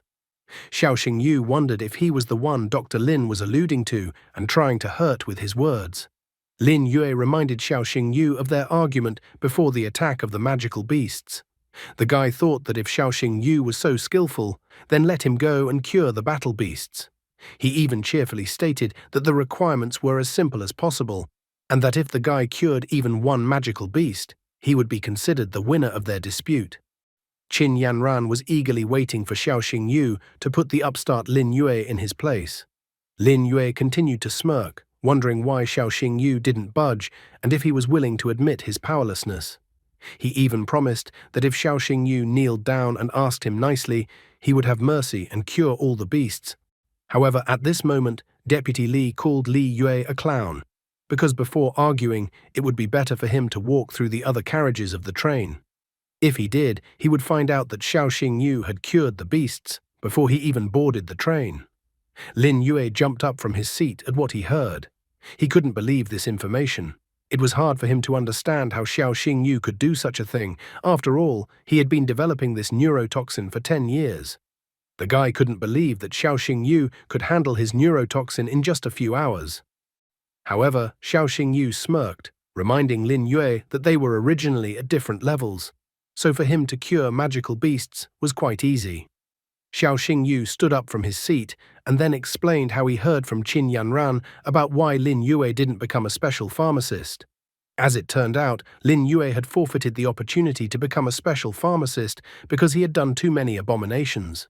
Xiao Xingyu reminded Lin Yue that he didn't care about the lives of fellow beasts, secretly traded beast organs and cores, even cooperated with overseas guilds. Xiao Xingyu stated that now that he recalled that he had made a bet with such a disgusting person in the first place, he even felt nauseous. Lin Yue rose from his seat. He now realized that it turns out Qin Yanran already knew everything about his secret affairs. Lin Yue was incredibly furious and was about to slash the guy. He declared that since he couldn't become a special pharmacist, the guy wouldn't be one either.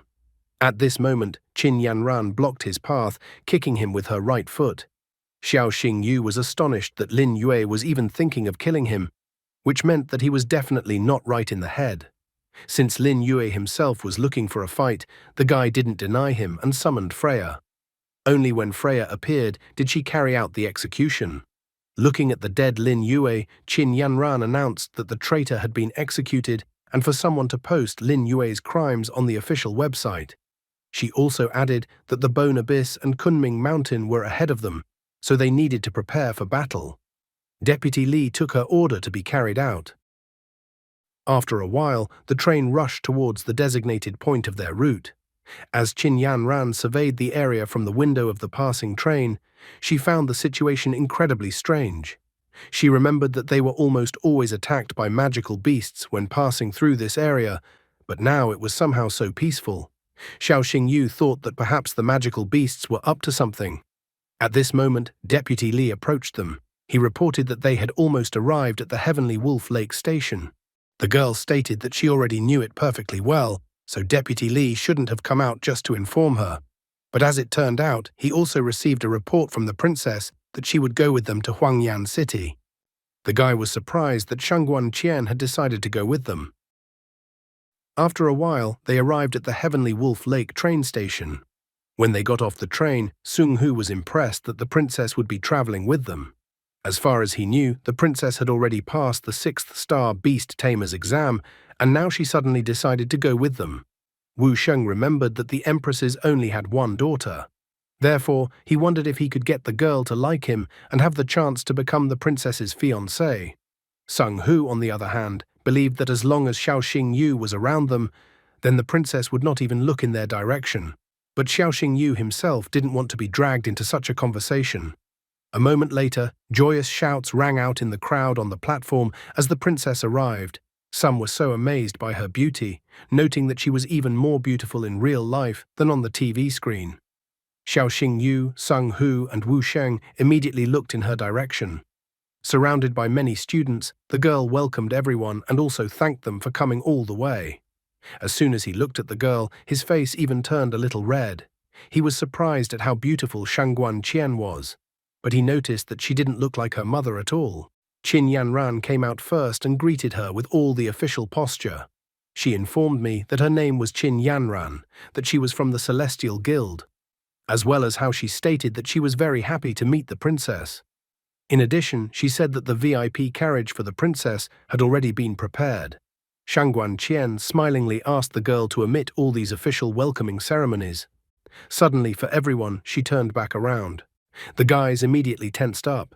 Xiao Xingyu didn't understand who she was looking for in this crowd. Sung Hu, on the other hand, suggested that she might be looking for a husband right now. And Wu Sheng thought that there was nothing to help his friend with such thoughts. After that, she suddenly looked at Xiao Xingyu, saying that he would be her assistant on this trip. The gazes of the students immediately turned to him. The guy's face turned slightly red when he questioned if she meant him just now. After everyone got back on the train continued its journey according to the planned route. The princess was sitting on the sofa, drinking tea, while the servant Xiao Xingyu stood beside her. Gaining courage, the guy decided to ask the princess if she knew him. The girl started teasing the guy. She jokingly said that if she said she knew him, he would already refuse to help her. Shangguan Qian noticed that next to the guy is such a beauty, and doesn't he like being in the same room with her? Xing Yu immediately started to wiggle out somehow, confidently stating that if the girl wasn't a princess, he would have hugged her long ago. However, he was too hasty, as the girl declared that she would not tease him anymore. After that, she told him to get what she wanted to see immediately. The guy immediately twitched, as he didn't realize what exactly she was hinting at. His face changed drastically, as he didn't know how the princess knew about it. At that time, Shangguan Qian had already directly told him to take out the Emperor Soul Seal. The joyful guy reached into his pants with his hand, which surprised the princess. He was happy that the girl was also a member of the Emperor Soul, so he waited for further instructions from the princess. The girl even screamed, completely not understanding how the guy thought of hiding the Emperor Soul Seal in such a place. But the red-faced guy, holding the Emperor Soul Seal, explained that he thought that the princess already knew herself where he kept the seal. Coughing slightly, Shangguan Qian explained that according to the Emperor Soul's information, a fake human-type monster had infiltrated Huangyan City a month ago, causing their troops to suffer defeats. Strategist Z suspected that the monster was hiding among the leadership, so the Empress ordered that Shangguan Qian and Xiao Xingyu figure out the traitor. The girl clearly pointed out that there should be no mistakes on their part in this matter. The guy was a little surprised when he heard about the fake human-type monster. He remembered that there weren't any monsters in the Bone Abyss and Kunming Mountain. Now he thought even more that the monsters were probably up to something. At that moment, a system window appeared in front of the guy's face. The system reported that a special assignment had been activated. Get an SSS grade on the midterm exam. The reward for completing this task was a random SSS skill crystal, as well as 20,000 experience. The guy was shocked to see that he had to pass the midterm exam on the highest difficulty. On top of that, there was also a princess involved, so he realized how serious the situation had become. The guy decided to ask the princess why the Empress had sent her daughter to such a dangerous organization as Emperor Soul. After all, the girl was a princess, but was still in such a dangerous organization. However, the princess only stated that it had nothing to do with the guy. He noticed that there was no dragon aura emanating from the princess at all, so he realized that Shangguan Qian was most likely not the Empress's own daughter. After a while, the train successfully reached its final destination, Huangyan City. After that, a voice came to everyone on the train to ask for some attention from the passengers and announced that the next stop was the final stop, Huangyan City. Soon, Shangguan Qian and Xiao Xingyu were already sitting at the table with Zhou Xiong. He greeted the princess with a glass of wine and thanked that the Empress had personally come to Huangyan, so he wanted to raise a glass of wine in her honor. However, the girl asked that Zhou Xiong not observe the formalities. She felt that she was the one who needed to thank him. After all, he had defended the border for decades. The others sat at a separate table. Deputy Li asked Qin Yanran if Xing Yu was on such good terms with the princess that he was even allowed to sit at the same table with her. The girl sipped her wine and called the guy a traitor. After all, he had traded his sister for a girl.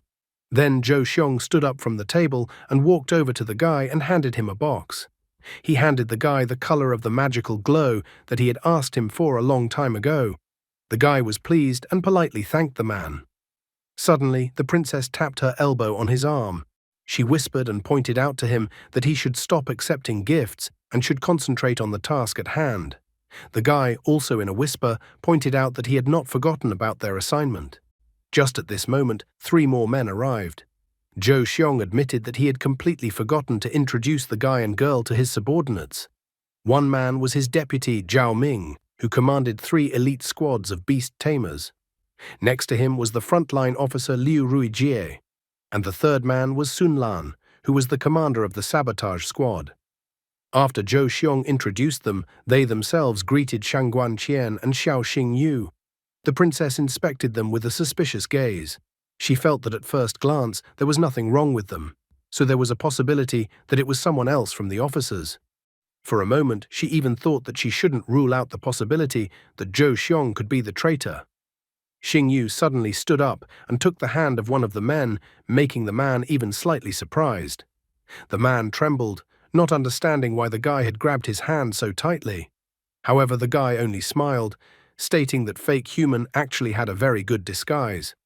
Zhou Xiong was shocked. The princess was in the exact same state. A guy showing off his abilities so openly. Zhou Xiong wondered why Xing Yu suddenly accused one of his men so harshly. The man also picked up on the idea, although his face was covered in cold sweat. He stated that he wished for an investigation to be done and for the monster to finally be found. The princess wondered why the guy thought that the fake human monster they were looking for was the one in front of them. The guy got angry, as where would he get the proof since they had just arrived? He wouldn't be telling them all about his marvelous eyes. The man sensed an opportunity and stated that back then, all of the guy's accusations were just unsubstantiated. However, Xing Yu assured the others to listen to him. He clarified for the others that monsters like fake human could not summon battle beasts. Therefore, he felt that if Deputy Zhao wanted to prove his innocence, he should show his beast right now. The man was slightly surprised. Then his face seemed greatly surprised, as if he was in a serious situation. Zhou Xiong recalled that Zhao Ming had recently said that his beast was under treatment. He couldn't believe that Zhao Ming was that fake human-type monster. Suddenly, a giant flower appeared out of Zhao Ming's face all over his head. The monster was extremely displeased, not understanding how some brat in front of him was able to figure out his disguise. If only the monster knew that he had met a protagonist with a bunch of secrets, then he would have pretended to be sick today and not come to meet the guy. Would the monster be able to escape in such a situation? The monster tried to attack the guy, who was surprised by the monster's attack but managed to dodge. The guy jumped away from the monster. The princess behind his back confirmed that the monster was a fake human. She then ordered everyone to immediately grab the monster.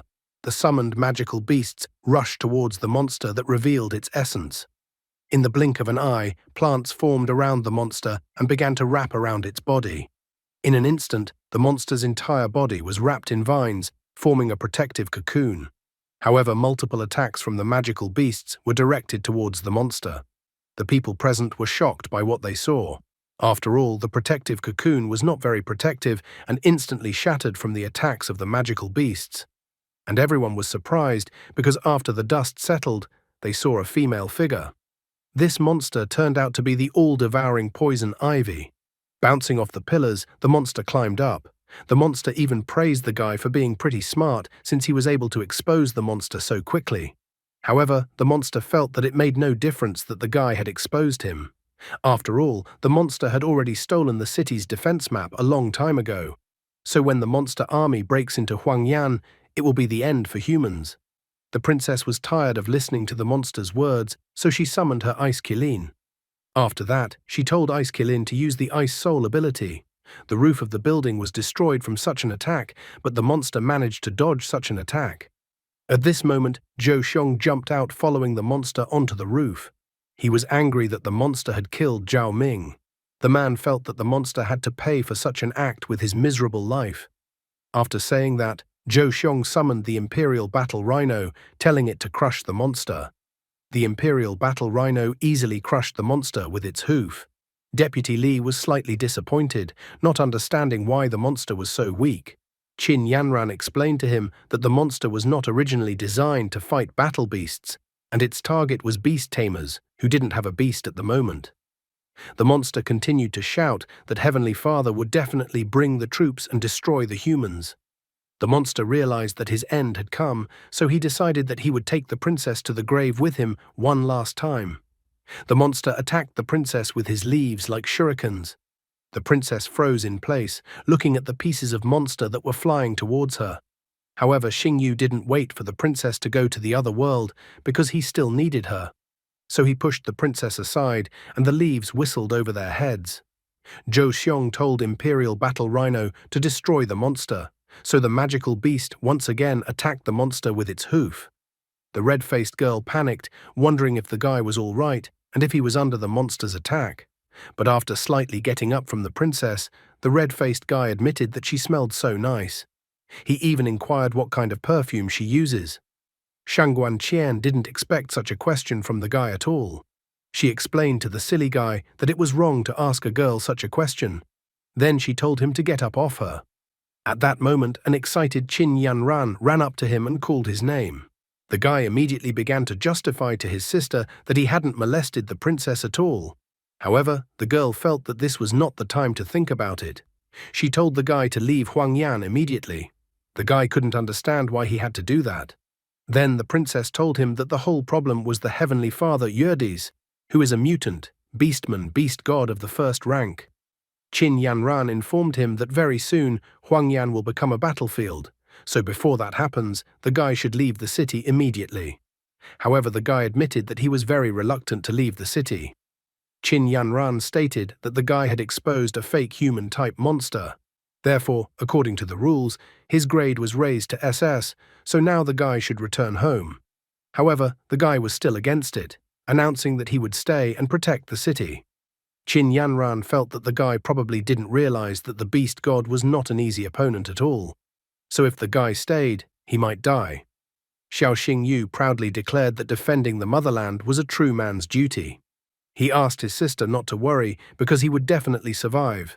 Zhou Xiong was thrilled to hear the speech not of a boy, but of a man. He believed that the guy was right and that there was nothing more important than protecting Huangyan at this moment. Zhou Xiong then ordered all of his subordinates to prepare for the great battle ahead of them. He even called it a blood feast. Shang Guanqian believed that ordinary fighters would be unable to do anything to the beast god, and only a general would be able to fight him.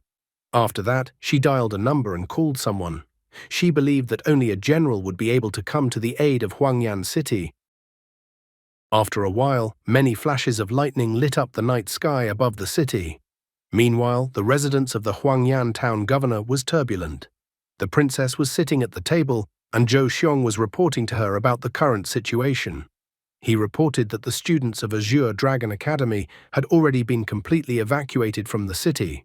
The only remaining student of the academy was Xiao Xingyu. The guy had agreed to stay in the city as a healer. The man also shared that after a thorough check in the city, they no longer found any fake human-type monsters. Shang Guanqian informed him that a general would arrive in the city before noon, and that it would then be difficult for the magical beast army to break through Huangyan's defenses. She realized that since Poison Ivy had been killed, the monsters would probably already know that their spy had been exposed, so she felt that they should definitely go on the offensive as soon as possible. In the end, the princess said that Zhou Xiong's main task was to hold out until General Lu arrived.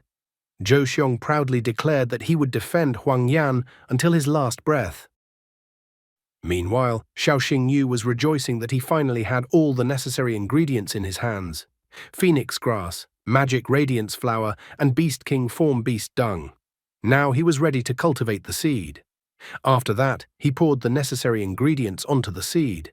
In the same instant, everything around the seed glowed with different colors, and then the seed started sprouting little by little, which the guy was greatly surprised by. Suddenly, a giant plant formed out of the flower pot. The plant began to wrap around the guy's arm, which made him worried.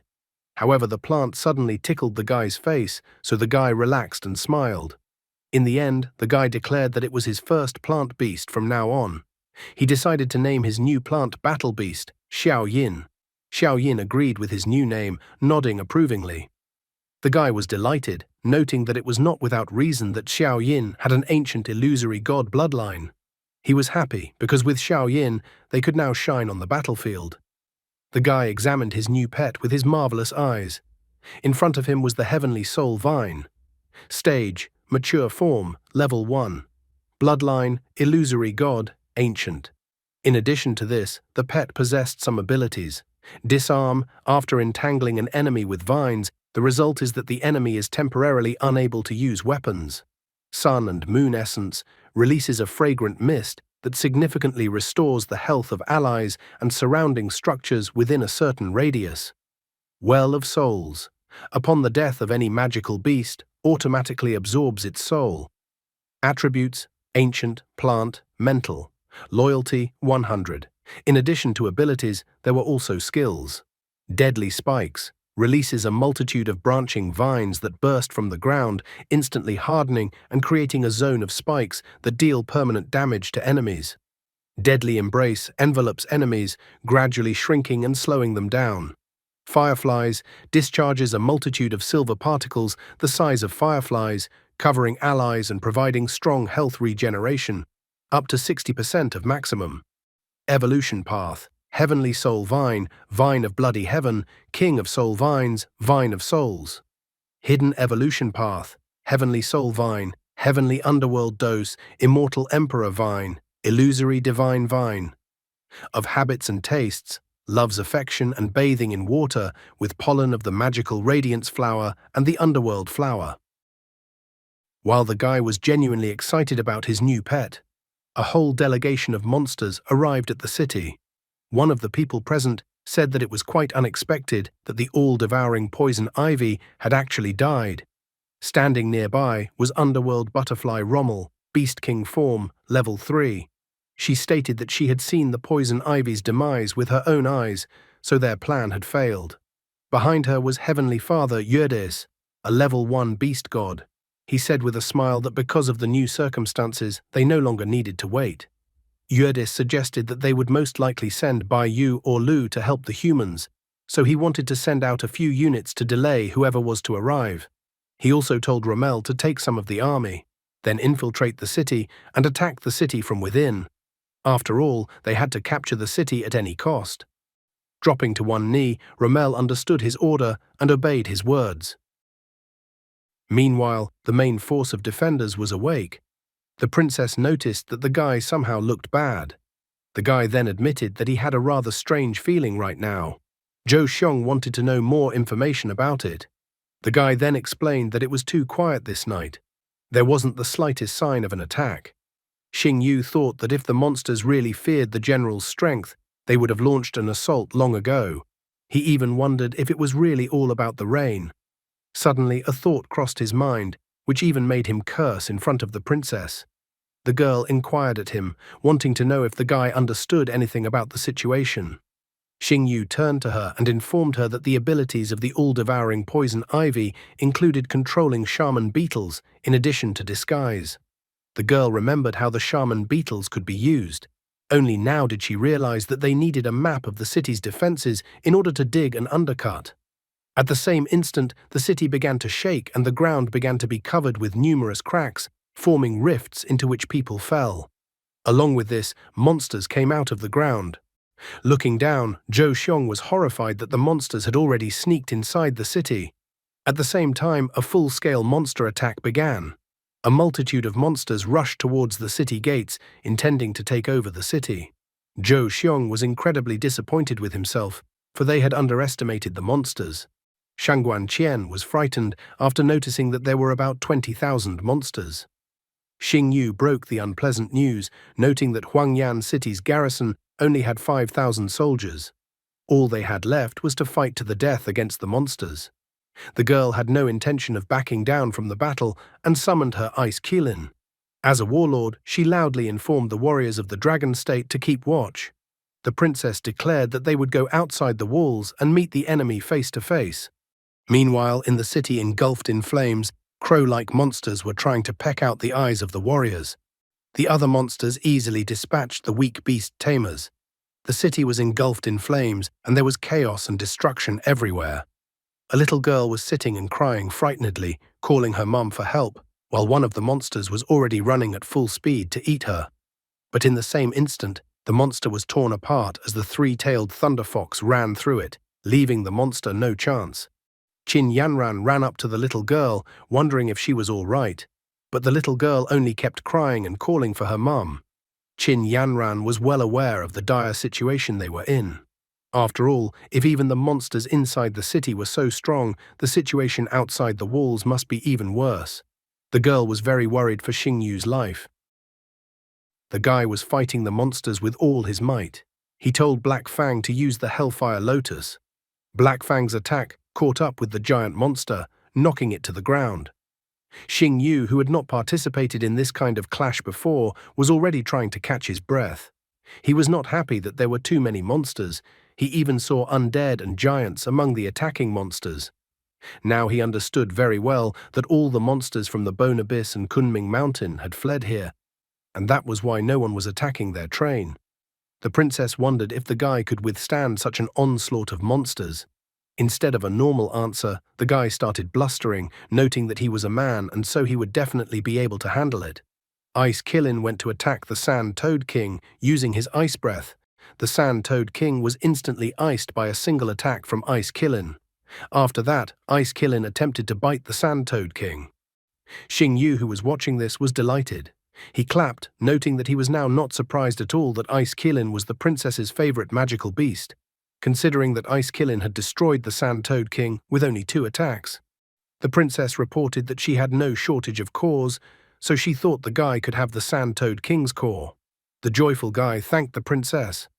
Approaching the Ice Killin, Shangguan Qian realized that it wasn't as simple as it looked. The monster's strength was truly terrifying, as the monster could reflect 80% of all damage, so Ice Killin almost died. The girl noticed that Ice Killin was severely injured and could no longer fight. She was disappointed, realizing that she would now have to retreat to the rear. At this moment, the guy called out to Xiao Yin. He told Xiao Yin to use the Sun and Moon Essence ability as well as the Firefly's skill. Ice Killin looked at the body suspiciously as fireflies flew onto the body. In the blink of an eye, all the equals on Ice Killin's body were healed, much to Ice Killin's surprise. After discovering the silver particles, the girl turned to look at the guy. She couldn't believe that the guy had a heavenly soul vine. The guy confirmed her hunch.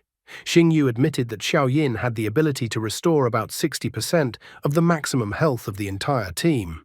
On top of that, Freya possessed a sacred shield of light that dispelled negative effects. And also the Black Fang's demonic power increased attack and defense by 20%.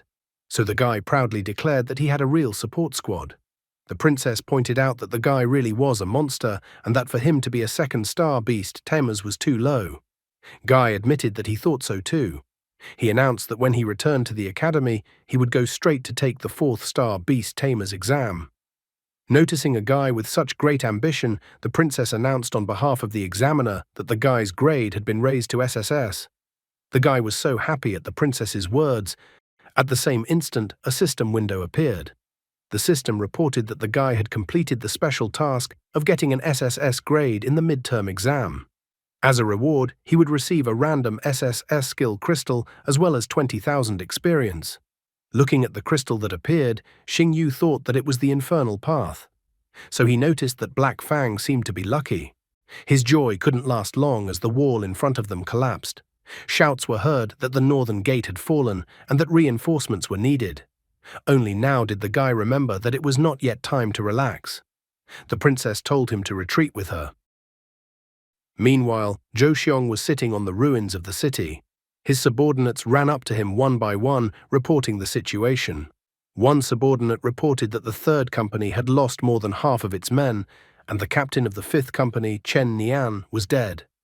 Another subordinate reported that veteran Wang Fan had died in a battle with a Beast King form monster, the bone-armored giant.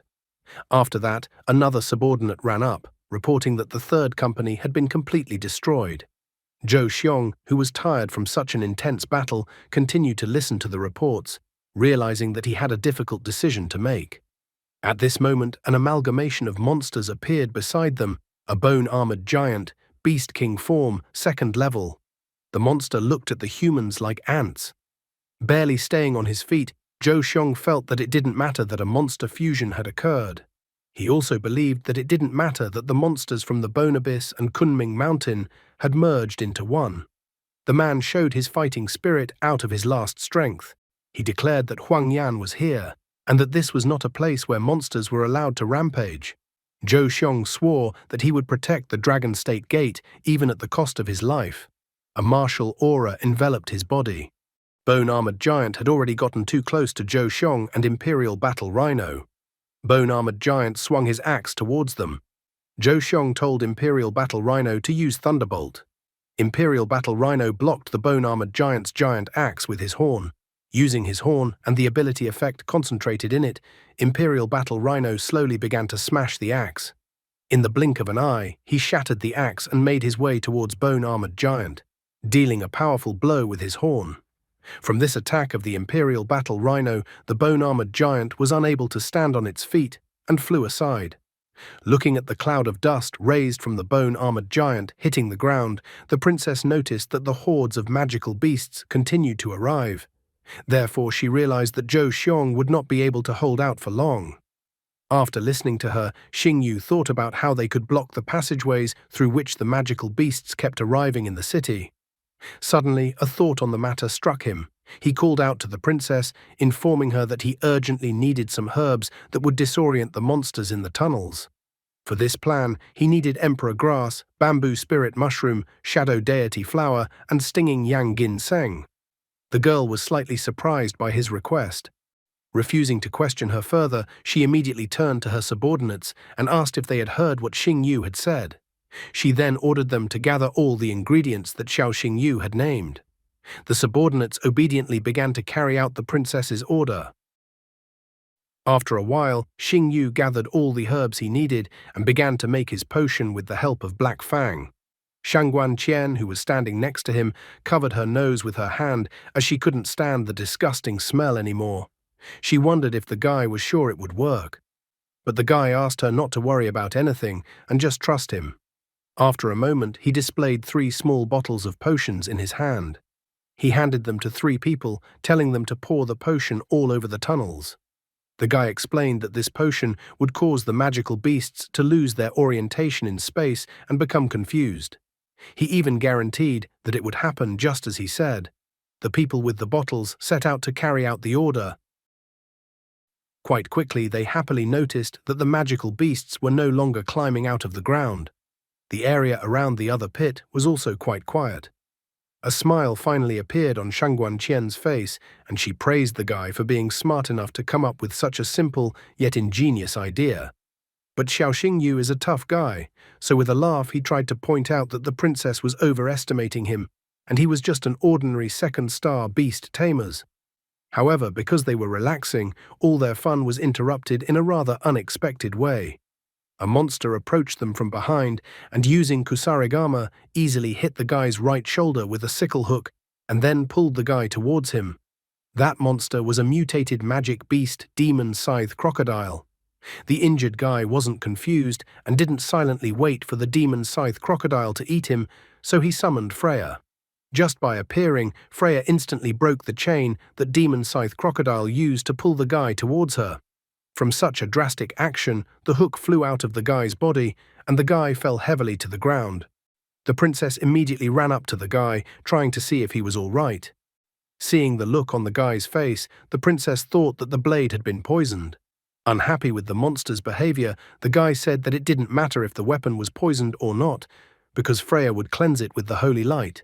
The demon scythe crocodile did not run away, but continued to stand in front of Xing Yu. The guy broke the silence that had arisen between them by telling Black Fang to attack the enemy with Hell Howl. However, despite Black Fang's attack being so powerful, Demon Scythe Crocodile deftly dodged the attacks, swiftly advancing forward. In the blink of an eye, he was near Xing Yu and Freya, intending to take a bite out of the guy. However, Xing Yu commanded Freya to lift him into the air, and as a result, the Demon Scythe Crocodile, who hadn't expected this turn of events, hit his head on the ground. Dailu and Shasha couldn't just sit silently and hide. Shasha was the first to ask if he needed help. Dailu thought that the guy just wasn't strong enough to defeat the monster in front of them alone. But Xing Yu asked them not to worry, noting that they could handle the monster. After that, he dropped an SSS rank crystal to Black Fang, telling Black Fang to eat the crystal. Black Fang deftly caught the SSS rank crystal with his mouth. In the same instant, the aura around him changed, and everything around him was enveloped by an energy of darkness that even destroyed the ground beneath his paws. The guy then pulled out electric hair, asking Black Fang to not hold back and attack their opponent. Black Fang used Hellfire Lotus, and thanks to electric hair, 4 Hellfire Lotus could be seen in the sky at once. However, Dailu and Shasha were surprised when they saw that Black Fang was able to use the 5th Hellfire Lotus as well. The 5 Hellfire Lotus were in the sky behind Xiao Xingyu and Freya. He then released all those 5 Hellfire Lotus into the Demon Scythe Crocodile. Demon Scythe Crocodile tried to dodge the Hellfire Lotus, trying to run away as far as possible. At that moment, there was a huge explosion formed from Hellfire Lotus colliding with the ground. When the puffs of smoke dispersed, there was a toasted Demon Scythe Crocodile lying in a crater on the ground. In the same instant, a monster core appeared in that spot.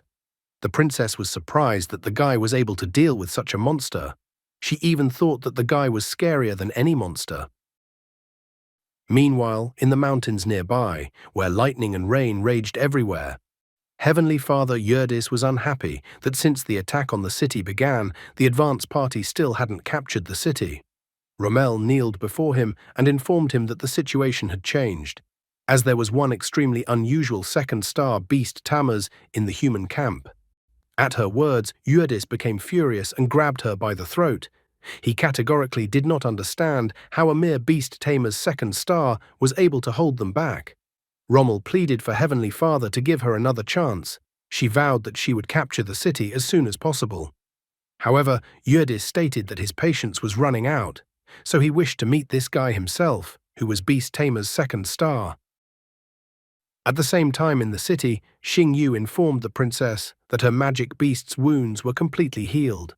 The princess thanked the guy for his help and then wondered why the guy was wearing a scarf all the time. After looking at the scarf, he admitted that it was a gift from a good friend. The girl seemed to have completely misunderstood him, and her face turned slightly red. Zhou Xiong walked over to them and thanked the guy for managing to save their current situation. But at this moment, from the tower walls, one of the subordinates informed Zhou Xiong that Heavenly Father Eurydice was already near the city. Zhou Xiong was greatly surprised that Eurydice had appeared so early. In the same instant, they noticed huge monsters began to approach the city. A lightning discharge illuminated the silhouette of Heavenly Father Eurydice, standing surrounded by his subordinates. Heavenly Father Eurydice is ranked 78th in the ranking of magical beasts. Eurydice said with a smile that he was happy to meet Zhou Xiong again. Zhou Xiong was greatly surprised that Heavenly Father Eurydice had appeared in front of them after all.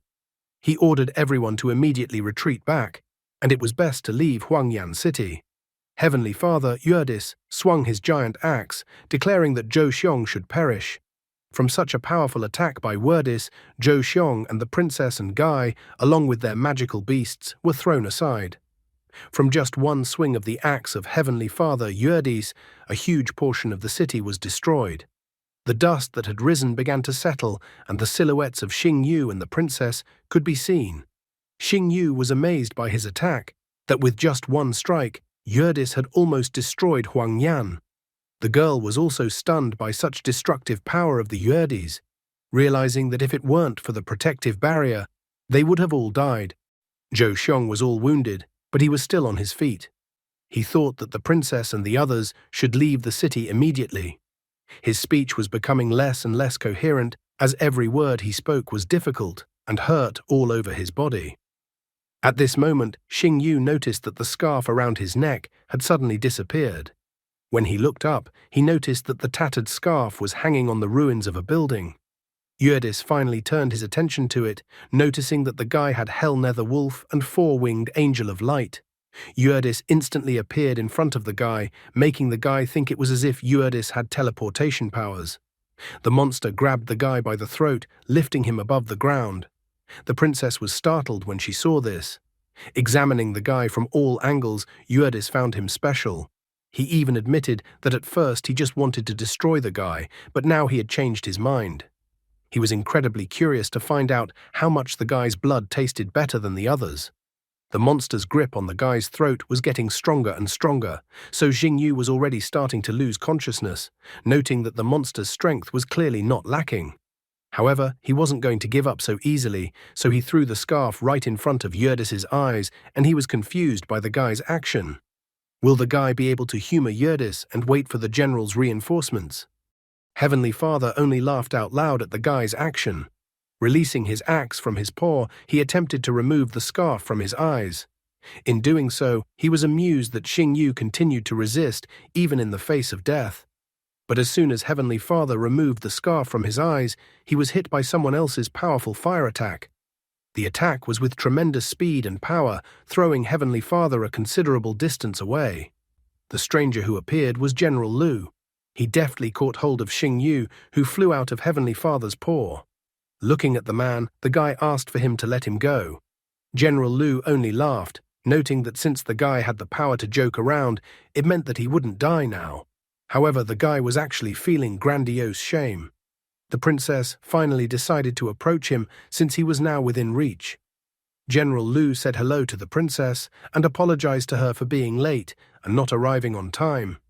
He also asked that she get the guy away from the upcoming battlefield. Heavenly Father couldn't be dealt with so easily, so rather quickly he jumped up from the ground and yelled angrily at General Lu. However, the general was not the least bit afraid and asked Heavenly Father to be more polite towards him. Heavenly Father was not going to be deterred and ordered all of his subordinates to attack General Lu. All of the monsters under Heavenly Father's command rushed to attack. General Lu did not lose his smile and commanded his Zhuqiye magic beast to use the blazing sky ability. The magic beast flew high into the sky and began to concentrate flames around him. After that, it abruptly swooped down, blasting everything around it and emitting flames in all directions. The monsters instantly realized that they couldn't fight it and rushed to get as far away from it as possible. But it was too late because of such a destructive flame, they were instantly burned and there were no bones left. At the same time, in the still undestroyed hospital in the city, Xing Yu was lying unconscious on a bed. The doctor examined the guy and reported that he was seriously injured in the chest area, but his heart was still intact, so the doctor thought that the guy needed rest. Princess and Qin Yanran understood the doctor's intentions and were about to leave the room. The princess was upset and crouched down next to the guy's bed. She stated that she was already used to the guy's chattering and that now it was even somehow unusual for her to be in such silence. Therefore, she requested that the guy would definitely wake up. In the end, Shangguan Qian and Qin Yanran left his room in the hospital. However, it turned out that the guy had been faking it all along. In fact, as soon as they left his room, he immediately opened his eyes. He was even surprised that the princess said such sweet things. Showing jealousy, Dailu noted that she could see at a glance that the princess had impure intentions.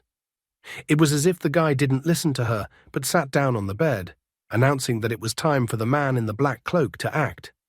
Dailu was worried about his, thinking he should get some proper rest for starters. Shasha joined their conversation. She thought that Heavenly Father was no equal to General Lu, so the guy didn't need to go to the battlefield. Putting on the red shirt, Xing Yu reminded them that he never picked up the scarf. He didn't like that Liu Jin might think he lost the scarf on purpose, and after all, she had worked so hard to knit it. But there was another thing that bothered him the most. On the battlefield, he sensed the aura of another beast god. Shasha was surprised that another beast god had appeared. Meanwhile, on the battlefield, General Lu used the Scarlet Lotus Sword and a giant flaming sword formed right above his hand. He then threw the Scarlet Lotus Sword at Heavenly Father. Even though he gave Heavenly Father a good roasting, he still showed his beastly grin. He stated that General Lu was not considered the youngest and strongest 9-star beast tamers for nothing. Heavenly Father even praised him, saying that he was impressed with his abilities. General Lu confidently reported that he could crush his core magical beast in just half an hour. However, Heavenly Father stopped hiding his devious plan. He grinningly called General Lu a fool and declared that he had not come to the city alone. At the same instant, a giant sea wave appeared above the shocked General Lu's head. One subordinate remembered that they were in the desert, so he didn't understand where the smell of the sea came from. The other subordinate was startled and asked him to look at the sky. As if out of nowhere, a water tornado appeared in the desert, along with thunder and lightning. Afterward, another girl appeared. She said that Heavenly Father was nothing, and that the general did not even consider him as a rival, but thought that he was just a punching bag. Heavenly Father asked her to keep her mouth shut and help him in the battle with the general. He even admitted that if he failed, Lord Nidhogg would definitely kill him. The girl smilingly reminded General Lu that last time on the Heavenly Island, he failed to protect the girl with red hair, and this time he would lose an entire city. General Lu was shocked and couldn't find the right words. In his mind, he vividly recalled that moment on the Heavenly Island when he couldn't save the girl, even though he won the battle. All his cheerful mood instantly faded away, and he became overwhelmed with anger when Naga once again reminded him of the incident. Overflowing with anger, he began to emit flames around and went on the offensive, trying to throw Naga and Heavenly Father off. Naga didn't have the best opinion of him either. She distinctly remembered that she had been defeated last time because of General Lu. Today she was going to restore her honor at all costs, and she was even going to soak the general's head in wine after the battle. The overjoyed Heavenly Father had implied that since Naga had reserved General Lu's head, he wanted to take the heart of the Dragon State's princess. General Lu was even slightly surprised that Naga and Heavenly Father had suddenly decided that they could harm the princess from some reason. After all, they needed to defeat him first. Anger overwhelmed him, and flames enveloped him more and more. He ordered the use of the blazing fire, a myriad of tongues of flame. His magical beast did his bidding, and a fiery tornado formed around General Lu. Heavenly Father was displeased that Naga had taken to pissing off the general for some reason, but Naga reminded him that he himself had said he wanted to take the princess's heart. Heavenly Father figured that since he couldn't kill General Lu, then he would just destroy the city. Raising his axe above his head, Heavenly Father told the general to go to hell and then used the gravity control, meteor shower. The general told Jukie to stop Heavenly Father's attack. Jukie rushed up, trying to block the attack or at least deflect it to the side. He successfully managed to throw meteor rain aside. However, this was a mistake, as Naga appeared behind General Lu and used Mirror World. In an instant, General Lu was trapped in the Mirror World. Heavenly Father was so happy, noting that this time no one would save the foolish man anymore. He was so happy that he stuck his axe into the ground and used his gravity rampage ability. Many military men and rocks flew into the air after being hit by his ability. However, that was the end of his happiness, as he was hit by an energy attack from the sky. As he stood up from the ground, he became indignant as he felt the pain from this attack. He was amazed that dragon flames had been used. Heavenly Father didn't understand who dared to attack him in the first place. The black-cloaked man and his subordinate magical beasts appeared on one of the city's defensive towers. Jingyu admitted that he could only last 10 minutes at most, and then he would pass out like last time. Shasha was assigned to guard the city, and they would deal with the beast god. Naga was stunned, feeling the pressure of the bloodline. She couldn't believe that she had the aura of a pure-blood dragon in front of her. Naga knew that there hadn't been dragon lords among humans for about 100 years. Her confusion was taken advantage of by General Lu, who was about to deal with her. He even called out to her to avoid stabbing her in the back stealthily. Dai Lu, in the meantime, was having all sorts of fun with Heavenly Father, dealing him blow after blow. Once again flying away from her blows, Heavenly Father didn't understand why she was so strong. He thought about retreating, but quickly remembered that Lord Nidhogg would definitely kill him then. So he decided that the first thing to do was to get rid of the beast Tamer. Heavenly Father abruptly rushed towards the guy, which surprised Dai Lu. Swinging his axe and energizing it, he was going to deal with the vile beast Tamer. However, Dai Lu was faster than him and stood in front of the guy, catching his axe with her hand. Heavenly Father was in complete shock, not realizing how the fox could catch his axe with his bare hands. He refused to believe that he was that weak. His attempt to harm Xingyu only made Dai Lu angry. She wasn't going to let him hurt her master. She squeezed the caught blade of the axe with her hand, and the axe gave a crack. In the same instant, the axe shattered into many shards. And then Dai Lu gave him a powerful blow with her fist, punching a hole in him so that he would definitely not be able to eat anything else. The great Heavenly Father Eurydice turned out to be nothing more than a pathetic beaten dog. However, at this moment, the girl felt that there was something wrong, as if she hadn't hit her target. Xingyu asked her what was wrong now and what she felt. But her words were no longer needed as the Heavenly Father in front of them shattered into many mirrored pieces. Guy realized that a mirror reflection had been used on Heavenly Father. Naga complained, not understanding why Heavenly Father couldn't handle them. She couldn't restrain General Lu forever. The mirror world that General Lu was trapped in had long since cracked. Heavenly Father tried to catch his breath, glad that his life had just not been cut short. He realized that if he had received a third blow from the fox, he would have definitely died. Heavenly Father even thanked Naga for his help. He informed Naga that he had a plan. The plan was for Heavenly Father to distract the fox, and Naga would have to kill the beast tamers. Heavenly Father ran forward and told the cursed fox to come out and fight him. Dai Lu immediately rushed towards him, asking him not to blame her later, since he was the one asking for the battle. In the same instant, they clashed fists on the battlefield. Heavenly Father felt her blow on his skin, realizing that this was practically the final battle. He then ordered Rommel to finally act. Instantly, some kind of butterfly appeared in front of the guy. The butterfly increased in size, and Rommel appeared in front of him. The guy realized that he had fallen into a small trap. Rommel grabbed him by his clothes and started to lift him into the air. However, Dai Lu was against her initiative. It even angered Dai Lu that her was so brazen. She used the Eye of Misfortune ability. Rommel's body began to turn into stone, which really scared the girl. So she had to let the guy go, stating that everything was now in the hands of Heavenly Father. The guy started falling in a huge height downwards. But Naga was already ready. A smirk appeared on her face, and she welcomed him into her mirror world. Xingyu began to fall right onto the mirror world she had created. Dai Lu tried to help him, but Heavenly Father held her back, noting that he was her opponent. At the same instant, her brilliant rival Heavenly Father was hit in the face with a fist, and lost a tooth as a result. Meanwhile, Xingyu was trapped in a mirror world created by Naga. Many copies of his sister Ruoxue appeared around him. She urged him to go to the amusement park with her. The girl invited him to go for a walk with her. Xingyu tiredly said that he knew his sister wasn't here and that it was just an illusion. He even asked the restrained Naga if she was climbing into his memories. In the same instant, the mirrored space opened and Naga appeared in front of him.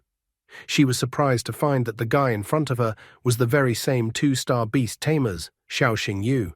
Xingyu remarked that although the girl had succeeded in finding out his secret, she would still take this secret with her to her grave. Hearing his words, Naga only smirked. She told him to show what he could do without his pets if he wanted to kill her. After stringing an arrow on her bow, she used the empty mirror arrow ability with her former smile. Xingyu was amazed at the incredible speed at which her arrows moved. But at this moment, the mirror world cracked, and General Lu appeared and told him to turn away. He covered the guy with his body and received all of Naga's arrows. General Lu's body in front of the guy instantly shattered into pieces. Naga's face turned red with happiness and pride. She couldn't believe that she had managed to kill a Dragon State general. Naga was so happy, for she had waited for a whole 10 years. She had dreamed of killing General Lu in her sleep so many times and never expected that today her dream would finally come true. The girl looked at the guy with delight, noting that no one else would have his back.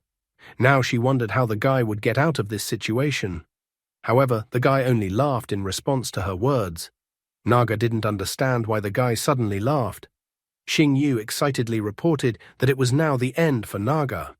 He swore that this time he would rip out her magic core.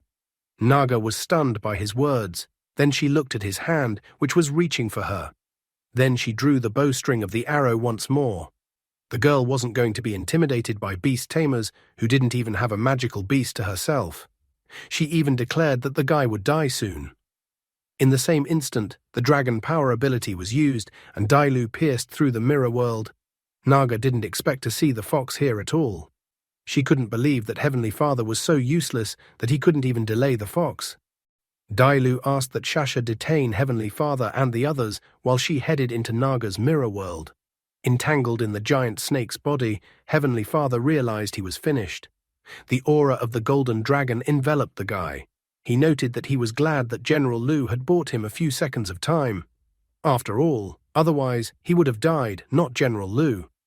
Nevertheless, he assured that General Lu's sacrifice would not be in vain. Naga emitted a terrifying aura towards the guy.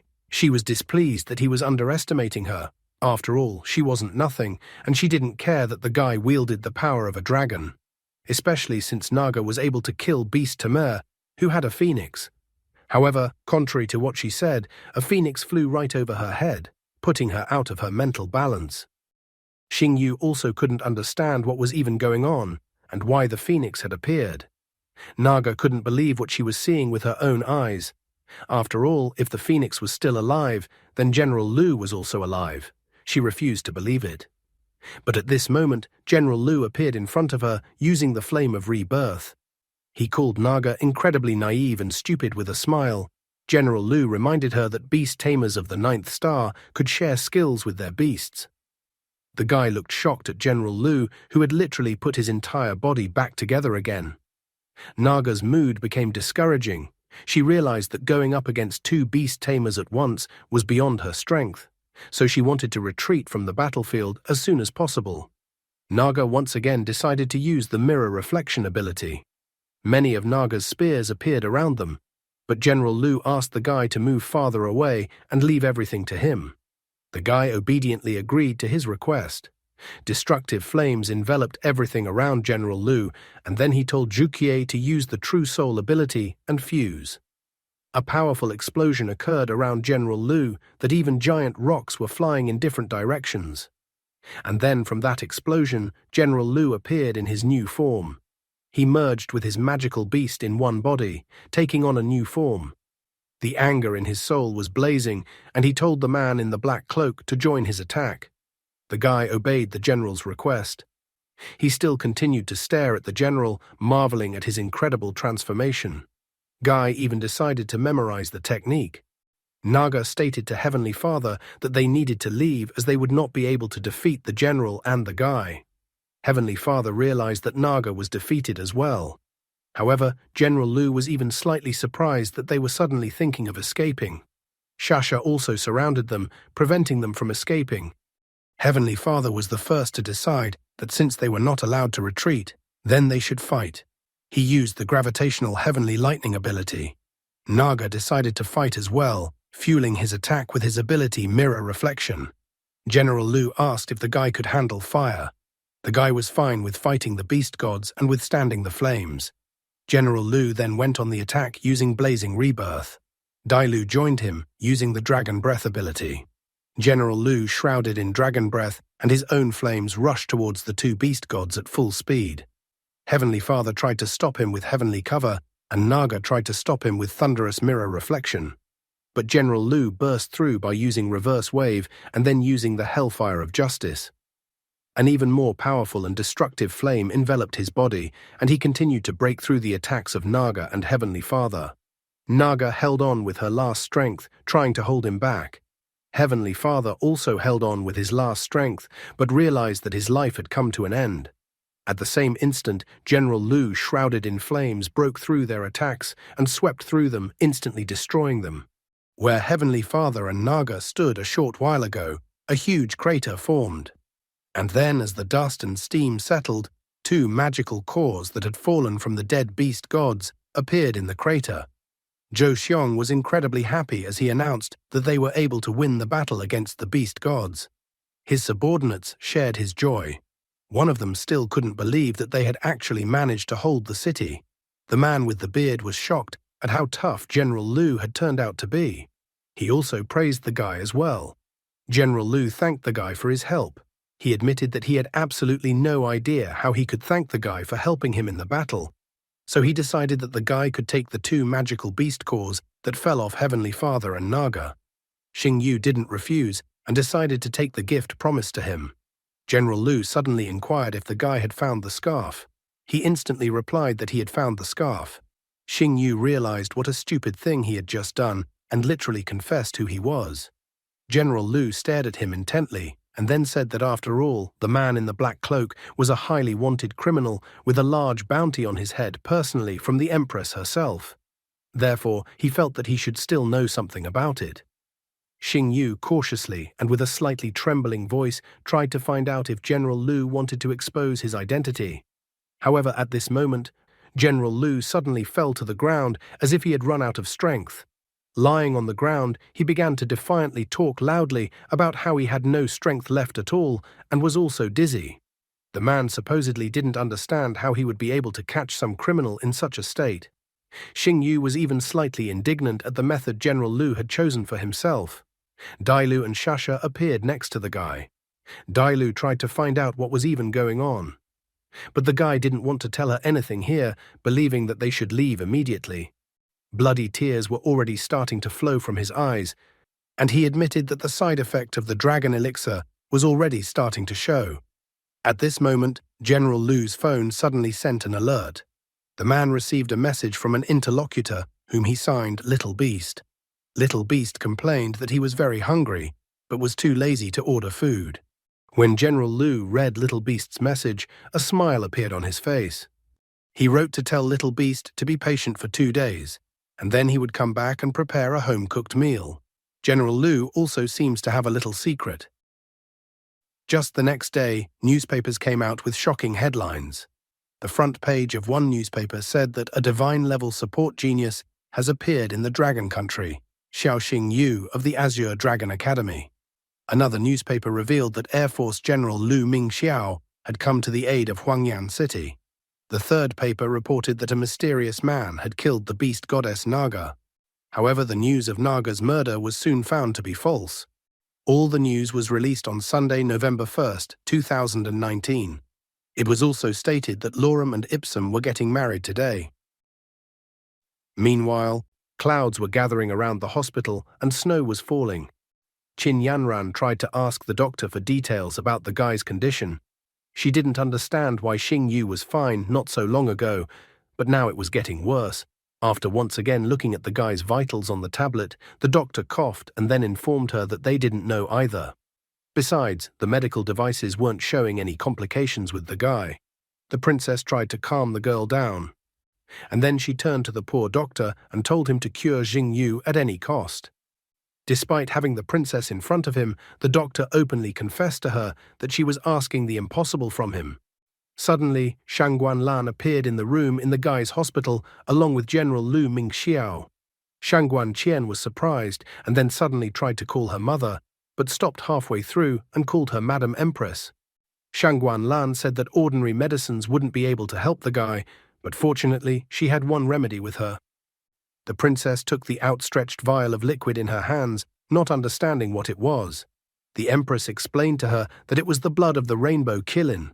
She asked that her daughter give this vial to the guy to drink, and then he should wake up soon. Shang Guanqian was astonished. After all, the blood of the rainbow Qilin falls off once every 10 years, and that it was all the blood that was shed. This blood was even called the gold of life, that it could pull a person out of the clutches of death no matter how badly injured they were. She remembered that she had only been given Rainbow Qilin's blood once, when she was on the verge of death due to a severe illness. The girl was incredibly amazed by her mother's act. She thought that Xiaoxing Yu was not their relative, but her mother was still so worried about him. Shang Guanqian felt jealous because of her mother's act, so pouring the liquid into his mouth, she asked that the creep get well soon. Meanwhile, in Lord Nidhogg's chambers, he was extremely dissatisfied when he heard the report from his subordinates. He couldn't believe that some second-star beast Tamer was able to destroy his attack that he had been planning for 10 years. All the surviving magical beasts were shaking with fear, and at the same time they felt ashamed and embarrassed. Sitting on his throne, Lord Nidhogg looked at his subordinates with anger and disdain. He slapped his hand on his chair, declaring that they were all trash, and then emitted a monstrous aura. From just one of his movements, the surviving subordinates screamed in pain and disappeared without leaving anything behind. Standing up from his throne, Lord Nidhogg ordered the remaining subordinates to put Xiaoxing Yu on the list of those who must die. With his action, Xiaoxing Yu had turned everyone he could against himself and also revealed his identity to General Lu Mingxiao. The princess, through her words, once again gives a clue to readers as to who Xiaoxing Yu really is. Where will the further plot of this story go? After a while, the guy came to his senses and opened his eyes. He was glad that he was in the hospital, because it meant that they had managed to deal with everything. At this moment, he was not alone. As it turned out, Empress Shang Guanlan was sitting on his bed. She immediately noticed that the guy had finally woken up. Xing Yu was surprised by such a sudden appearance of the Empress, considering that one of the generals knew about his identity. He was about to get up and show courtesy to the Empress, but she told him to stay off the bed for now and lie down. Only now did he notice that for some reason no one had wiped the liquid off his lips. He inquired what this liquid was.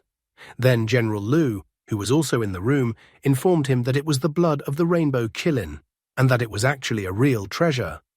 And the guy still hadn't expressed his gratitude for being allowed to drink such a treasure. After General Lu's words, the fellow rushed over to thank the Empress for such a generous gift. He even promised that he would remember her favor forever. It was just as he thought, that for such a great merit, the Empress would definitely spare his life and even reward him. and if he made a miscalculation, that in 18 years he could be a hero again. The Empress turned her gaze to General Lu. She pointed out that General Lu had spent too much time in the guy's room, which meant that he had something to say.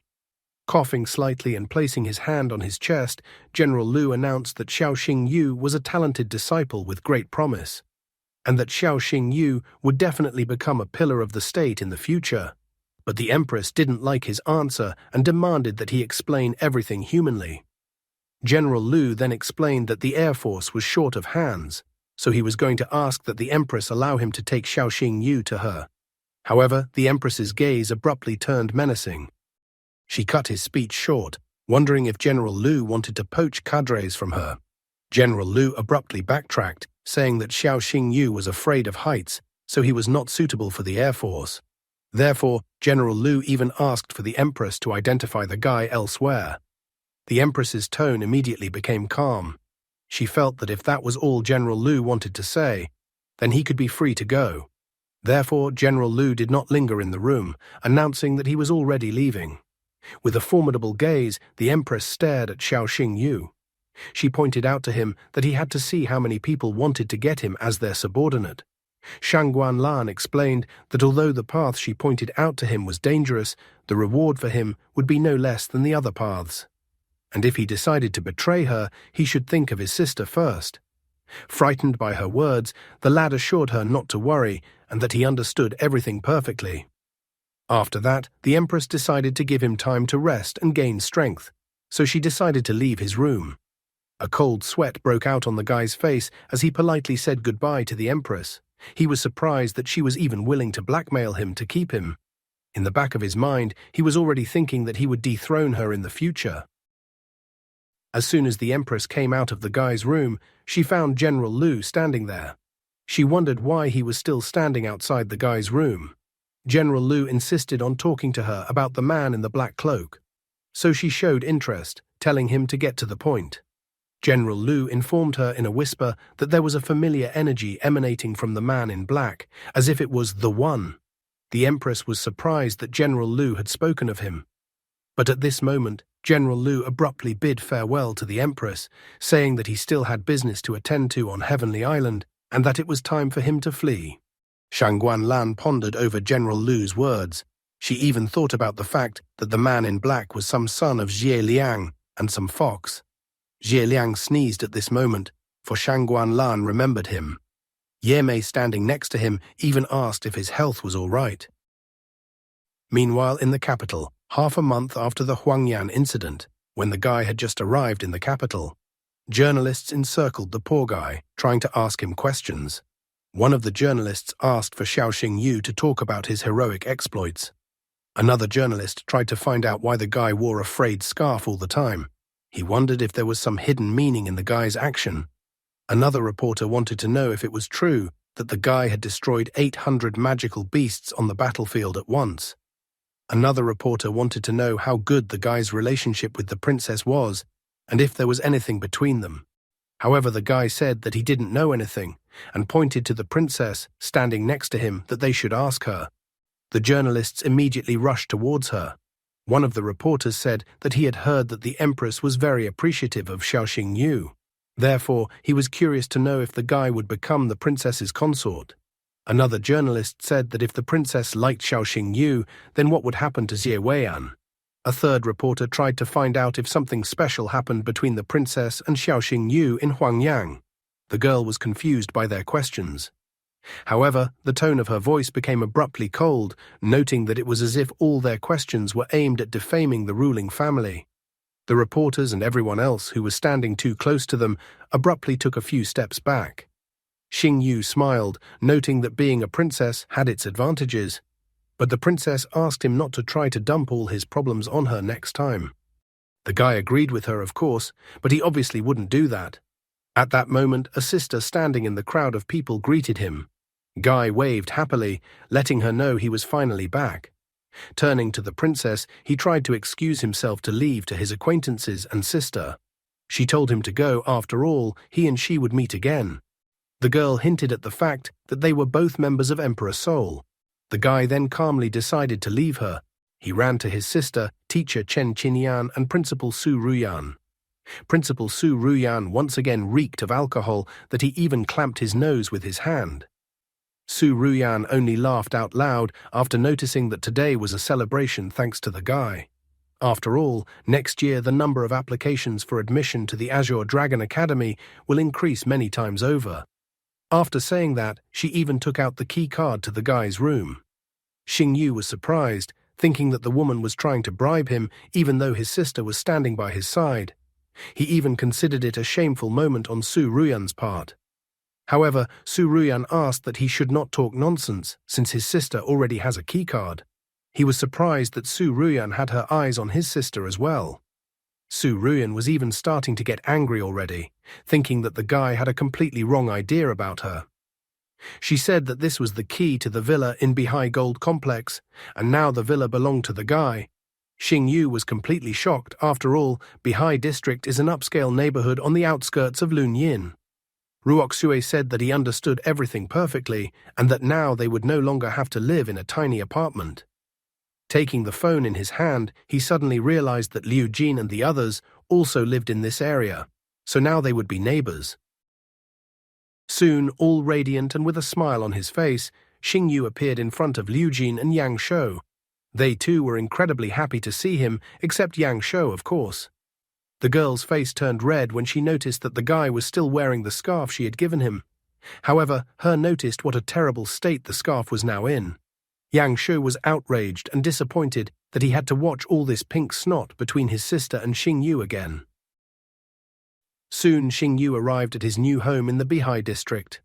Inside the villa, he also found a sword and a crystal on the table, which were literally glowing. Taking the sword in his hand, the guy was happy that he had obtained a beast core with hellfire energy and an S-rank magic sword forged from the spine of a beast king. On top of that, he also got an entire villa. He was even slightly surprised that the academy had actually splurged on him this time. After realizing that the academy had such high hopes for him, he decided that now was the time to schedule a 4th-star beast tamer exam. He took out his phone and called his teacher Chen Qinyan, asking him to help organize the exam. Chen Qinyan was slightly surprised at how brave the guy was for deciding to take a swing at a 4-star beast tamer exam right away. However, Chen Qinyan did not discourage him this time, telling him that it would be fine. He also told him that he would be waiting for him next Wednesday near the ruins of the Heilin people.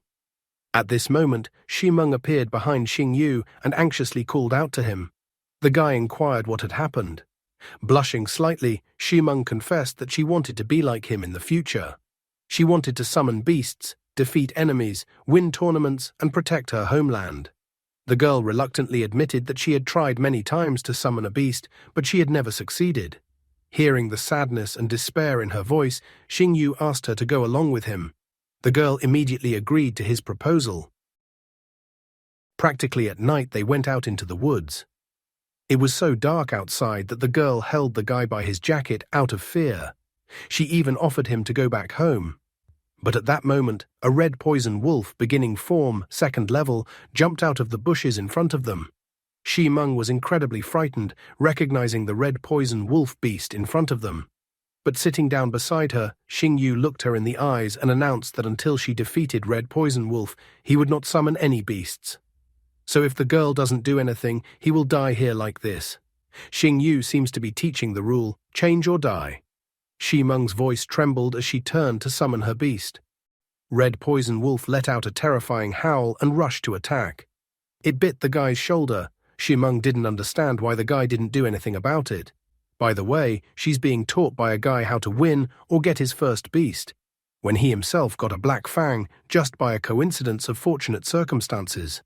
Just like people who got an apartment or house from their parents, they teach you how to earn your first apartment or house and tell you how easy it really is. Squirming in pain, the guy stated that if she didn't act, he might actually die. The girl was still scared, and Red Poison Wolf was already attacking the guy again. The Red Poison Wolf's jaws were too close to the guy that the guy even slightly panicked. In desperation, Shimeng shouted out to protect the guy, and a golden energy enveloped her body. In the same instant, Red Poison Wolf was attacked by the golden energy, and a golden bird appeared above the shocked girl's head. Xing Yu smiled, noting that the Ye family had an innate connection with purebred phoenixes. Even an initial form phoenix could suppress ordinary magical beasts.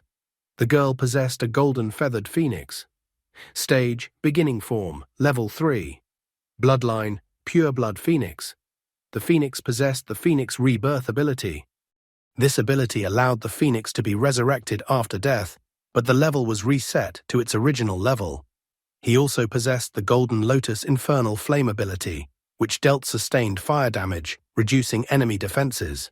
Attributes: Fire, Flight, Loyalty, 93. However, the Golden Feathered Phoenix had a weakness. It was not well suited for sea battles, because if its feathers get wet in seawater, the phoenix would lose its strength. In addition, he possessed the Fire Lotus skill. Fire Lotus releases a golden fireball from its beak, causing a burn and throwing the enemy away. Golden Blades. Squall flaps its wings, releasing 360 golden feathers that explode and deal additional damage. Evolution path. Golden Feathered Phoenix, Gold and Black Phoenix, Golden Wind King, Imperial Black Phoenix. Hidden evolution path. Golden Feathered Phoenix, Bloody Phoenix of the Underworld, Bloody Shadow King, Black Flame Emperor, of strange habits and preferences, sleeps in the air. Getting a little angry, the girl directed Golden Feathered Phoenix to use Golden Blade Squall. The phoenix curled up and then released its golden feathers, attacking Red Poison Wolf. Many of the phoenix's feathers hit the Red Poison Wolf accurately. Shi Meng yelled at poor Red Poison Wolf that he would pay for injuring her brother. She didn't even think for a second that her brother was an idiot and had himself to blame. A powerful phoenix attack caught up with Red Poison Wolf, causing a huge explosion that probably lit up the entire forest and woke up all the forest inhabitants. The dust and smoke had yet to settle, and Xing Yu was already congratulating Shi Meng for accomplishing her task. He gave out an ovation for her victory. Shi Meng was still surprised that she had actually managed to summon a magical beast. She rushed toward him, trying to hug him. The frightened girl felt that her brother shouldn't have taken such a risk. However, the proud Xing Yu tried to convince her that he had pushed her, and because of that, she was able to awaken her fighting spirit. He suddenly stated that it was time for her to grow up. After all, she was 16 years old. How she abruptly became 16 years old is completely unclear. Even she was surprised that the guy had known all along that she wasn't really a child. Suddenly, she was even crying. Xing Yu once again proudly stated that he and his sister knew this, since it was pretty obvious information. Tears still flowed in the girl's eyes as she realized that she was actually not little at all. When she was 6 years old, a magical beast attacked her. She lived in fear for a whole 10 years. Everyone in her family hoped she would overcome her phobia, but she failed. She failed her family's expectations and embarrassed her family in front of the others. At that moment, the girl suddenly fell to the ground and the guy bent down, reaching out to her. She remembered how she used to rely on Ruoxue all the time. Shi Meng began to realize that she had always thought that it was too early, and that when she grew up, she would stop being afraid. However, all she did was look for excuses not to grow up. The tears kept flowing out of her eyes. Suddenly, she remembered that she had missed an important point. Shi Meng took Xing Yu by the hand, intending to take him to the hospital. However, the guy stated that there was no need to go to the hospital. After all, he just wanted to scare her. He even stated that he didn't look like someone who would part with his life so easily. He then ordered for Freya and Xiaoyin to appear in front of him. As soon as Freya and Xiaoyin appeared, they immediately used healing magic on the guy.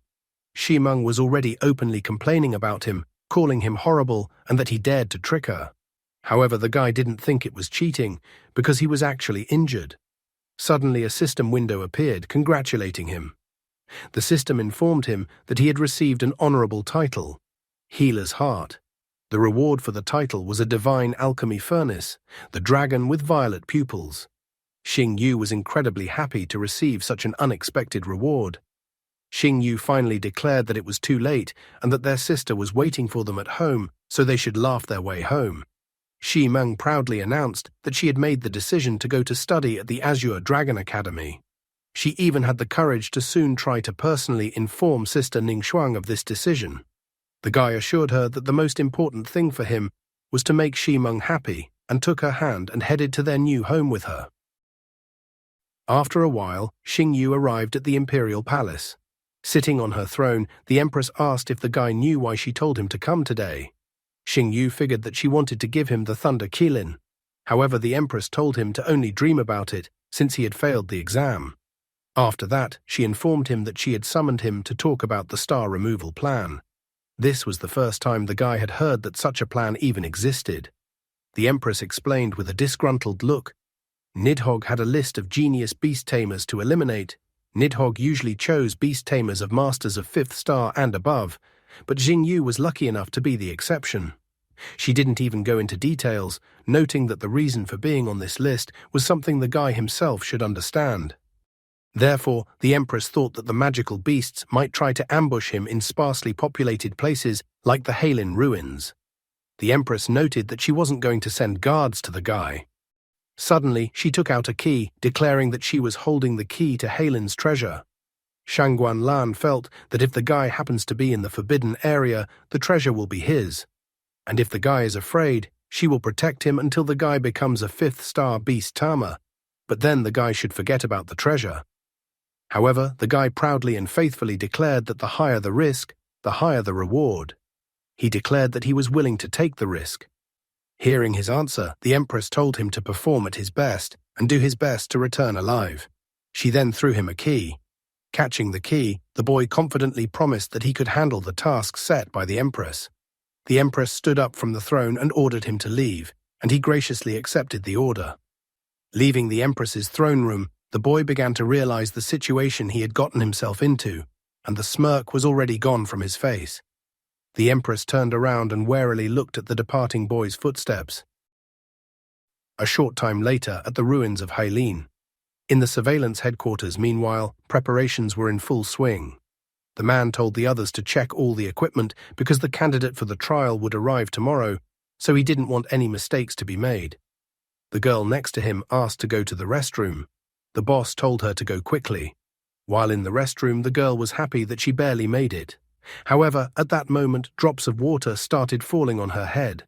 She looked up uncomprehendingly, thinking there was something with the pipe.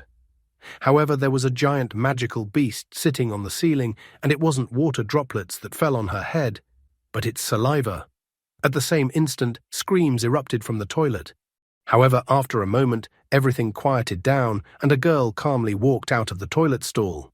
But it was clear from the girl's appearance that she was not the same girl who had entered the toilet stall. Soon the wharf of the city was bustling as usual. Xingyu, standing behind Murong Jin, asked him if Murong Jin was sure he wanted to use the ship to take him to the ruins of Hailin. Murong Jin said that he didn't have much money, so he wasn't going to buy a yacht, but was willing to use the so-called public transportation. Therefore, even though they might not get to the Hailin ruins too quickly, but the guy should tolerate the inconvenience he received. Looking at the warship that was coming towards them, the guy wondered if it was too grandiose and show-offy to send him on a warship. He was even afraid that now the whole country would know that he had gone to the exam on a warship. However, Murong Jin refused to listen to him and told him to go up to the ship. Plus, he reminded the guy that there were no other ships nearby to take him to the ruins of Hailin anyway. After listening to Murong Jin, the guy finally agreed. Murong Jin, meanwhile, was thinking about the fact that his future son-in-law is strong, famous, and also a great doctor. If he tells everyone about it, suddenly someone will steal his daughter's husband away from his daughter, so he actually organized to bring the guy to the ruins of Hailin in his warship. He wanted to show everyone so that everyone would finally realize that Xiao Xingyu was now part of the Murong family. After a while, one of the examiners looked at his watch. He was surprised by Xiao Xingyu's self-confidence. After all, everyone else had arrived at the exam hours in advance, and the guy still hadn't shown up. Suddenly, the second one surprisingly shouted to Lao Wang that the Poseidon 662 warship was approaching them. Lao Wang was shocked, completely unable to understand why a warship had arrived at the place where they were conducting the exam. A moment later, Murong Jin stepped down from the Poseidon 662 warship. He immediately walked over to Lao Wang and placed his hand on his shoulder. Murong Jin apologized to the teachers for being so late. He said that he had brought his daughter's friend on his ship. Murong Jin inquired if they were late for the exam. Poor Lao Wang was both shocked and scared. He stated that everything was fine and they had arrived on time. He also said that he always liked such punctual people. Not long ago, he had been talking about how insolent Xiao Xingyu was. Soon the exam began. The examiner said that the first requirement was to kill 20 black crystal snakes, 10 ghost demons, and 1 poisonous grey-winged python. Second condition, go through the thorn swamp in the center of the ruins and find the exit. Third condition, do not enter the forbidden areas of the ruins without permission, because otherwise the consequences will be on their own conscience.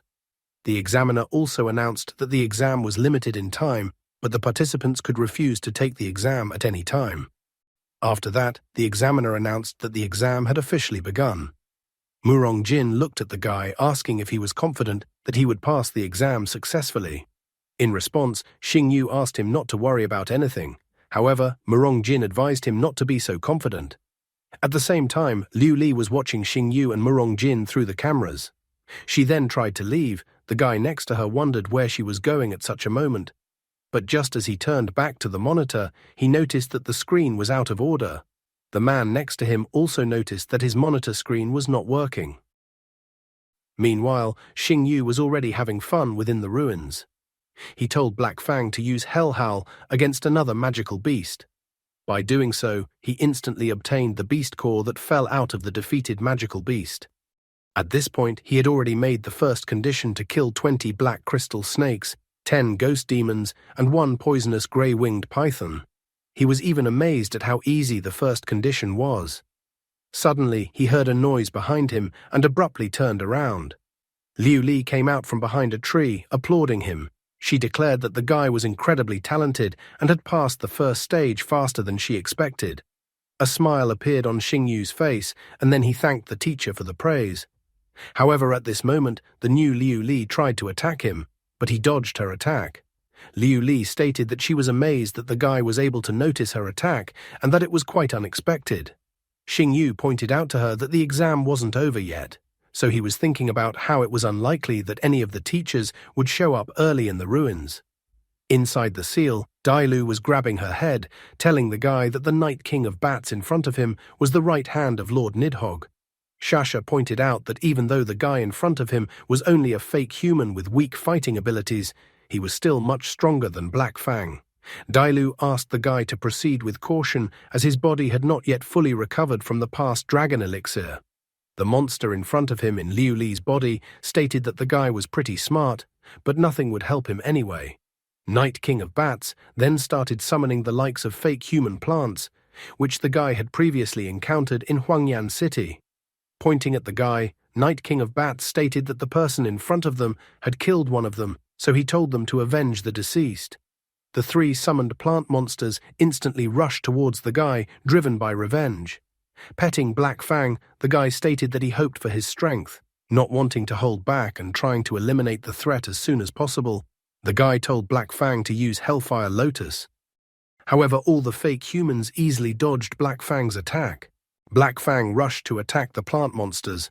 However, while Black Fang was busy with them, 2 of the fake human broke through and tried to attack the guy. Their green vines rushed towards the guy, but at that moment, Freya appeared beside the guy, repelling the attack of the 2 fake human with her sword. Freya then used a sacred strike and knocked aside the 2 fake human. After that, Black Fang rushed towards the 2 fake human that flew up. Black Fang bit through fake human's body with its mouth, and a piece of fake human's body remained in Black Fang's mouth. Night King of Bats was surprised to see that the guy possessed a magical beast with mythical bloodline, thinking that the guy seemed to be incredibly valued. Xiao Xingyu announced that Night King of Bats had come to an end since he had defeated all of his comrades. However, such a statement from the guy only made Night King of Bats laugh. Night King of Bats felt that such cannon fodder was not worthy of even standing next to him, let alone being called his comrade. Night King of Bats' smile turned creepy as he announced that he was now going to have a good time with the guy. Without thinking for a second, Night King of Bats rushed forward, trying to attack the guy. Xingyu didn't expect such a turn of events at all, and besides, Night King of Bats was incredibly fast. However, Freya reacted in time and tried to protect the guy from Night King of Bats' attack. Night King of Bats was faster and simply stepped on Freya's sword, noting that she had a good reaction time, but unfortunately it was still not enough to stop Night King of Bats. In the next instant, Night King of Bats delivered a powerful kick to Freya's rib with his foot, and this time Freya didn't have time to dodge the blow. Several of Freya's ribs were seriously injured and parts of her ribs crumbled. Xingyu tried to catch Freya's body, which from such a powerful blow from Night King of Bats flew away at a tremendous speed. At this moment, Black Fang decided to take advantage of the situation and tried to attack Night King of Bats from the back. However, without even turning around to look at him, Night King of Bats attacked him by simply throwing his blade at him. Night King of Bats' blade hit Black Fang's body with precision. Night King of Bats then grabbed Black Fang's head and forcefully slammed it into the ground. Black Fang was instantly taken out of the battle. Guy and the injured Freya were worried about Black Fang's health. After pulling out his blade from Black Fang's body and licking the blade, Night King of Bats stated that the entire dog was only in a little bit of pain.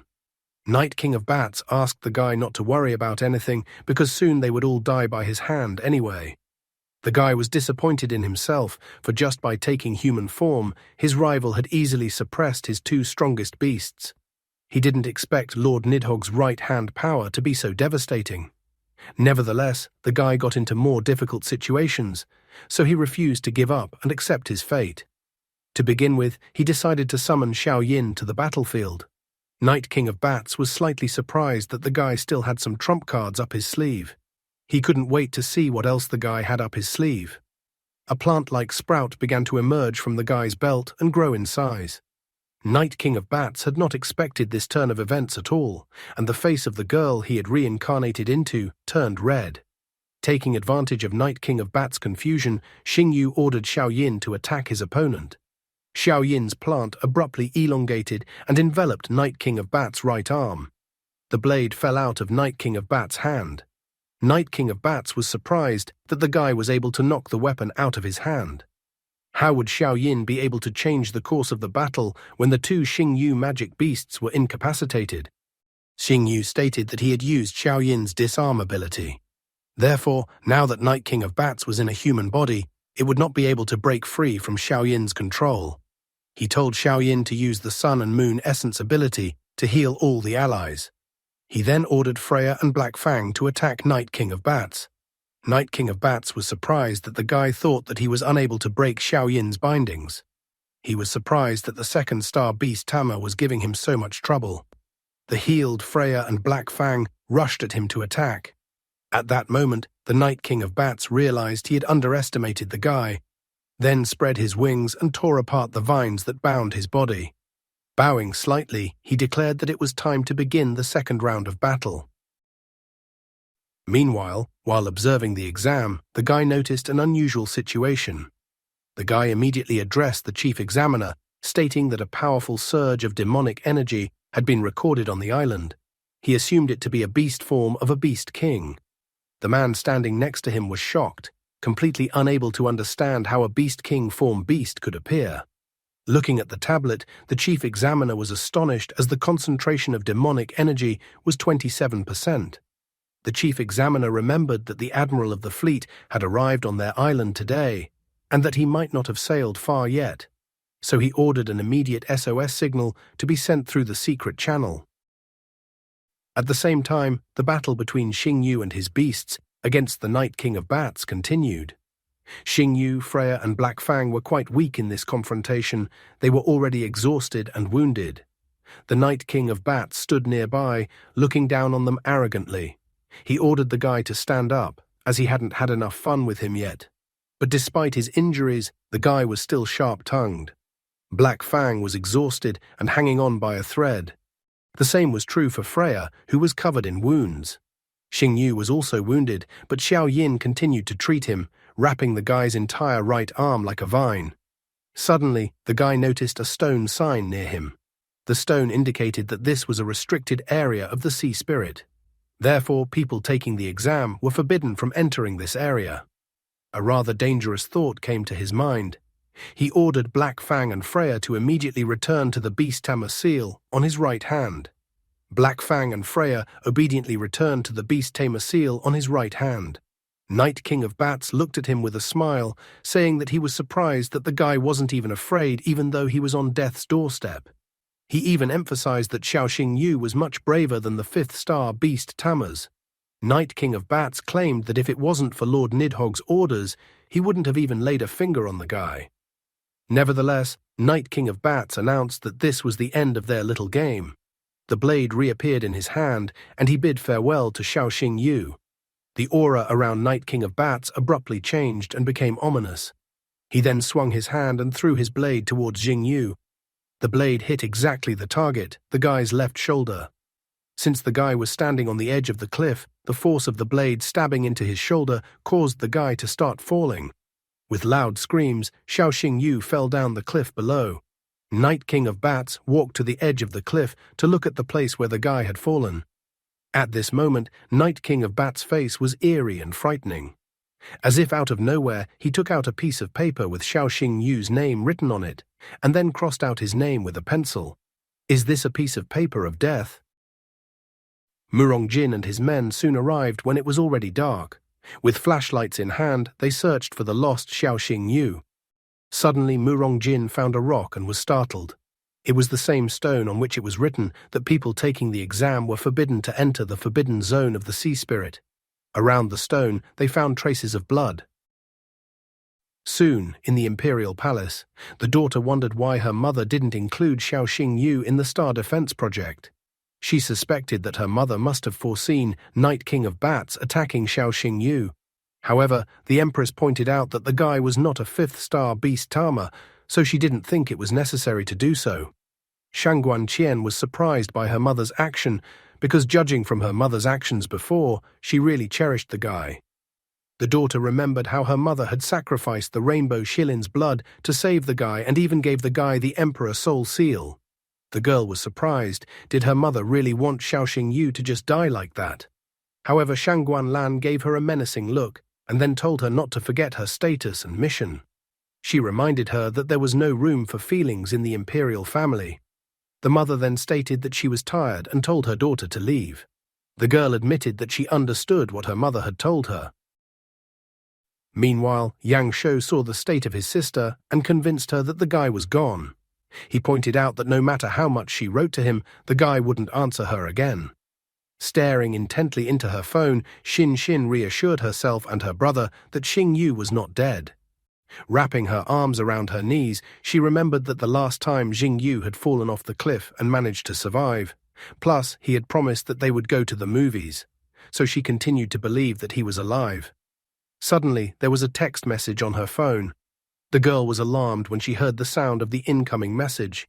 Grabbing her phone, she shrieked with joy and tears flowed from her eyes.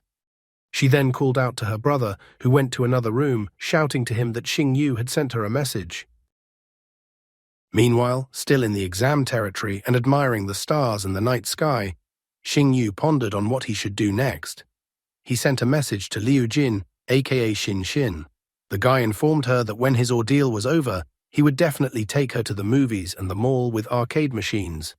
He thought that after he sent a message to Liu Jin, then everyone would suddenly be less worried about him. After resting for a bit, he still decided to get up from his seat and walk on. Leaning on the wall with his hand and continuing to walk on, he thought about how revenge was a dish to be served cold. The guy was cursing Night King of Bats with all his might, hoping to get his revenge on him soon. At this moment, he only wanted to reach the forbidden area of the Heilin tribe as quickly as possible. After a while, he found himself in front of some abandoned building. There were giant stone columns all around. There was also a giant column in the center of the passage, and outside the path there was swamp everywhere. While looking at the giant stone pillars, the guy recalled that he had heard that the Heilin tribe were the descendants of the humans and sea beasts that descended 200 years ago. He had also heard that the Heilin tribe was once an extremely powerful civilization. However, for a reason unknown to him, they were unable to escape destruction and disappeared into the rivers of time. Suddenly, he was surprised when he noticed that the key in his hand glowed. As the key flew above his hand, it transformed into a cube, giving off a bright glow that seemed to show him the way, which surprised him, as he had intended to use the key in a different way. He remembered that Shangguan Lan had told him that the key would lead him to the true treasures of the Heilin tribe. That was why he was surprised, because he couldn't believe that it would literally go the way she said it would. The glowing beam coming from the cube pointed to a spot in the swamp as the place where he should go. Without thinking long, the guy dived into the water in the direction indicated and immediately found himself in a different body of water than the swamp. Swimming into the hole indicated by the key, he found a whole city under the water, with majestic buildings. Suddenly, strange things began to happen to his body. A moment later, his back hit the ceiling of the place. He was drawn to the ceiling as if by gravity. Now, sitting upside down on the ceiling, he could only stare at the underwater city below. Pulling out the key again and looking at it, the guy was perplexed as to how he could get to the underwater city and if there was another way in this place for him to do it. At that moment, he noticed a jellyfish swimming by him. The guy remembered the legends that after the extermination of the Heilin tribe, their souls turned into very dangerous evil spirits. So he decided that it would be better not to touch the jellyfish. However, at that moment, the jellyfish told him to stop. Xingyu was surprised at this unexpected turn of events. After all, it wasn't every day that one encountered a talking jellyfish. In the same instant, some kind of eerie energy began to gather around the dome of the main building. Xingyu tried to figure out what was even happening in this place right now.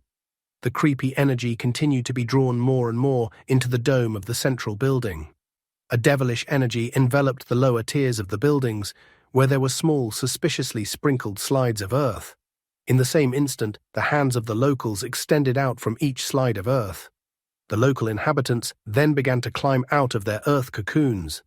Looking at them from the ceiling of the current underwater space, Xiao Xingyu concluded that it looked like he could not avoid a battle with the local inhabitants of the depths. The local inhabitants of the depths rushed towards the intruder that had appeared. Xingyu released Freya from the tag as if it were his Pokémon. Freya easily sliced the local monsters in half. However, the bodies of the underwater monsters, even though they were split in half, they still didn't die. They slowly began to reassemble, and in an instant, the monsters in front of him were whole again, as if Freya had done nothing.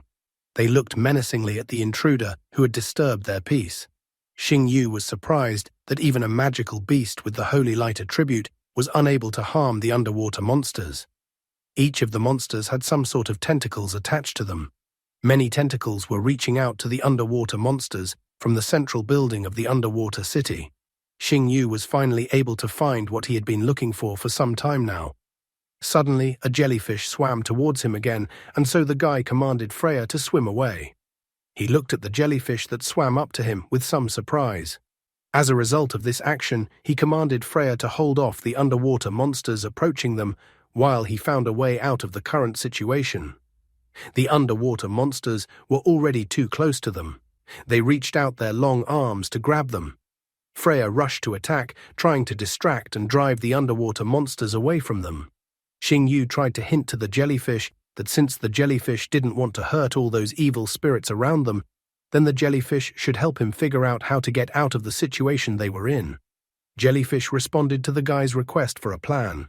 After listening to the jellyfish, the guy couldn't make sense of what the jellyfish told him. At this moment, Freya relaxed slightly, and to her surprise, one of the evil spirits rushed towards the guy. Xingyu had to react, realizing that he definitely couldn't stand up to the evil spirit. But he was lucky, because at that moment, the evil spirit was blocked by a jellyfish, and the evil spirit hit the jellyfish directly. From their collision, a small bubble formed above the evil spirit's head. In an instant, the bubble enlarged, encompassing the entire body of the evil spirit, and then the bubble rushed down with the speed of a water bullet. Xingyu was a little surprised that bubbles could be used in such a way. After seeing this, an idea popped into his head. He told Freya to start rotating around her axis, moving the seawater that was underneath them to create bubbles. When Freya heard his request, she tried to do what he asked, and everything around her shone with a golden holy light. The jellyfish also helped her by creating a large number of bubbles. Due to what Freya did, the jellyfish's bubbles rushed towards the evil spirits and began to envelop them, forming golden bubbles. Like a rain of fire, the bubbles with the evil spirits began to cave in at the bottom. Guy was thrilled that they had managed to deal with all the evil spirits that opposed them in one fell swoop. He turned to the jellyfish, thanking the jellyfish for helping them deal with the embittered spirits of the sea tribe. Tapping the jellyfish lightly with his index finger, the guy wondered why the jellyfish had turned so pale. He even thought that the jellyfish had become so pale due to overwork. Suddenly, Xing Yu felt as if he had been struck by lightning. The guy was shocked by what he had just seen. As soon as he touched the jellyfish, he saw a giant dragon. It was as if Xing Yu had looked into the past of the Heilin Sea tribe. In their past, he saw how the Dragon of Despair had arrived on the island, and how the islanders from the Heilin tribe were frightened and felt desperate. They cried out that they didn't want to die. One of them told the others to run away, reminding them to find the king of the Heilin tribe as soon as possible. The Dragon of Despair let out a terrifying roar, driving all the people of the Heilin tribe into despair. But at that moment, he, the king of the Heilin tribe, appeared. Like the sea god Poseidon, he emerged from the water with a trident in his hands. The king was not about to give his people to the Dragon of Despair. He hurled his trident, shrouded in lightning, at the dragon. At this moment, Xing Yu abruptly jerked his hand away from the jellyfish as if it had stung him. The guy was shocked, still under the great impression of the terrifying black dragon. He was still stunned, pondering whether that dragon was the dragon in question. However, he decided that it probably wasn't, as the Heilin tribe had disappeared over 200 years ago, and the Dragon of Despair was a nickname for Nidhogg. Determined to find out some information, he asked the jellyfish if she knew where the king of the Heilin tribe was. He was eager to know if the Heilin tribe king had been able to defeat the Despair dragon in that battle, or if he had died. He stared at the jellyfish, but after a second, he realized that he didn't need an answer. Xing Yu realized that his question was originally a stupid question since Nidhogg was still alive and the Heilin tribe no longer existed. Therefore, the answer to his question lay on the surface. In the end, he decided that it was time to look for where the treasure was hidden in this place. An hour passed after that. The guy stood at the brightly glowing place. After searching the whole area around, he regretfully noticed that he couldn't find another entrance inside the building. So he wondered if this entrance above them was actually the only one. The guy motioned for Freya to take him up to that light pole above them. Freya walked up to him and then went behind his back and wrapped her arms around him. She then pushed herself hard off the ground with her feet and rushed upward with the guy, surprising the jellyfish in the process. As a result, they flew high up, overcoming the parallel space situation. At this point, the guy finally saw the loophole he was interested in. In one of the discovered rifts, some green orc-like monster and an underwater evil spirit monster were fighting. The guy was surprised by the appearance of another wave of monsters, puzzled if there was an army of magical beasts here. The green monster tried to deal with the evil spirit with his hand. However, at that moment, the entire underwater space shook and a bright beam struck the ceiling of the underwater space. A skeleton with a trident in its hands slowly emerged from the place where the bright beam had struck. The skeleton with a golden crown on its head let out a terrifying roar, announcing its presence to all enemies. Xing Yu instantly realized that the king of the Heilin tribe had appeared in front of them. The decrepit-looking skeleton suddenly reeked of destructive power and devilish energy. At this moment, a jellyfish swam towards the guy, revealing two golden-colored bubbles in front of them. However, they didn't have time to do anything, as a terrifying underwater storm covered the entire space.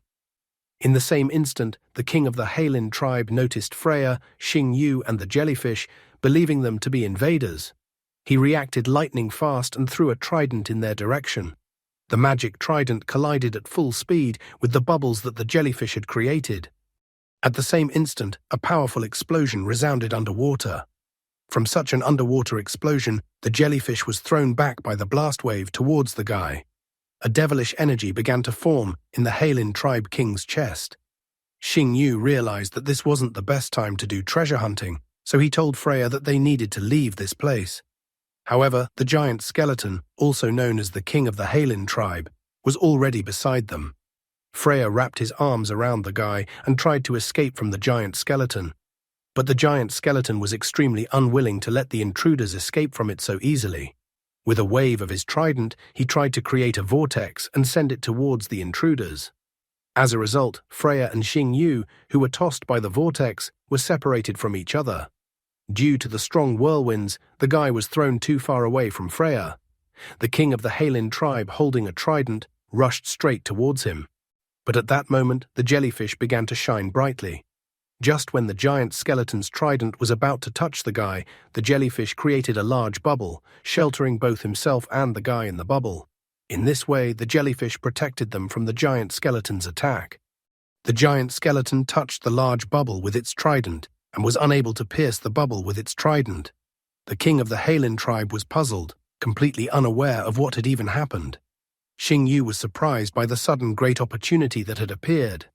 The guy told Freya to attack the Halin tribe king. The giant skeleton easily grabbed Freya's attack sword.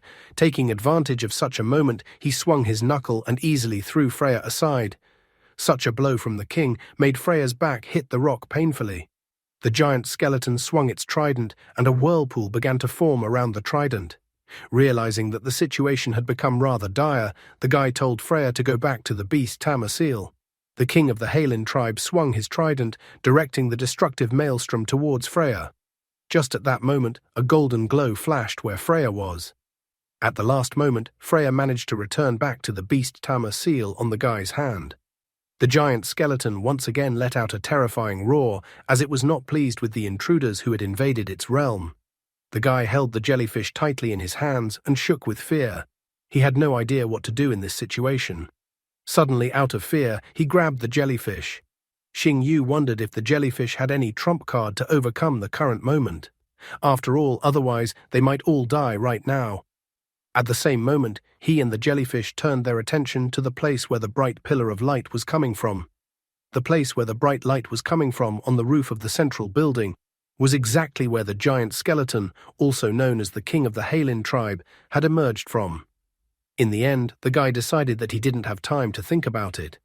Besides, if he didn't take a chance, he would just drown himself in all that water.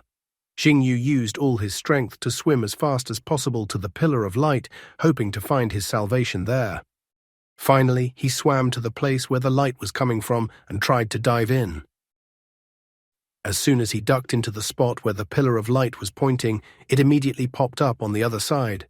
The guy tried to catch his breath, inhaling the air with his full chest. He was so happy that finally his lungs could fill with air and he could breathe in peace in this place.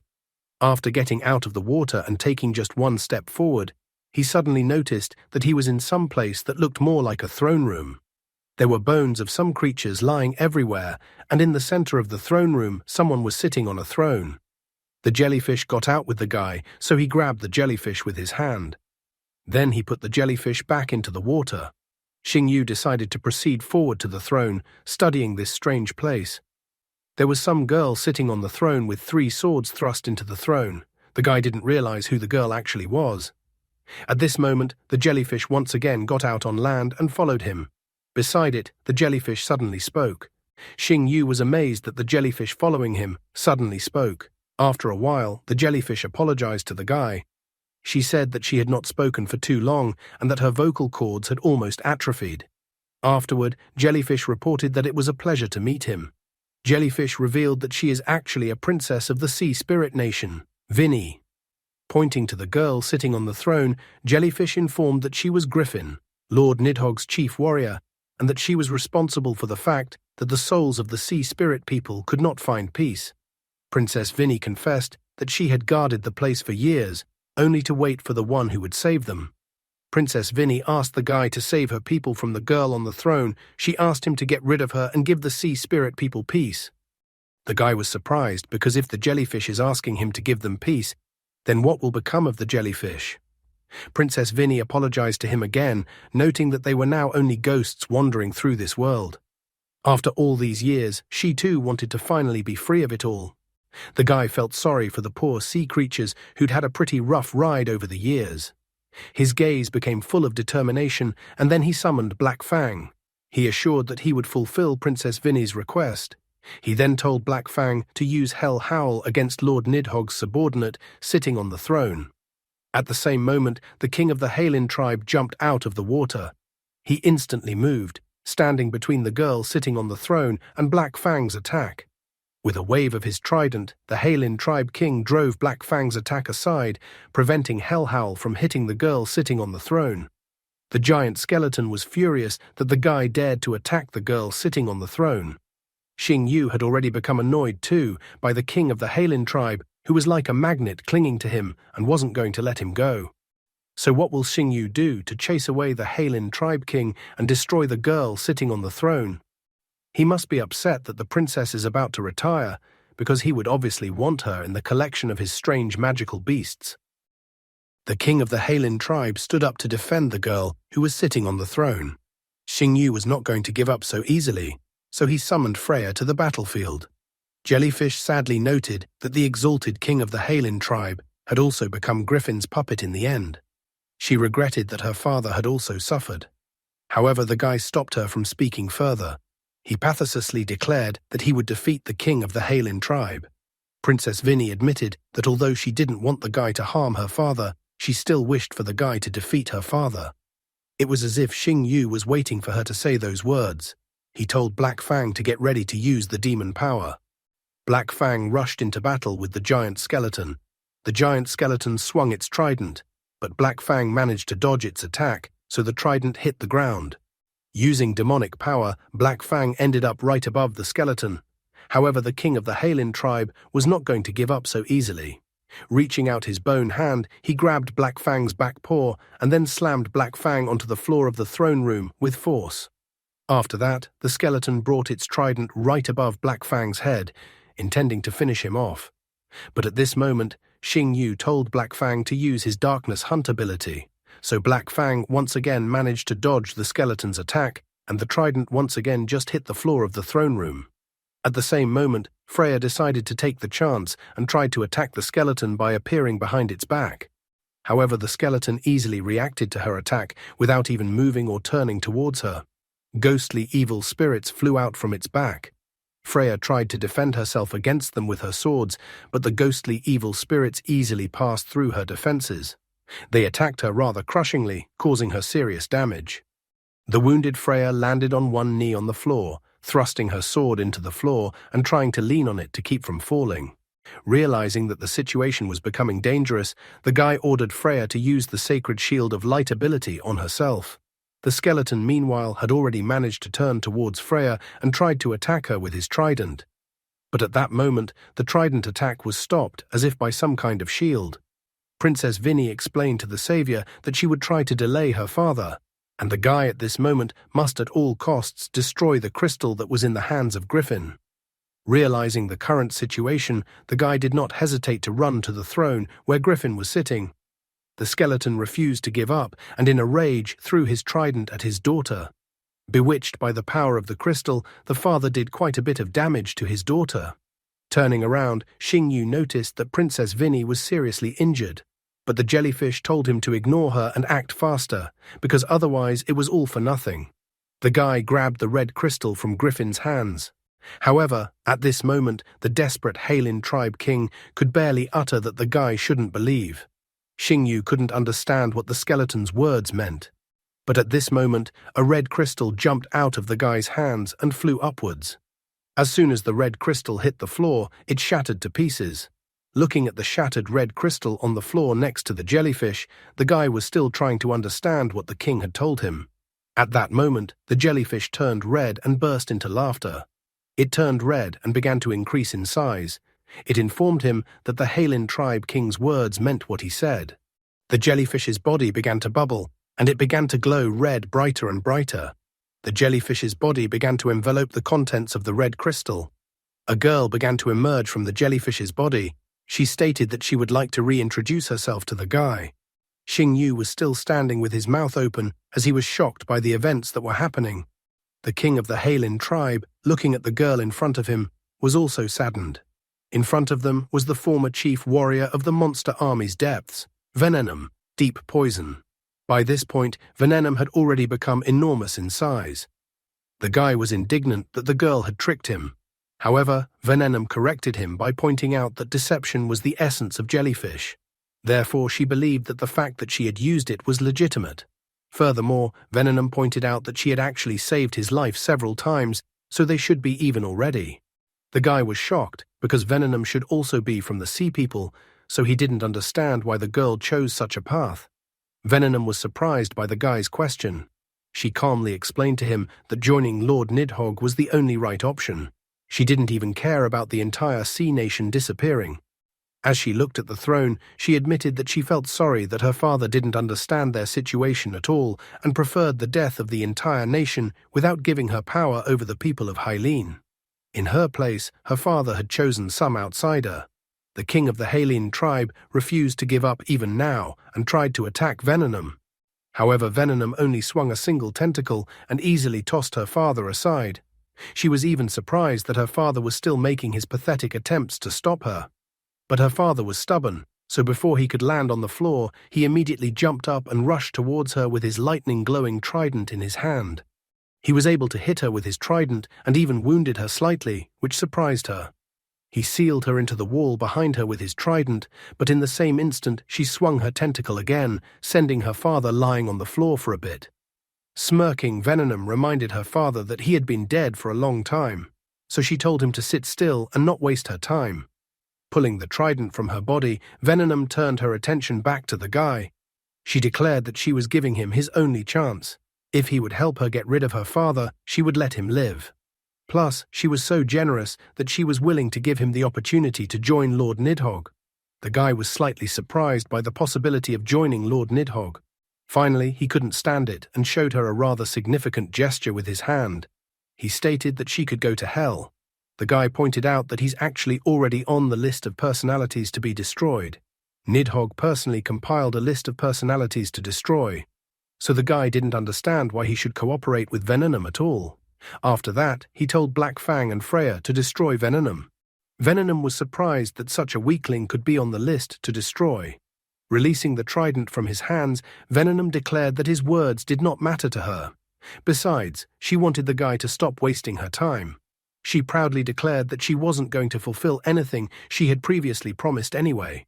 It didn't make any difference to her to kill her father or to kill him, because in the end, everyone had to die. After saying that, a sinister energy began to emanate from Venom. The places where it released its poisonous liquid were instantly corroded. A giant stone column was hit by Venom poison, and the column was immediately destroyed. The poisonous red liquid was already even near the guy's shoes. Everything around the throne was shrouded in a poisonous red liquid, and the safe circle around the throne continued to shrink. However, at this moment, the throne suddenly glowed with a bright blue light, driving away the red poisonous liquid. Venom was shocked that such a thing could even happen. Her father also turned around to look at what had happened there. The girl sitting on the throne was enveloped in blue energy, forming a ball around her. Suddenly, the guy heard a voice repeating the word key.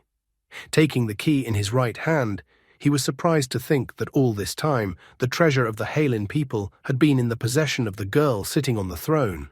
Venom was stunned after realizing that the sea spirit's generic power, the power of the tides, had been activated. The girl was puzzled and amazed. Was she really still alive? Looking at the girl on the throne, she began to shout for the power of the tides to be returned to her. The key in Xing Yu's hand was glowing with a bright blue light, and the guy couldn't even close his mouth in surprise. Venom rushed towards the guy at full speed to snatch the key from him. However, at that moment, her father firmly grabbed her tentacle with his bony hand. Pulling the tentacle with the strength he had left, he slammed Venom to the floor. Venom was already sick of her father, so she told him to stay out of her way. With a sweep of her tentacle, she struck her father's bony body. This time her punch was so powerful that it easily shattered her father's bony body. As a result, the skeleton's head broke off from his body. The crown then fell from his head and fell to the floor with a loud sound. At that moment, everything near the throne was engulfed in a bright blue light that was already capable of even blinding. All that could be seen near the throne were the silhouettes of the characters there. Venom was simply amazed and disappointed by the situation. At that moment, a memory surfaced in the guy's mind. One day, an angry Venom came to the throne room. The girl was outraged that her father had given the power of the tides to an outsider. She was annoyed, noting that she was his only heir. The king of the Hylene tribe calmly explained to her that he had not granted power of the tides to anyone, but she also could not receive it because she was not worthy. Is Venom the local Thor? Leaving Venom stated that her father should remember her words, that sooner or later he would pay for such an act. The girl watched Venom leave the throne room. The girl thought that the king of the Halin tribe might try to explain the whole situation to his daughter. The king was unfazed, noting that the power of the tides that ruled the sea was descended from pure-blooded dragons of the water element. Right now, all that was left of them was a single dragon egg, almost devoid of life energy. Therefore, he felt that whether he explained the current situation to his daughter or not, it would only bring even worse troubles. The king believed that the girl in front of him was the only one who could save the egg and the sea spirit people. After all, she was a dragon traveler. The girl promised that she would do her best to bring him back to life. At this moment, as if somewhere in the distance, the figure of Xiao Xingyu flickered in the throne room, much to the girl's surprise. Meanwhile, at the same time, Lord Nidhogg's territory. He seems to have his own personal dark portal. It seems the earlier World of Warcraft references continue. Then Nidhogg heard of a pure-blood dragon that commands the seas. He thought about the fact that if he absorbed the power of such a dragon, then the sea creatures would then obey him.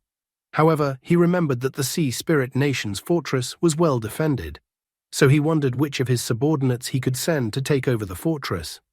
Just then, a subordinate informed him that a girl had arrived at the gate, claiming to be from the Sea Spirit Nation and requesting an audience with Lord Nidhogg. Nidhogg was surprised and pleased at how timely the solution to his problem appeared. In the present tense, in his subconscious getting closer to the girl, the guy started asking her for details. The girl told him that the sea spirit race originated from dragons. Therefore, they were the ones who would put an end to this nation. She was disappointed that she never managed to grow an egg, and no dragon hatched from the egg. The girl sadly noted that perhaps this was the fate of their people. The guy, who had learned by bitter experience with Venom, looked at her with suspicion, noting that if all the words she had said were true, then why did she have power of the tides and where was the dragon egg? Then, putting her hands together, the girl informed him that the egg was gone, as she had become one with it and was the new queen of the sea spirit people. The guy was surprised and slightly indignant. Was the girl in front of him now ruling the sea spirit people? The girl admitted that this was the case, even though she had already died. At this moment, she came closer to the guy and started sniffing him. Xingyu was confused by the girl's reaction, as he didn't expect her to sniff him at all. The girl remarked with a smile that there was nothing wrong with that. It had just been too long since she had smelled the scent of her homeland and the dragon. The guy was surprised, thinking that the girl in front of him seemed to smell the dragon scent coming from Dailu. Finding a kindred spirit in him, the girl stated that he gave her a feeling of closeness, so she wanted to believe that the guy in front of her was not evil. A bright blue orb shone in her hand, and then she informed him that she wanted to give him the power of the tides and politely requested that the guy accept her gift. After receiving the glowing blue ball in her hand, the guy only had time to thank her. In the same instant, her body began to crumble like ashes in the wind. She informed him that she was only asking the guy for one thing. Xingyu was at a loss as to what she wanted him to do. Lastly, the girl asked him, when he left the current planet and returned to his homeland, let him take a good look at the changes that had occurred there. The guy tried to find out what the girl was talking about when she talked about the planet, but the girl had already disappeared, and the place where they were talking had shattered into shards. At the same instant in the present tense, the guy opened his eyes in the middle of the throne room. When he noticed the glowing blue orb in his hand, he was amazed to realize that he was holding the Eye of the Tide, a sacred artifact of the sea spirit people. The guy looked at Eye of the Tide with his marvelous eyes.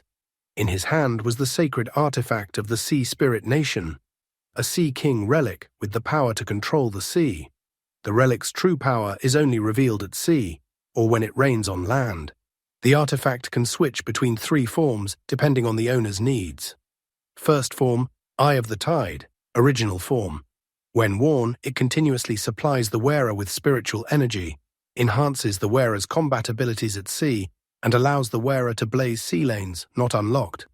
Second form, Turquoise Abyss, Golden Trident, transforms into a golden trident with dragon patterns, allowing the wearer to control the fury of waves and tides, unleash devastating water attacks, and cause deep-sea earthquakes, not unlocked. Third form, Sea Spirit Beast, Klein Dragon. combines the power of the Sea Spirit people and World XX by summoning Klein Dragon, whose power is comparable to that of the beast form of the Beast King. He also possesses the power of the Ocean Curse. Important note, the Klein Dragon's power grows with the wielder's power. After the dragon dies, it takes 72 hours to be summoned again. The guy was greatly surprised after finishing the information about Klein Dragon. At that moment, there was another explosion and a bright flash in the throne room. Venenum flew aside from the impact she received.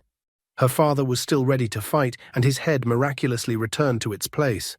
Glaring at the guy, Venenum was incredibly annoyed that power of the tides had fallen into the hands of a stranger once again. Standing in front of her and waving Eye of the Tide in his hand, the guy wondered if Venenum needed what was in his hand. An enraged Venenum rushed towards him, telling him to hand over the artifact immediately. However, the guy only taunted her and immediately used Eye of the Tide to activate the third form. At the same instant, a Klein Dragon appeared right above the guy's head. Venenum looked at the dragon and didn't understand what was going on. According to the information obtained with the help of the guy's marvelous eyes, the Sea Soul Beast, Klein Dragon in front of him was Beast King Form, Level 1. Bloodline. A mutated sea spirit created from an ancient mosasaur and traditional dragons. Legendary quality. Power of the Tides ability. Increases all stats threefold in aquatic environments and has the ability to control ocean currents. Dragon power. Allows you to suppress non-dragon bloodlines, can deal massive damage with self-detonation, and can restore health to allies. Attributes: Dragon, Water, Ghost, Sound. Loyalty: 100. Skills: Water Dragon Breath, Ocean Wall, Raging Waves, Dragon Sound, Hyper-Frequency Sound Wave. Ultimate skill: Wrath of the Sea God. Raging Dragon shatters the sea. His preferences and tastes were non-existent. The king, looking up, could only say one word: dragon.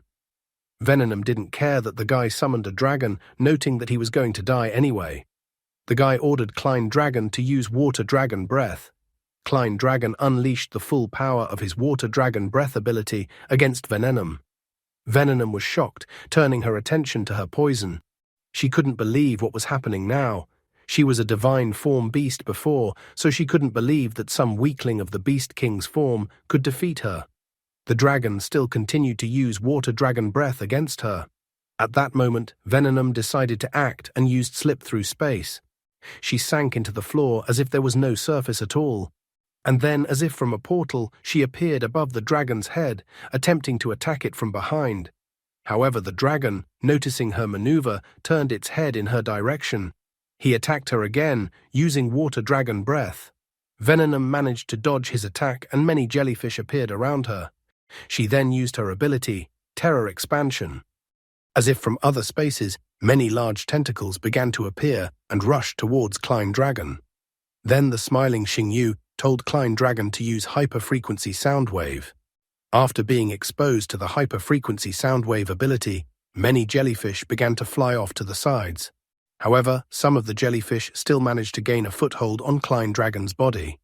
As a result, the jellyfish attacked Klein Dragon quite devastatingly. Venenum decided to take the opportunity to finish off the weakened dragon. Suddenly, Venenum stopped abruptly and was greatly surprised.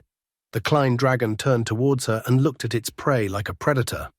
However, Venenum was unwilling to give up, and she sprayed her red poisonous liquid on the Klein Dragon. Looking at the dragon, she smirked. She was amused that the guy thought the dragon would be enough to overpower her. Besides, the dragon was now poisoned with her poison, which meant it wouldn't be long before the beast would die from poisoning. But Xingyu only looked arrogantly in her direction. After that, he commanded Klein Dragon to grab Venenum. Klein Dragon quickly caught up to Venenum and grabbed her with its mouth. Spewing her venom in all directions, Venenum was outraged by this action of the guy. She shouted that the guy must have lost his mind. The girl pointed out that by doing so, the guy would only hasten the demise of his beast. Xingyu then ordered Klein Dragon to use a special dragon power and take Venenum along with him. Venenum was surprised by his words that she even started stuttering. At this moment, Klein Dragon began to glow brightly. Venenum continued to try to escape from its jaws. She screamed for the dragon to let her go immediately. However, the Klein Dragon ignored all her pleas, and then a massive explosion erupted. Xing Yu even had to cover his face with his hands to avoid being caught by the shards. When the smoke at the site of the explosion cleared, the already defeated Venom was lying on the floor of the throne room. The smirking guy was holding Eye of the Tide and slowly approaching the girl. After regaining consciousness, Venom refused to accept the current situation. She didn't understand why Power of the Tides should belong to some stranger. However, the guy looked at her with disdain. He stated that she was simply unworthy to own Power of the Tides. Xing Yu recalled that the girl was willing to sacrifice all of her people to get her hands on Power of the Tides. Venom was surprised by the audacity in the guy's words. Trying to get up from the floor, she couldn't accept the fact that she might not be worthy. But suddenly she fell to the floor again, exhausted. She declared that things weren't even about Power of the Tides. The girl refused to accept such an injustice. She refused to believe that such a thing was possible with her. Eventually, Venom's eyes closed forever. After some more time, a bright ray struck the sky, and the soul rushed out screaming for freedom. Looking at the decapitated skeleton, he wondered if the skeleton was going to continue fighting him. The king of the Halin tribe began to slowly approach the guy, which surprised the guy. He then stabbed his golden trident into the floor. His body began to scatter like ashes in the wind, and at the end, he barely uttered words of thanks to the guy. He even asked for the guy to lead his people in his place. As soon as his body scattered, then the evil spirits immediately flew out of his body. The evil spirits flew towards the throne and formed a circle right above the girl who was a dragon traveler. The evil spirits began to make howling sounds. Xing Yu had already become indignant, telling them to stop howling. He pointed out that their king had been put out of his torment and would no longer return. The guy pointed out that instead of guarding the empty throne, they could follow him. With a glance at the Eye of the Tide in his hand, he considered that the good he had received should be repaid. Xing Yu decided to make an oath that at all costs he would help the Sea Spirit people to avenge and destroy the Dragon of Despair, Nidhogg. The remaining spirits of the Sea Spirit people were surprised by his speech. After all, this was their main desire, so they all rushed towards the guy. All the arriving spirits flew into Eye of the Tide. At the same instant, the system announced that the Eye of the Tide's new form, Turquoise Abyss, Golden Trident, had been unlocked. The Eye of the Tide in the guy's hand glowed with a golden light. In an instant, the golden trident appeared in the guy's hand, and his hair also became golden and long. Holding the golden trident in his hand, he announced that he would take on the entire burden of the Sea Spirit Nation. Xing Yu had become a kind of new Poseidon. Where will his path lead him, and how will he explain his new gifts to the Empress and the others? Also, how soon will he travel to another planet? Meanwhile, it was still pouring rain on Spirit Snake Island. The military were scouring the area around with flashlights and shouting the guy's name. Murong Jin looked at his phone, wondering what was even going on. He received a message from his daughter that Xing Yu was alive, as he had sent her a text. Murong Jin even thought about the fact that perhaps the guy had fallen into the ruins of the Sea People. Just at that moment, a guy appeared beside Murong Jin and shouted to him. The admiral was glad that he had finally managed to find the guy. After all, just a little bit more, and the daughter would definitely curse her father. However, the guy said with a smile that those weaklings wouldn't be enough to finish him off. Suddenly, Admiral Jin snapped and ran towards him, telling him to hide behind him. Seeing the admiral's reaction, the guy decided to turn around and see why the admiral was so scared. What surprised him was that the souls of the Sea People had appeared behind him. Murong Jin told the guy to immediately step aside so that he could deal with them, since the souls of the sea beasts were the fiercest dead. However, the guy smiled again, noting that everything was fine and the situation was under control. Then, taking the Eye of the Tide in his right hand, the guy ordered the wandering souls to return to the embrace of the holy relic on behalf of the Sea King. The souls of the Sea People immediately knelt down and bowed. Then their souls began to dissolve and were sucked into Eye of the Tide as if the guy was using a vacuum cleaner. Looking at the guy, Murong Jin was astonished. He didn't understand at all how the guy could be so lucky. The admiral thought that the guy was definitely born under a lucky star. Continuing to stare at the Eye of the Tide in his right hand, the guy explained that he was first attacked by Night King of Bats in a sneak attack. After that, he had accidentally fallen into the ruins of the Sea People, where he had grabbed the treasures of the Sea People at the same time. Jin asked the guy to stop bragging. He said that the first thing they should do was to report the Night King of Bat's attack to the Empress. However, the guy asked him to take his time. The admiral was puzzled after the guy's words. Xiao Xingyu pointed out that his exam to become a 4-star beast tamer was not yet over. Jin was shocked that the guy cared about such a thing in this situation. Meanwhile, in the mansion of the Z family, Councillor Jun was reading the newspaper and smirking. He had learned from the newspaper that Xiao Xingyu had died. He was glad that the guy had died, and he didn't even have to intervene. In addition, he was also glad that the guy himself had saved him a lot of time and effort. His son was not so optimistic. However, the father pointed out that his son was too narrow-minded. He felt that his son should forget about his silly envy. Jun believed that Xiao Xingyu was winning because of his talent, but also losing because of his talent. After all, he considered the guy a passerby in his son's life. Jun insisted that the one who wins is the one who lives the longest. But Wei An interpreted his words completely differently. He felt that since the father was pointing out that talent both elevated the guy and ruined him, it meant that the father believed that his son was inferior to Xiao Xingyu in everything. The father looked at his son seriously and asked if his son remembered the great destiny of the Z family. Wei An did not hesitate in the slightest and loudly declared that the Z family should make this country their prey. Standing next to her father's office was Xie Liang. She had heard her father and brother just now talking about making the country belong to the Z family. At that moment, a notification arrived on Jun's phone. The man was shocked to find out Xiao Xingyu was actually alive. In addition, the guy was also brought to the palace under guard. Wei An was surprised by his father's words and even asked his father if he understood that Xiao Xingyu was alive. The father confirmed his words. Therefore, his father told his son to immediately go to the imperial palace under the pretext of visiting the princess. Wei An immediately ran out of the study. Standing next to the study, Xie Liang asked her brother to wait for her.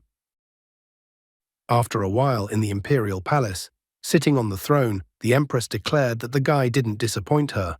She even admitted that he reminded her of herself in her youth. The guy laughed in response, noting that the empress was praising him too much. After all, without her help, he wouldn't have been able to obtain the Eye of the Tide. The empress asked if the guy remembered their agreement. The guy tried to find out what agreement they were talking about. The empress reminded him that she had promised that if the guy passed the 4th-star beast tamer exam this semester, he would then be rewarded with a beast. She stated that she kept her word and that the beast was now his, and then snapped her fingers. After snapping his fingers, Thunder Killin was brought into the room. The guy went straight to Thunder Killin and hugged him. It was as if he was winding up the cat and declaring that he was finally going to take him home. However, the empress suddenly stated that it looked like Thunder Killin wasn't particularly happy about the guy. She even noted that if the guy wanted, she could replace Thunder Killin with another beast. However, the guy assured her that there was no need for another beast. He believed that he and Thunder Killin were still able to find common ground. The empress mentioned that Killin was a noble beast and extremely difficult to tame. She wondered if the guy would definitely have the patience. Xingyu suddenly stated that he needed 3 days. But then he corrected himself, saying that he only needed 1 day for Thunder Killin to bow down to him and make a bloody contract with him. Shangguan Lan was curious where the guy got such confidence from. She gave the order that the guy only had 1 day. If Thunder Killin didn't want to make a blood contract with him within the specified time frame, then the guy shouldn't blame her when she took his reward back. The guy's loud words did him no good. He coughed and tried to inform the empress that he was just joking. The guy was already begging the empress for at least 2 days to complete the mission. However, the empress looked at him with a smile and noted that she liked the guy's former self-assured look better. She finally told him to gather his thoughts and not to be sad. He had no choice, so since he said he only needed 1 day, then he should perform a miracle. After that, the empress let him go, telling him to appear at the imperial palace tomorrow. Bowing, the guy accepted her order. Looking at Thunder Killin, he noted with a smile that it was time for them to go home as well. But instead of greeting him, Thunder Killin only showed him his tongue. At this moment, Shangguan Qian appeared in the throne room. She explained that pure-blood Killin only favored the Shangguan bloodline. Therefore, she advised that the guy shouldn't rely too much on his own strength. The girl still doesn't know or suspect who she's dealing with. The guy respectfully greeted the princess. When she approached Thunder Killin, she asked him to stay with the guy for just one day.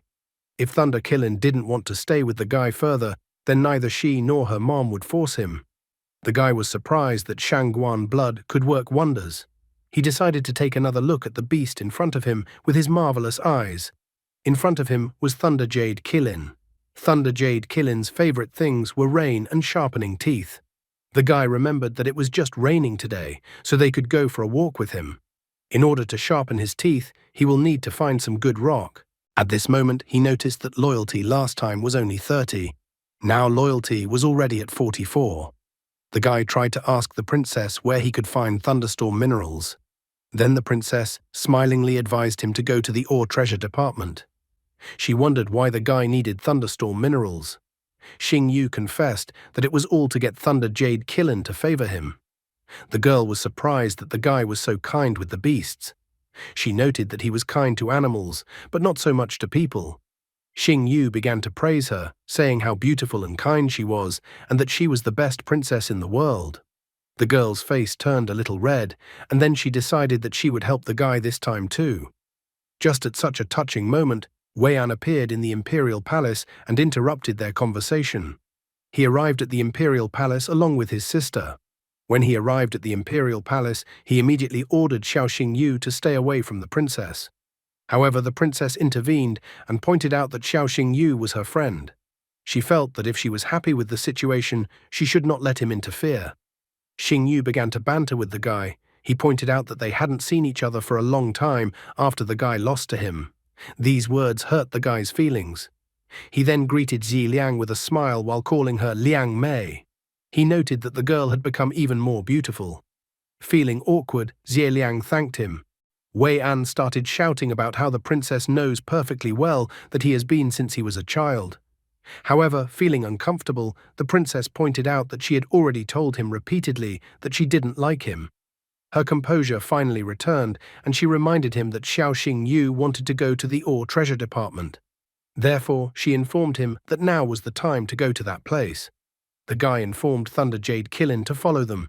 Under the beam of penetrating light, the princess, Xiao Xingyu, and Thunder Jade Killin headed towards the exit of the imperial palace, leaving their brother and sister standing in the shadows. As soon as they stepped back a bit, Wei An began to vent his anger. He remembered that the guy was the winner of the supernova tournament, the hero who saved the city that was attacked by Nidhogg's minions. In addition, the guy was now close to the princess. Xiao Xingyu had also survived the attack of Night King of Bats, and now he had also received Thunder Jade Killin. He couldn't understand why only Xiao Xingyu was getting the best. His sister tried to keep her brother safe by pointing out that they couldn't compete with Xiao Xingyu right now, so they should learn how to lose with dignity. She wanted to inform him that they should leave it at that. However, at this moment, the brother grabbed his sister's throat with his hand and told her to shut up. The guy was in a wild rage. He wondered if his sister had no pride at all. The guy defeated her, but she doesn't even hate him. Wei An believed that Xiao Xingyu was their enemy, that he was an obstacle that had arisen in the way of the Z clan. With red eyes, he declared that he wanted the guy dead, and that his sister shouldn't stand up for the guy. It was incredibly hard for his sister, so she barely said that she understood him. After leaving the imperial palace, the guy inquired if Wei An was a fan of hers. The princess felt it was safe to say so. She noted that there are enough suitors from the capital city to the border of the dragon state, so Wei An is one of that list, and he is not even in the middle of the list. In addition, she noted that she shouldn't forget that she is a dragon state princess, so she has many suitors, but she didn't know which of them were sincere in their feelings. She understood and accepted that Wei An did not want to marry her, Shangguan Qian, but a dragon state princess. After that, Shangguan Qian suddenly said that Wei An could not compare to Xingyu. The guy's face suddenly turned red, and then he wondered if she really liked him. The girl's face visibly flushed as well. She grudgingly said that the guy had made up something wrong. In fact, she meant something completely different. Her words made the guy laugh. Suddenly, a familiar smell hit the guy's nose. It surprised him that he smelled that familiar scent. He couldn't understand why the smell was so similar to the magic radiance flower Zhou Xiong had given him. The princess then explained that the smell was actually coming from the magic radiance flower. The odor, however, was coming from the Imperial Science Institute. The guy was surprised when it came to the Imperial Science Institute. He began to beg the princess, trying to placate her with beautiful words, to take him to the Imperial Science Institute. The girl exhaled in relief, noting that the guy was incorrigible. She finally took his hand, telling him to follow her. After all, she would show him the best scientific institution of the Dragon State. Soon they arrived at the Imperial Science Institute's territory. The guy was surprised by the scale of the Imperial Science Institute's territory. Now he understood why it was considered the best scientific institution of the Dragon State. She admitted that the guy should stop flattering already because she understood perfectly well that he needed the color of magic radiance, so he should just go and get the flower. Xingyu thanked the princess. Finally, they got inside the Imperial Science Institute. Looking around, the guy marveled at everything he saw. He wondered if the mechanical angel hunter was near them or not. In the giant frozen as if in water, he recognized the mechanical water dragon. The guy was amazed by its appearance, noting that it also had a missile module in its belly. Xingyu was simply delighted because now he also saw a mechanical prototype of the sea god Leviathan. Satisfied with the guy's reaction, the girl reminded him that technology was moving the country forward. There were many magical beasts abroad, and they have many people in the Dragon State who couldn't become beast tamers. Mechanical battle beasts could be mass-produced, and they were not afraid of death. Mechanization strengthened their defenses while creating jobs. Xingyu wondered what the real strength of the mechanical battle beasts was, but the princess thought that it was difficult to explain their strength in words. Just at this moment, the mechanical lizard got out of control. The guy tried to protect the girl. Turning around, the mechanical lizard turned its attention to the guy and the girl. A science officer running behind them advised the princess to run away. He shouted that the mechanical lizard had a full combat module installed and that it was extremely dangerous. Xingyu warned the princess that it looked like the mechanical lizard seemed like it was going to attack them, so he wondered if he would be reprimanded later if he broke the mechanical beast. The princess assured him that she would help him escape punishment. Furthermore, she remarked that the mechanical beasts just needed a real battle test, so the guy might not hold back. After hearing the much-needed words from the princess, the guy summoned Black Fang. The mechanical lizard rushed towards them, intending to eliminate Black Fang. Xingyu reacted lightning fast, telling Black Fang to use Hell Howl. Black Fang hit the mechanical beast directly with his Hell Howl ability. Black Fang's attack made the mechanical beast only move slightly. The guy was surprised because Hell Howl used Hell Flame, which ignored defenses. But even this technique didn't leave a single scratch on the mechanical beast's body. The mechanical beast wasn't just a mannequin. So taking advantage of the guy's confusion, it opened its mouth from where a weapon stuck out. The mechanical beast then released flames from the weapon as if it had a flamethrower in its mouth. Xingyu had time to react, telling Black Fang to use the Hunting in Darkness skill. Black Fang managed to escape the mechanical beast's destructive flames. The mechanical beast didn't give up at this, but attacked the floor, causing cracks all over the floor. Using this technique, it managed to pull out the Black Fang hiding in the shadows. Xingyu realized that the mechanical beast automatically predicted the enemy's actions and selected the necessary countermeasures. He was now impressed with the Imperial Science Institute's development. Nevertheless, he did not give up at this point, but ordered Black Fang to use the Blade of Justice. The mechanical beast covered his face with his hands, and in the same instant, an energy shield formed in front of him. The guy decided that Black Fang should seize the moment, bypass the mechanical beast from behind, and attack it. However, the guy must not have gotten a good look at what the mechanical beast looked like. Otherwise, he would have noticed that there were also cannons mounted on the beast's back. The mechanical beast attacked Black Fang with its cannons on its back in the same second. The guy was grabbing his hands on his head as he was incredibly excited about the mechanical beast. However, Black Fang wasn't particularly happy about it, as the guy actually had to worry about him in the first place, rather than marveling at the mechanical beast. Meanwhile, the mechanical beast blasted the roof of the Imperial Science Institute building with its cannon shots. Black Fang continued trying to dodge the shots from the mechanical beast's cannons. However, the mechanical beast was not familiar with despondency, and after realizing that Black Fang was dodging its attacks, It intensified its attacks as if it was shooting flames all around it. Guy advised Black Fang to get as close to the mechanical beast as possible, and then Black Fang would have to use the Oblivion Claw. Black Fang understood the guy's plan, but Mechanical Beast probably just can't hear it. They forgot to put in a sound card in the guy's opinion since he's screaming like that. After a moment, the Mechanical Beast stopped attacking. Xing Yu felt that their moment had come and told Black Fang to attack. However, the Mechanical Beast had a different opinion. Putting his hands together, he formed a large cannon. Going behind the back of the Mechanical Beast, Black Fang tried to attack it, but he only touched the Mechanical Beast's head and his skill didn't work. Then the guy told Black Fang to use Hellfire Lotus. Jumping a little to the side, Black Fang tried to use Hellfire Lotus. This time, Black Fang's attack hit the Mechanical Beast accurately. From such a powerful attack, the Mechanical Beast froze in place and glowed all over. Its eyes were still shining, so it seemed like it was all ready to fight. But after a moment, his eyes finally faded out, symbolizing his defeat. With a cold sweat on his face, the guy exhaled, noting that he had finally managed to deal with the Mechanical Beast. The guy was surprised at how unrealistically resilient the Mechanical Beast was. Even after a direct hit from the Hellfire Lotus, it was only half damaged. If the Mechanical Beast didn't run out of energy, the guy would still be entertaining it for a long time. The princess pointed out that it wasn't that simple, because there was a reason why Xuanji tech was used to create the Mechanical Beast. Xuanji tech had a special technology for making the protective armor frame.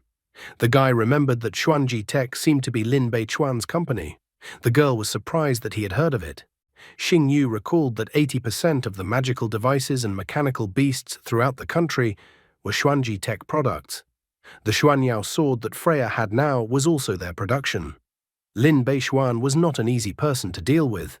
Not only was he a giant of the technology industry, but a ninth-star beast Tamer, one of the four kings. If Xing Yu still wanted to overthrow Shangguan Lan in the future, a friendship with such a person would definitely not be superfluous. At this moment, a man appeared and thanked the guy. Shangguan Qian decided to introduce the man. She informed the guy that the man in front of him was Meng Zhongguang, the director of the Imperial Science Institute. The princess also informed that the guy next to her was her friend, Xiao Xingyu. Upon hearing his name, Meng Zhongguang stated that heroes manifest themselves even in their youth. He admitted that he had heard a lot about the Battle of Huangyan. Meng Zhongguang tried to find out what brought the guy to their institution. Then the guy summoned Xiao Yin, deciding to directly tell Meng Zhongguang that he needed a flower of magical radiance for his battle vine, and that the more flower he had, the better. Meng Zhongguang almost had a heart attack from shock. He was completely shocked when he saw the plant on the guy's hand. The man immediately realized that it was an ancient plant-type beast, the heavenly soul vine. Trying to pull himself together, he looked at the princess. He then looked at the guy again with a smile, noting that since the guy was a friend of the princess, he would give him 10 flowers of magical radiance on behalf of the institution. However, Xing Yu was too cheeky, saying sarcastically that it wouldn't be enough for such a humble institution. To this, Meng Zhongguang said that he could only give 15 flowers and no more. After all, the magical radiance flower was extremely difficult to cultivate. Turning back, Xing Yu was frustrated. He noticed that there were at least 300 specimens here, and Xiao Yin required much more than that. 15 flowers was like a drop in the ocean. However, the guy was well aware that if he asked for more, it might embarrass Shangguan Qian. Just at that moment, a girl ran into the room and told the director that the 8th version of the disaster 379 airburst bomb project had also failed. Meng Zhongguang, upon hearing about another failure, said that it was no big deal and that he was already used to it. As always, the guy is incredibly lucky and willing to be in any right place at the right time. The girl began to complain, noting that this project is extremely important to the Empress, and to the entire Dragon State, the project is of great importance. The guy became interested in the project that the Empress was personally overseeing. He asked Meng Zhongguang to tell him about the disaster 379 project, because he might be able to help. However, the girl was extremely angered by his words. She thought that the guy was still a brat and would not be of any use to her. Moreover, she claimed that it was a secret development. So secret development that it probably wasn't her who literally just shouted out the name of the plan, and that the plan had failed, and some details of the plan when she saw that Meng Zhongguang wasn't alone, and they had guests. Meng Zhongguang decided from some reason that it was okay to try. He asked the girl to deliver the necessary materials to the guy. The subordinate didn't dare to go against his order. The girl handed over their development plan to the guy. However, Meng Zhongguang warned him that if he couldn't help, then Meng Zhongguang would only hand over 10 flowers of magical radiance to the guy. Knowing his main superpower, the guy assured him that he would definitely be able to handle it. After that, he opened the development plan and began to slowly study it. After that, Meng Zhongguang began to bring the guy up to speed. He explained that flying magic beasts were the weakest beasts, but they were also the most numerous. Usually, they would swarm into cities and destroy everything in one go. Disaster 379 was a project created specifically to counter thousands and tens of thousands of flying beasts. But the man felt sorry that in 3 years, their top technical team had redesigned this project a whole 8 times. But each time it ended in failure. Therefore, the man didn't even hope that the guy could actually solve this problem. However, if the guy offered at least a few sound ideas, they would be happy to do so as well. But at this moment, the guy who was carefully reading the weapon development plan stated that they had the proportions wrong. The old man, who had remained calm, suddenly became sharply interested and surprised by the guy's words. Xing Yu asked him to look at the ratio of Earth core plasma and ice essence. The guy thought that there was an error in these calculations. Therefore, he suggested changing the proportions to 1 to 2.35 hundredths. Taking the development plan into his own hands, Meng Zhongguang asked why the guy thought so and if he really knew about pharmacology.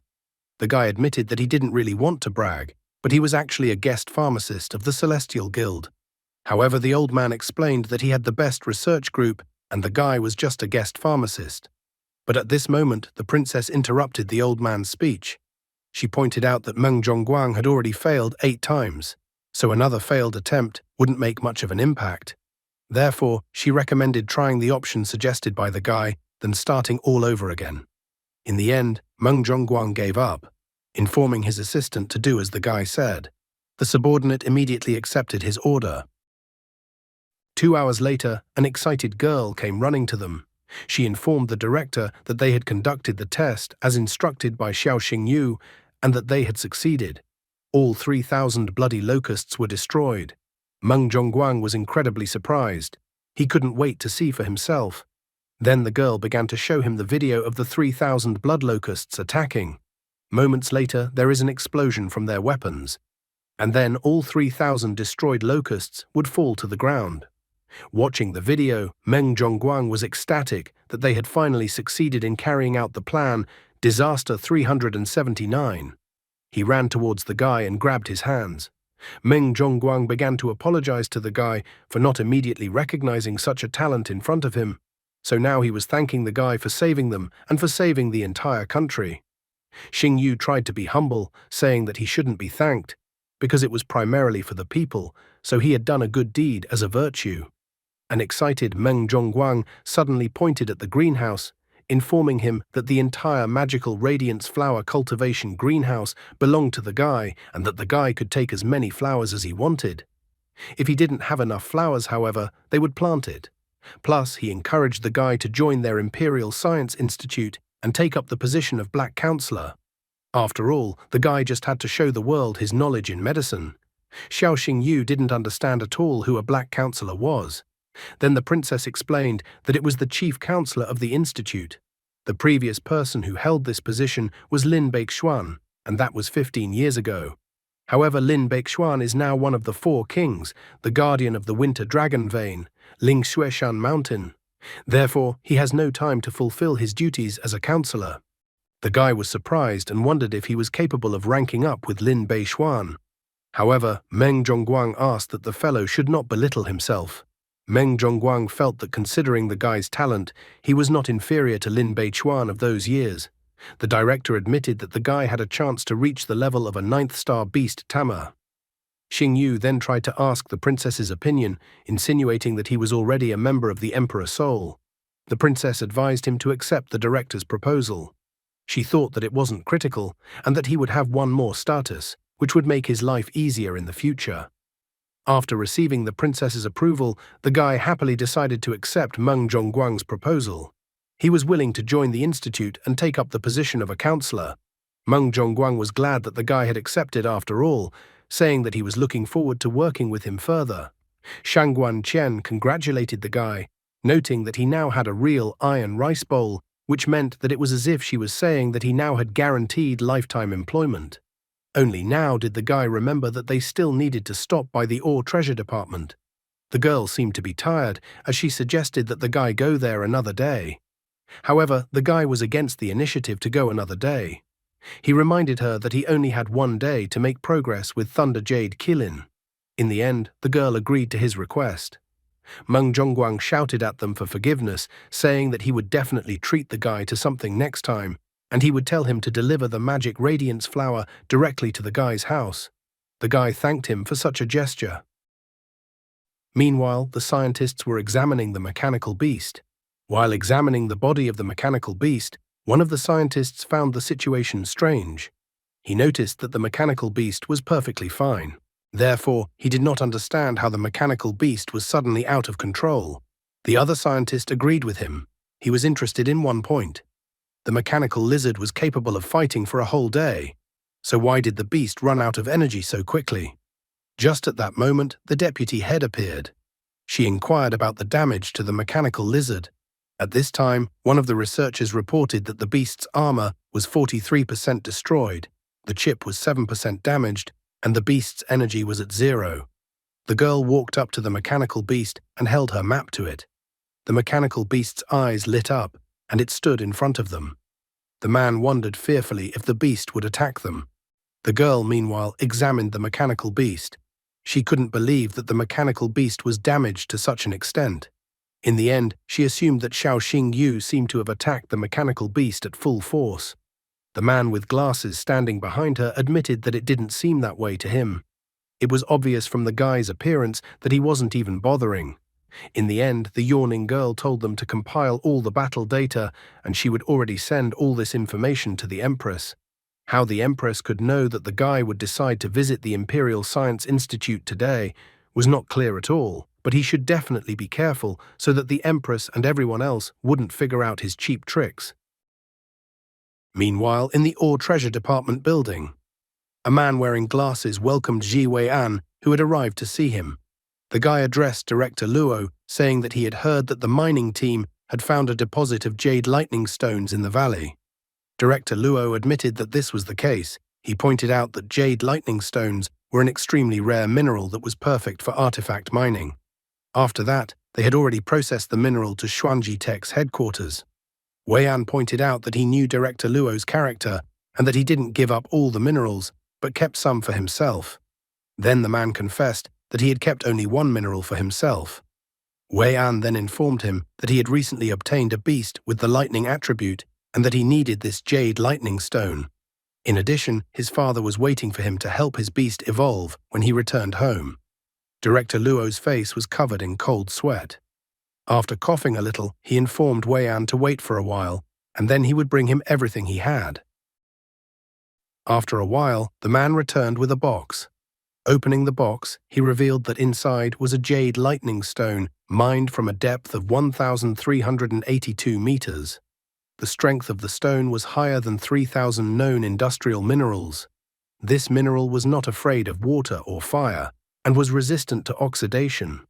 Even the bones of divine beasts were inferior to this stone in terms of hardness. As an experienced merchant, the man tried to point out how beautiful the hue and pattern of the stone was. Wei-an was incredibly ecstatic, for this was what he wanted. Now he would definitely be able to stomp on Xiaoxing Yu. He decided to take the jade lightning stone, promising that if Director Luo ever needed anything, he could safely turn to the Z family and that they would always help him. But at that moment, the man closed the box right in front of the guy. Director Luo said that it was the only copy, so he couldn't give it away so easily. Wei-an tried to find out what the man meant. He pointed out for Luo Tianlan not to forget that it is only because of their Z family that he is still in this position. Luo Tianlan assured that it was all true, and that he was grateful to the Z family for all those years of patronage. Hearing his words, Wei An demanded that he immediately give him the jade lightning stone. At that moment, a subordinate appeared and informed Luo Tianlan that the princess and Xiaoxing Yu had come to visit. The man was surprised at the arrival of the princess, but he did not know who Xiaoxing Yu was. After that, Luo Tianlan went to meet them. He reported that he was happy to see them. The princess inquired if they had any minerals with the lightning attribute with high strength. The man assured that they had everything they needed for the princess, but he wondered why a princess would need such minerals. Then the guy greeted Luo Tianlan and showed him the Thunder Jade Qilin. The princess said that her mum had rewarded the guy with Thunder Jade Qilin, so they needed a good mineral with the right attribute. Luo Tianlan was completely shocked that the empress had awarded some guy Qilin. After all, Qilin is the Shangguan family's ancestral beast. So he thought that since the guy received such a beast from the empress, he might be the future prince consort. Luo Tianlan tried to find out who the guy in front of him really was. Then the guy claimed that he was the counselor of the Imperial Science Institute. This was the first time Luo Tianlan had heard of something like this. Wei An laughed at the guy's words, noting that the guy was an incredible joker. He definitely remembered that just a few hours ago, the guy didn't have any position. However, to his surprise, the princess assured him that the guy was telling the truth. She explained that Meng Zhongguang had appointed a guy to the position not too long ago. The princess thought that perhaps as early as tomorrow, the guy's appointment as a counselor would be in the news. Luo Tianlan immediately took out a box of the necessary mineral. He admitted that the guy was truly an outstanding person. The man stated that he realized at first sight that the person in front of him was extraordinary. He informed that by an incredible coincidence, he had the mineral they were looking for. After looking at the box in Luo Tianlan's hands, the guy was delighted, for in his hands was a jade lightning stone, which was a true treasure. The man began to suck up to the guy, continuing to praise the guy's attentiveness and that the guy immediately recognized the rarity. He confessed that he had only one copy left, so if the guy wanted the stone, he would gladly give it to him. Wei An, who was standing behind Luo Tianlan, started shouting, telling Luo Tianlan not to forget about him. He thought that since he was the first to come for the jade lightning stone, he would get the jade lightning stone. However, the dodgy Luo Tianlan informed him that in this world, even if you came first, doesn't mean that you will get everything first. Besides, Luo Tianlan reminded him that he had not promised him anything. Wei An was angry, pointing out that if Luo Tianlan dared to cross him, it would mean that he had gone against the Zi family. The princess was extremely displeased with Jie Wei An's behavior. She told him to watch what he said. She was angered by his behavior because she was a princess. She didn't pressure anyone using her position, and he suddenly decided to allow himself to do such a thing. If he is so fond of using power, then he is forcing her to resort to the same method. Wei An was indignant, not understanding why the princess was constantly defending Xiaoxing Yu. She was not the least bit embarrassed by his words. She asked him if she couldn't afford to protect the guy. Wei An only smirked with a chuckle and then said that he understood and was leaving. He was actually angry because Xiaoxing Yu had embarrassed him for the umpteenth time. He was already plotting vile thoughts that the guy would answer for everything and that the guy wouldn't have long to live. Xiaoxing Yu, meanwhile, asked Luo Tianlan if it was worth it to quarrel with the Ji family because of him. However, the dodgy Luo Tianlan pointed out that there was nothing higher than the sky. He knew who was actually worth supporting. Furthermore, he stated that his paths with the Zi family had long since diverged. Shang Guanqian noted with a smile that Luo Tianlan was an extremely far-sighted person. Soon, in the Zi family's mansion, Wei An was kneeling in front of his father, admitting that he was unable to obtain the jade lightning stone, so the thunder spirit beast would not be able to evolve. He also continued to swear at Xiaoxing Yu, noting how much he hated him. His anger overwhelmed him to the point where he begged his father to help him kill Xiaoxing Yu. However, his father pointed out that it wasn't necessary to personally get his hands dirty to kill someone. In addition, he pointed out that his son's beast was not only suited for this mineral. The son wanted his father to tell him more. At that time, the father took out a box and showed his son the purple spiritual quartz, which had a much higher concentration of the attribute than the jade lightning stone. The guy was amazed, completely unaware of where his father had gotten such a mineral. But putting a finger of his hand to his lips, his father asked that his son not ask him any unnecessary questions and just follow his instructions. Another plan to ruin their family from the fools. Apparently the lesson of Deputy Dean Wang's family they had not learned well. What were they up to this time to destroy Xiao Xinyu once and for all? The most important thing is that Wei Yan doesn't hide in the bushes like Wang Yan did back in the day. Wang Yan is the son of Vice Dean Wang Dongsheng. Meanwhile, Xing Yu went to the forest together with Thunder Jade Qilin. Holding the Jade Lightning Stone in his hands, he wondered if Thunder Jade Qilin wanted to take the stone for himself. Thunder Jade Qilin, like some kind of dog, came over to sniff the stone. Then the guy tossed the stone up, and the beast caught the stone with its teeth. Xing Yu declared that the stone would be perfect for Thunder Jade Qilin's teeth, and that he was giving him the stone. Qilin started sharpening his teeth on the Jade Lightning Stone given to him. The guy tried to find out if Qilin liked the stone he had given him. He himself could clearly see how joyful Qilin was at this moment. Xing Yu declared that this was only the first step to gain his trust. After all, he knew Qilin's second passion as well. Therefore, he decided that it was about time Shasha appeared in front of him. Shasha appeared in front of him, not realizing why he decided to call her out. The guy already knew beforehand that he was the protagonist of this story, for there was no other way to explain why Qilin wouldn't refuse to become his beast tomorrow and tell the Empress the amazing stories about the Medusa named Shasha he met. Then the guy took out a stone with a smile. He said that he was holding the core of the magic beast obtained after killing Naga. The power of the SSS-ranked beast, Mirror Reflection, was laced in that stone. Therefore he requested that she eat the magical beast core. After eating the core of the magical beast, the girl's body began to change, and it was as if a new power shone within her. Her eyes emitted the brightest light, which surprised the girl. Still a bit surprised, she used the mirror reflection ability. Xing Yu, Thunder Jade Qilin, and Shasha found themselves trapped in a sort of glass dome. After examining himself, the guy realized that they were inside the dome after all. He informed Shasha that it was possible to manipulate any laws of nature in this space, commanding the weather. So he asked that Shasha turn on the thunderstorm in this space. Shasha tried to realize what he asked for, and in the same instant, the space inside the dome began to change. Thunder Jade Qilin lifted his head up as he found raindrops falling on him. The small space around him began to shine brightly like discharges of thunder. Xing Yu asked Qilin with a smile if he liked this kind of weather. Qilin happily shook his head, confirming that he liked this kind of weather. However, the guy turned his back on him and sadly informed Qilin that he was sorry that Qilin didn't want to become his magical beast, because if he agreed, they could stand in the rain like this often. So he told Shasha to stop using the mirror reflection ability. The space around them began to collapse, and with that, the rain and thunder disappeared. Such a change in the weather surprised Qilin a bit. Outraged by this change, he grabbed the guy's jacket with his teeth. But the guy only smiled and asked if Qilin wanted to sign a bloody contract with him. Well, since Thunder Jade Qilin himself wants to make a contract with him, he has no other choice. Shasha, who was watching them from the side, noted that the guy doesn't change a bit. In fact, even now he was literally trying to trick the kid.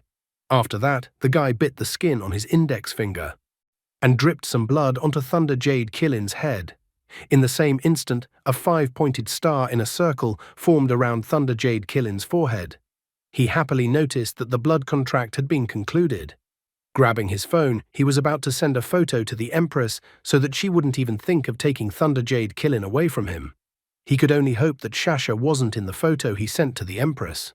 After that, he climbed on Thunder Jade Qilin, informing him that they needed to head back to the city. Plus, he remembered that he had a date with Liu Jin tomorrow. Qilin headed to the city with lightning speed. Xing Yu made pathetic attempts to keep on the beast and not fall.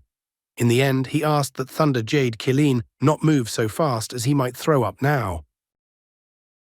The next day, the guy was standing outside the cinema. Paying attention to the time, he noticed that it was already 10 o'clock, which meant Liu Jin should be arriving soon. Suddenly, there was the resounding ringing of a church bell, which echoed around the neighborhood, and then, as if in a moment from a movie, pigeons flew up all at once. Just at this cinematic moment, Liu Jin appeared and apologized for being late. Seeing her at such a moment, the guy even blushed. He tactfully decided to tell her that she wasn't late at all, and that he had actually just arrived himself. The guy confessed that no matter how many times he looked at her, she seemed more and more beautiful to him every time. He, on the other hand, was dressed too plainly, and so he looked like the kind of guy who wasn't worthy of her. The girl thought a little differently. When she took his hand, he somehow miraculously felt through his jacket that the girl's hands were soft. Liu Jin corrected him, noting that she cared about him, not his clothes.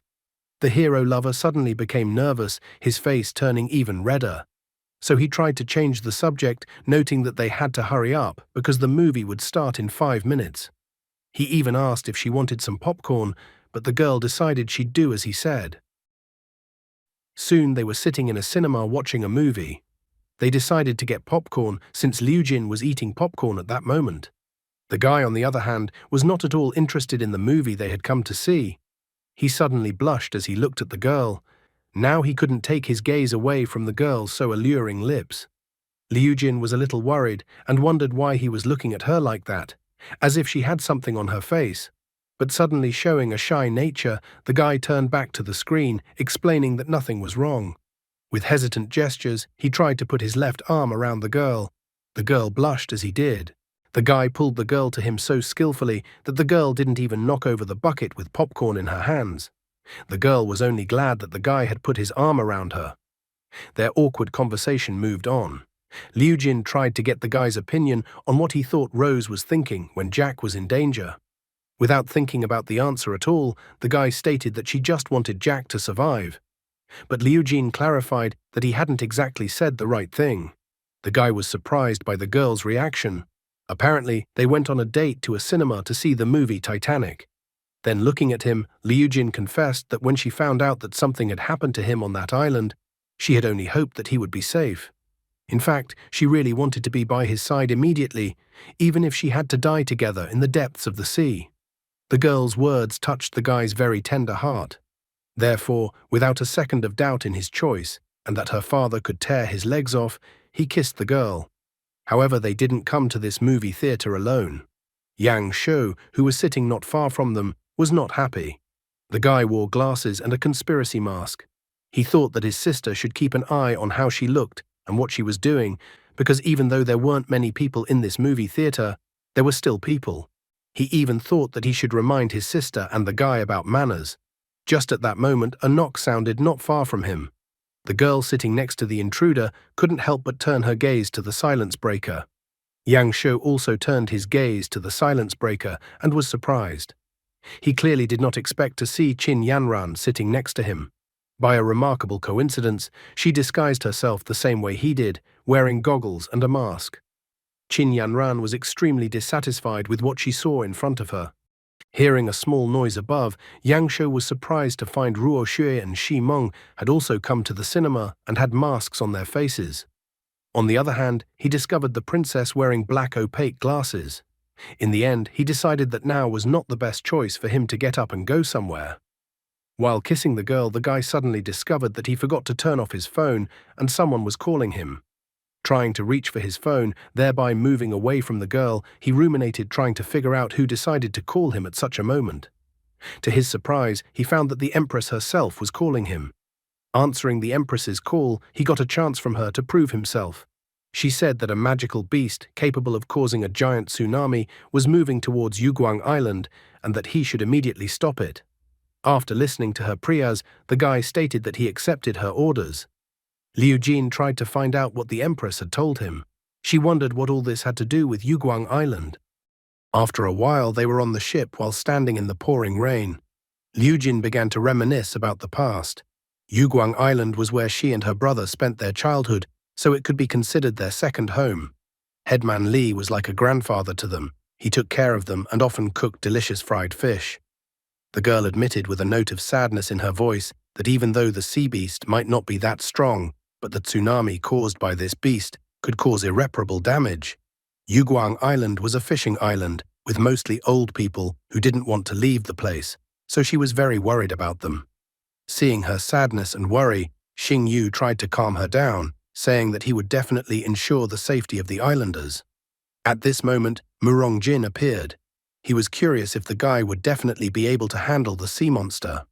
He even advised the guy that if none of the guy's plans worked, he should leave everything else to him to do. However, stopping his further words, the guy took Eye of the Tide in his right hand. He stated that since he had Eye of the Tide, he should be able to handle this task. Therefore, the guy believed that this territory of humans shouldn't belong to some sea monsters. After all, he was the new Sea King. In his dreams, he was about to prove and show Liu Jin how cool he really was. Murong Jin said that he was glad to hear the guy's words and that he would then safely take the islanders to the ship. He asked that the guy would not let him down. Xing Yu is such a tough guy, asked that Murong Jin not worry about anything. The thunder, lightning and rain only intensified around the island. Finally, a huge monster with tentacles and 6 eyes showed up. The monster was subjected to a volley of warship cannons. The shots from the ship's cannons drew the monster's attention to the ship. Xing Yu was standing on the deck of the warship at this time and decided to make a JoJo reference. He declared that the stinky octopus should stop immediately. The guy announced that he would spare the monster if it would give him its tentacles, so that the whole fleet would put the tentacle parts on skewers and cook a meal. However, the monster extremely disliked the guy's words and was enraged. Xing Yu was only glad for this reaction of the monster. After all, as it turned out, provocation tactics worked on any creature. Pulling his right hand forward, he told the monster to stop immediately. The rampaging monster was approaching them faster and faster, creating large waves in front of them. The warships also began to change their trajectory and run away from the monster at full speed. He finally decided that this distance between them and the monster should be enough. After all, if the monster realized that it couldn't catch up with them, it would surely turn back and attack Yuguang Island again. Taking advantage of the moment, Xing Yu ordered the ship's crew to prepare for battle. The cannons of the warship once again turned toward the monster, and then all volley cannons began firing at the enraged monster. The monster extremely disliked their attacks, and at this moment water tornadoes began to appear behind its back. Taking Eye of the Tide in his right hand, the guy said with a smile that it was time for a real battle. After that, using Eye of the Tide, he summoned Klein Dragon onto the battlefield. The monster didn't like his new friend in the form of a giant dragon. Xing Yu decided to seize the moment by telling Klein Dragon to use raging waves. Klein Dragon followed the guy's order, and the sea raged even more. Klein Dragon tossed the octopus monster like an annoying fly. However, the octopus was not going to lose the battle so easily, enveloping itself like a water shield. Then, in order to break through the monster's shield, the guy told Klein Dragon to use the Dragon Sound skill. From this attack of Klein Dragon, the monster was thrown aside. The monster landed in the water and tried to use its abilities. Klein Dragon couldn't follow the monster into the water. Therefore, it only circled around where the octopus was under the water. The octopus, realizing that Klein Dragon was not following him, decided to take the perfect opportunity to create a huge tsunami. Realizing that the situation had changed, the guy told Klein Dragon to return to Eye of the Tide. In the same instant, Klein Dragon's body shattered into pieces, and then the Klein Dragon returned back to Eye of the Tide. After that, the guy decided that it was time to use another form of Eye of the Tide. Second form, Turquoise Abyss. Meanwhile, on Yuguan Island, the rescue mission had begun. Headman Li helped organize all the people so they could load onto the ship as quickly as possible before the tsunami hit the island. Murong Jin asked all the people to keep order. According to Admiral and Headman Li's instructions, the elderly, the sick, the disabled and pregnant women should be prioritized for loading onto the ship. He also asked not to push a pregnant woman. A worried Murong Jin tried to convince Headman Li to board the ship. After all, if Headman Li didn't board the ship now, it might be too late later. However, the old man thanked him for his concern, but asked that Murong Jin not try to persuade him anymore. Yuguan Island was his home, so if the island sank, he was willing to go down with the island. Suddenly, one of his subordinates reported to the admiral that the tsunami was already too close to the island. Murong Jin was surprised that the guy couldn't stop the monster, and the monster still brought the tsunami down on the island. His daughter felt that now was not the time to think about it, as her father should summon his battle beast. Murong Jin felt that his daughter was thinking in the right direction. However, before Murong Jin could summon his magic beast, A dazzling flash shone right above the tsunami wave. Murong Jin couldn't understand what was even happening. Xing Yu appeared in front of the tsunami. His appearance transformed, and his hair became blonde and long. Lightning bolts were emanating from the trident and the guy in all directions. The girl couldn't believe that it was Xing Yu. Her father, on the other hand, thought that the guy had suddenly decided to dye his hair. After a visit to the beauty salon where he dyed his hair and got hair extensions, the guy still decided to deal with the tsunami coming to the island. With a wave of his trident, he hurled the trident, shrouded in lightning, at the tsunami. The monster jumped out of the water to see what was even going on. The trident had passed through the tsunami at this moment and was rapidly approaching the monster. Realizing that the monster was about to escape, the guy activated the third form once again and summoned Klein Dragon. The Klein Dragon, shrouded in lightning, appeared in front of the monster. The enraged guy told Klein Dragon to use Wrath of the Sea God. Raging Dragon shatters the sea. In the same instant, a bright flash shone next to Klein Dragon. He then began to create an energy ball. With the claws of both hands clasped together, the energy ball disintegrated and energy rained down. All the attack beams hit the still shocked monster accurately. The octopus instantly shattered into many shards as if it was made of glass. The sky slowly began to clear up. And soon, instead of dark clouds, thunderstorms and rain, there was no sunshine. A moment later, the guy landed on the island. His hair immediately fluttered back to its former length and hair color. The girl was already running to meet her lover. Xing Yu, a real tough guy, asked if she saw what just happened. The girl ran up to him and hugged him. She was overjoyed and happy at how incredible and cool the guy was. Murong Jin stated that this was how it should be and that he was his future son-in-law for a reason. At this point, suddenly there were notifications from the system. The system congratulated the guy for saving Yuguan Island and repelling the tsunami, because for that he got the approval of the Navy. In addition to that, he also received a rank promotion reward, 1 copy of the Dragon Incubator. The reward had been shipped, and the guy could get it at the system's warehouse. The guy was surprised and at the same time pleased that he had received the Dragon Incubator. At this moment, he was more interested in whether he could grow a dragon egg than the girl who was hugging him now. But what he should really be most interested in is why the Empress decided to summon him for such a task when Murong Jin could have handled the monster on his own. For what purpose did she do exactly that? The Empress clearly won't like the fact that Xing Yu decided to take up dragon cultivation.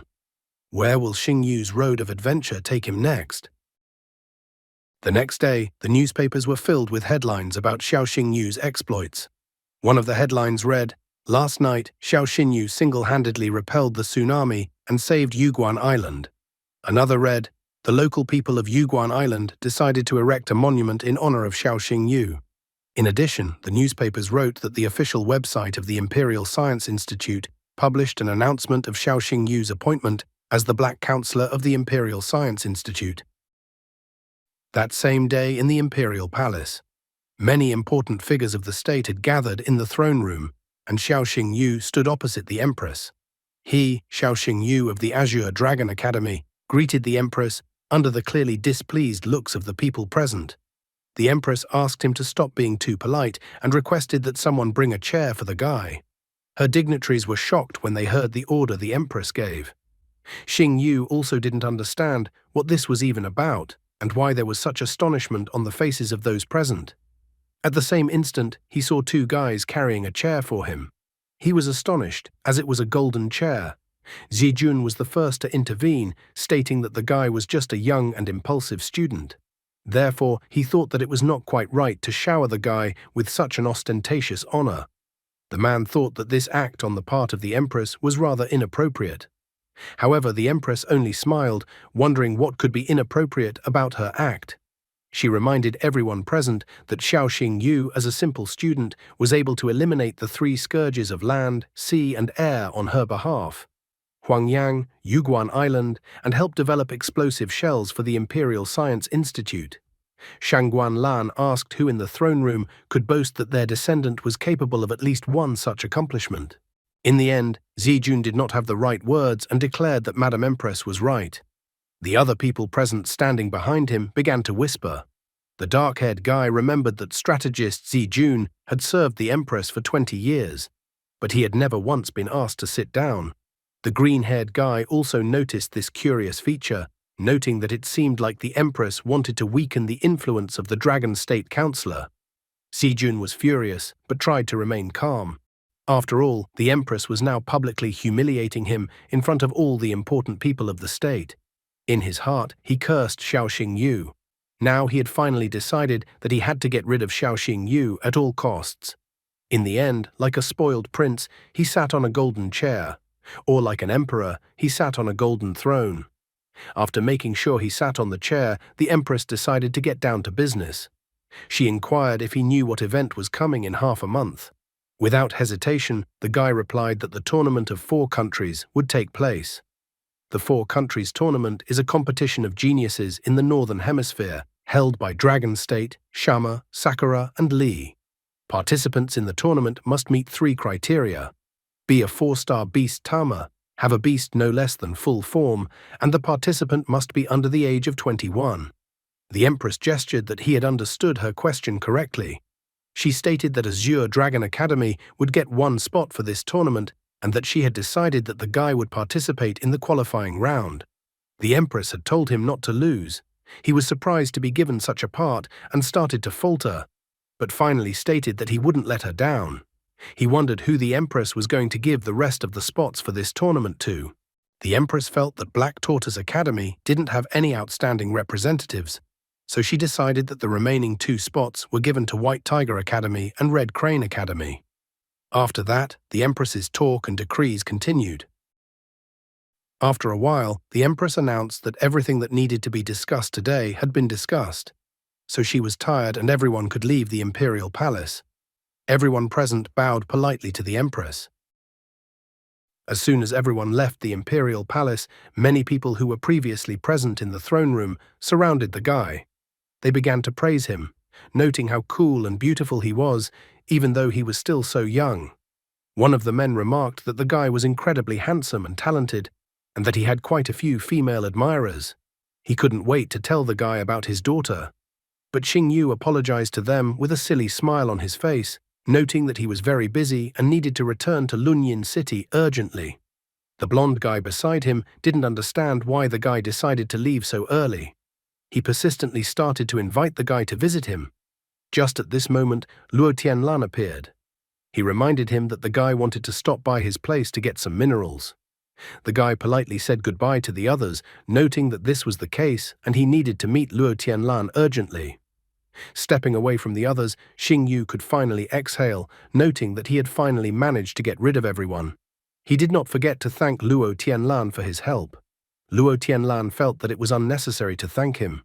Besides, he himself had a question for the guy. The guy tried to find out what he wanted to know from him. Luo Tianlan didn't miss the point either, saying that a great master had predicted that his daughter Luo Wangqing had the fortune of bringing good luck to her husband. But Xingyu stopped his further words, explaining that he should not even think of proposing such a thing to him. If he married his daughter, Murong Jin would immediately kill him on the spot. Meanwhile, in the Ji family's house, Jie Wei-an and Jie Liang were sitting at the table and eating. Wei-an confessed that the family doctor told him that she had menstrual problems, so he wanted to ask his sister if it was true. Nothing out of the ordinary.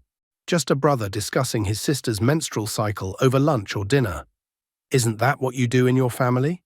However, the girl didn't know how to properly discuss such a topic with anyone. The brother was outraged, explaining that their families were preparing for a great endeavor and that if his sister didn't watch her health, she could become a burden to them. He thought the beef was really good today, so he told his sister to eat the beef. His sister thanked him for his concern. She thought about what her brother had told her. The girl wondered if her family had decided to carry out a coup d'état.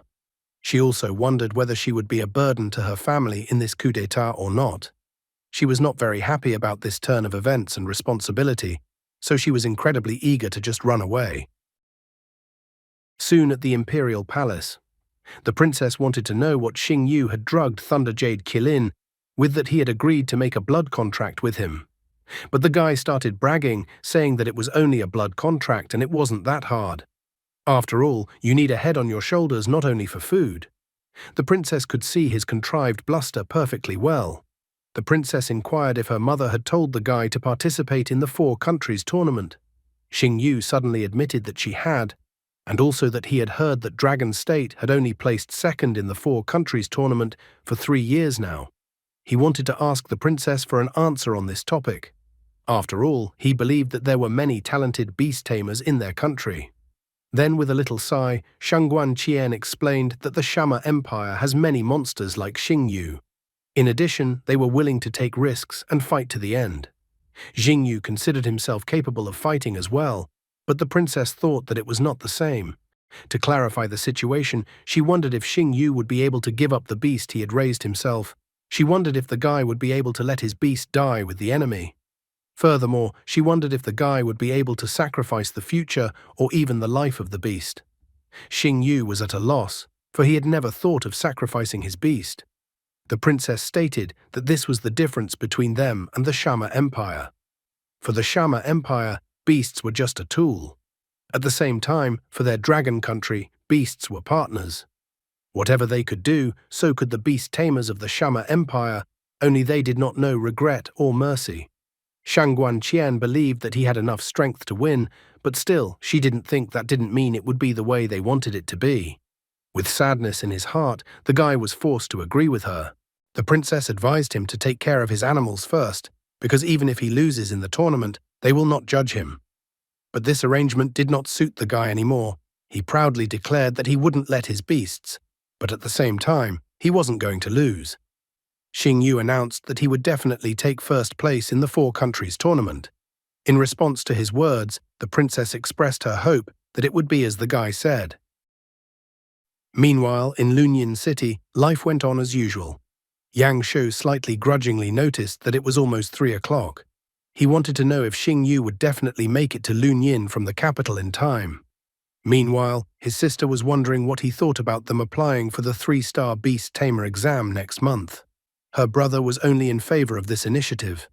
At the same instant, some sort of lightning appeared in front of them, and from the center of the lightning came shouts of slowing down. Finally, Xing Yu riding Thunder Jade Killin appeared in front of them. Yang Shou noted that they were already waiting for him to arrive from the capital. Xing Yu had to apologize for being late. Yang Shou tried to ask him if he was really going to participate in the four countries tournament. Xing Yu had already confirmed this information for the umpteenth time, but he wondered why everyone was asking him about it so often. The girl next to him began to praise the guy, saying that he was simply unrivaled among his peers. Yang Shou showed the guy a photo of a girl on his phone.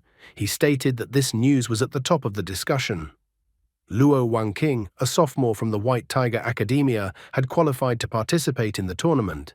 Hearing the name Luo Wangqing, it seemed familiar to him. Not long ago, Luo Tianlan had matchmaking his daughter with him. Yang Shou's face turned red when he asked if Xing Yu knew what love at first sight was. He admitted that he felt that way towards Luo Wangqing. However, his sister reminded him that this was the 183rd girl her brother had fallen in love with at first sight. The brother was angered by his sister's words as she was making him look unfavorable. But the sister felt that even if her brother became a monk one day, it would only be because he fell in love with a nun, not because he renounced his worldly life. Only now did Xing Yu suddenly remember where he had heard the girl's name and that Luo Wangqing was Luo Tianlan's daughter. He couldn't understand how such a man who looked like a villain from adult movies could have such a beautiful daughter. Now he was even beginning to regret that he had so harshly refused Luo Tianlan when he offered him his daughter. After that, they walked further and started looking for a place to eat. At the table next to them, the guys were discussing the latest news. One of them asked to look at the news that Xie Wei-an had passed the 4-star Beast Tamer exam. The other guy couldn't believe it, because it turns out that Wei-an is advancing as fast as the dark horse Xiaoxing Yu. The guy couldn't believe this information, as he was well aware that Wei-an's strength was barely reaching a 3-star Beast Tamer. Therefore, he began to think about Wei-an using some kind of forbidden drugs. And since he dared to use something like that now, he was in a hurry to pass the exam for the sake of participating in the tournament.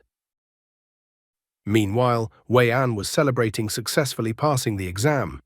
The guy next to him was congratulating him for successfully passing the 4-star Beast Tamer exam. However, a joyful Wei-an declared that Senior Yun was overpraising him. He declared that he was just lucky, but he would be happy to have a drink with Yun on this occasion. After that, Wei An decided to ask him a question.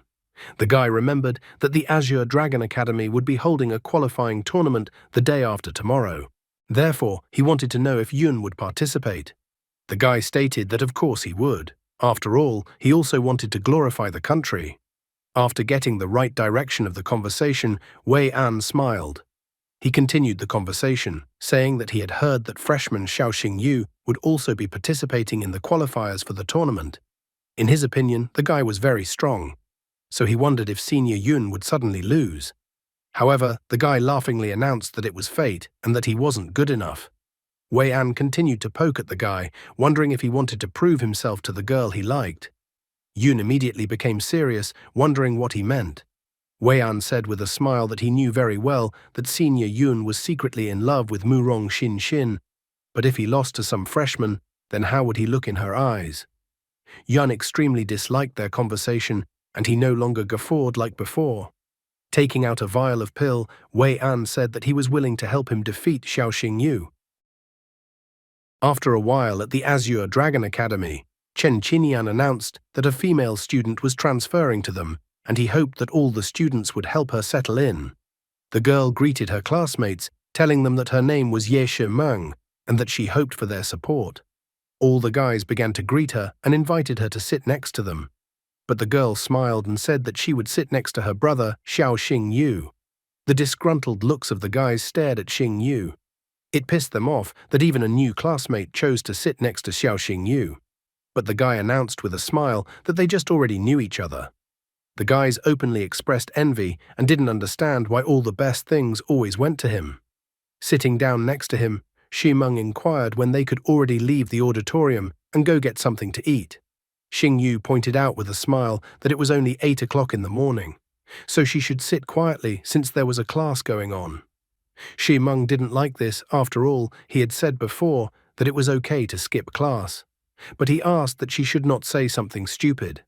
The biggest stupidity seems to be that she grew and matured in literally a month, as if she had mastered a body transformation technique. Suddenly, Xingyu was curious if it was easy to establish relationships with her family members. He also wondered if Ximeng had any siblings besides Ye Ningxuang. Ximeng admitted that she has quite a few relatives. Her older cousin Ye Feng is a rich spender who recently seduced a beautiful teacher. Second cousin Ye Fang is not a beast tamer, but he possesses a very powerful sword technique, and he was quite capable of handling magical beasts. Third cousin Ye Shu is only into video games, and he even seems to have won a few awards. Her third cousin Ye Shu is well known. He probably also has a nickname in the game One Autumn Leaf, and he plays Glory. The fourth cousin Ye Wang was a business shark, but Xingyu was already tired of people so prominent. So he asked the girl to go straight to discussing Ye Ningxuang. Which characters do you think were referenced among the girl's other relatives? Ximeng noted that her sister was very easy to get along with. Soon, in some forest, Ye Ningxuang told her Purple Phoenix King to use Purple Phoenix Fire. Xingyu was dodging the Purple Phoenix King's attacks at this time. He was angered by the information Ximeng had given him that Ye Ningxuang was very easy to get along with. In fact, as soon as he appeared, Ye Ningxuang attacked him. Standing behind the tree, Ximeng still believed that she had told the truth about her sister. Ye Ningxuang was incredibly angry. She demanded an answer to her question whether he had kidnapped her sister. However, the Now guy was now angered by her words. He stated that he would even sue her for slandering him. Ye Ningxuang continued to stand her ground, telling Purple Phoenix King to no longer hold back and use Phoenix Fire to teach the guy a lesson. Purple Phoenix King was not going to hold back and was going to attack the guy. Therefore, the guy realized that he had no other choice. In front of him was Purple Phoenix King, the form of a beast king, a pure-blood phoenix bloodline.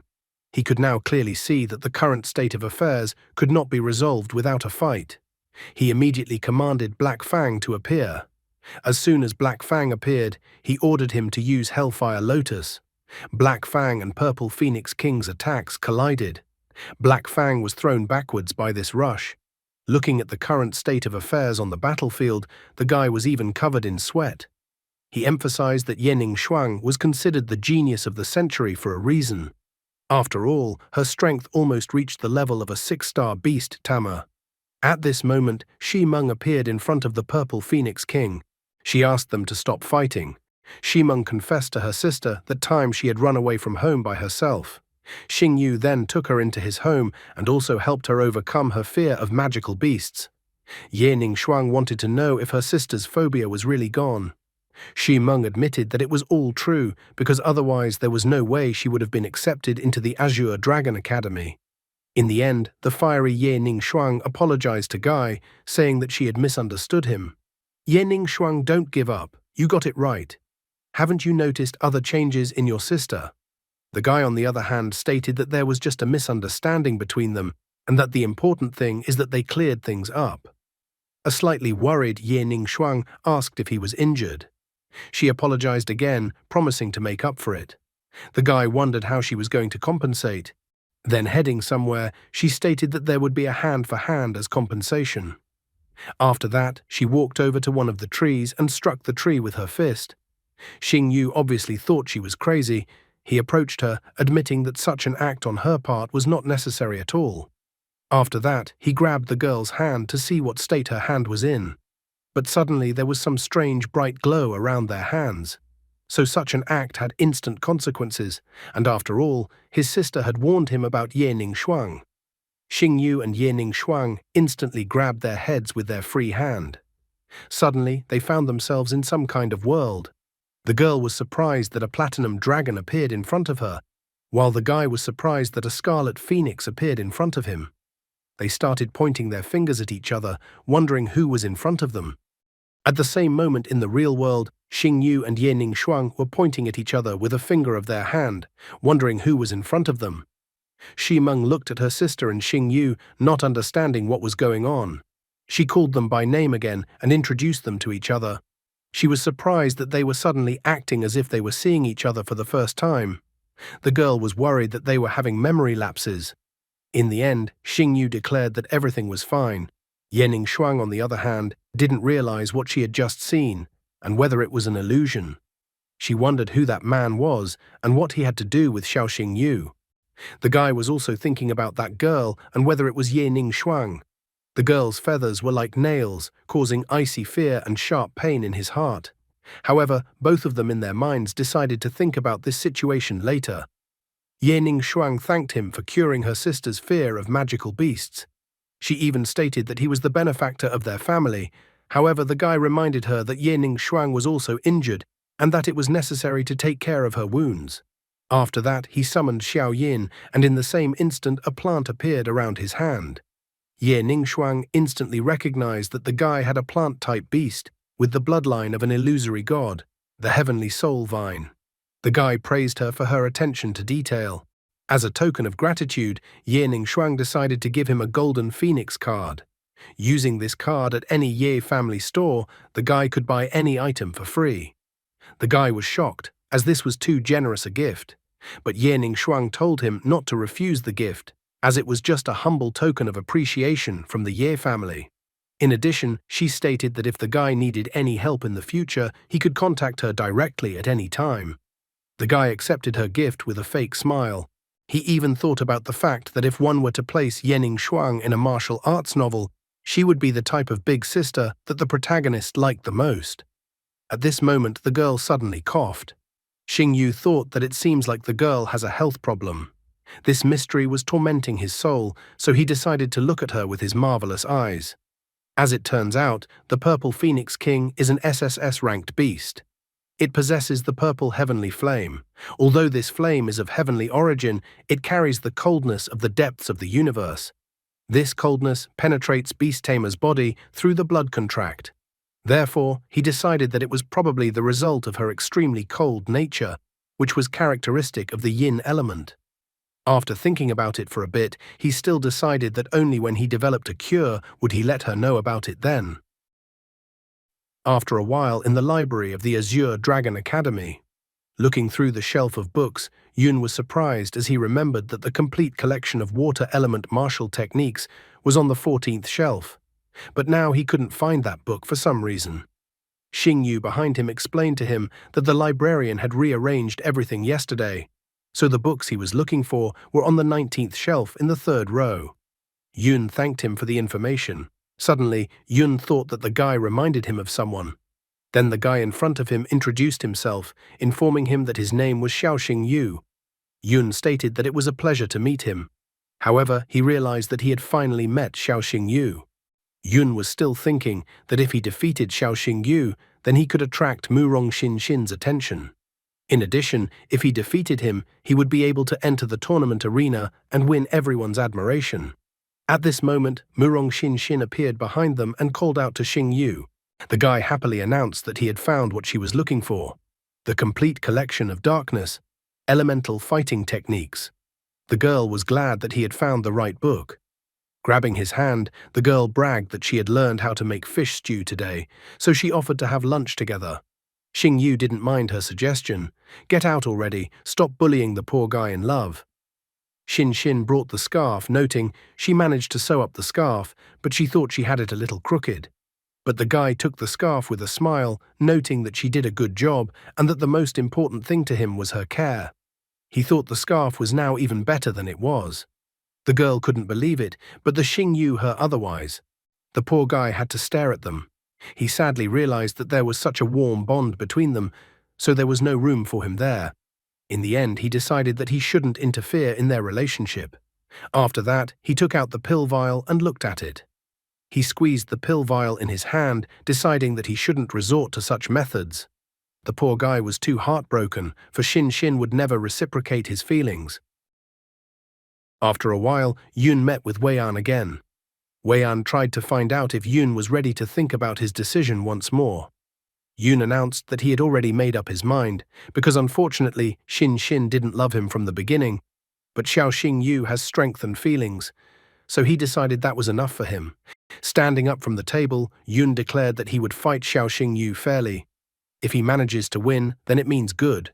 If he loses to the guy, then he will accept defeat.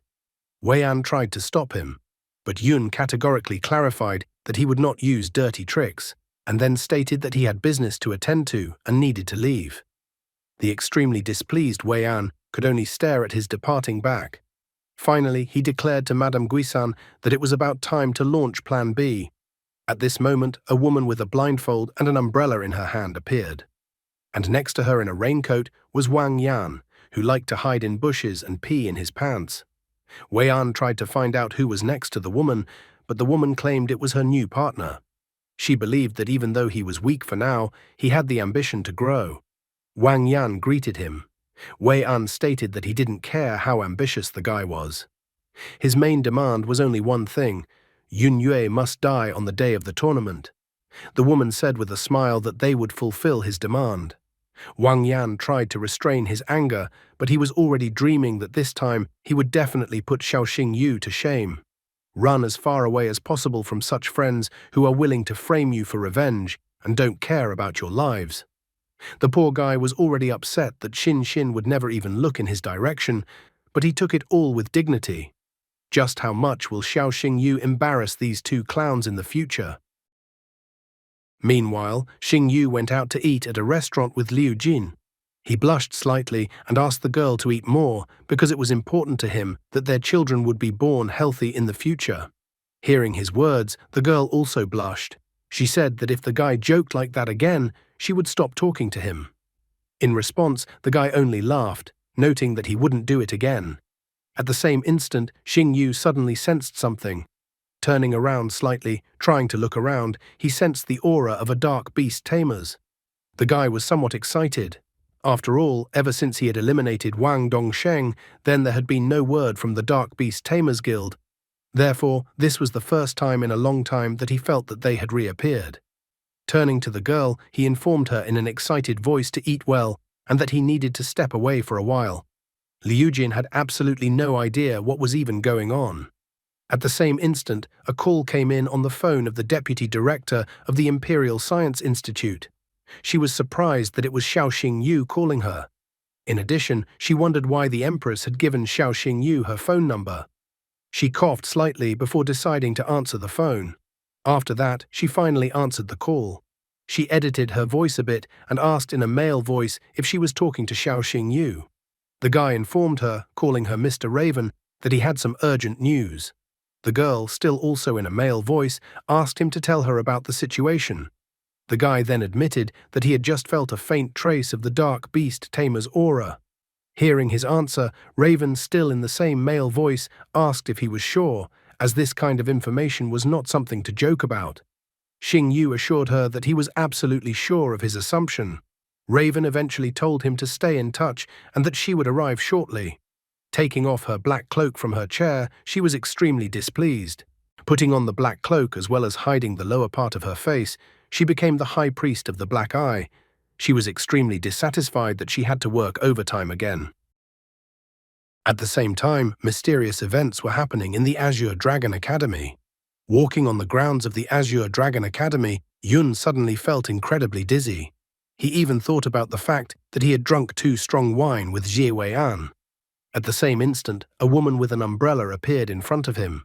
She inquired if his name was Yun Yue.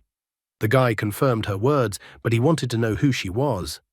After he said that, the woman smiled, thanking him for answering in the affirmative. After that, she attacked his left ear.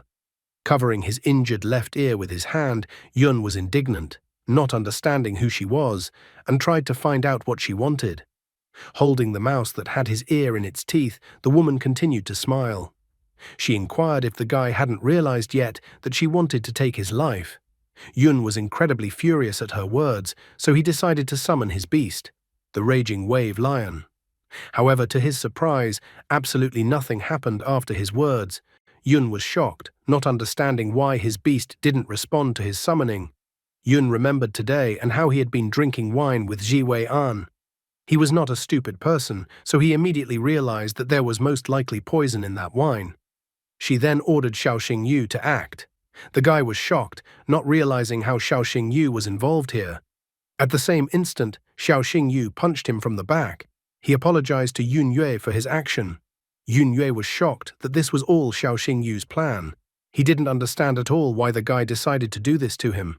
Xiaoxing Yu apologized to him, reminding him that in the internal selection for the tournament, there was only one spot. He admitted that he wants to win too badly, so he won't let some randomness ruin everything. Yun announced that he will tell everything to the school board. However, the woman with the umbrella and the fake Xiaoxing Yu only wanted that. At the same time, Xiaoxing Yu was waiting for Yun Yue outside the school board building. He didn't understand why Yun Yue decided to suddenly call him to this place. Soon the injured Yun Yue appeared. Xing Yu ran up to him, inquiring what had even happened. Yun was enraged, noting that the guy had come after him even here. Xing Yu had absolutely no idea what he was even talking about. Yun angrily asked him what the guy had displeased him about. He didn't understand why the guy wanted him dead so badly. Yun just wanted to know the answer to why the guy decided to do this to him. Xing Yu was also still completely unaware of what he was even telling him. At the same instant, Yun's body began to swell uncontrollably. Xing Yu was shocked, realizing that something unpleasant was about to happen to the guy. Looking at his body with his marvelous eyes, he discovered that someone had poisoned Yun. Xing Yu advised him to pull himself together urgently, for otherwise he would die. But in the same instant, Yun lost his battle and died. Xing Yu found himself stained with Yun's blood, looking at his hands in shock. He now noticed that there were security cameras in the area. The passers-by nearby were incredibly shocked at what was happening. One of the girls fell to her knees and started screaming that Xing Yu had killed a person. Xing Yu still didn't understand what was even going on and why he was also at fault here. I'll remind you, just maybe people have forgotten, but he took out a man on the train in front of everyone, and he got absolutely nothing for it. Soon, Xiaoxing Yu was brought to the Imperial Investigation Department. A man banged his gavel and angrily announced that Xiaoxing Yu was suspected of deliberately killing Azure Dragon Academy's senior student, Yun Yue. He wondered if the guy had anything to say for himself. Xing Yu also angrily told the inspector that he didn't kill anyone and that he was framed. The inspector was not happy with what he said. He reminded that everyone present was well aware that the investigation department acted strictly according to the law, so he announced that whether the guy was framed or not was up to the evidence provided. After that, he told them to bring in the physical evidence. He was handed a flash drive with a recorded video. Surveillance cameras caught a moment where Xiao Xingyu, wearing a hooded cloak, attacks Yun Yue. After watching the video of his alleged moment of attempted assault on Yun Yue, Xingyu was not thrilled. He declared that it wasn't him, and also rightly pointed out that he would have trivially not had enough time to do it. The inspector stated that they too had noticed the discrepancy. Nevertheless, since the guy was their prime suspect, they decided to take him into custody. They have a criminal case here because they saw his face on the cameras, and the fact that he was standing under the cameras waiting for Yun Yue didn't bother anyone at all. Plus, they live in a magical world with tons of incredible objects and wonders, and clearly there's a way to impersonate someone else. When the head is hidden by a hood, even a mask like Ethan Hunt's from Mission Impossible will help the person, and the camera doesn't really distinguish the real Xingyu in the video or not. Literally earlier in the story there was a beast, fake human. Where is Dexter Morgan when you need him? I mean, there's so much material to explore. Who was he spending time with before? How did the woman with the umbrella not miraculously get on the cameras, if they are placed everywhere and that's just a small part of the questions? Where is his lawyer Saul Goodman anyway? However, at this point, Su Ruyan intervened in the conversation. She noted that Xiao Xingyu was a disciple of the Azure Dragon Academy. Throughout his training, he had only shown himself to be a trustworthy person and warrior. Therefore, she saw absolutely no good reason on his part to kill anyone. Su Ruyan announced that she would not allow them to arrest the guy without solid evidence.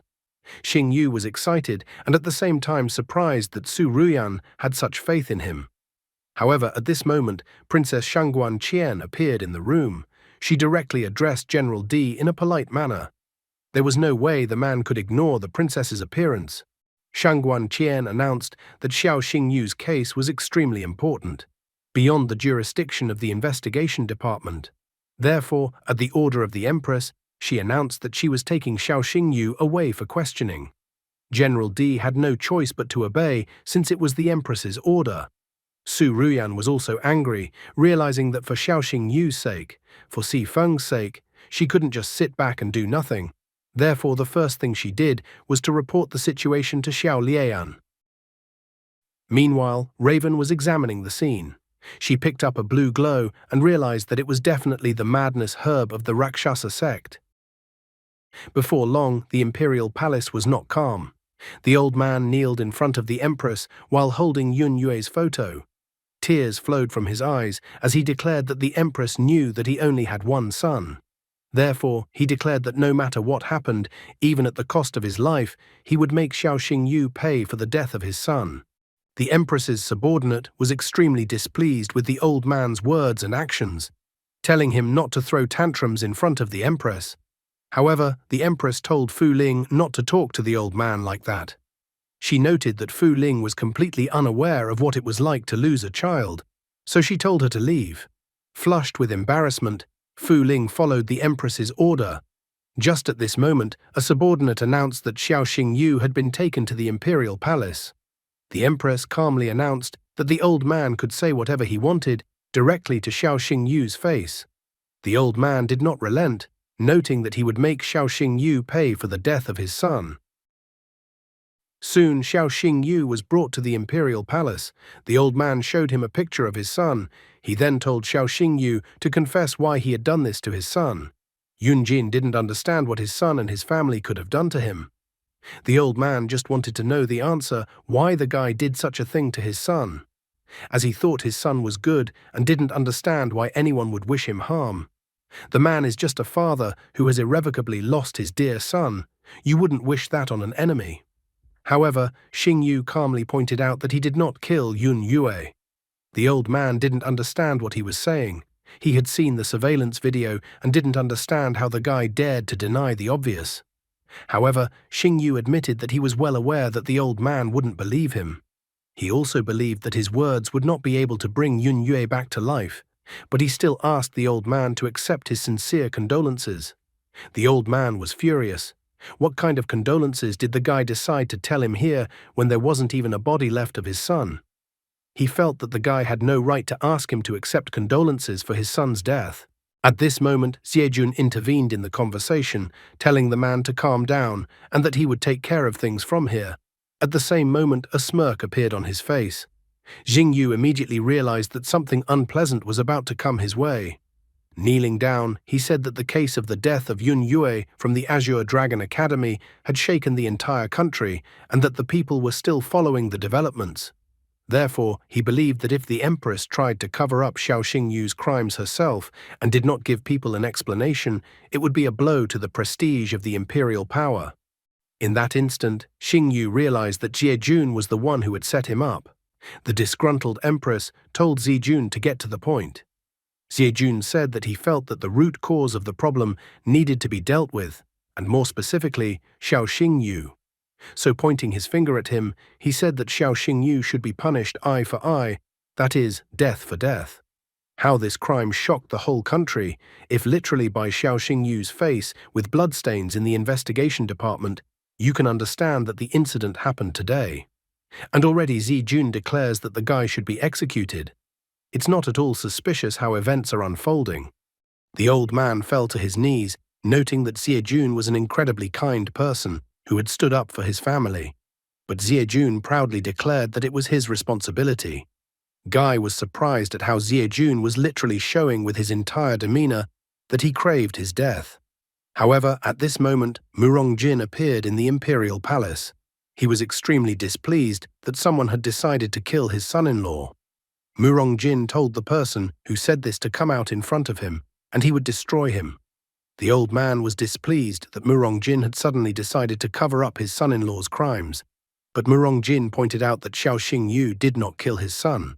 So if the old man wanted revenge, he should find the real killer. He didn't want the old man to accuse his son-in-law so baselessly. Murongjin was extremely displeased with the old man, noting that if the old man dared to touch Xingyu, his 3,000 ships would immediately come after him. The old man then demanded that Murongjin reveal the name of the real killer. Meng Zhongguang even came to the imperial palace. He said that as the director of the Imperial Science Institute, he vouched for Xiao Xingyu and that he was not the murderer. Xiejun was dissatisfied with Meng Zhongguang's behavior. He wondered if Meng Zhongguang was crazy to sacrifice his status and honor like that for the sake of some black advisor. Extremely displeased, he began to insult Meng Zhongguang. But Meng Zhongguang pointed out that he had served with his father when his father was not even planned. At this moment, Lin Beishuan appeared. He was extremely displeased with the way Jiejun was talking to Meng Zhongguang. Lin Beichuan was angered that after he left, the Imperial Science Institute suddenly no longer had any say. Another old man who came with him also announced that he would save Xiao Xingyu's life. The ingeniously planned Jiejun was extremely shocked that his plan was falling apart piece by piece. After all, the Winter Dragon Vane Guardian, Ice King, Lin Beichuan, and the Summer Dragon Vane Guardian, Fire King, Ye Zhenan had suddenly arrived at the Imperial Palace.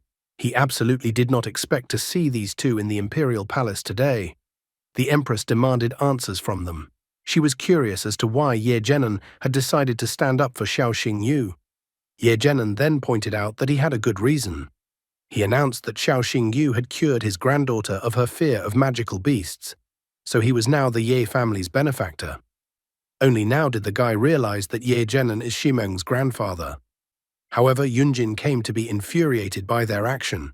He stated that he now understood exactly why the guy had been so calm all this time. After all, as it turned out, the guy was being covered by Ye Zhenan, Lin Beichuan, and Murongjin. In response to the old man's words, Xingyu angrily replied to him that it was their own decision to help him. At this moment, a bird flew up to the Empress, carrying a note in its talons. After reading the note, the Empress made a decision. She suddenly announced that since so many honorable people were standing up for Xiao Xingyu, they believed in his innocence. Therefore, she accepted to temporarily release the guy under their responsibility. Yunjin was angered by the words of the Empress, believing that under no circumstances should such treatment be allowed to be given to a guy. The old man didn't understand how she could allow such a thing. After all, his son also deserved justice. Xiejun also did not wish for such an outcome. He began to tell the Empress that the criminal case was not closed, so they couldn't just let Xiao Xingyu go. Murongjin was very angry with him and told Zijun to immediately stop displaying his vile behavior, because otherwise he would send his entire fleet to patrol the Ji family's water garden. Lin Baixuan also told him to immediately stop stirring up a scandal, because otherwise he would turn his backyard into a training ground for mechanical battle beasts. Xiejun couldn't even find the right words to say. Everyone around him was just wiping their feet on him. Yunjin declared that Xiejun was his last hope and asked him to finish justice for his son. Xiejun, on the other hand, advised him to just leave. Looking at the guy, he was extremely dissatisfied with him. He mentally laughed at the guy because he thought that the guy thought he was under the protection of such important people, so he thought he was safe. However, Zijun thought that it was quite the opposite. The stronger the guy's protection, the closer his death. Looking at the picture of his son, poor Yunjin felt his powerlessness. He apologized to his son for his powerlessness and that no one supported them. The father vowed that he would get justice with his own hands. Yunjin is just a grieving father. The evidence showed that Xiao Xingyu was behind his son's death. And then from his side, it was revealed that Xiao Xingyu was being covered up by powerful people in the country, and that Xiao Xingyu would continue to walk the streets with impunity while taking his son's life so ruthlessly. Therefore, the old man is understandable. He clings to any hope, not even knowing that he is asking for help from the real killer of his son. Meanwhile, evening had come when Xingyu was able to leave the imperial palace. He was now reading posts on various forums. A user under the nickname Cicada is asking people if people have heard that Xingyu has been released from detention.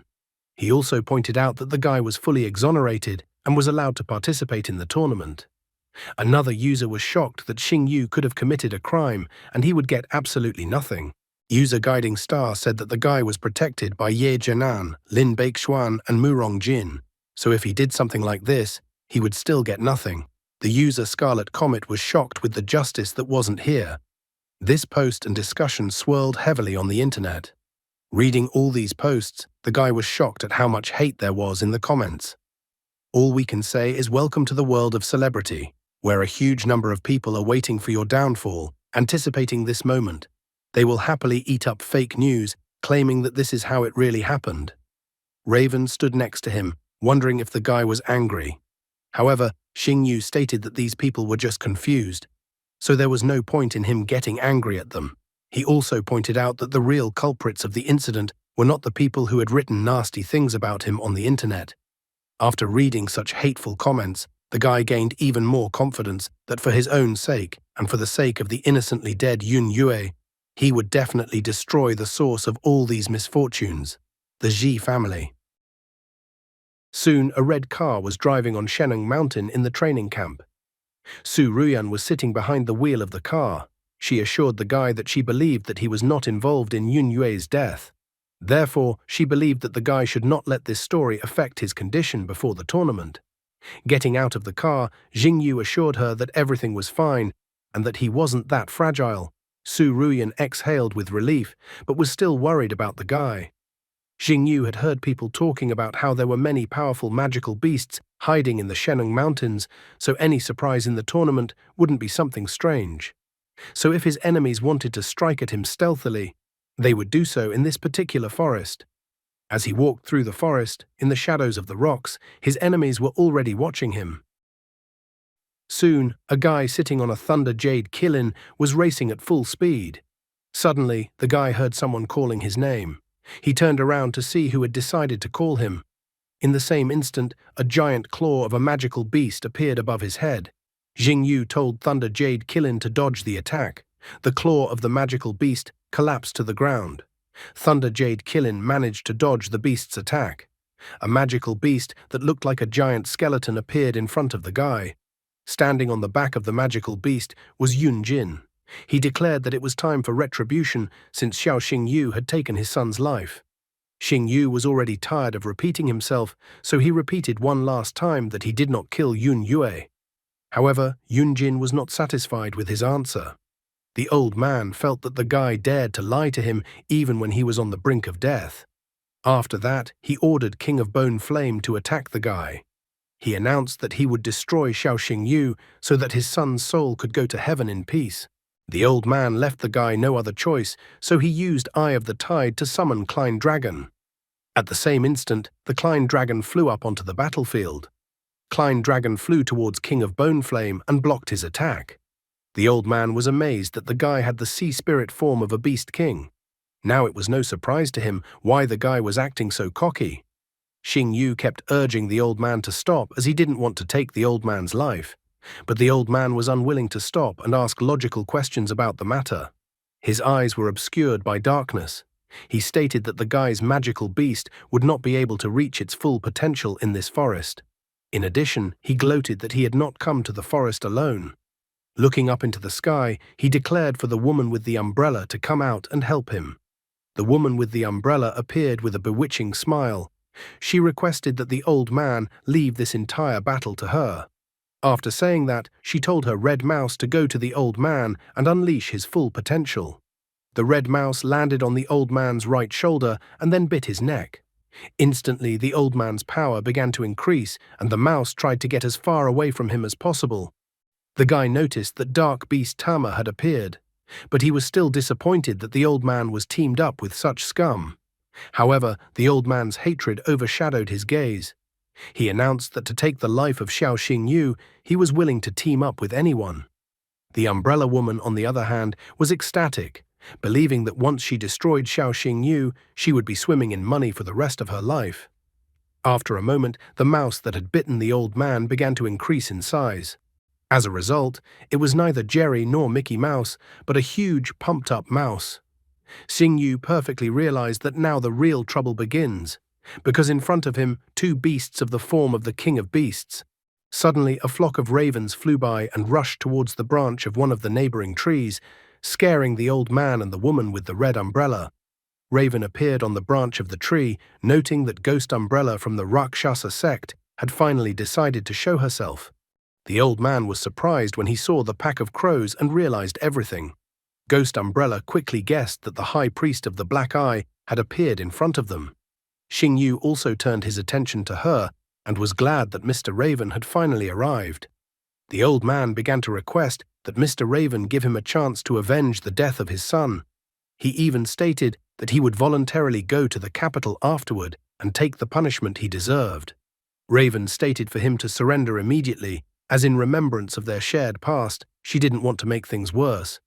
However, the old man did not understand at all why they were all siding with Xiao Xingyu. He didn't understand why they were all interfering with him. The old man was angry that it was as if no one around him cared that Xiao Xingyu had taken his son's life. He felt that they should realize that he just wanted to take revenge on his son's killer. But at this moment, Raven pointed out to him that his son's killer was right next to him. Therefore, she did not understand why the old man wanted to act as her tool. After Raven's words, the old man was incredibly shocked. Turning to Ghost Umbrella, he wondered if she had killed his son. Realizing that the situation had gone too far, Ghost Umbrella did not hide, determined to kill Xiao Xingyu at any cost. Extending her hand, she commanded the demonic mousetail to subdue Yun Jin. The old man wailed in pain as the mouse bite sight on his neck suddenly glowed. Xing Yu realized that the situation unfolding was not very pleasant. A poor old man who had his son's life taken from him, now his son's murderers have brazenly taken advantage of him. His body began to increase in size uncontrollably, and his eyes shone brightly. King of Bone Flame's eyes glittered brightly, showing that he too had submitted to the woman. Raven did not hesitate for long and rushed into battle. However, the magic beast King of Bone Flame, controlled by Ghost Umbrella, tried to attack her. King of Bone Flame hit her with his hand, but Raven managed to block his powerful attack. After that, she went inside King of Bone Flame's bones with her left hand. The guy was shocked that Mr. Raven was able to block King of Bone Flame's attack with just his hand. A moment later, Raven snatched a piece of bone from King of Bone Flame. And then, using that bone, she struck King of Bone Flame's head. Xing Yu wondered how Mr. Raven could pull this off. He didn't understand why Mr. Raven had such a strong body. In the end, he even thought that maybe it had something to do with the strength of the 9th star beast Tamer. After looking at Mr. Raven with his marvelous eyes, the guy couldn't get any information about him. He didn't understand at all how this was possible. And then Mr. Raven abruptly turned around and looked in his direction. which startled the guy. Mr. Raven inquired what the guy was suddenly thinking about. Then Jing Yu decided to ask why Mr. Raven didn't use his magic beast in this fight.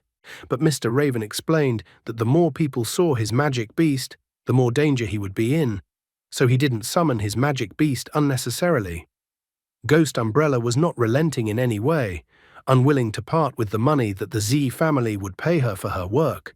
Therefore, she told Demonic Mousetail to deal with the High Priest immediately.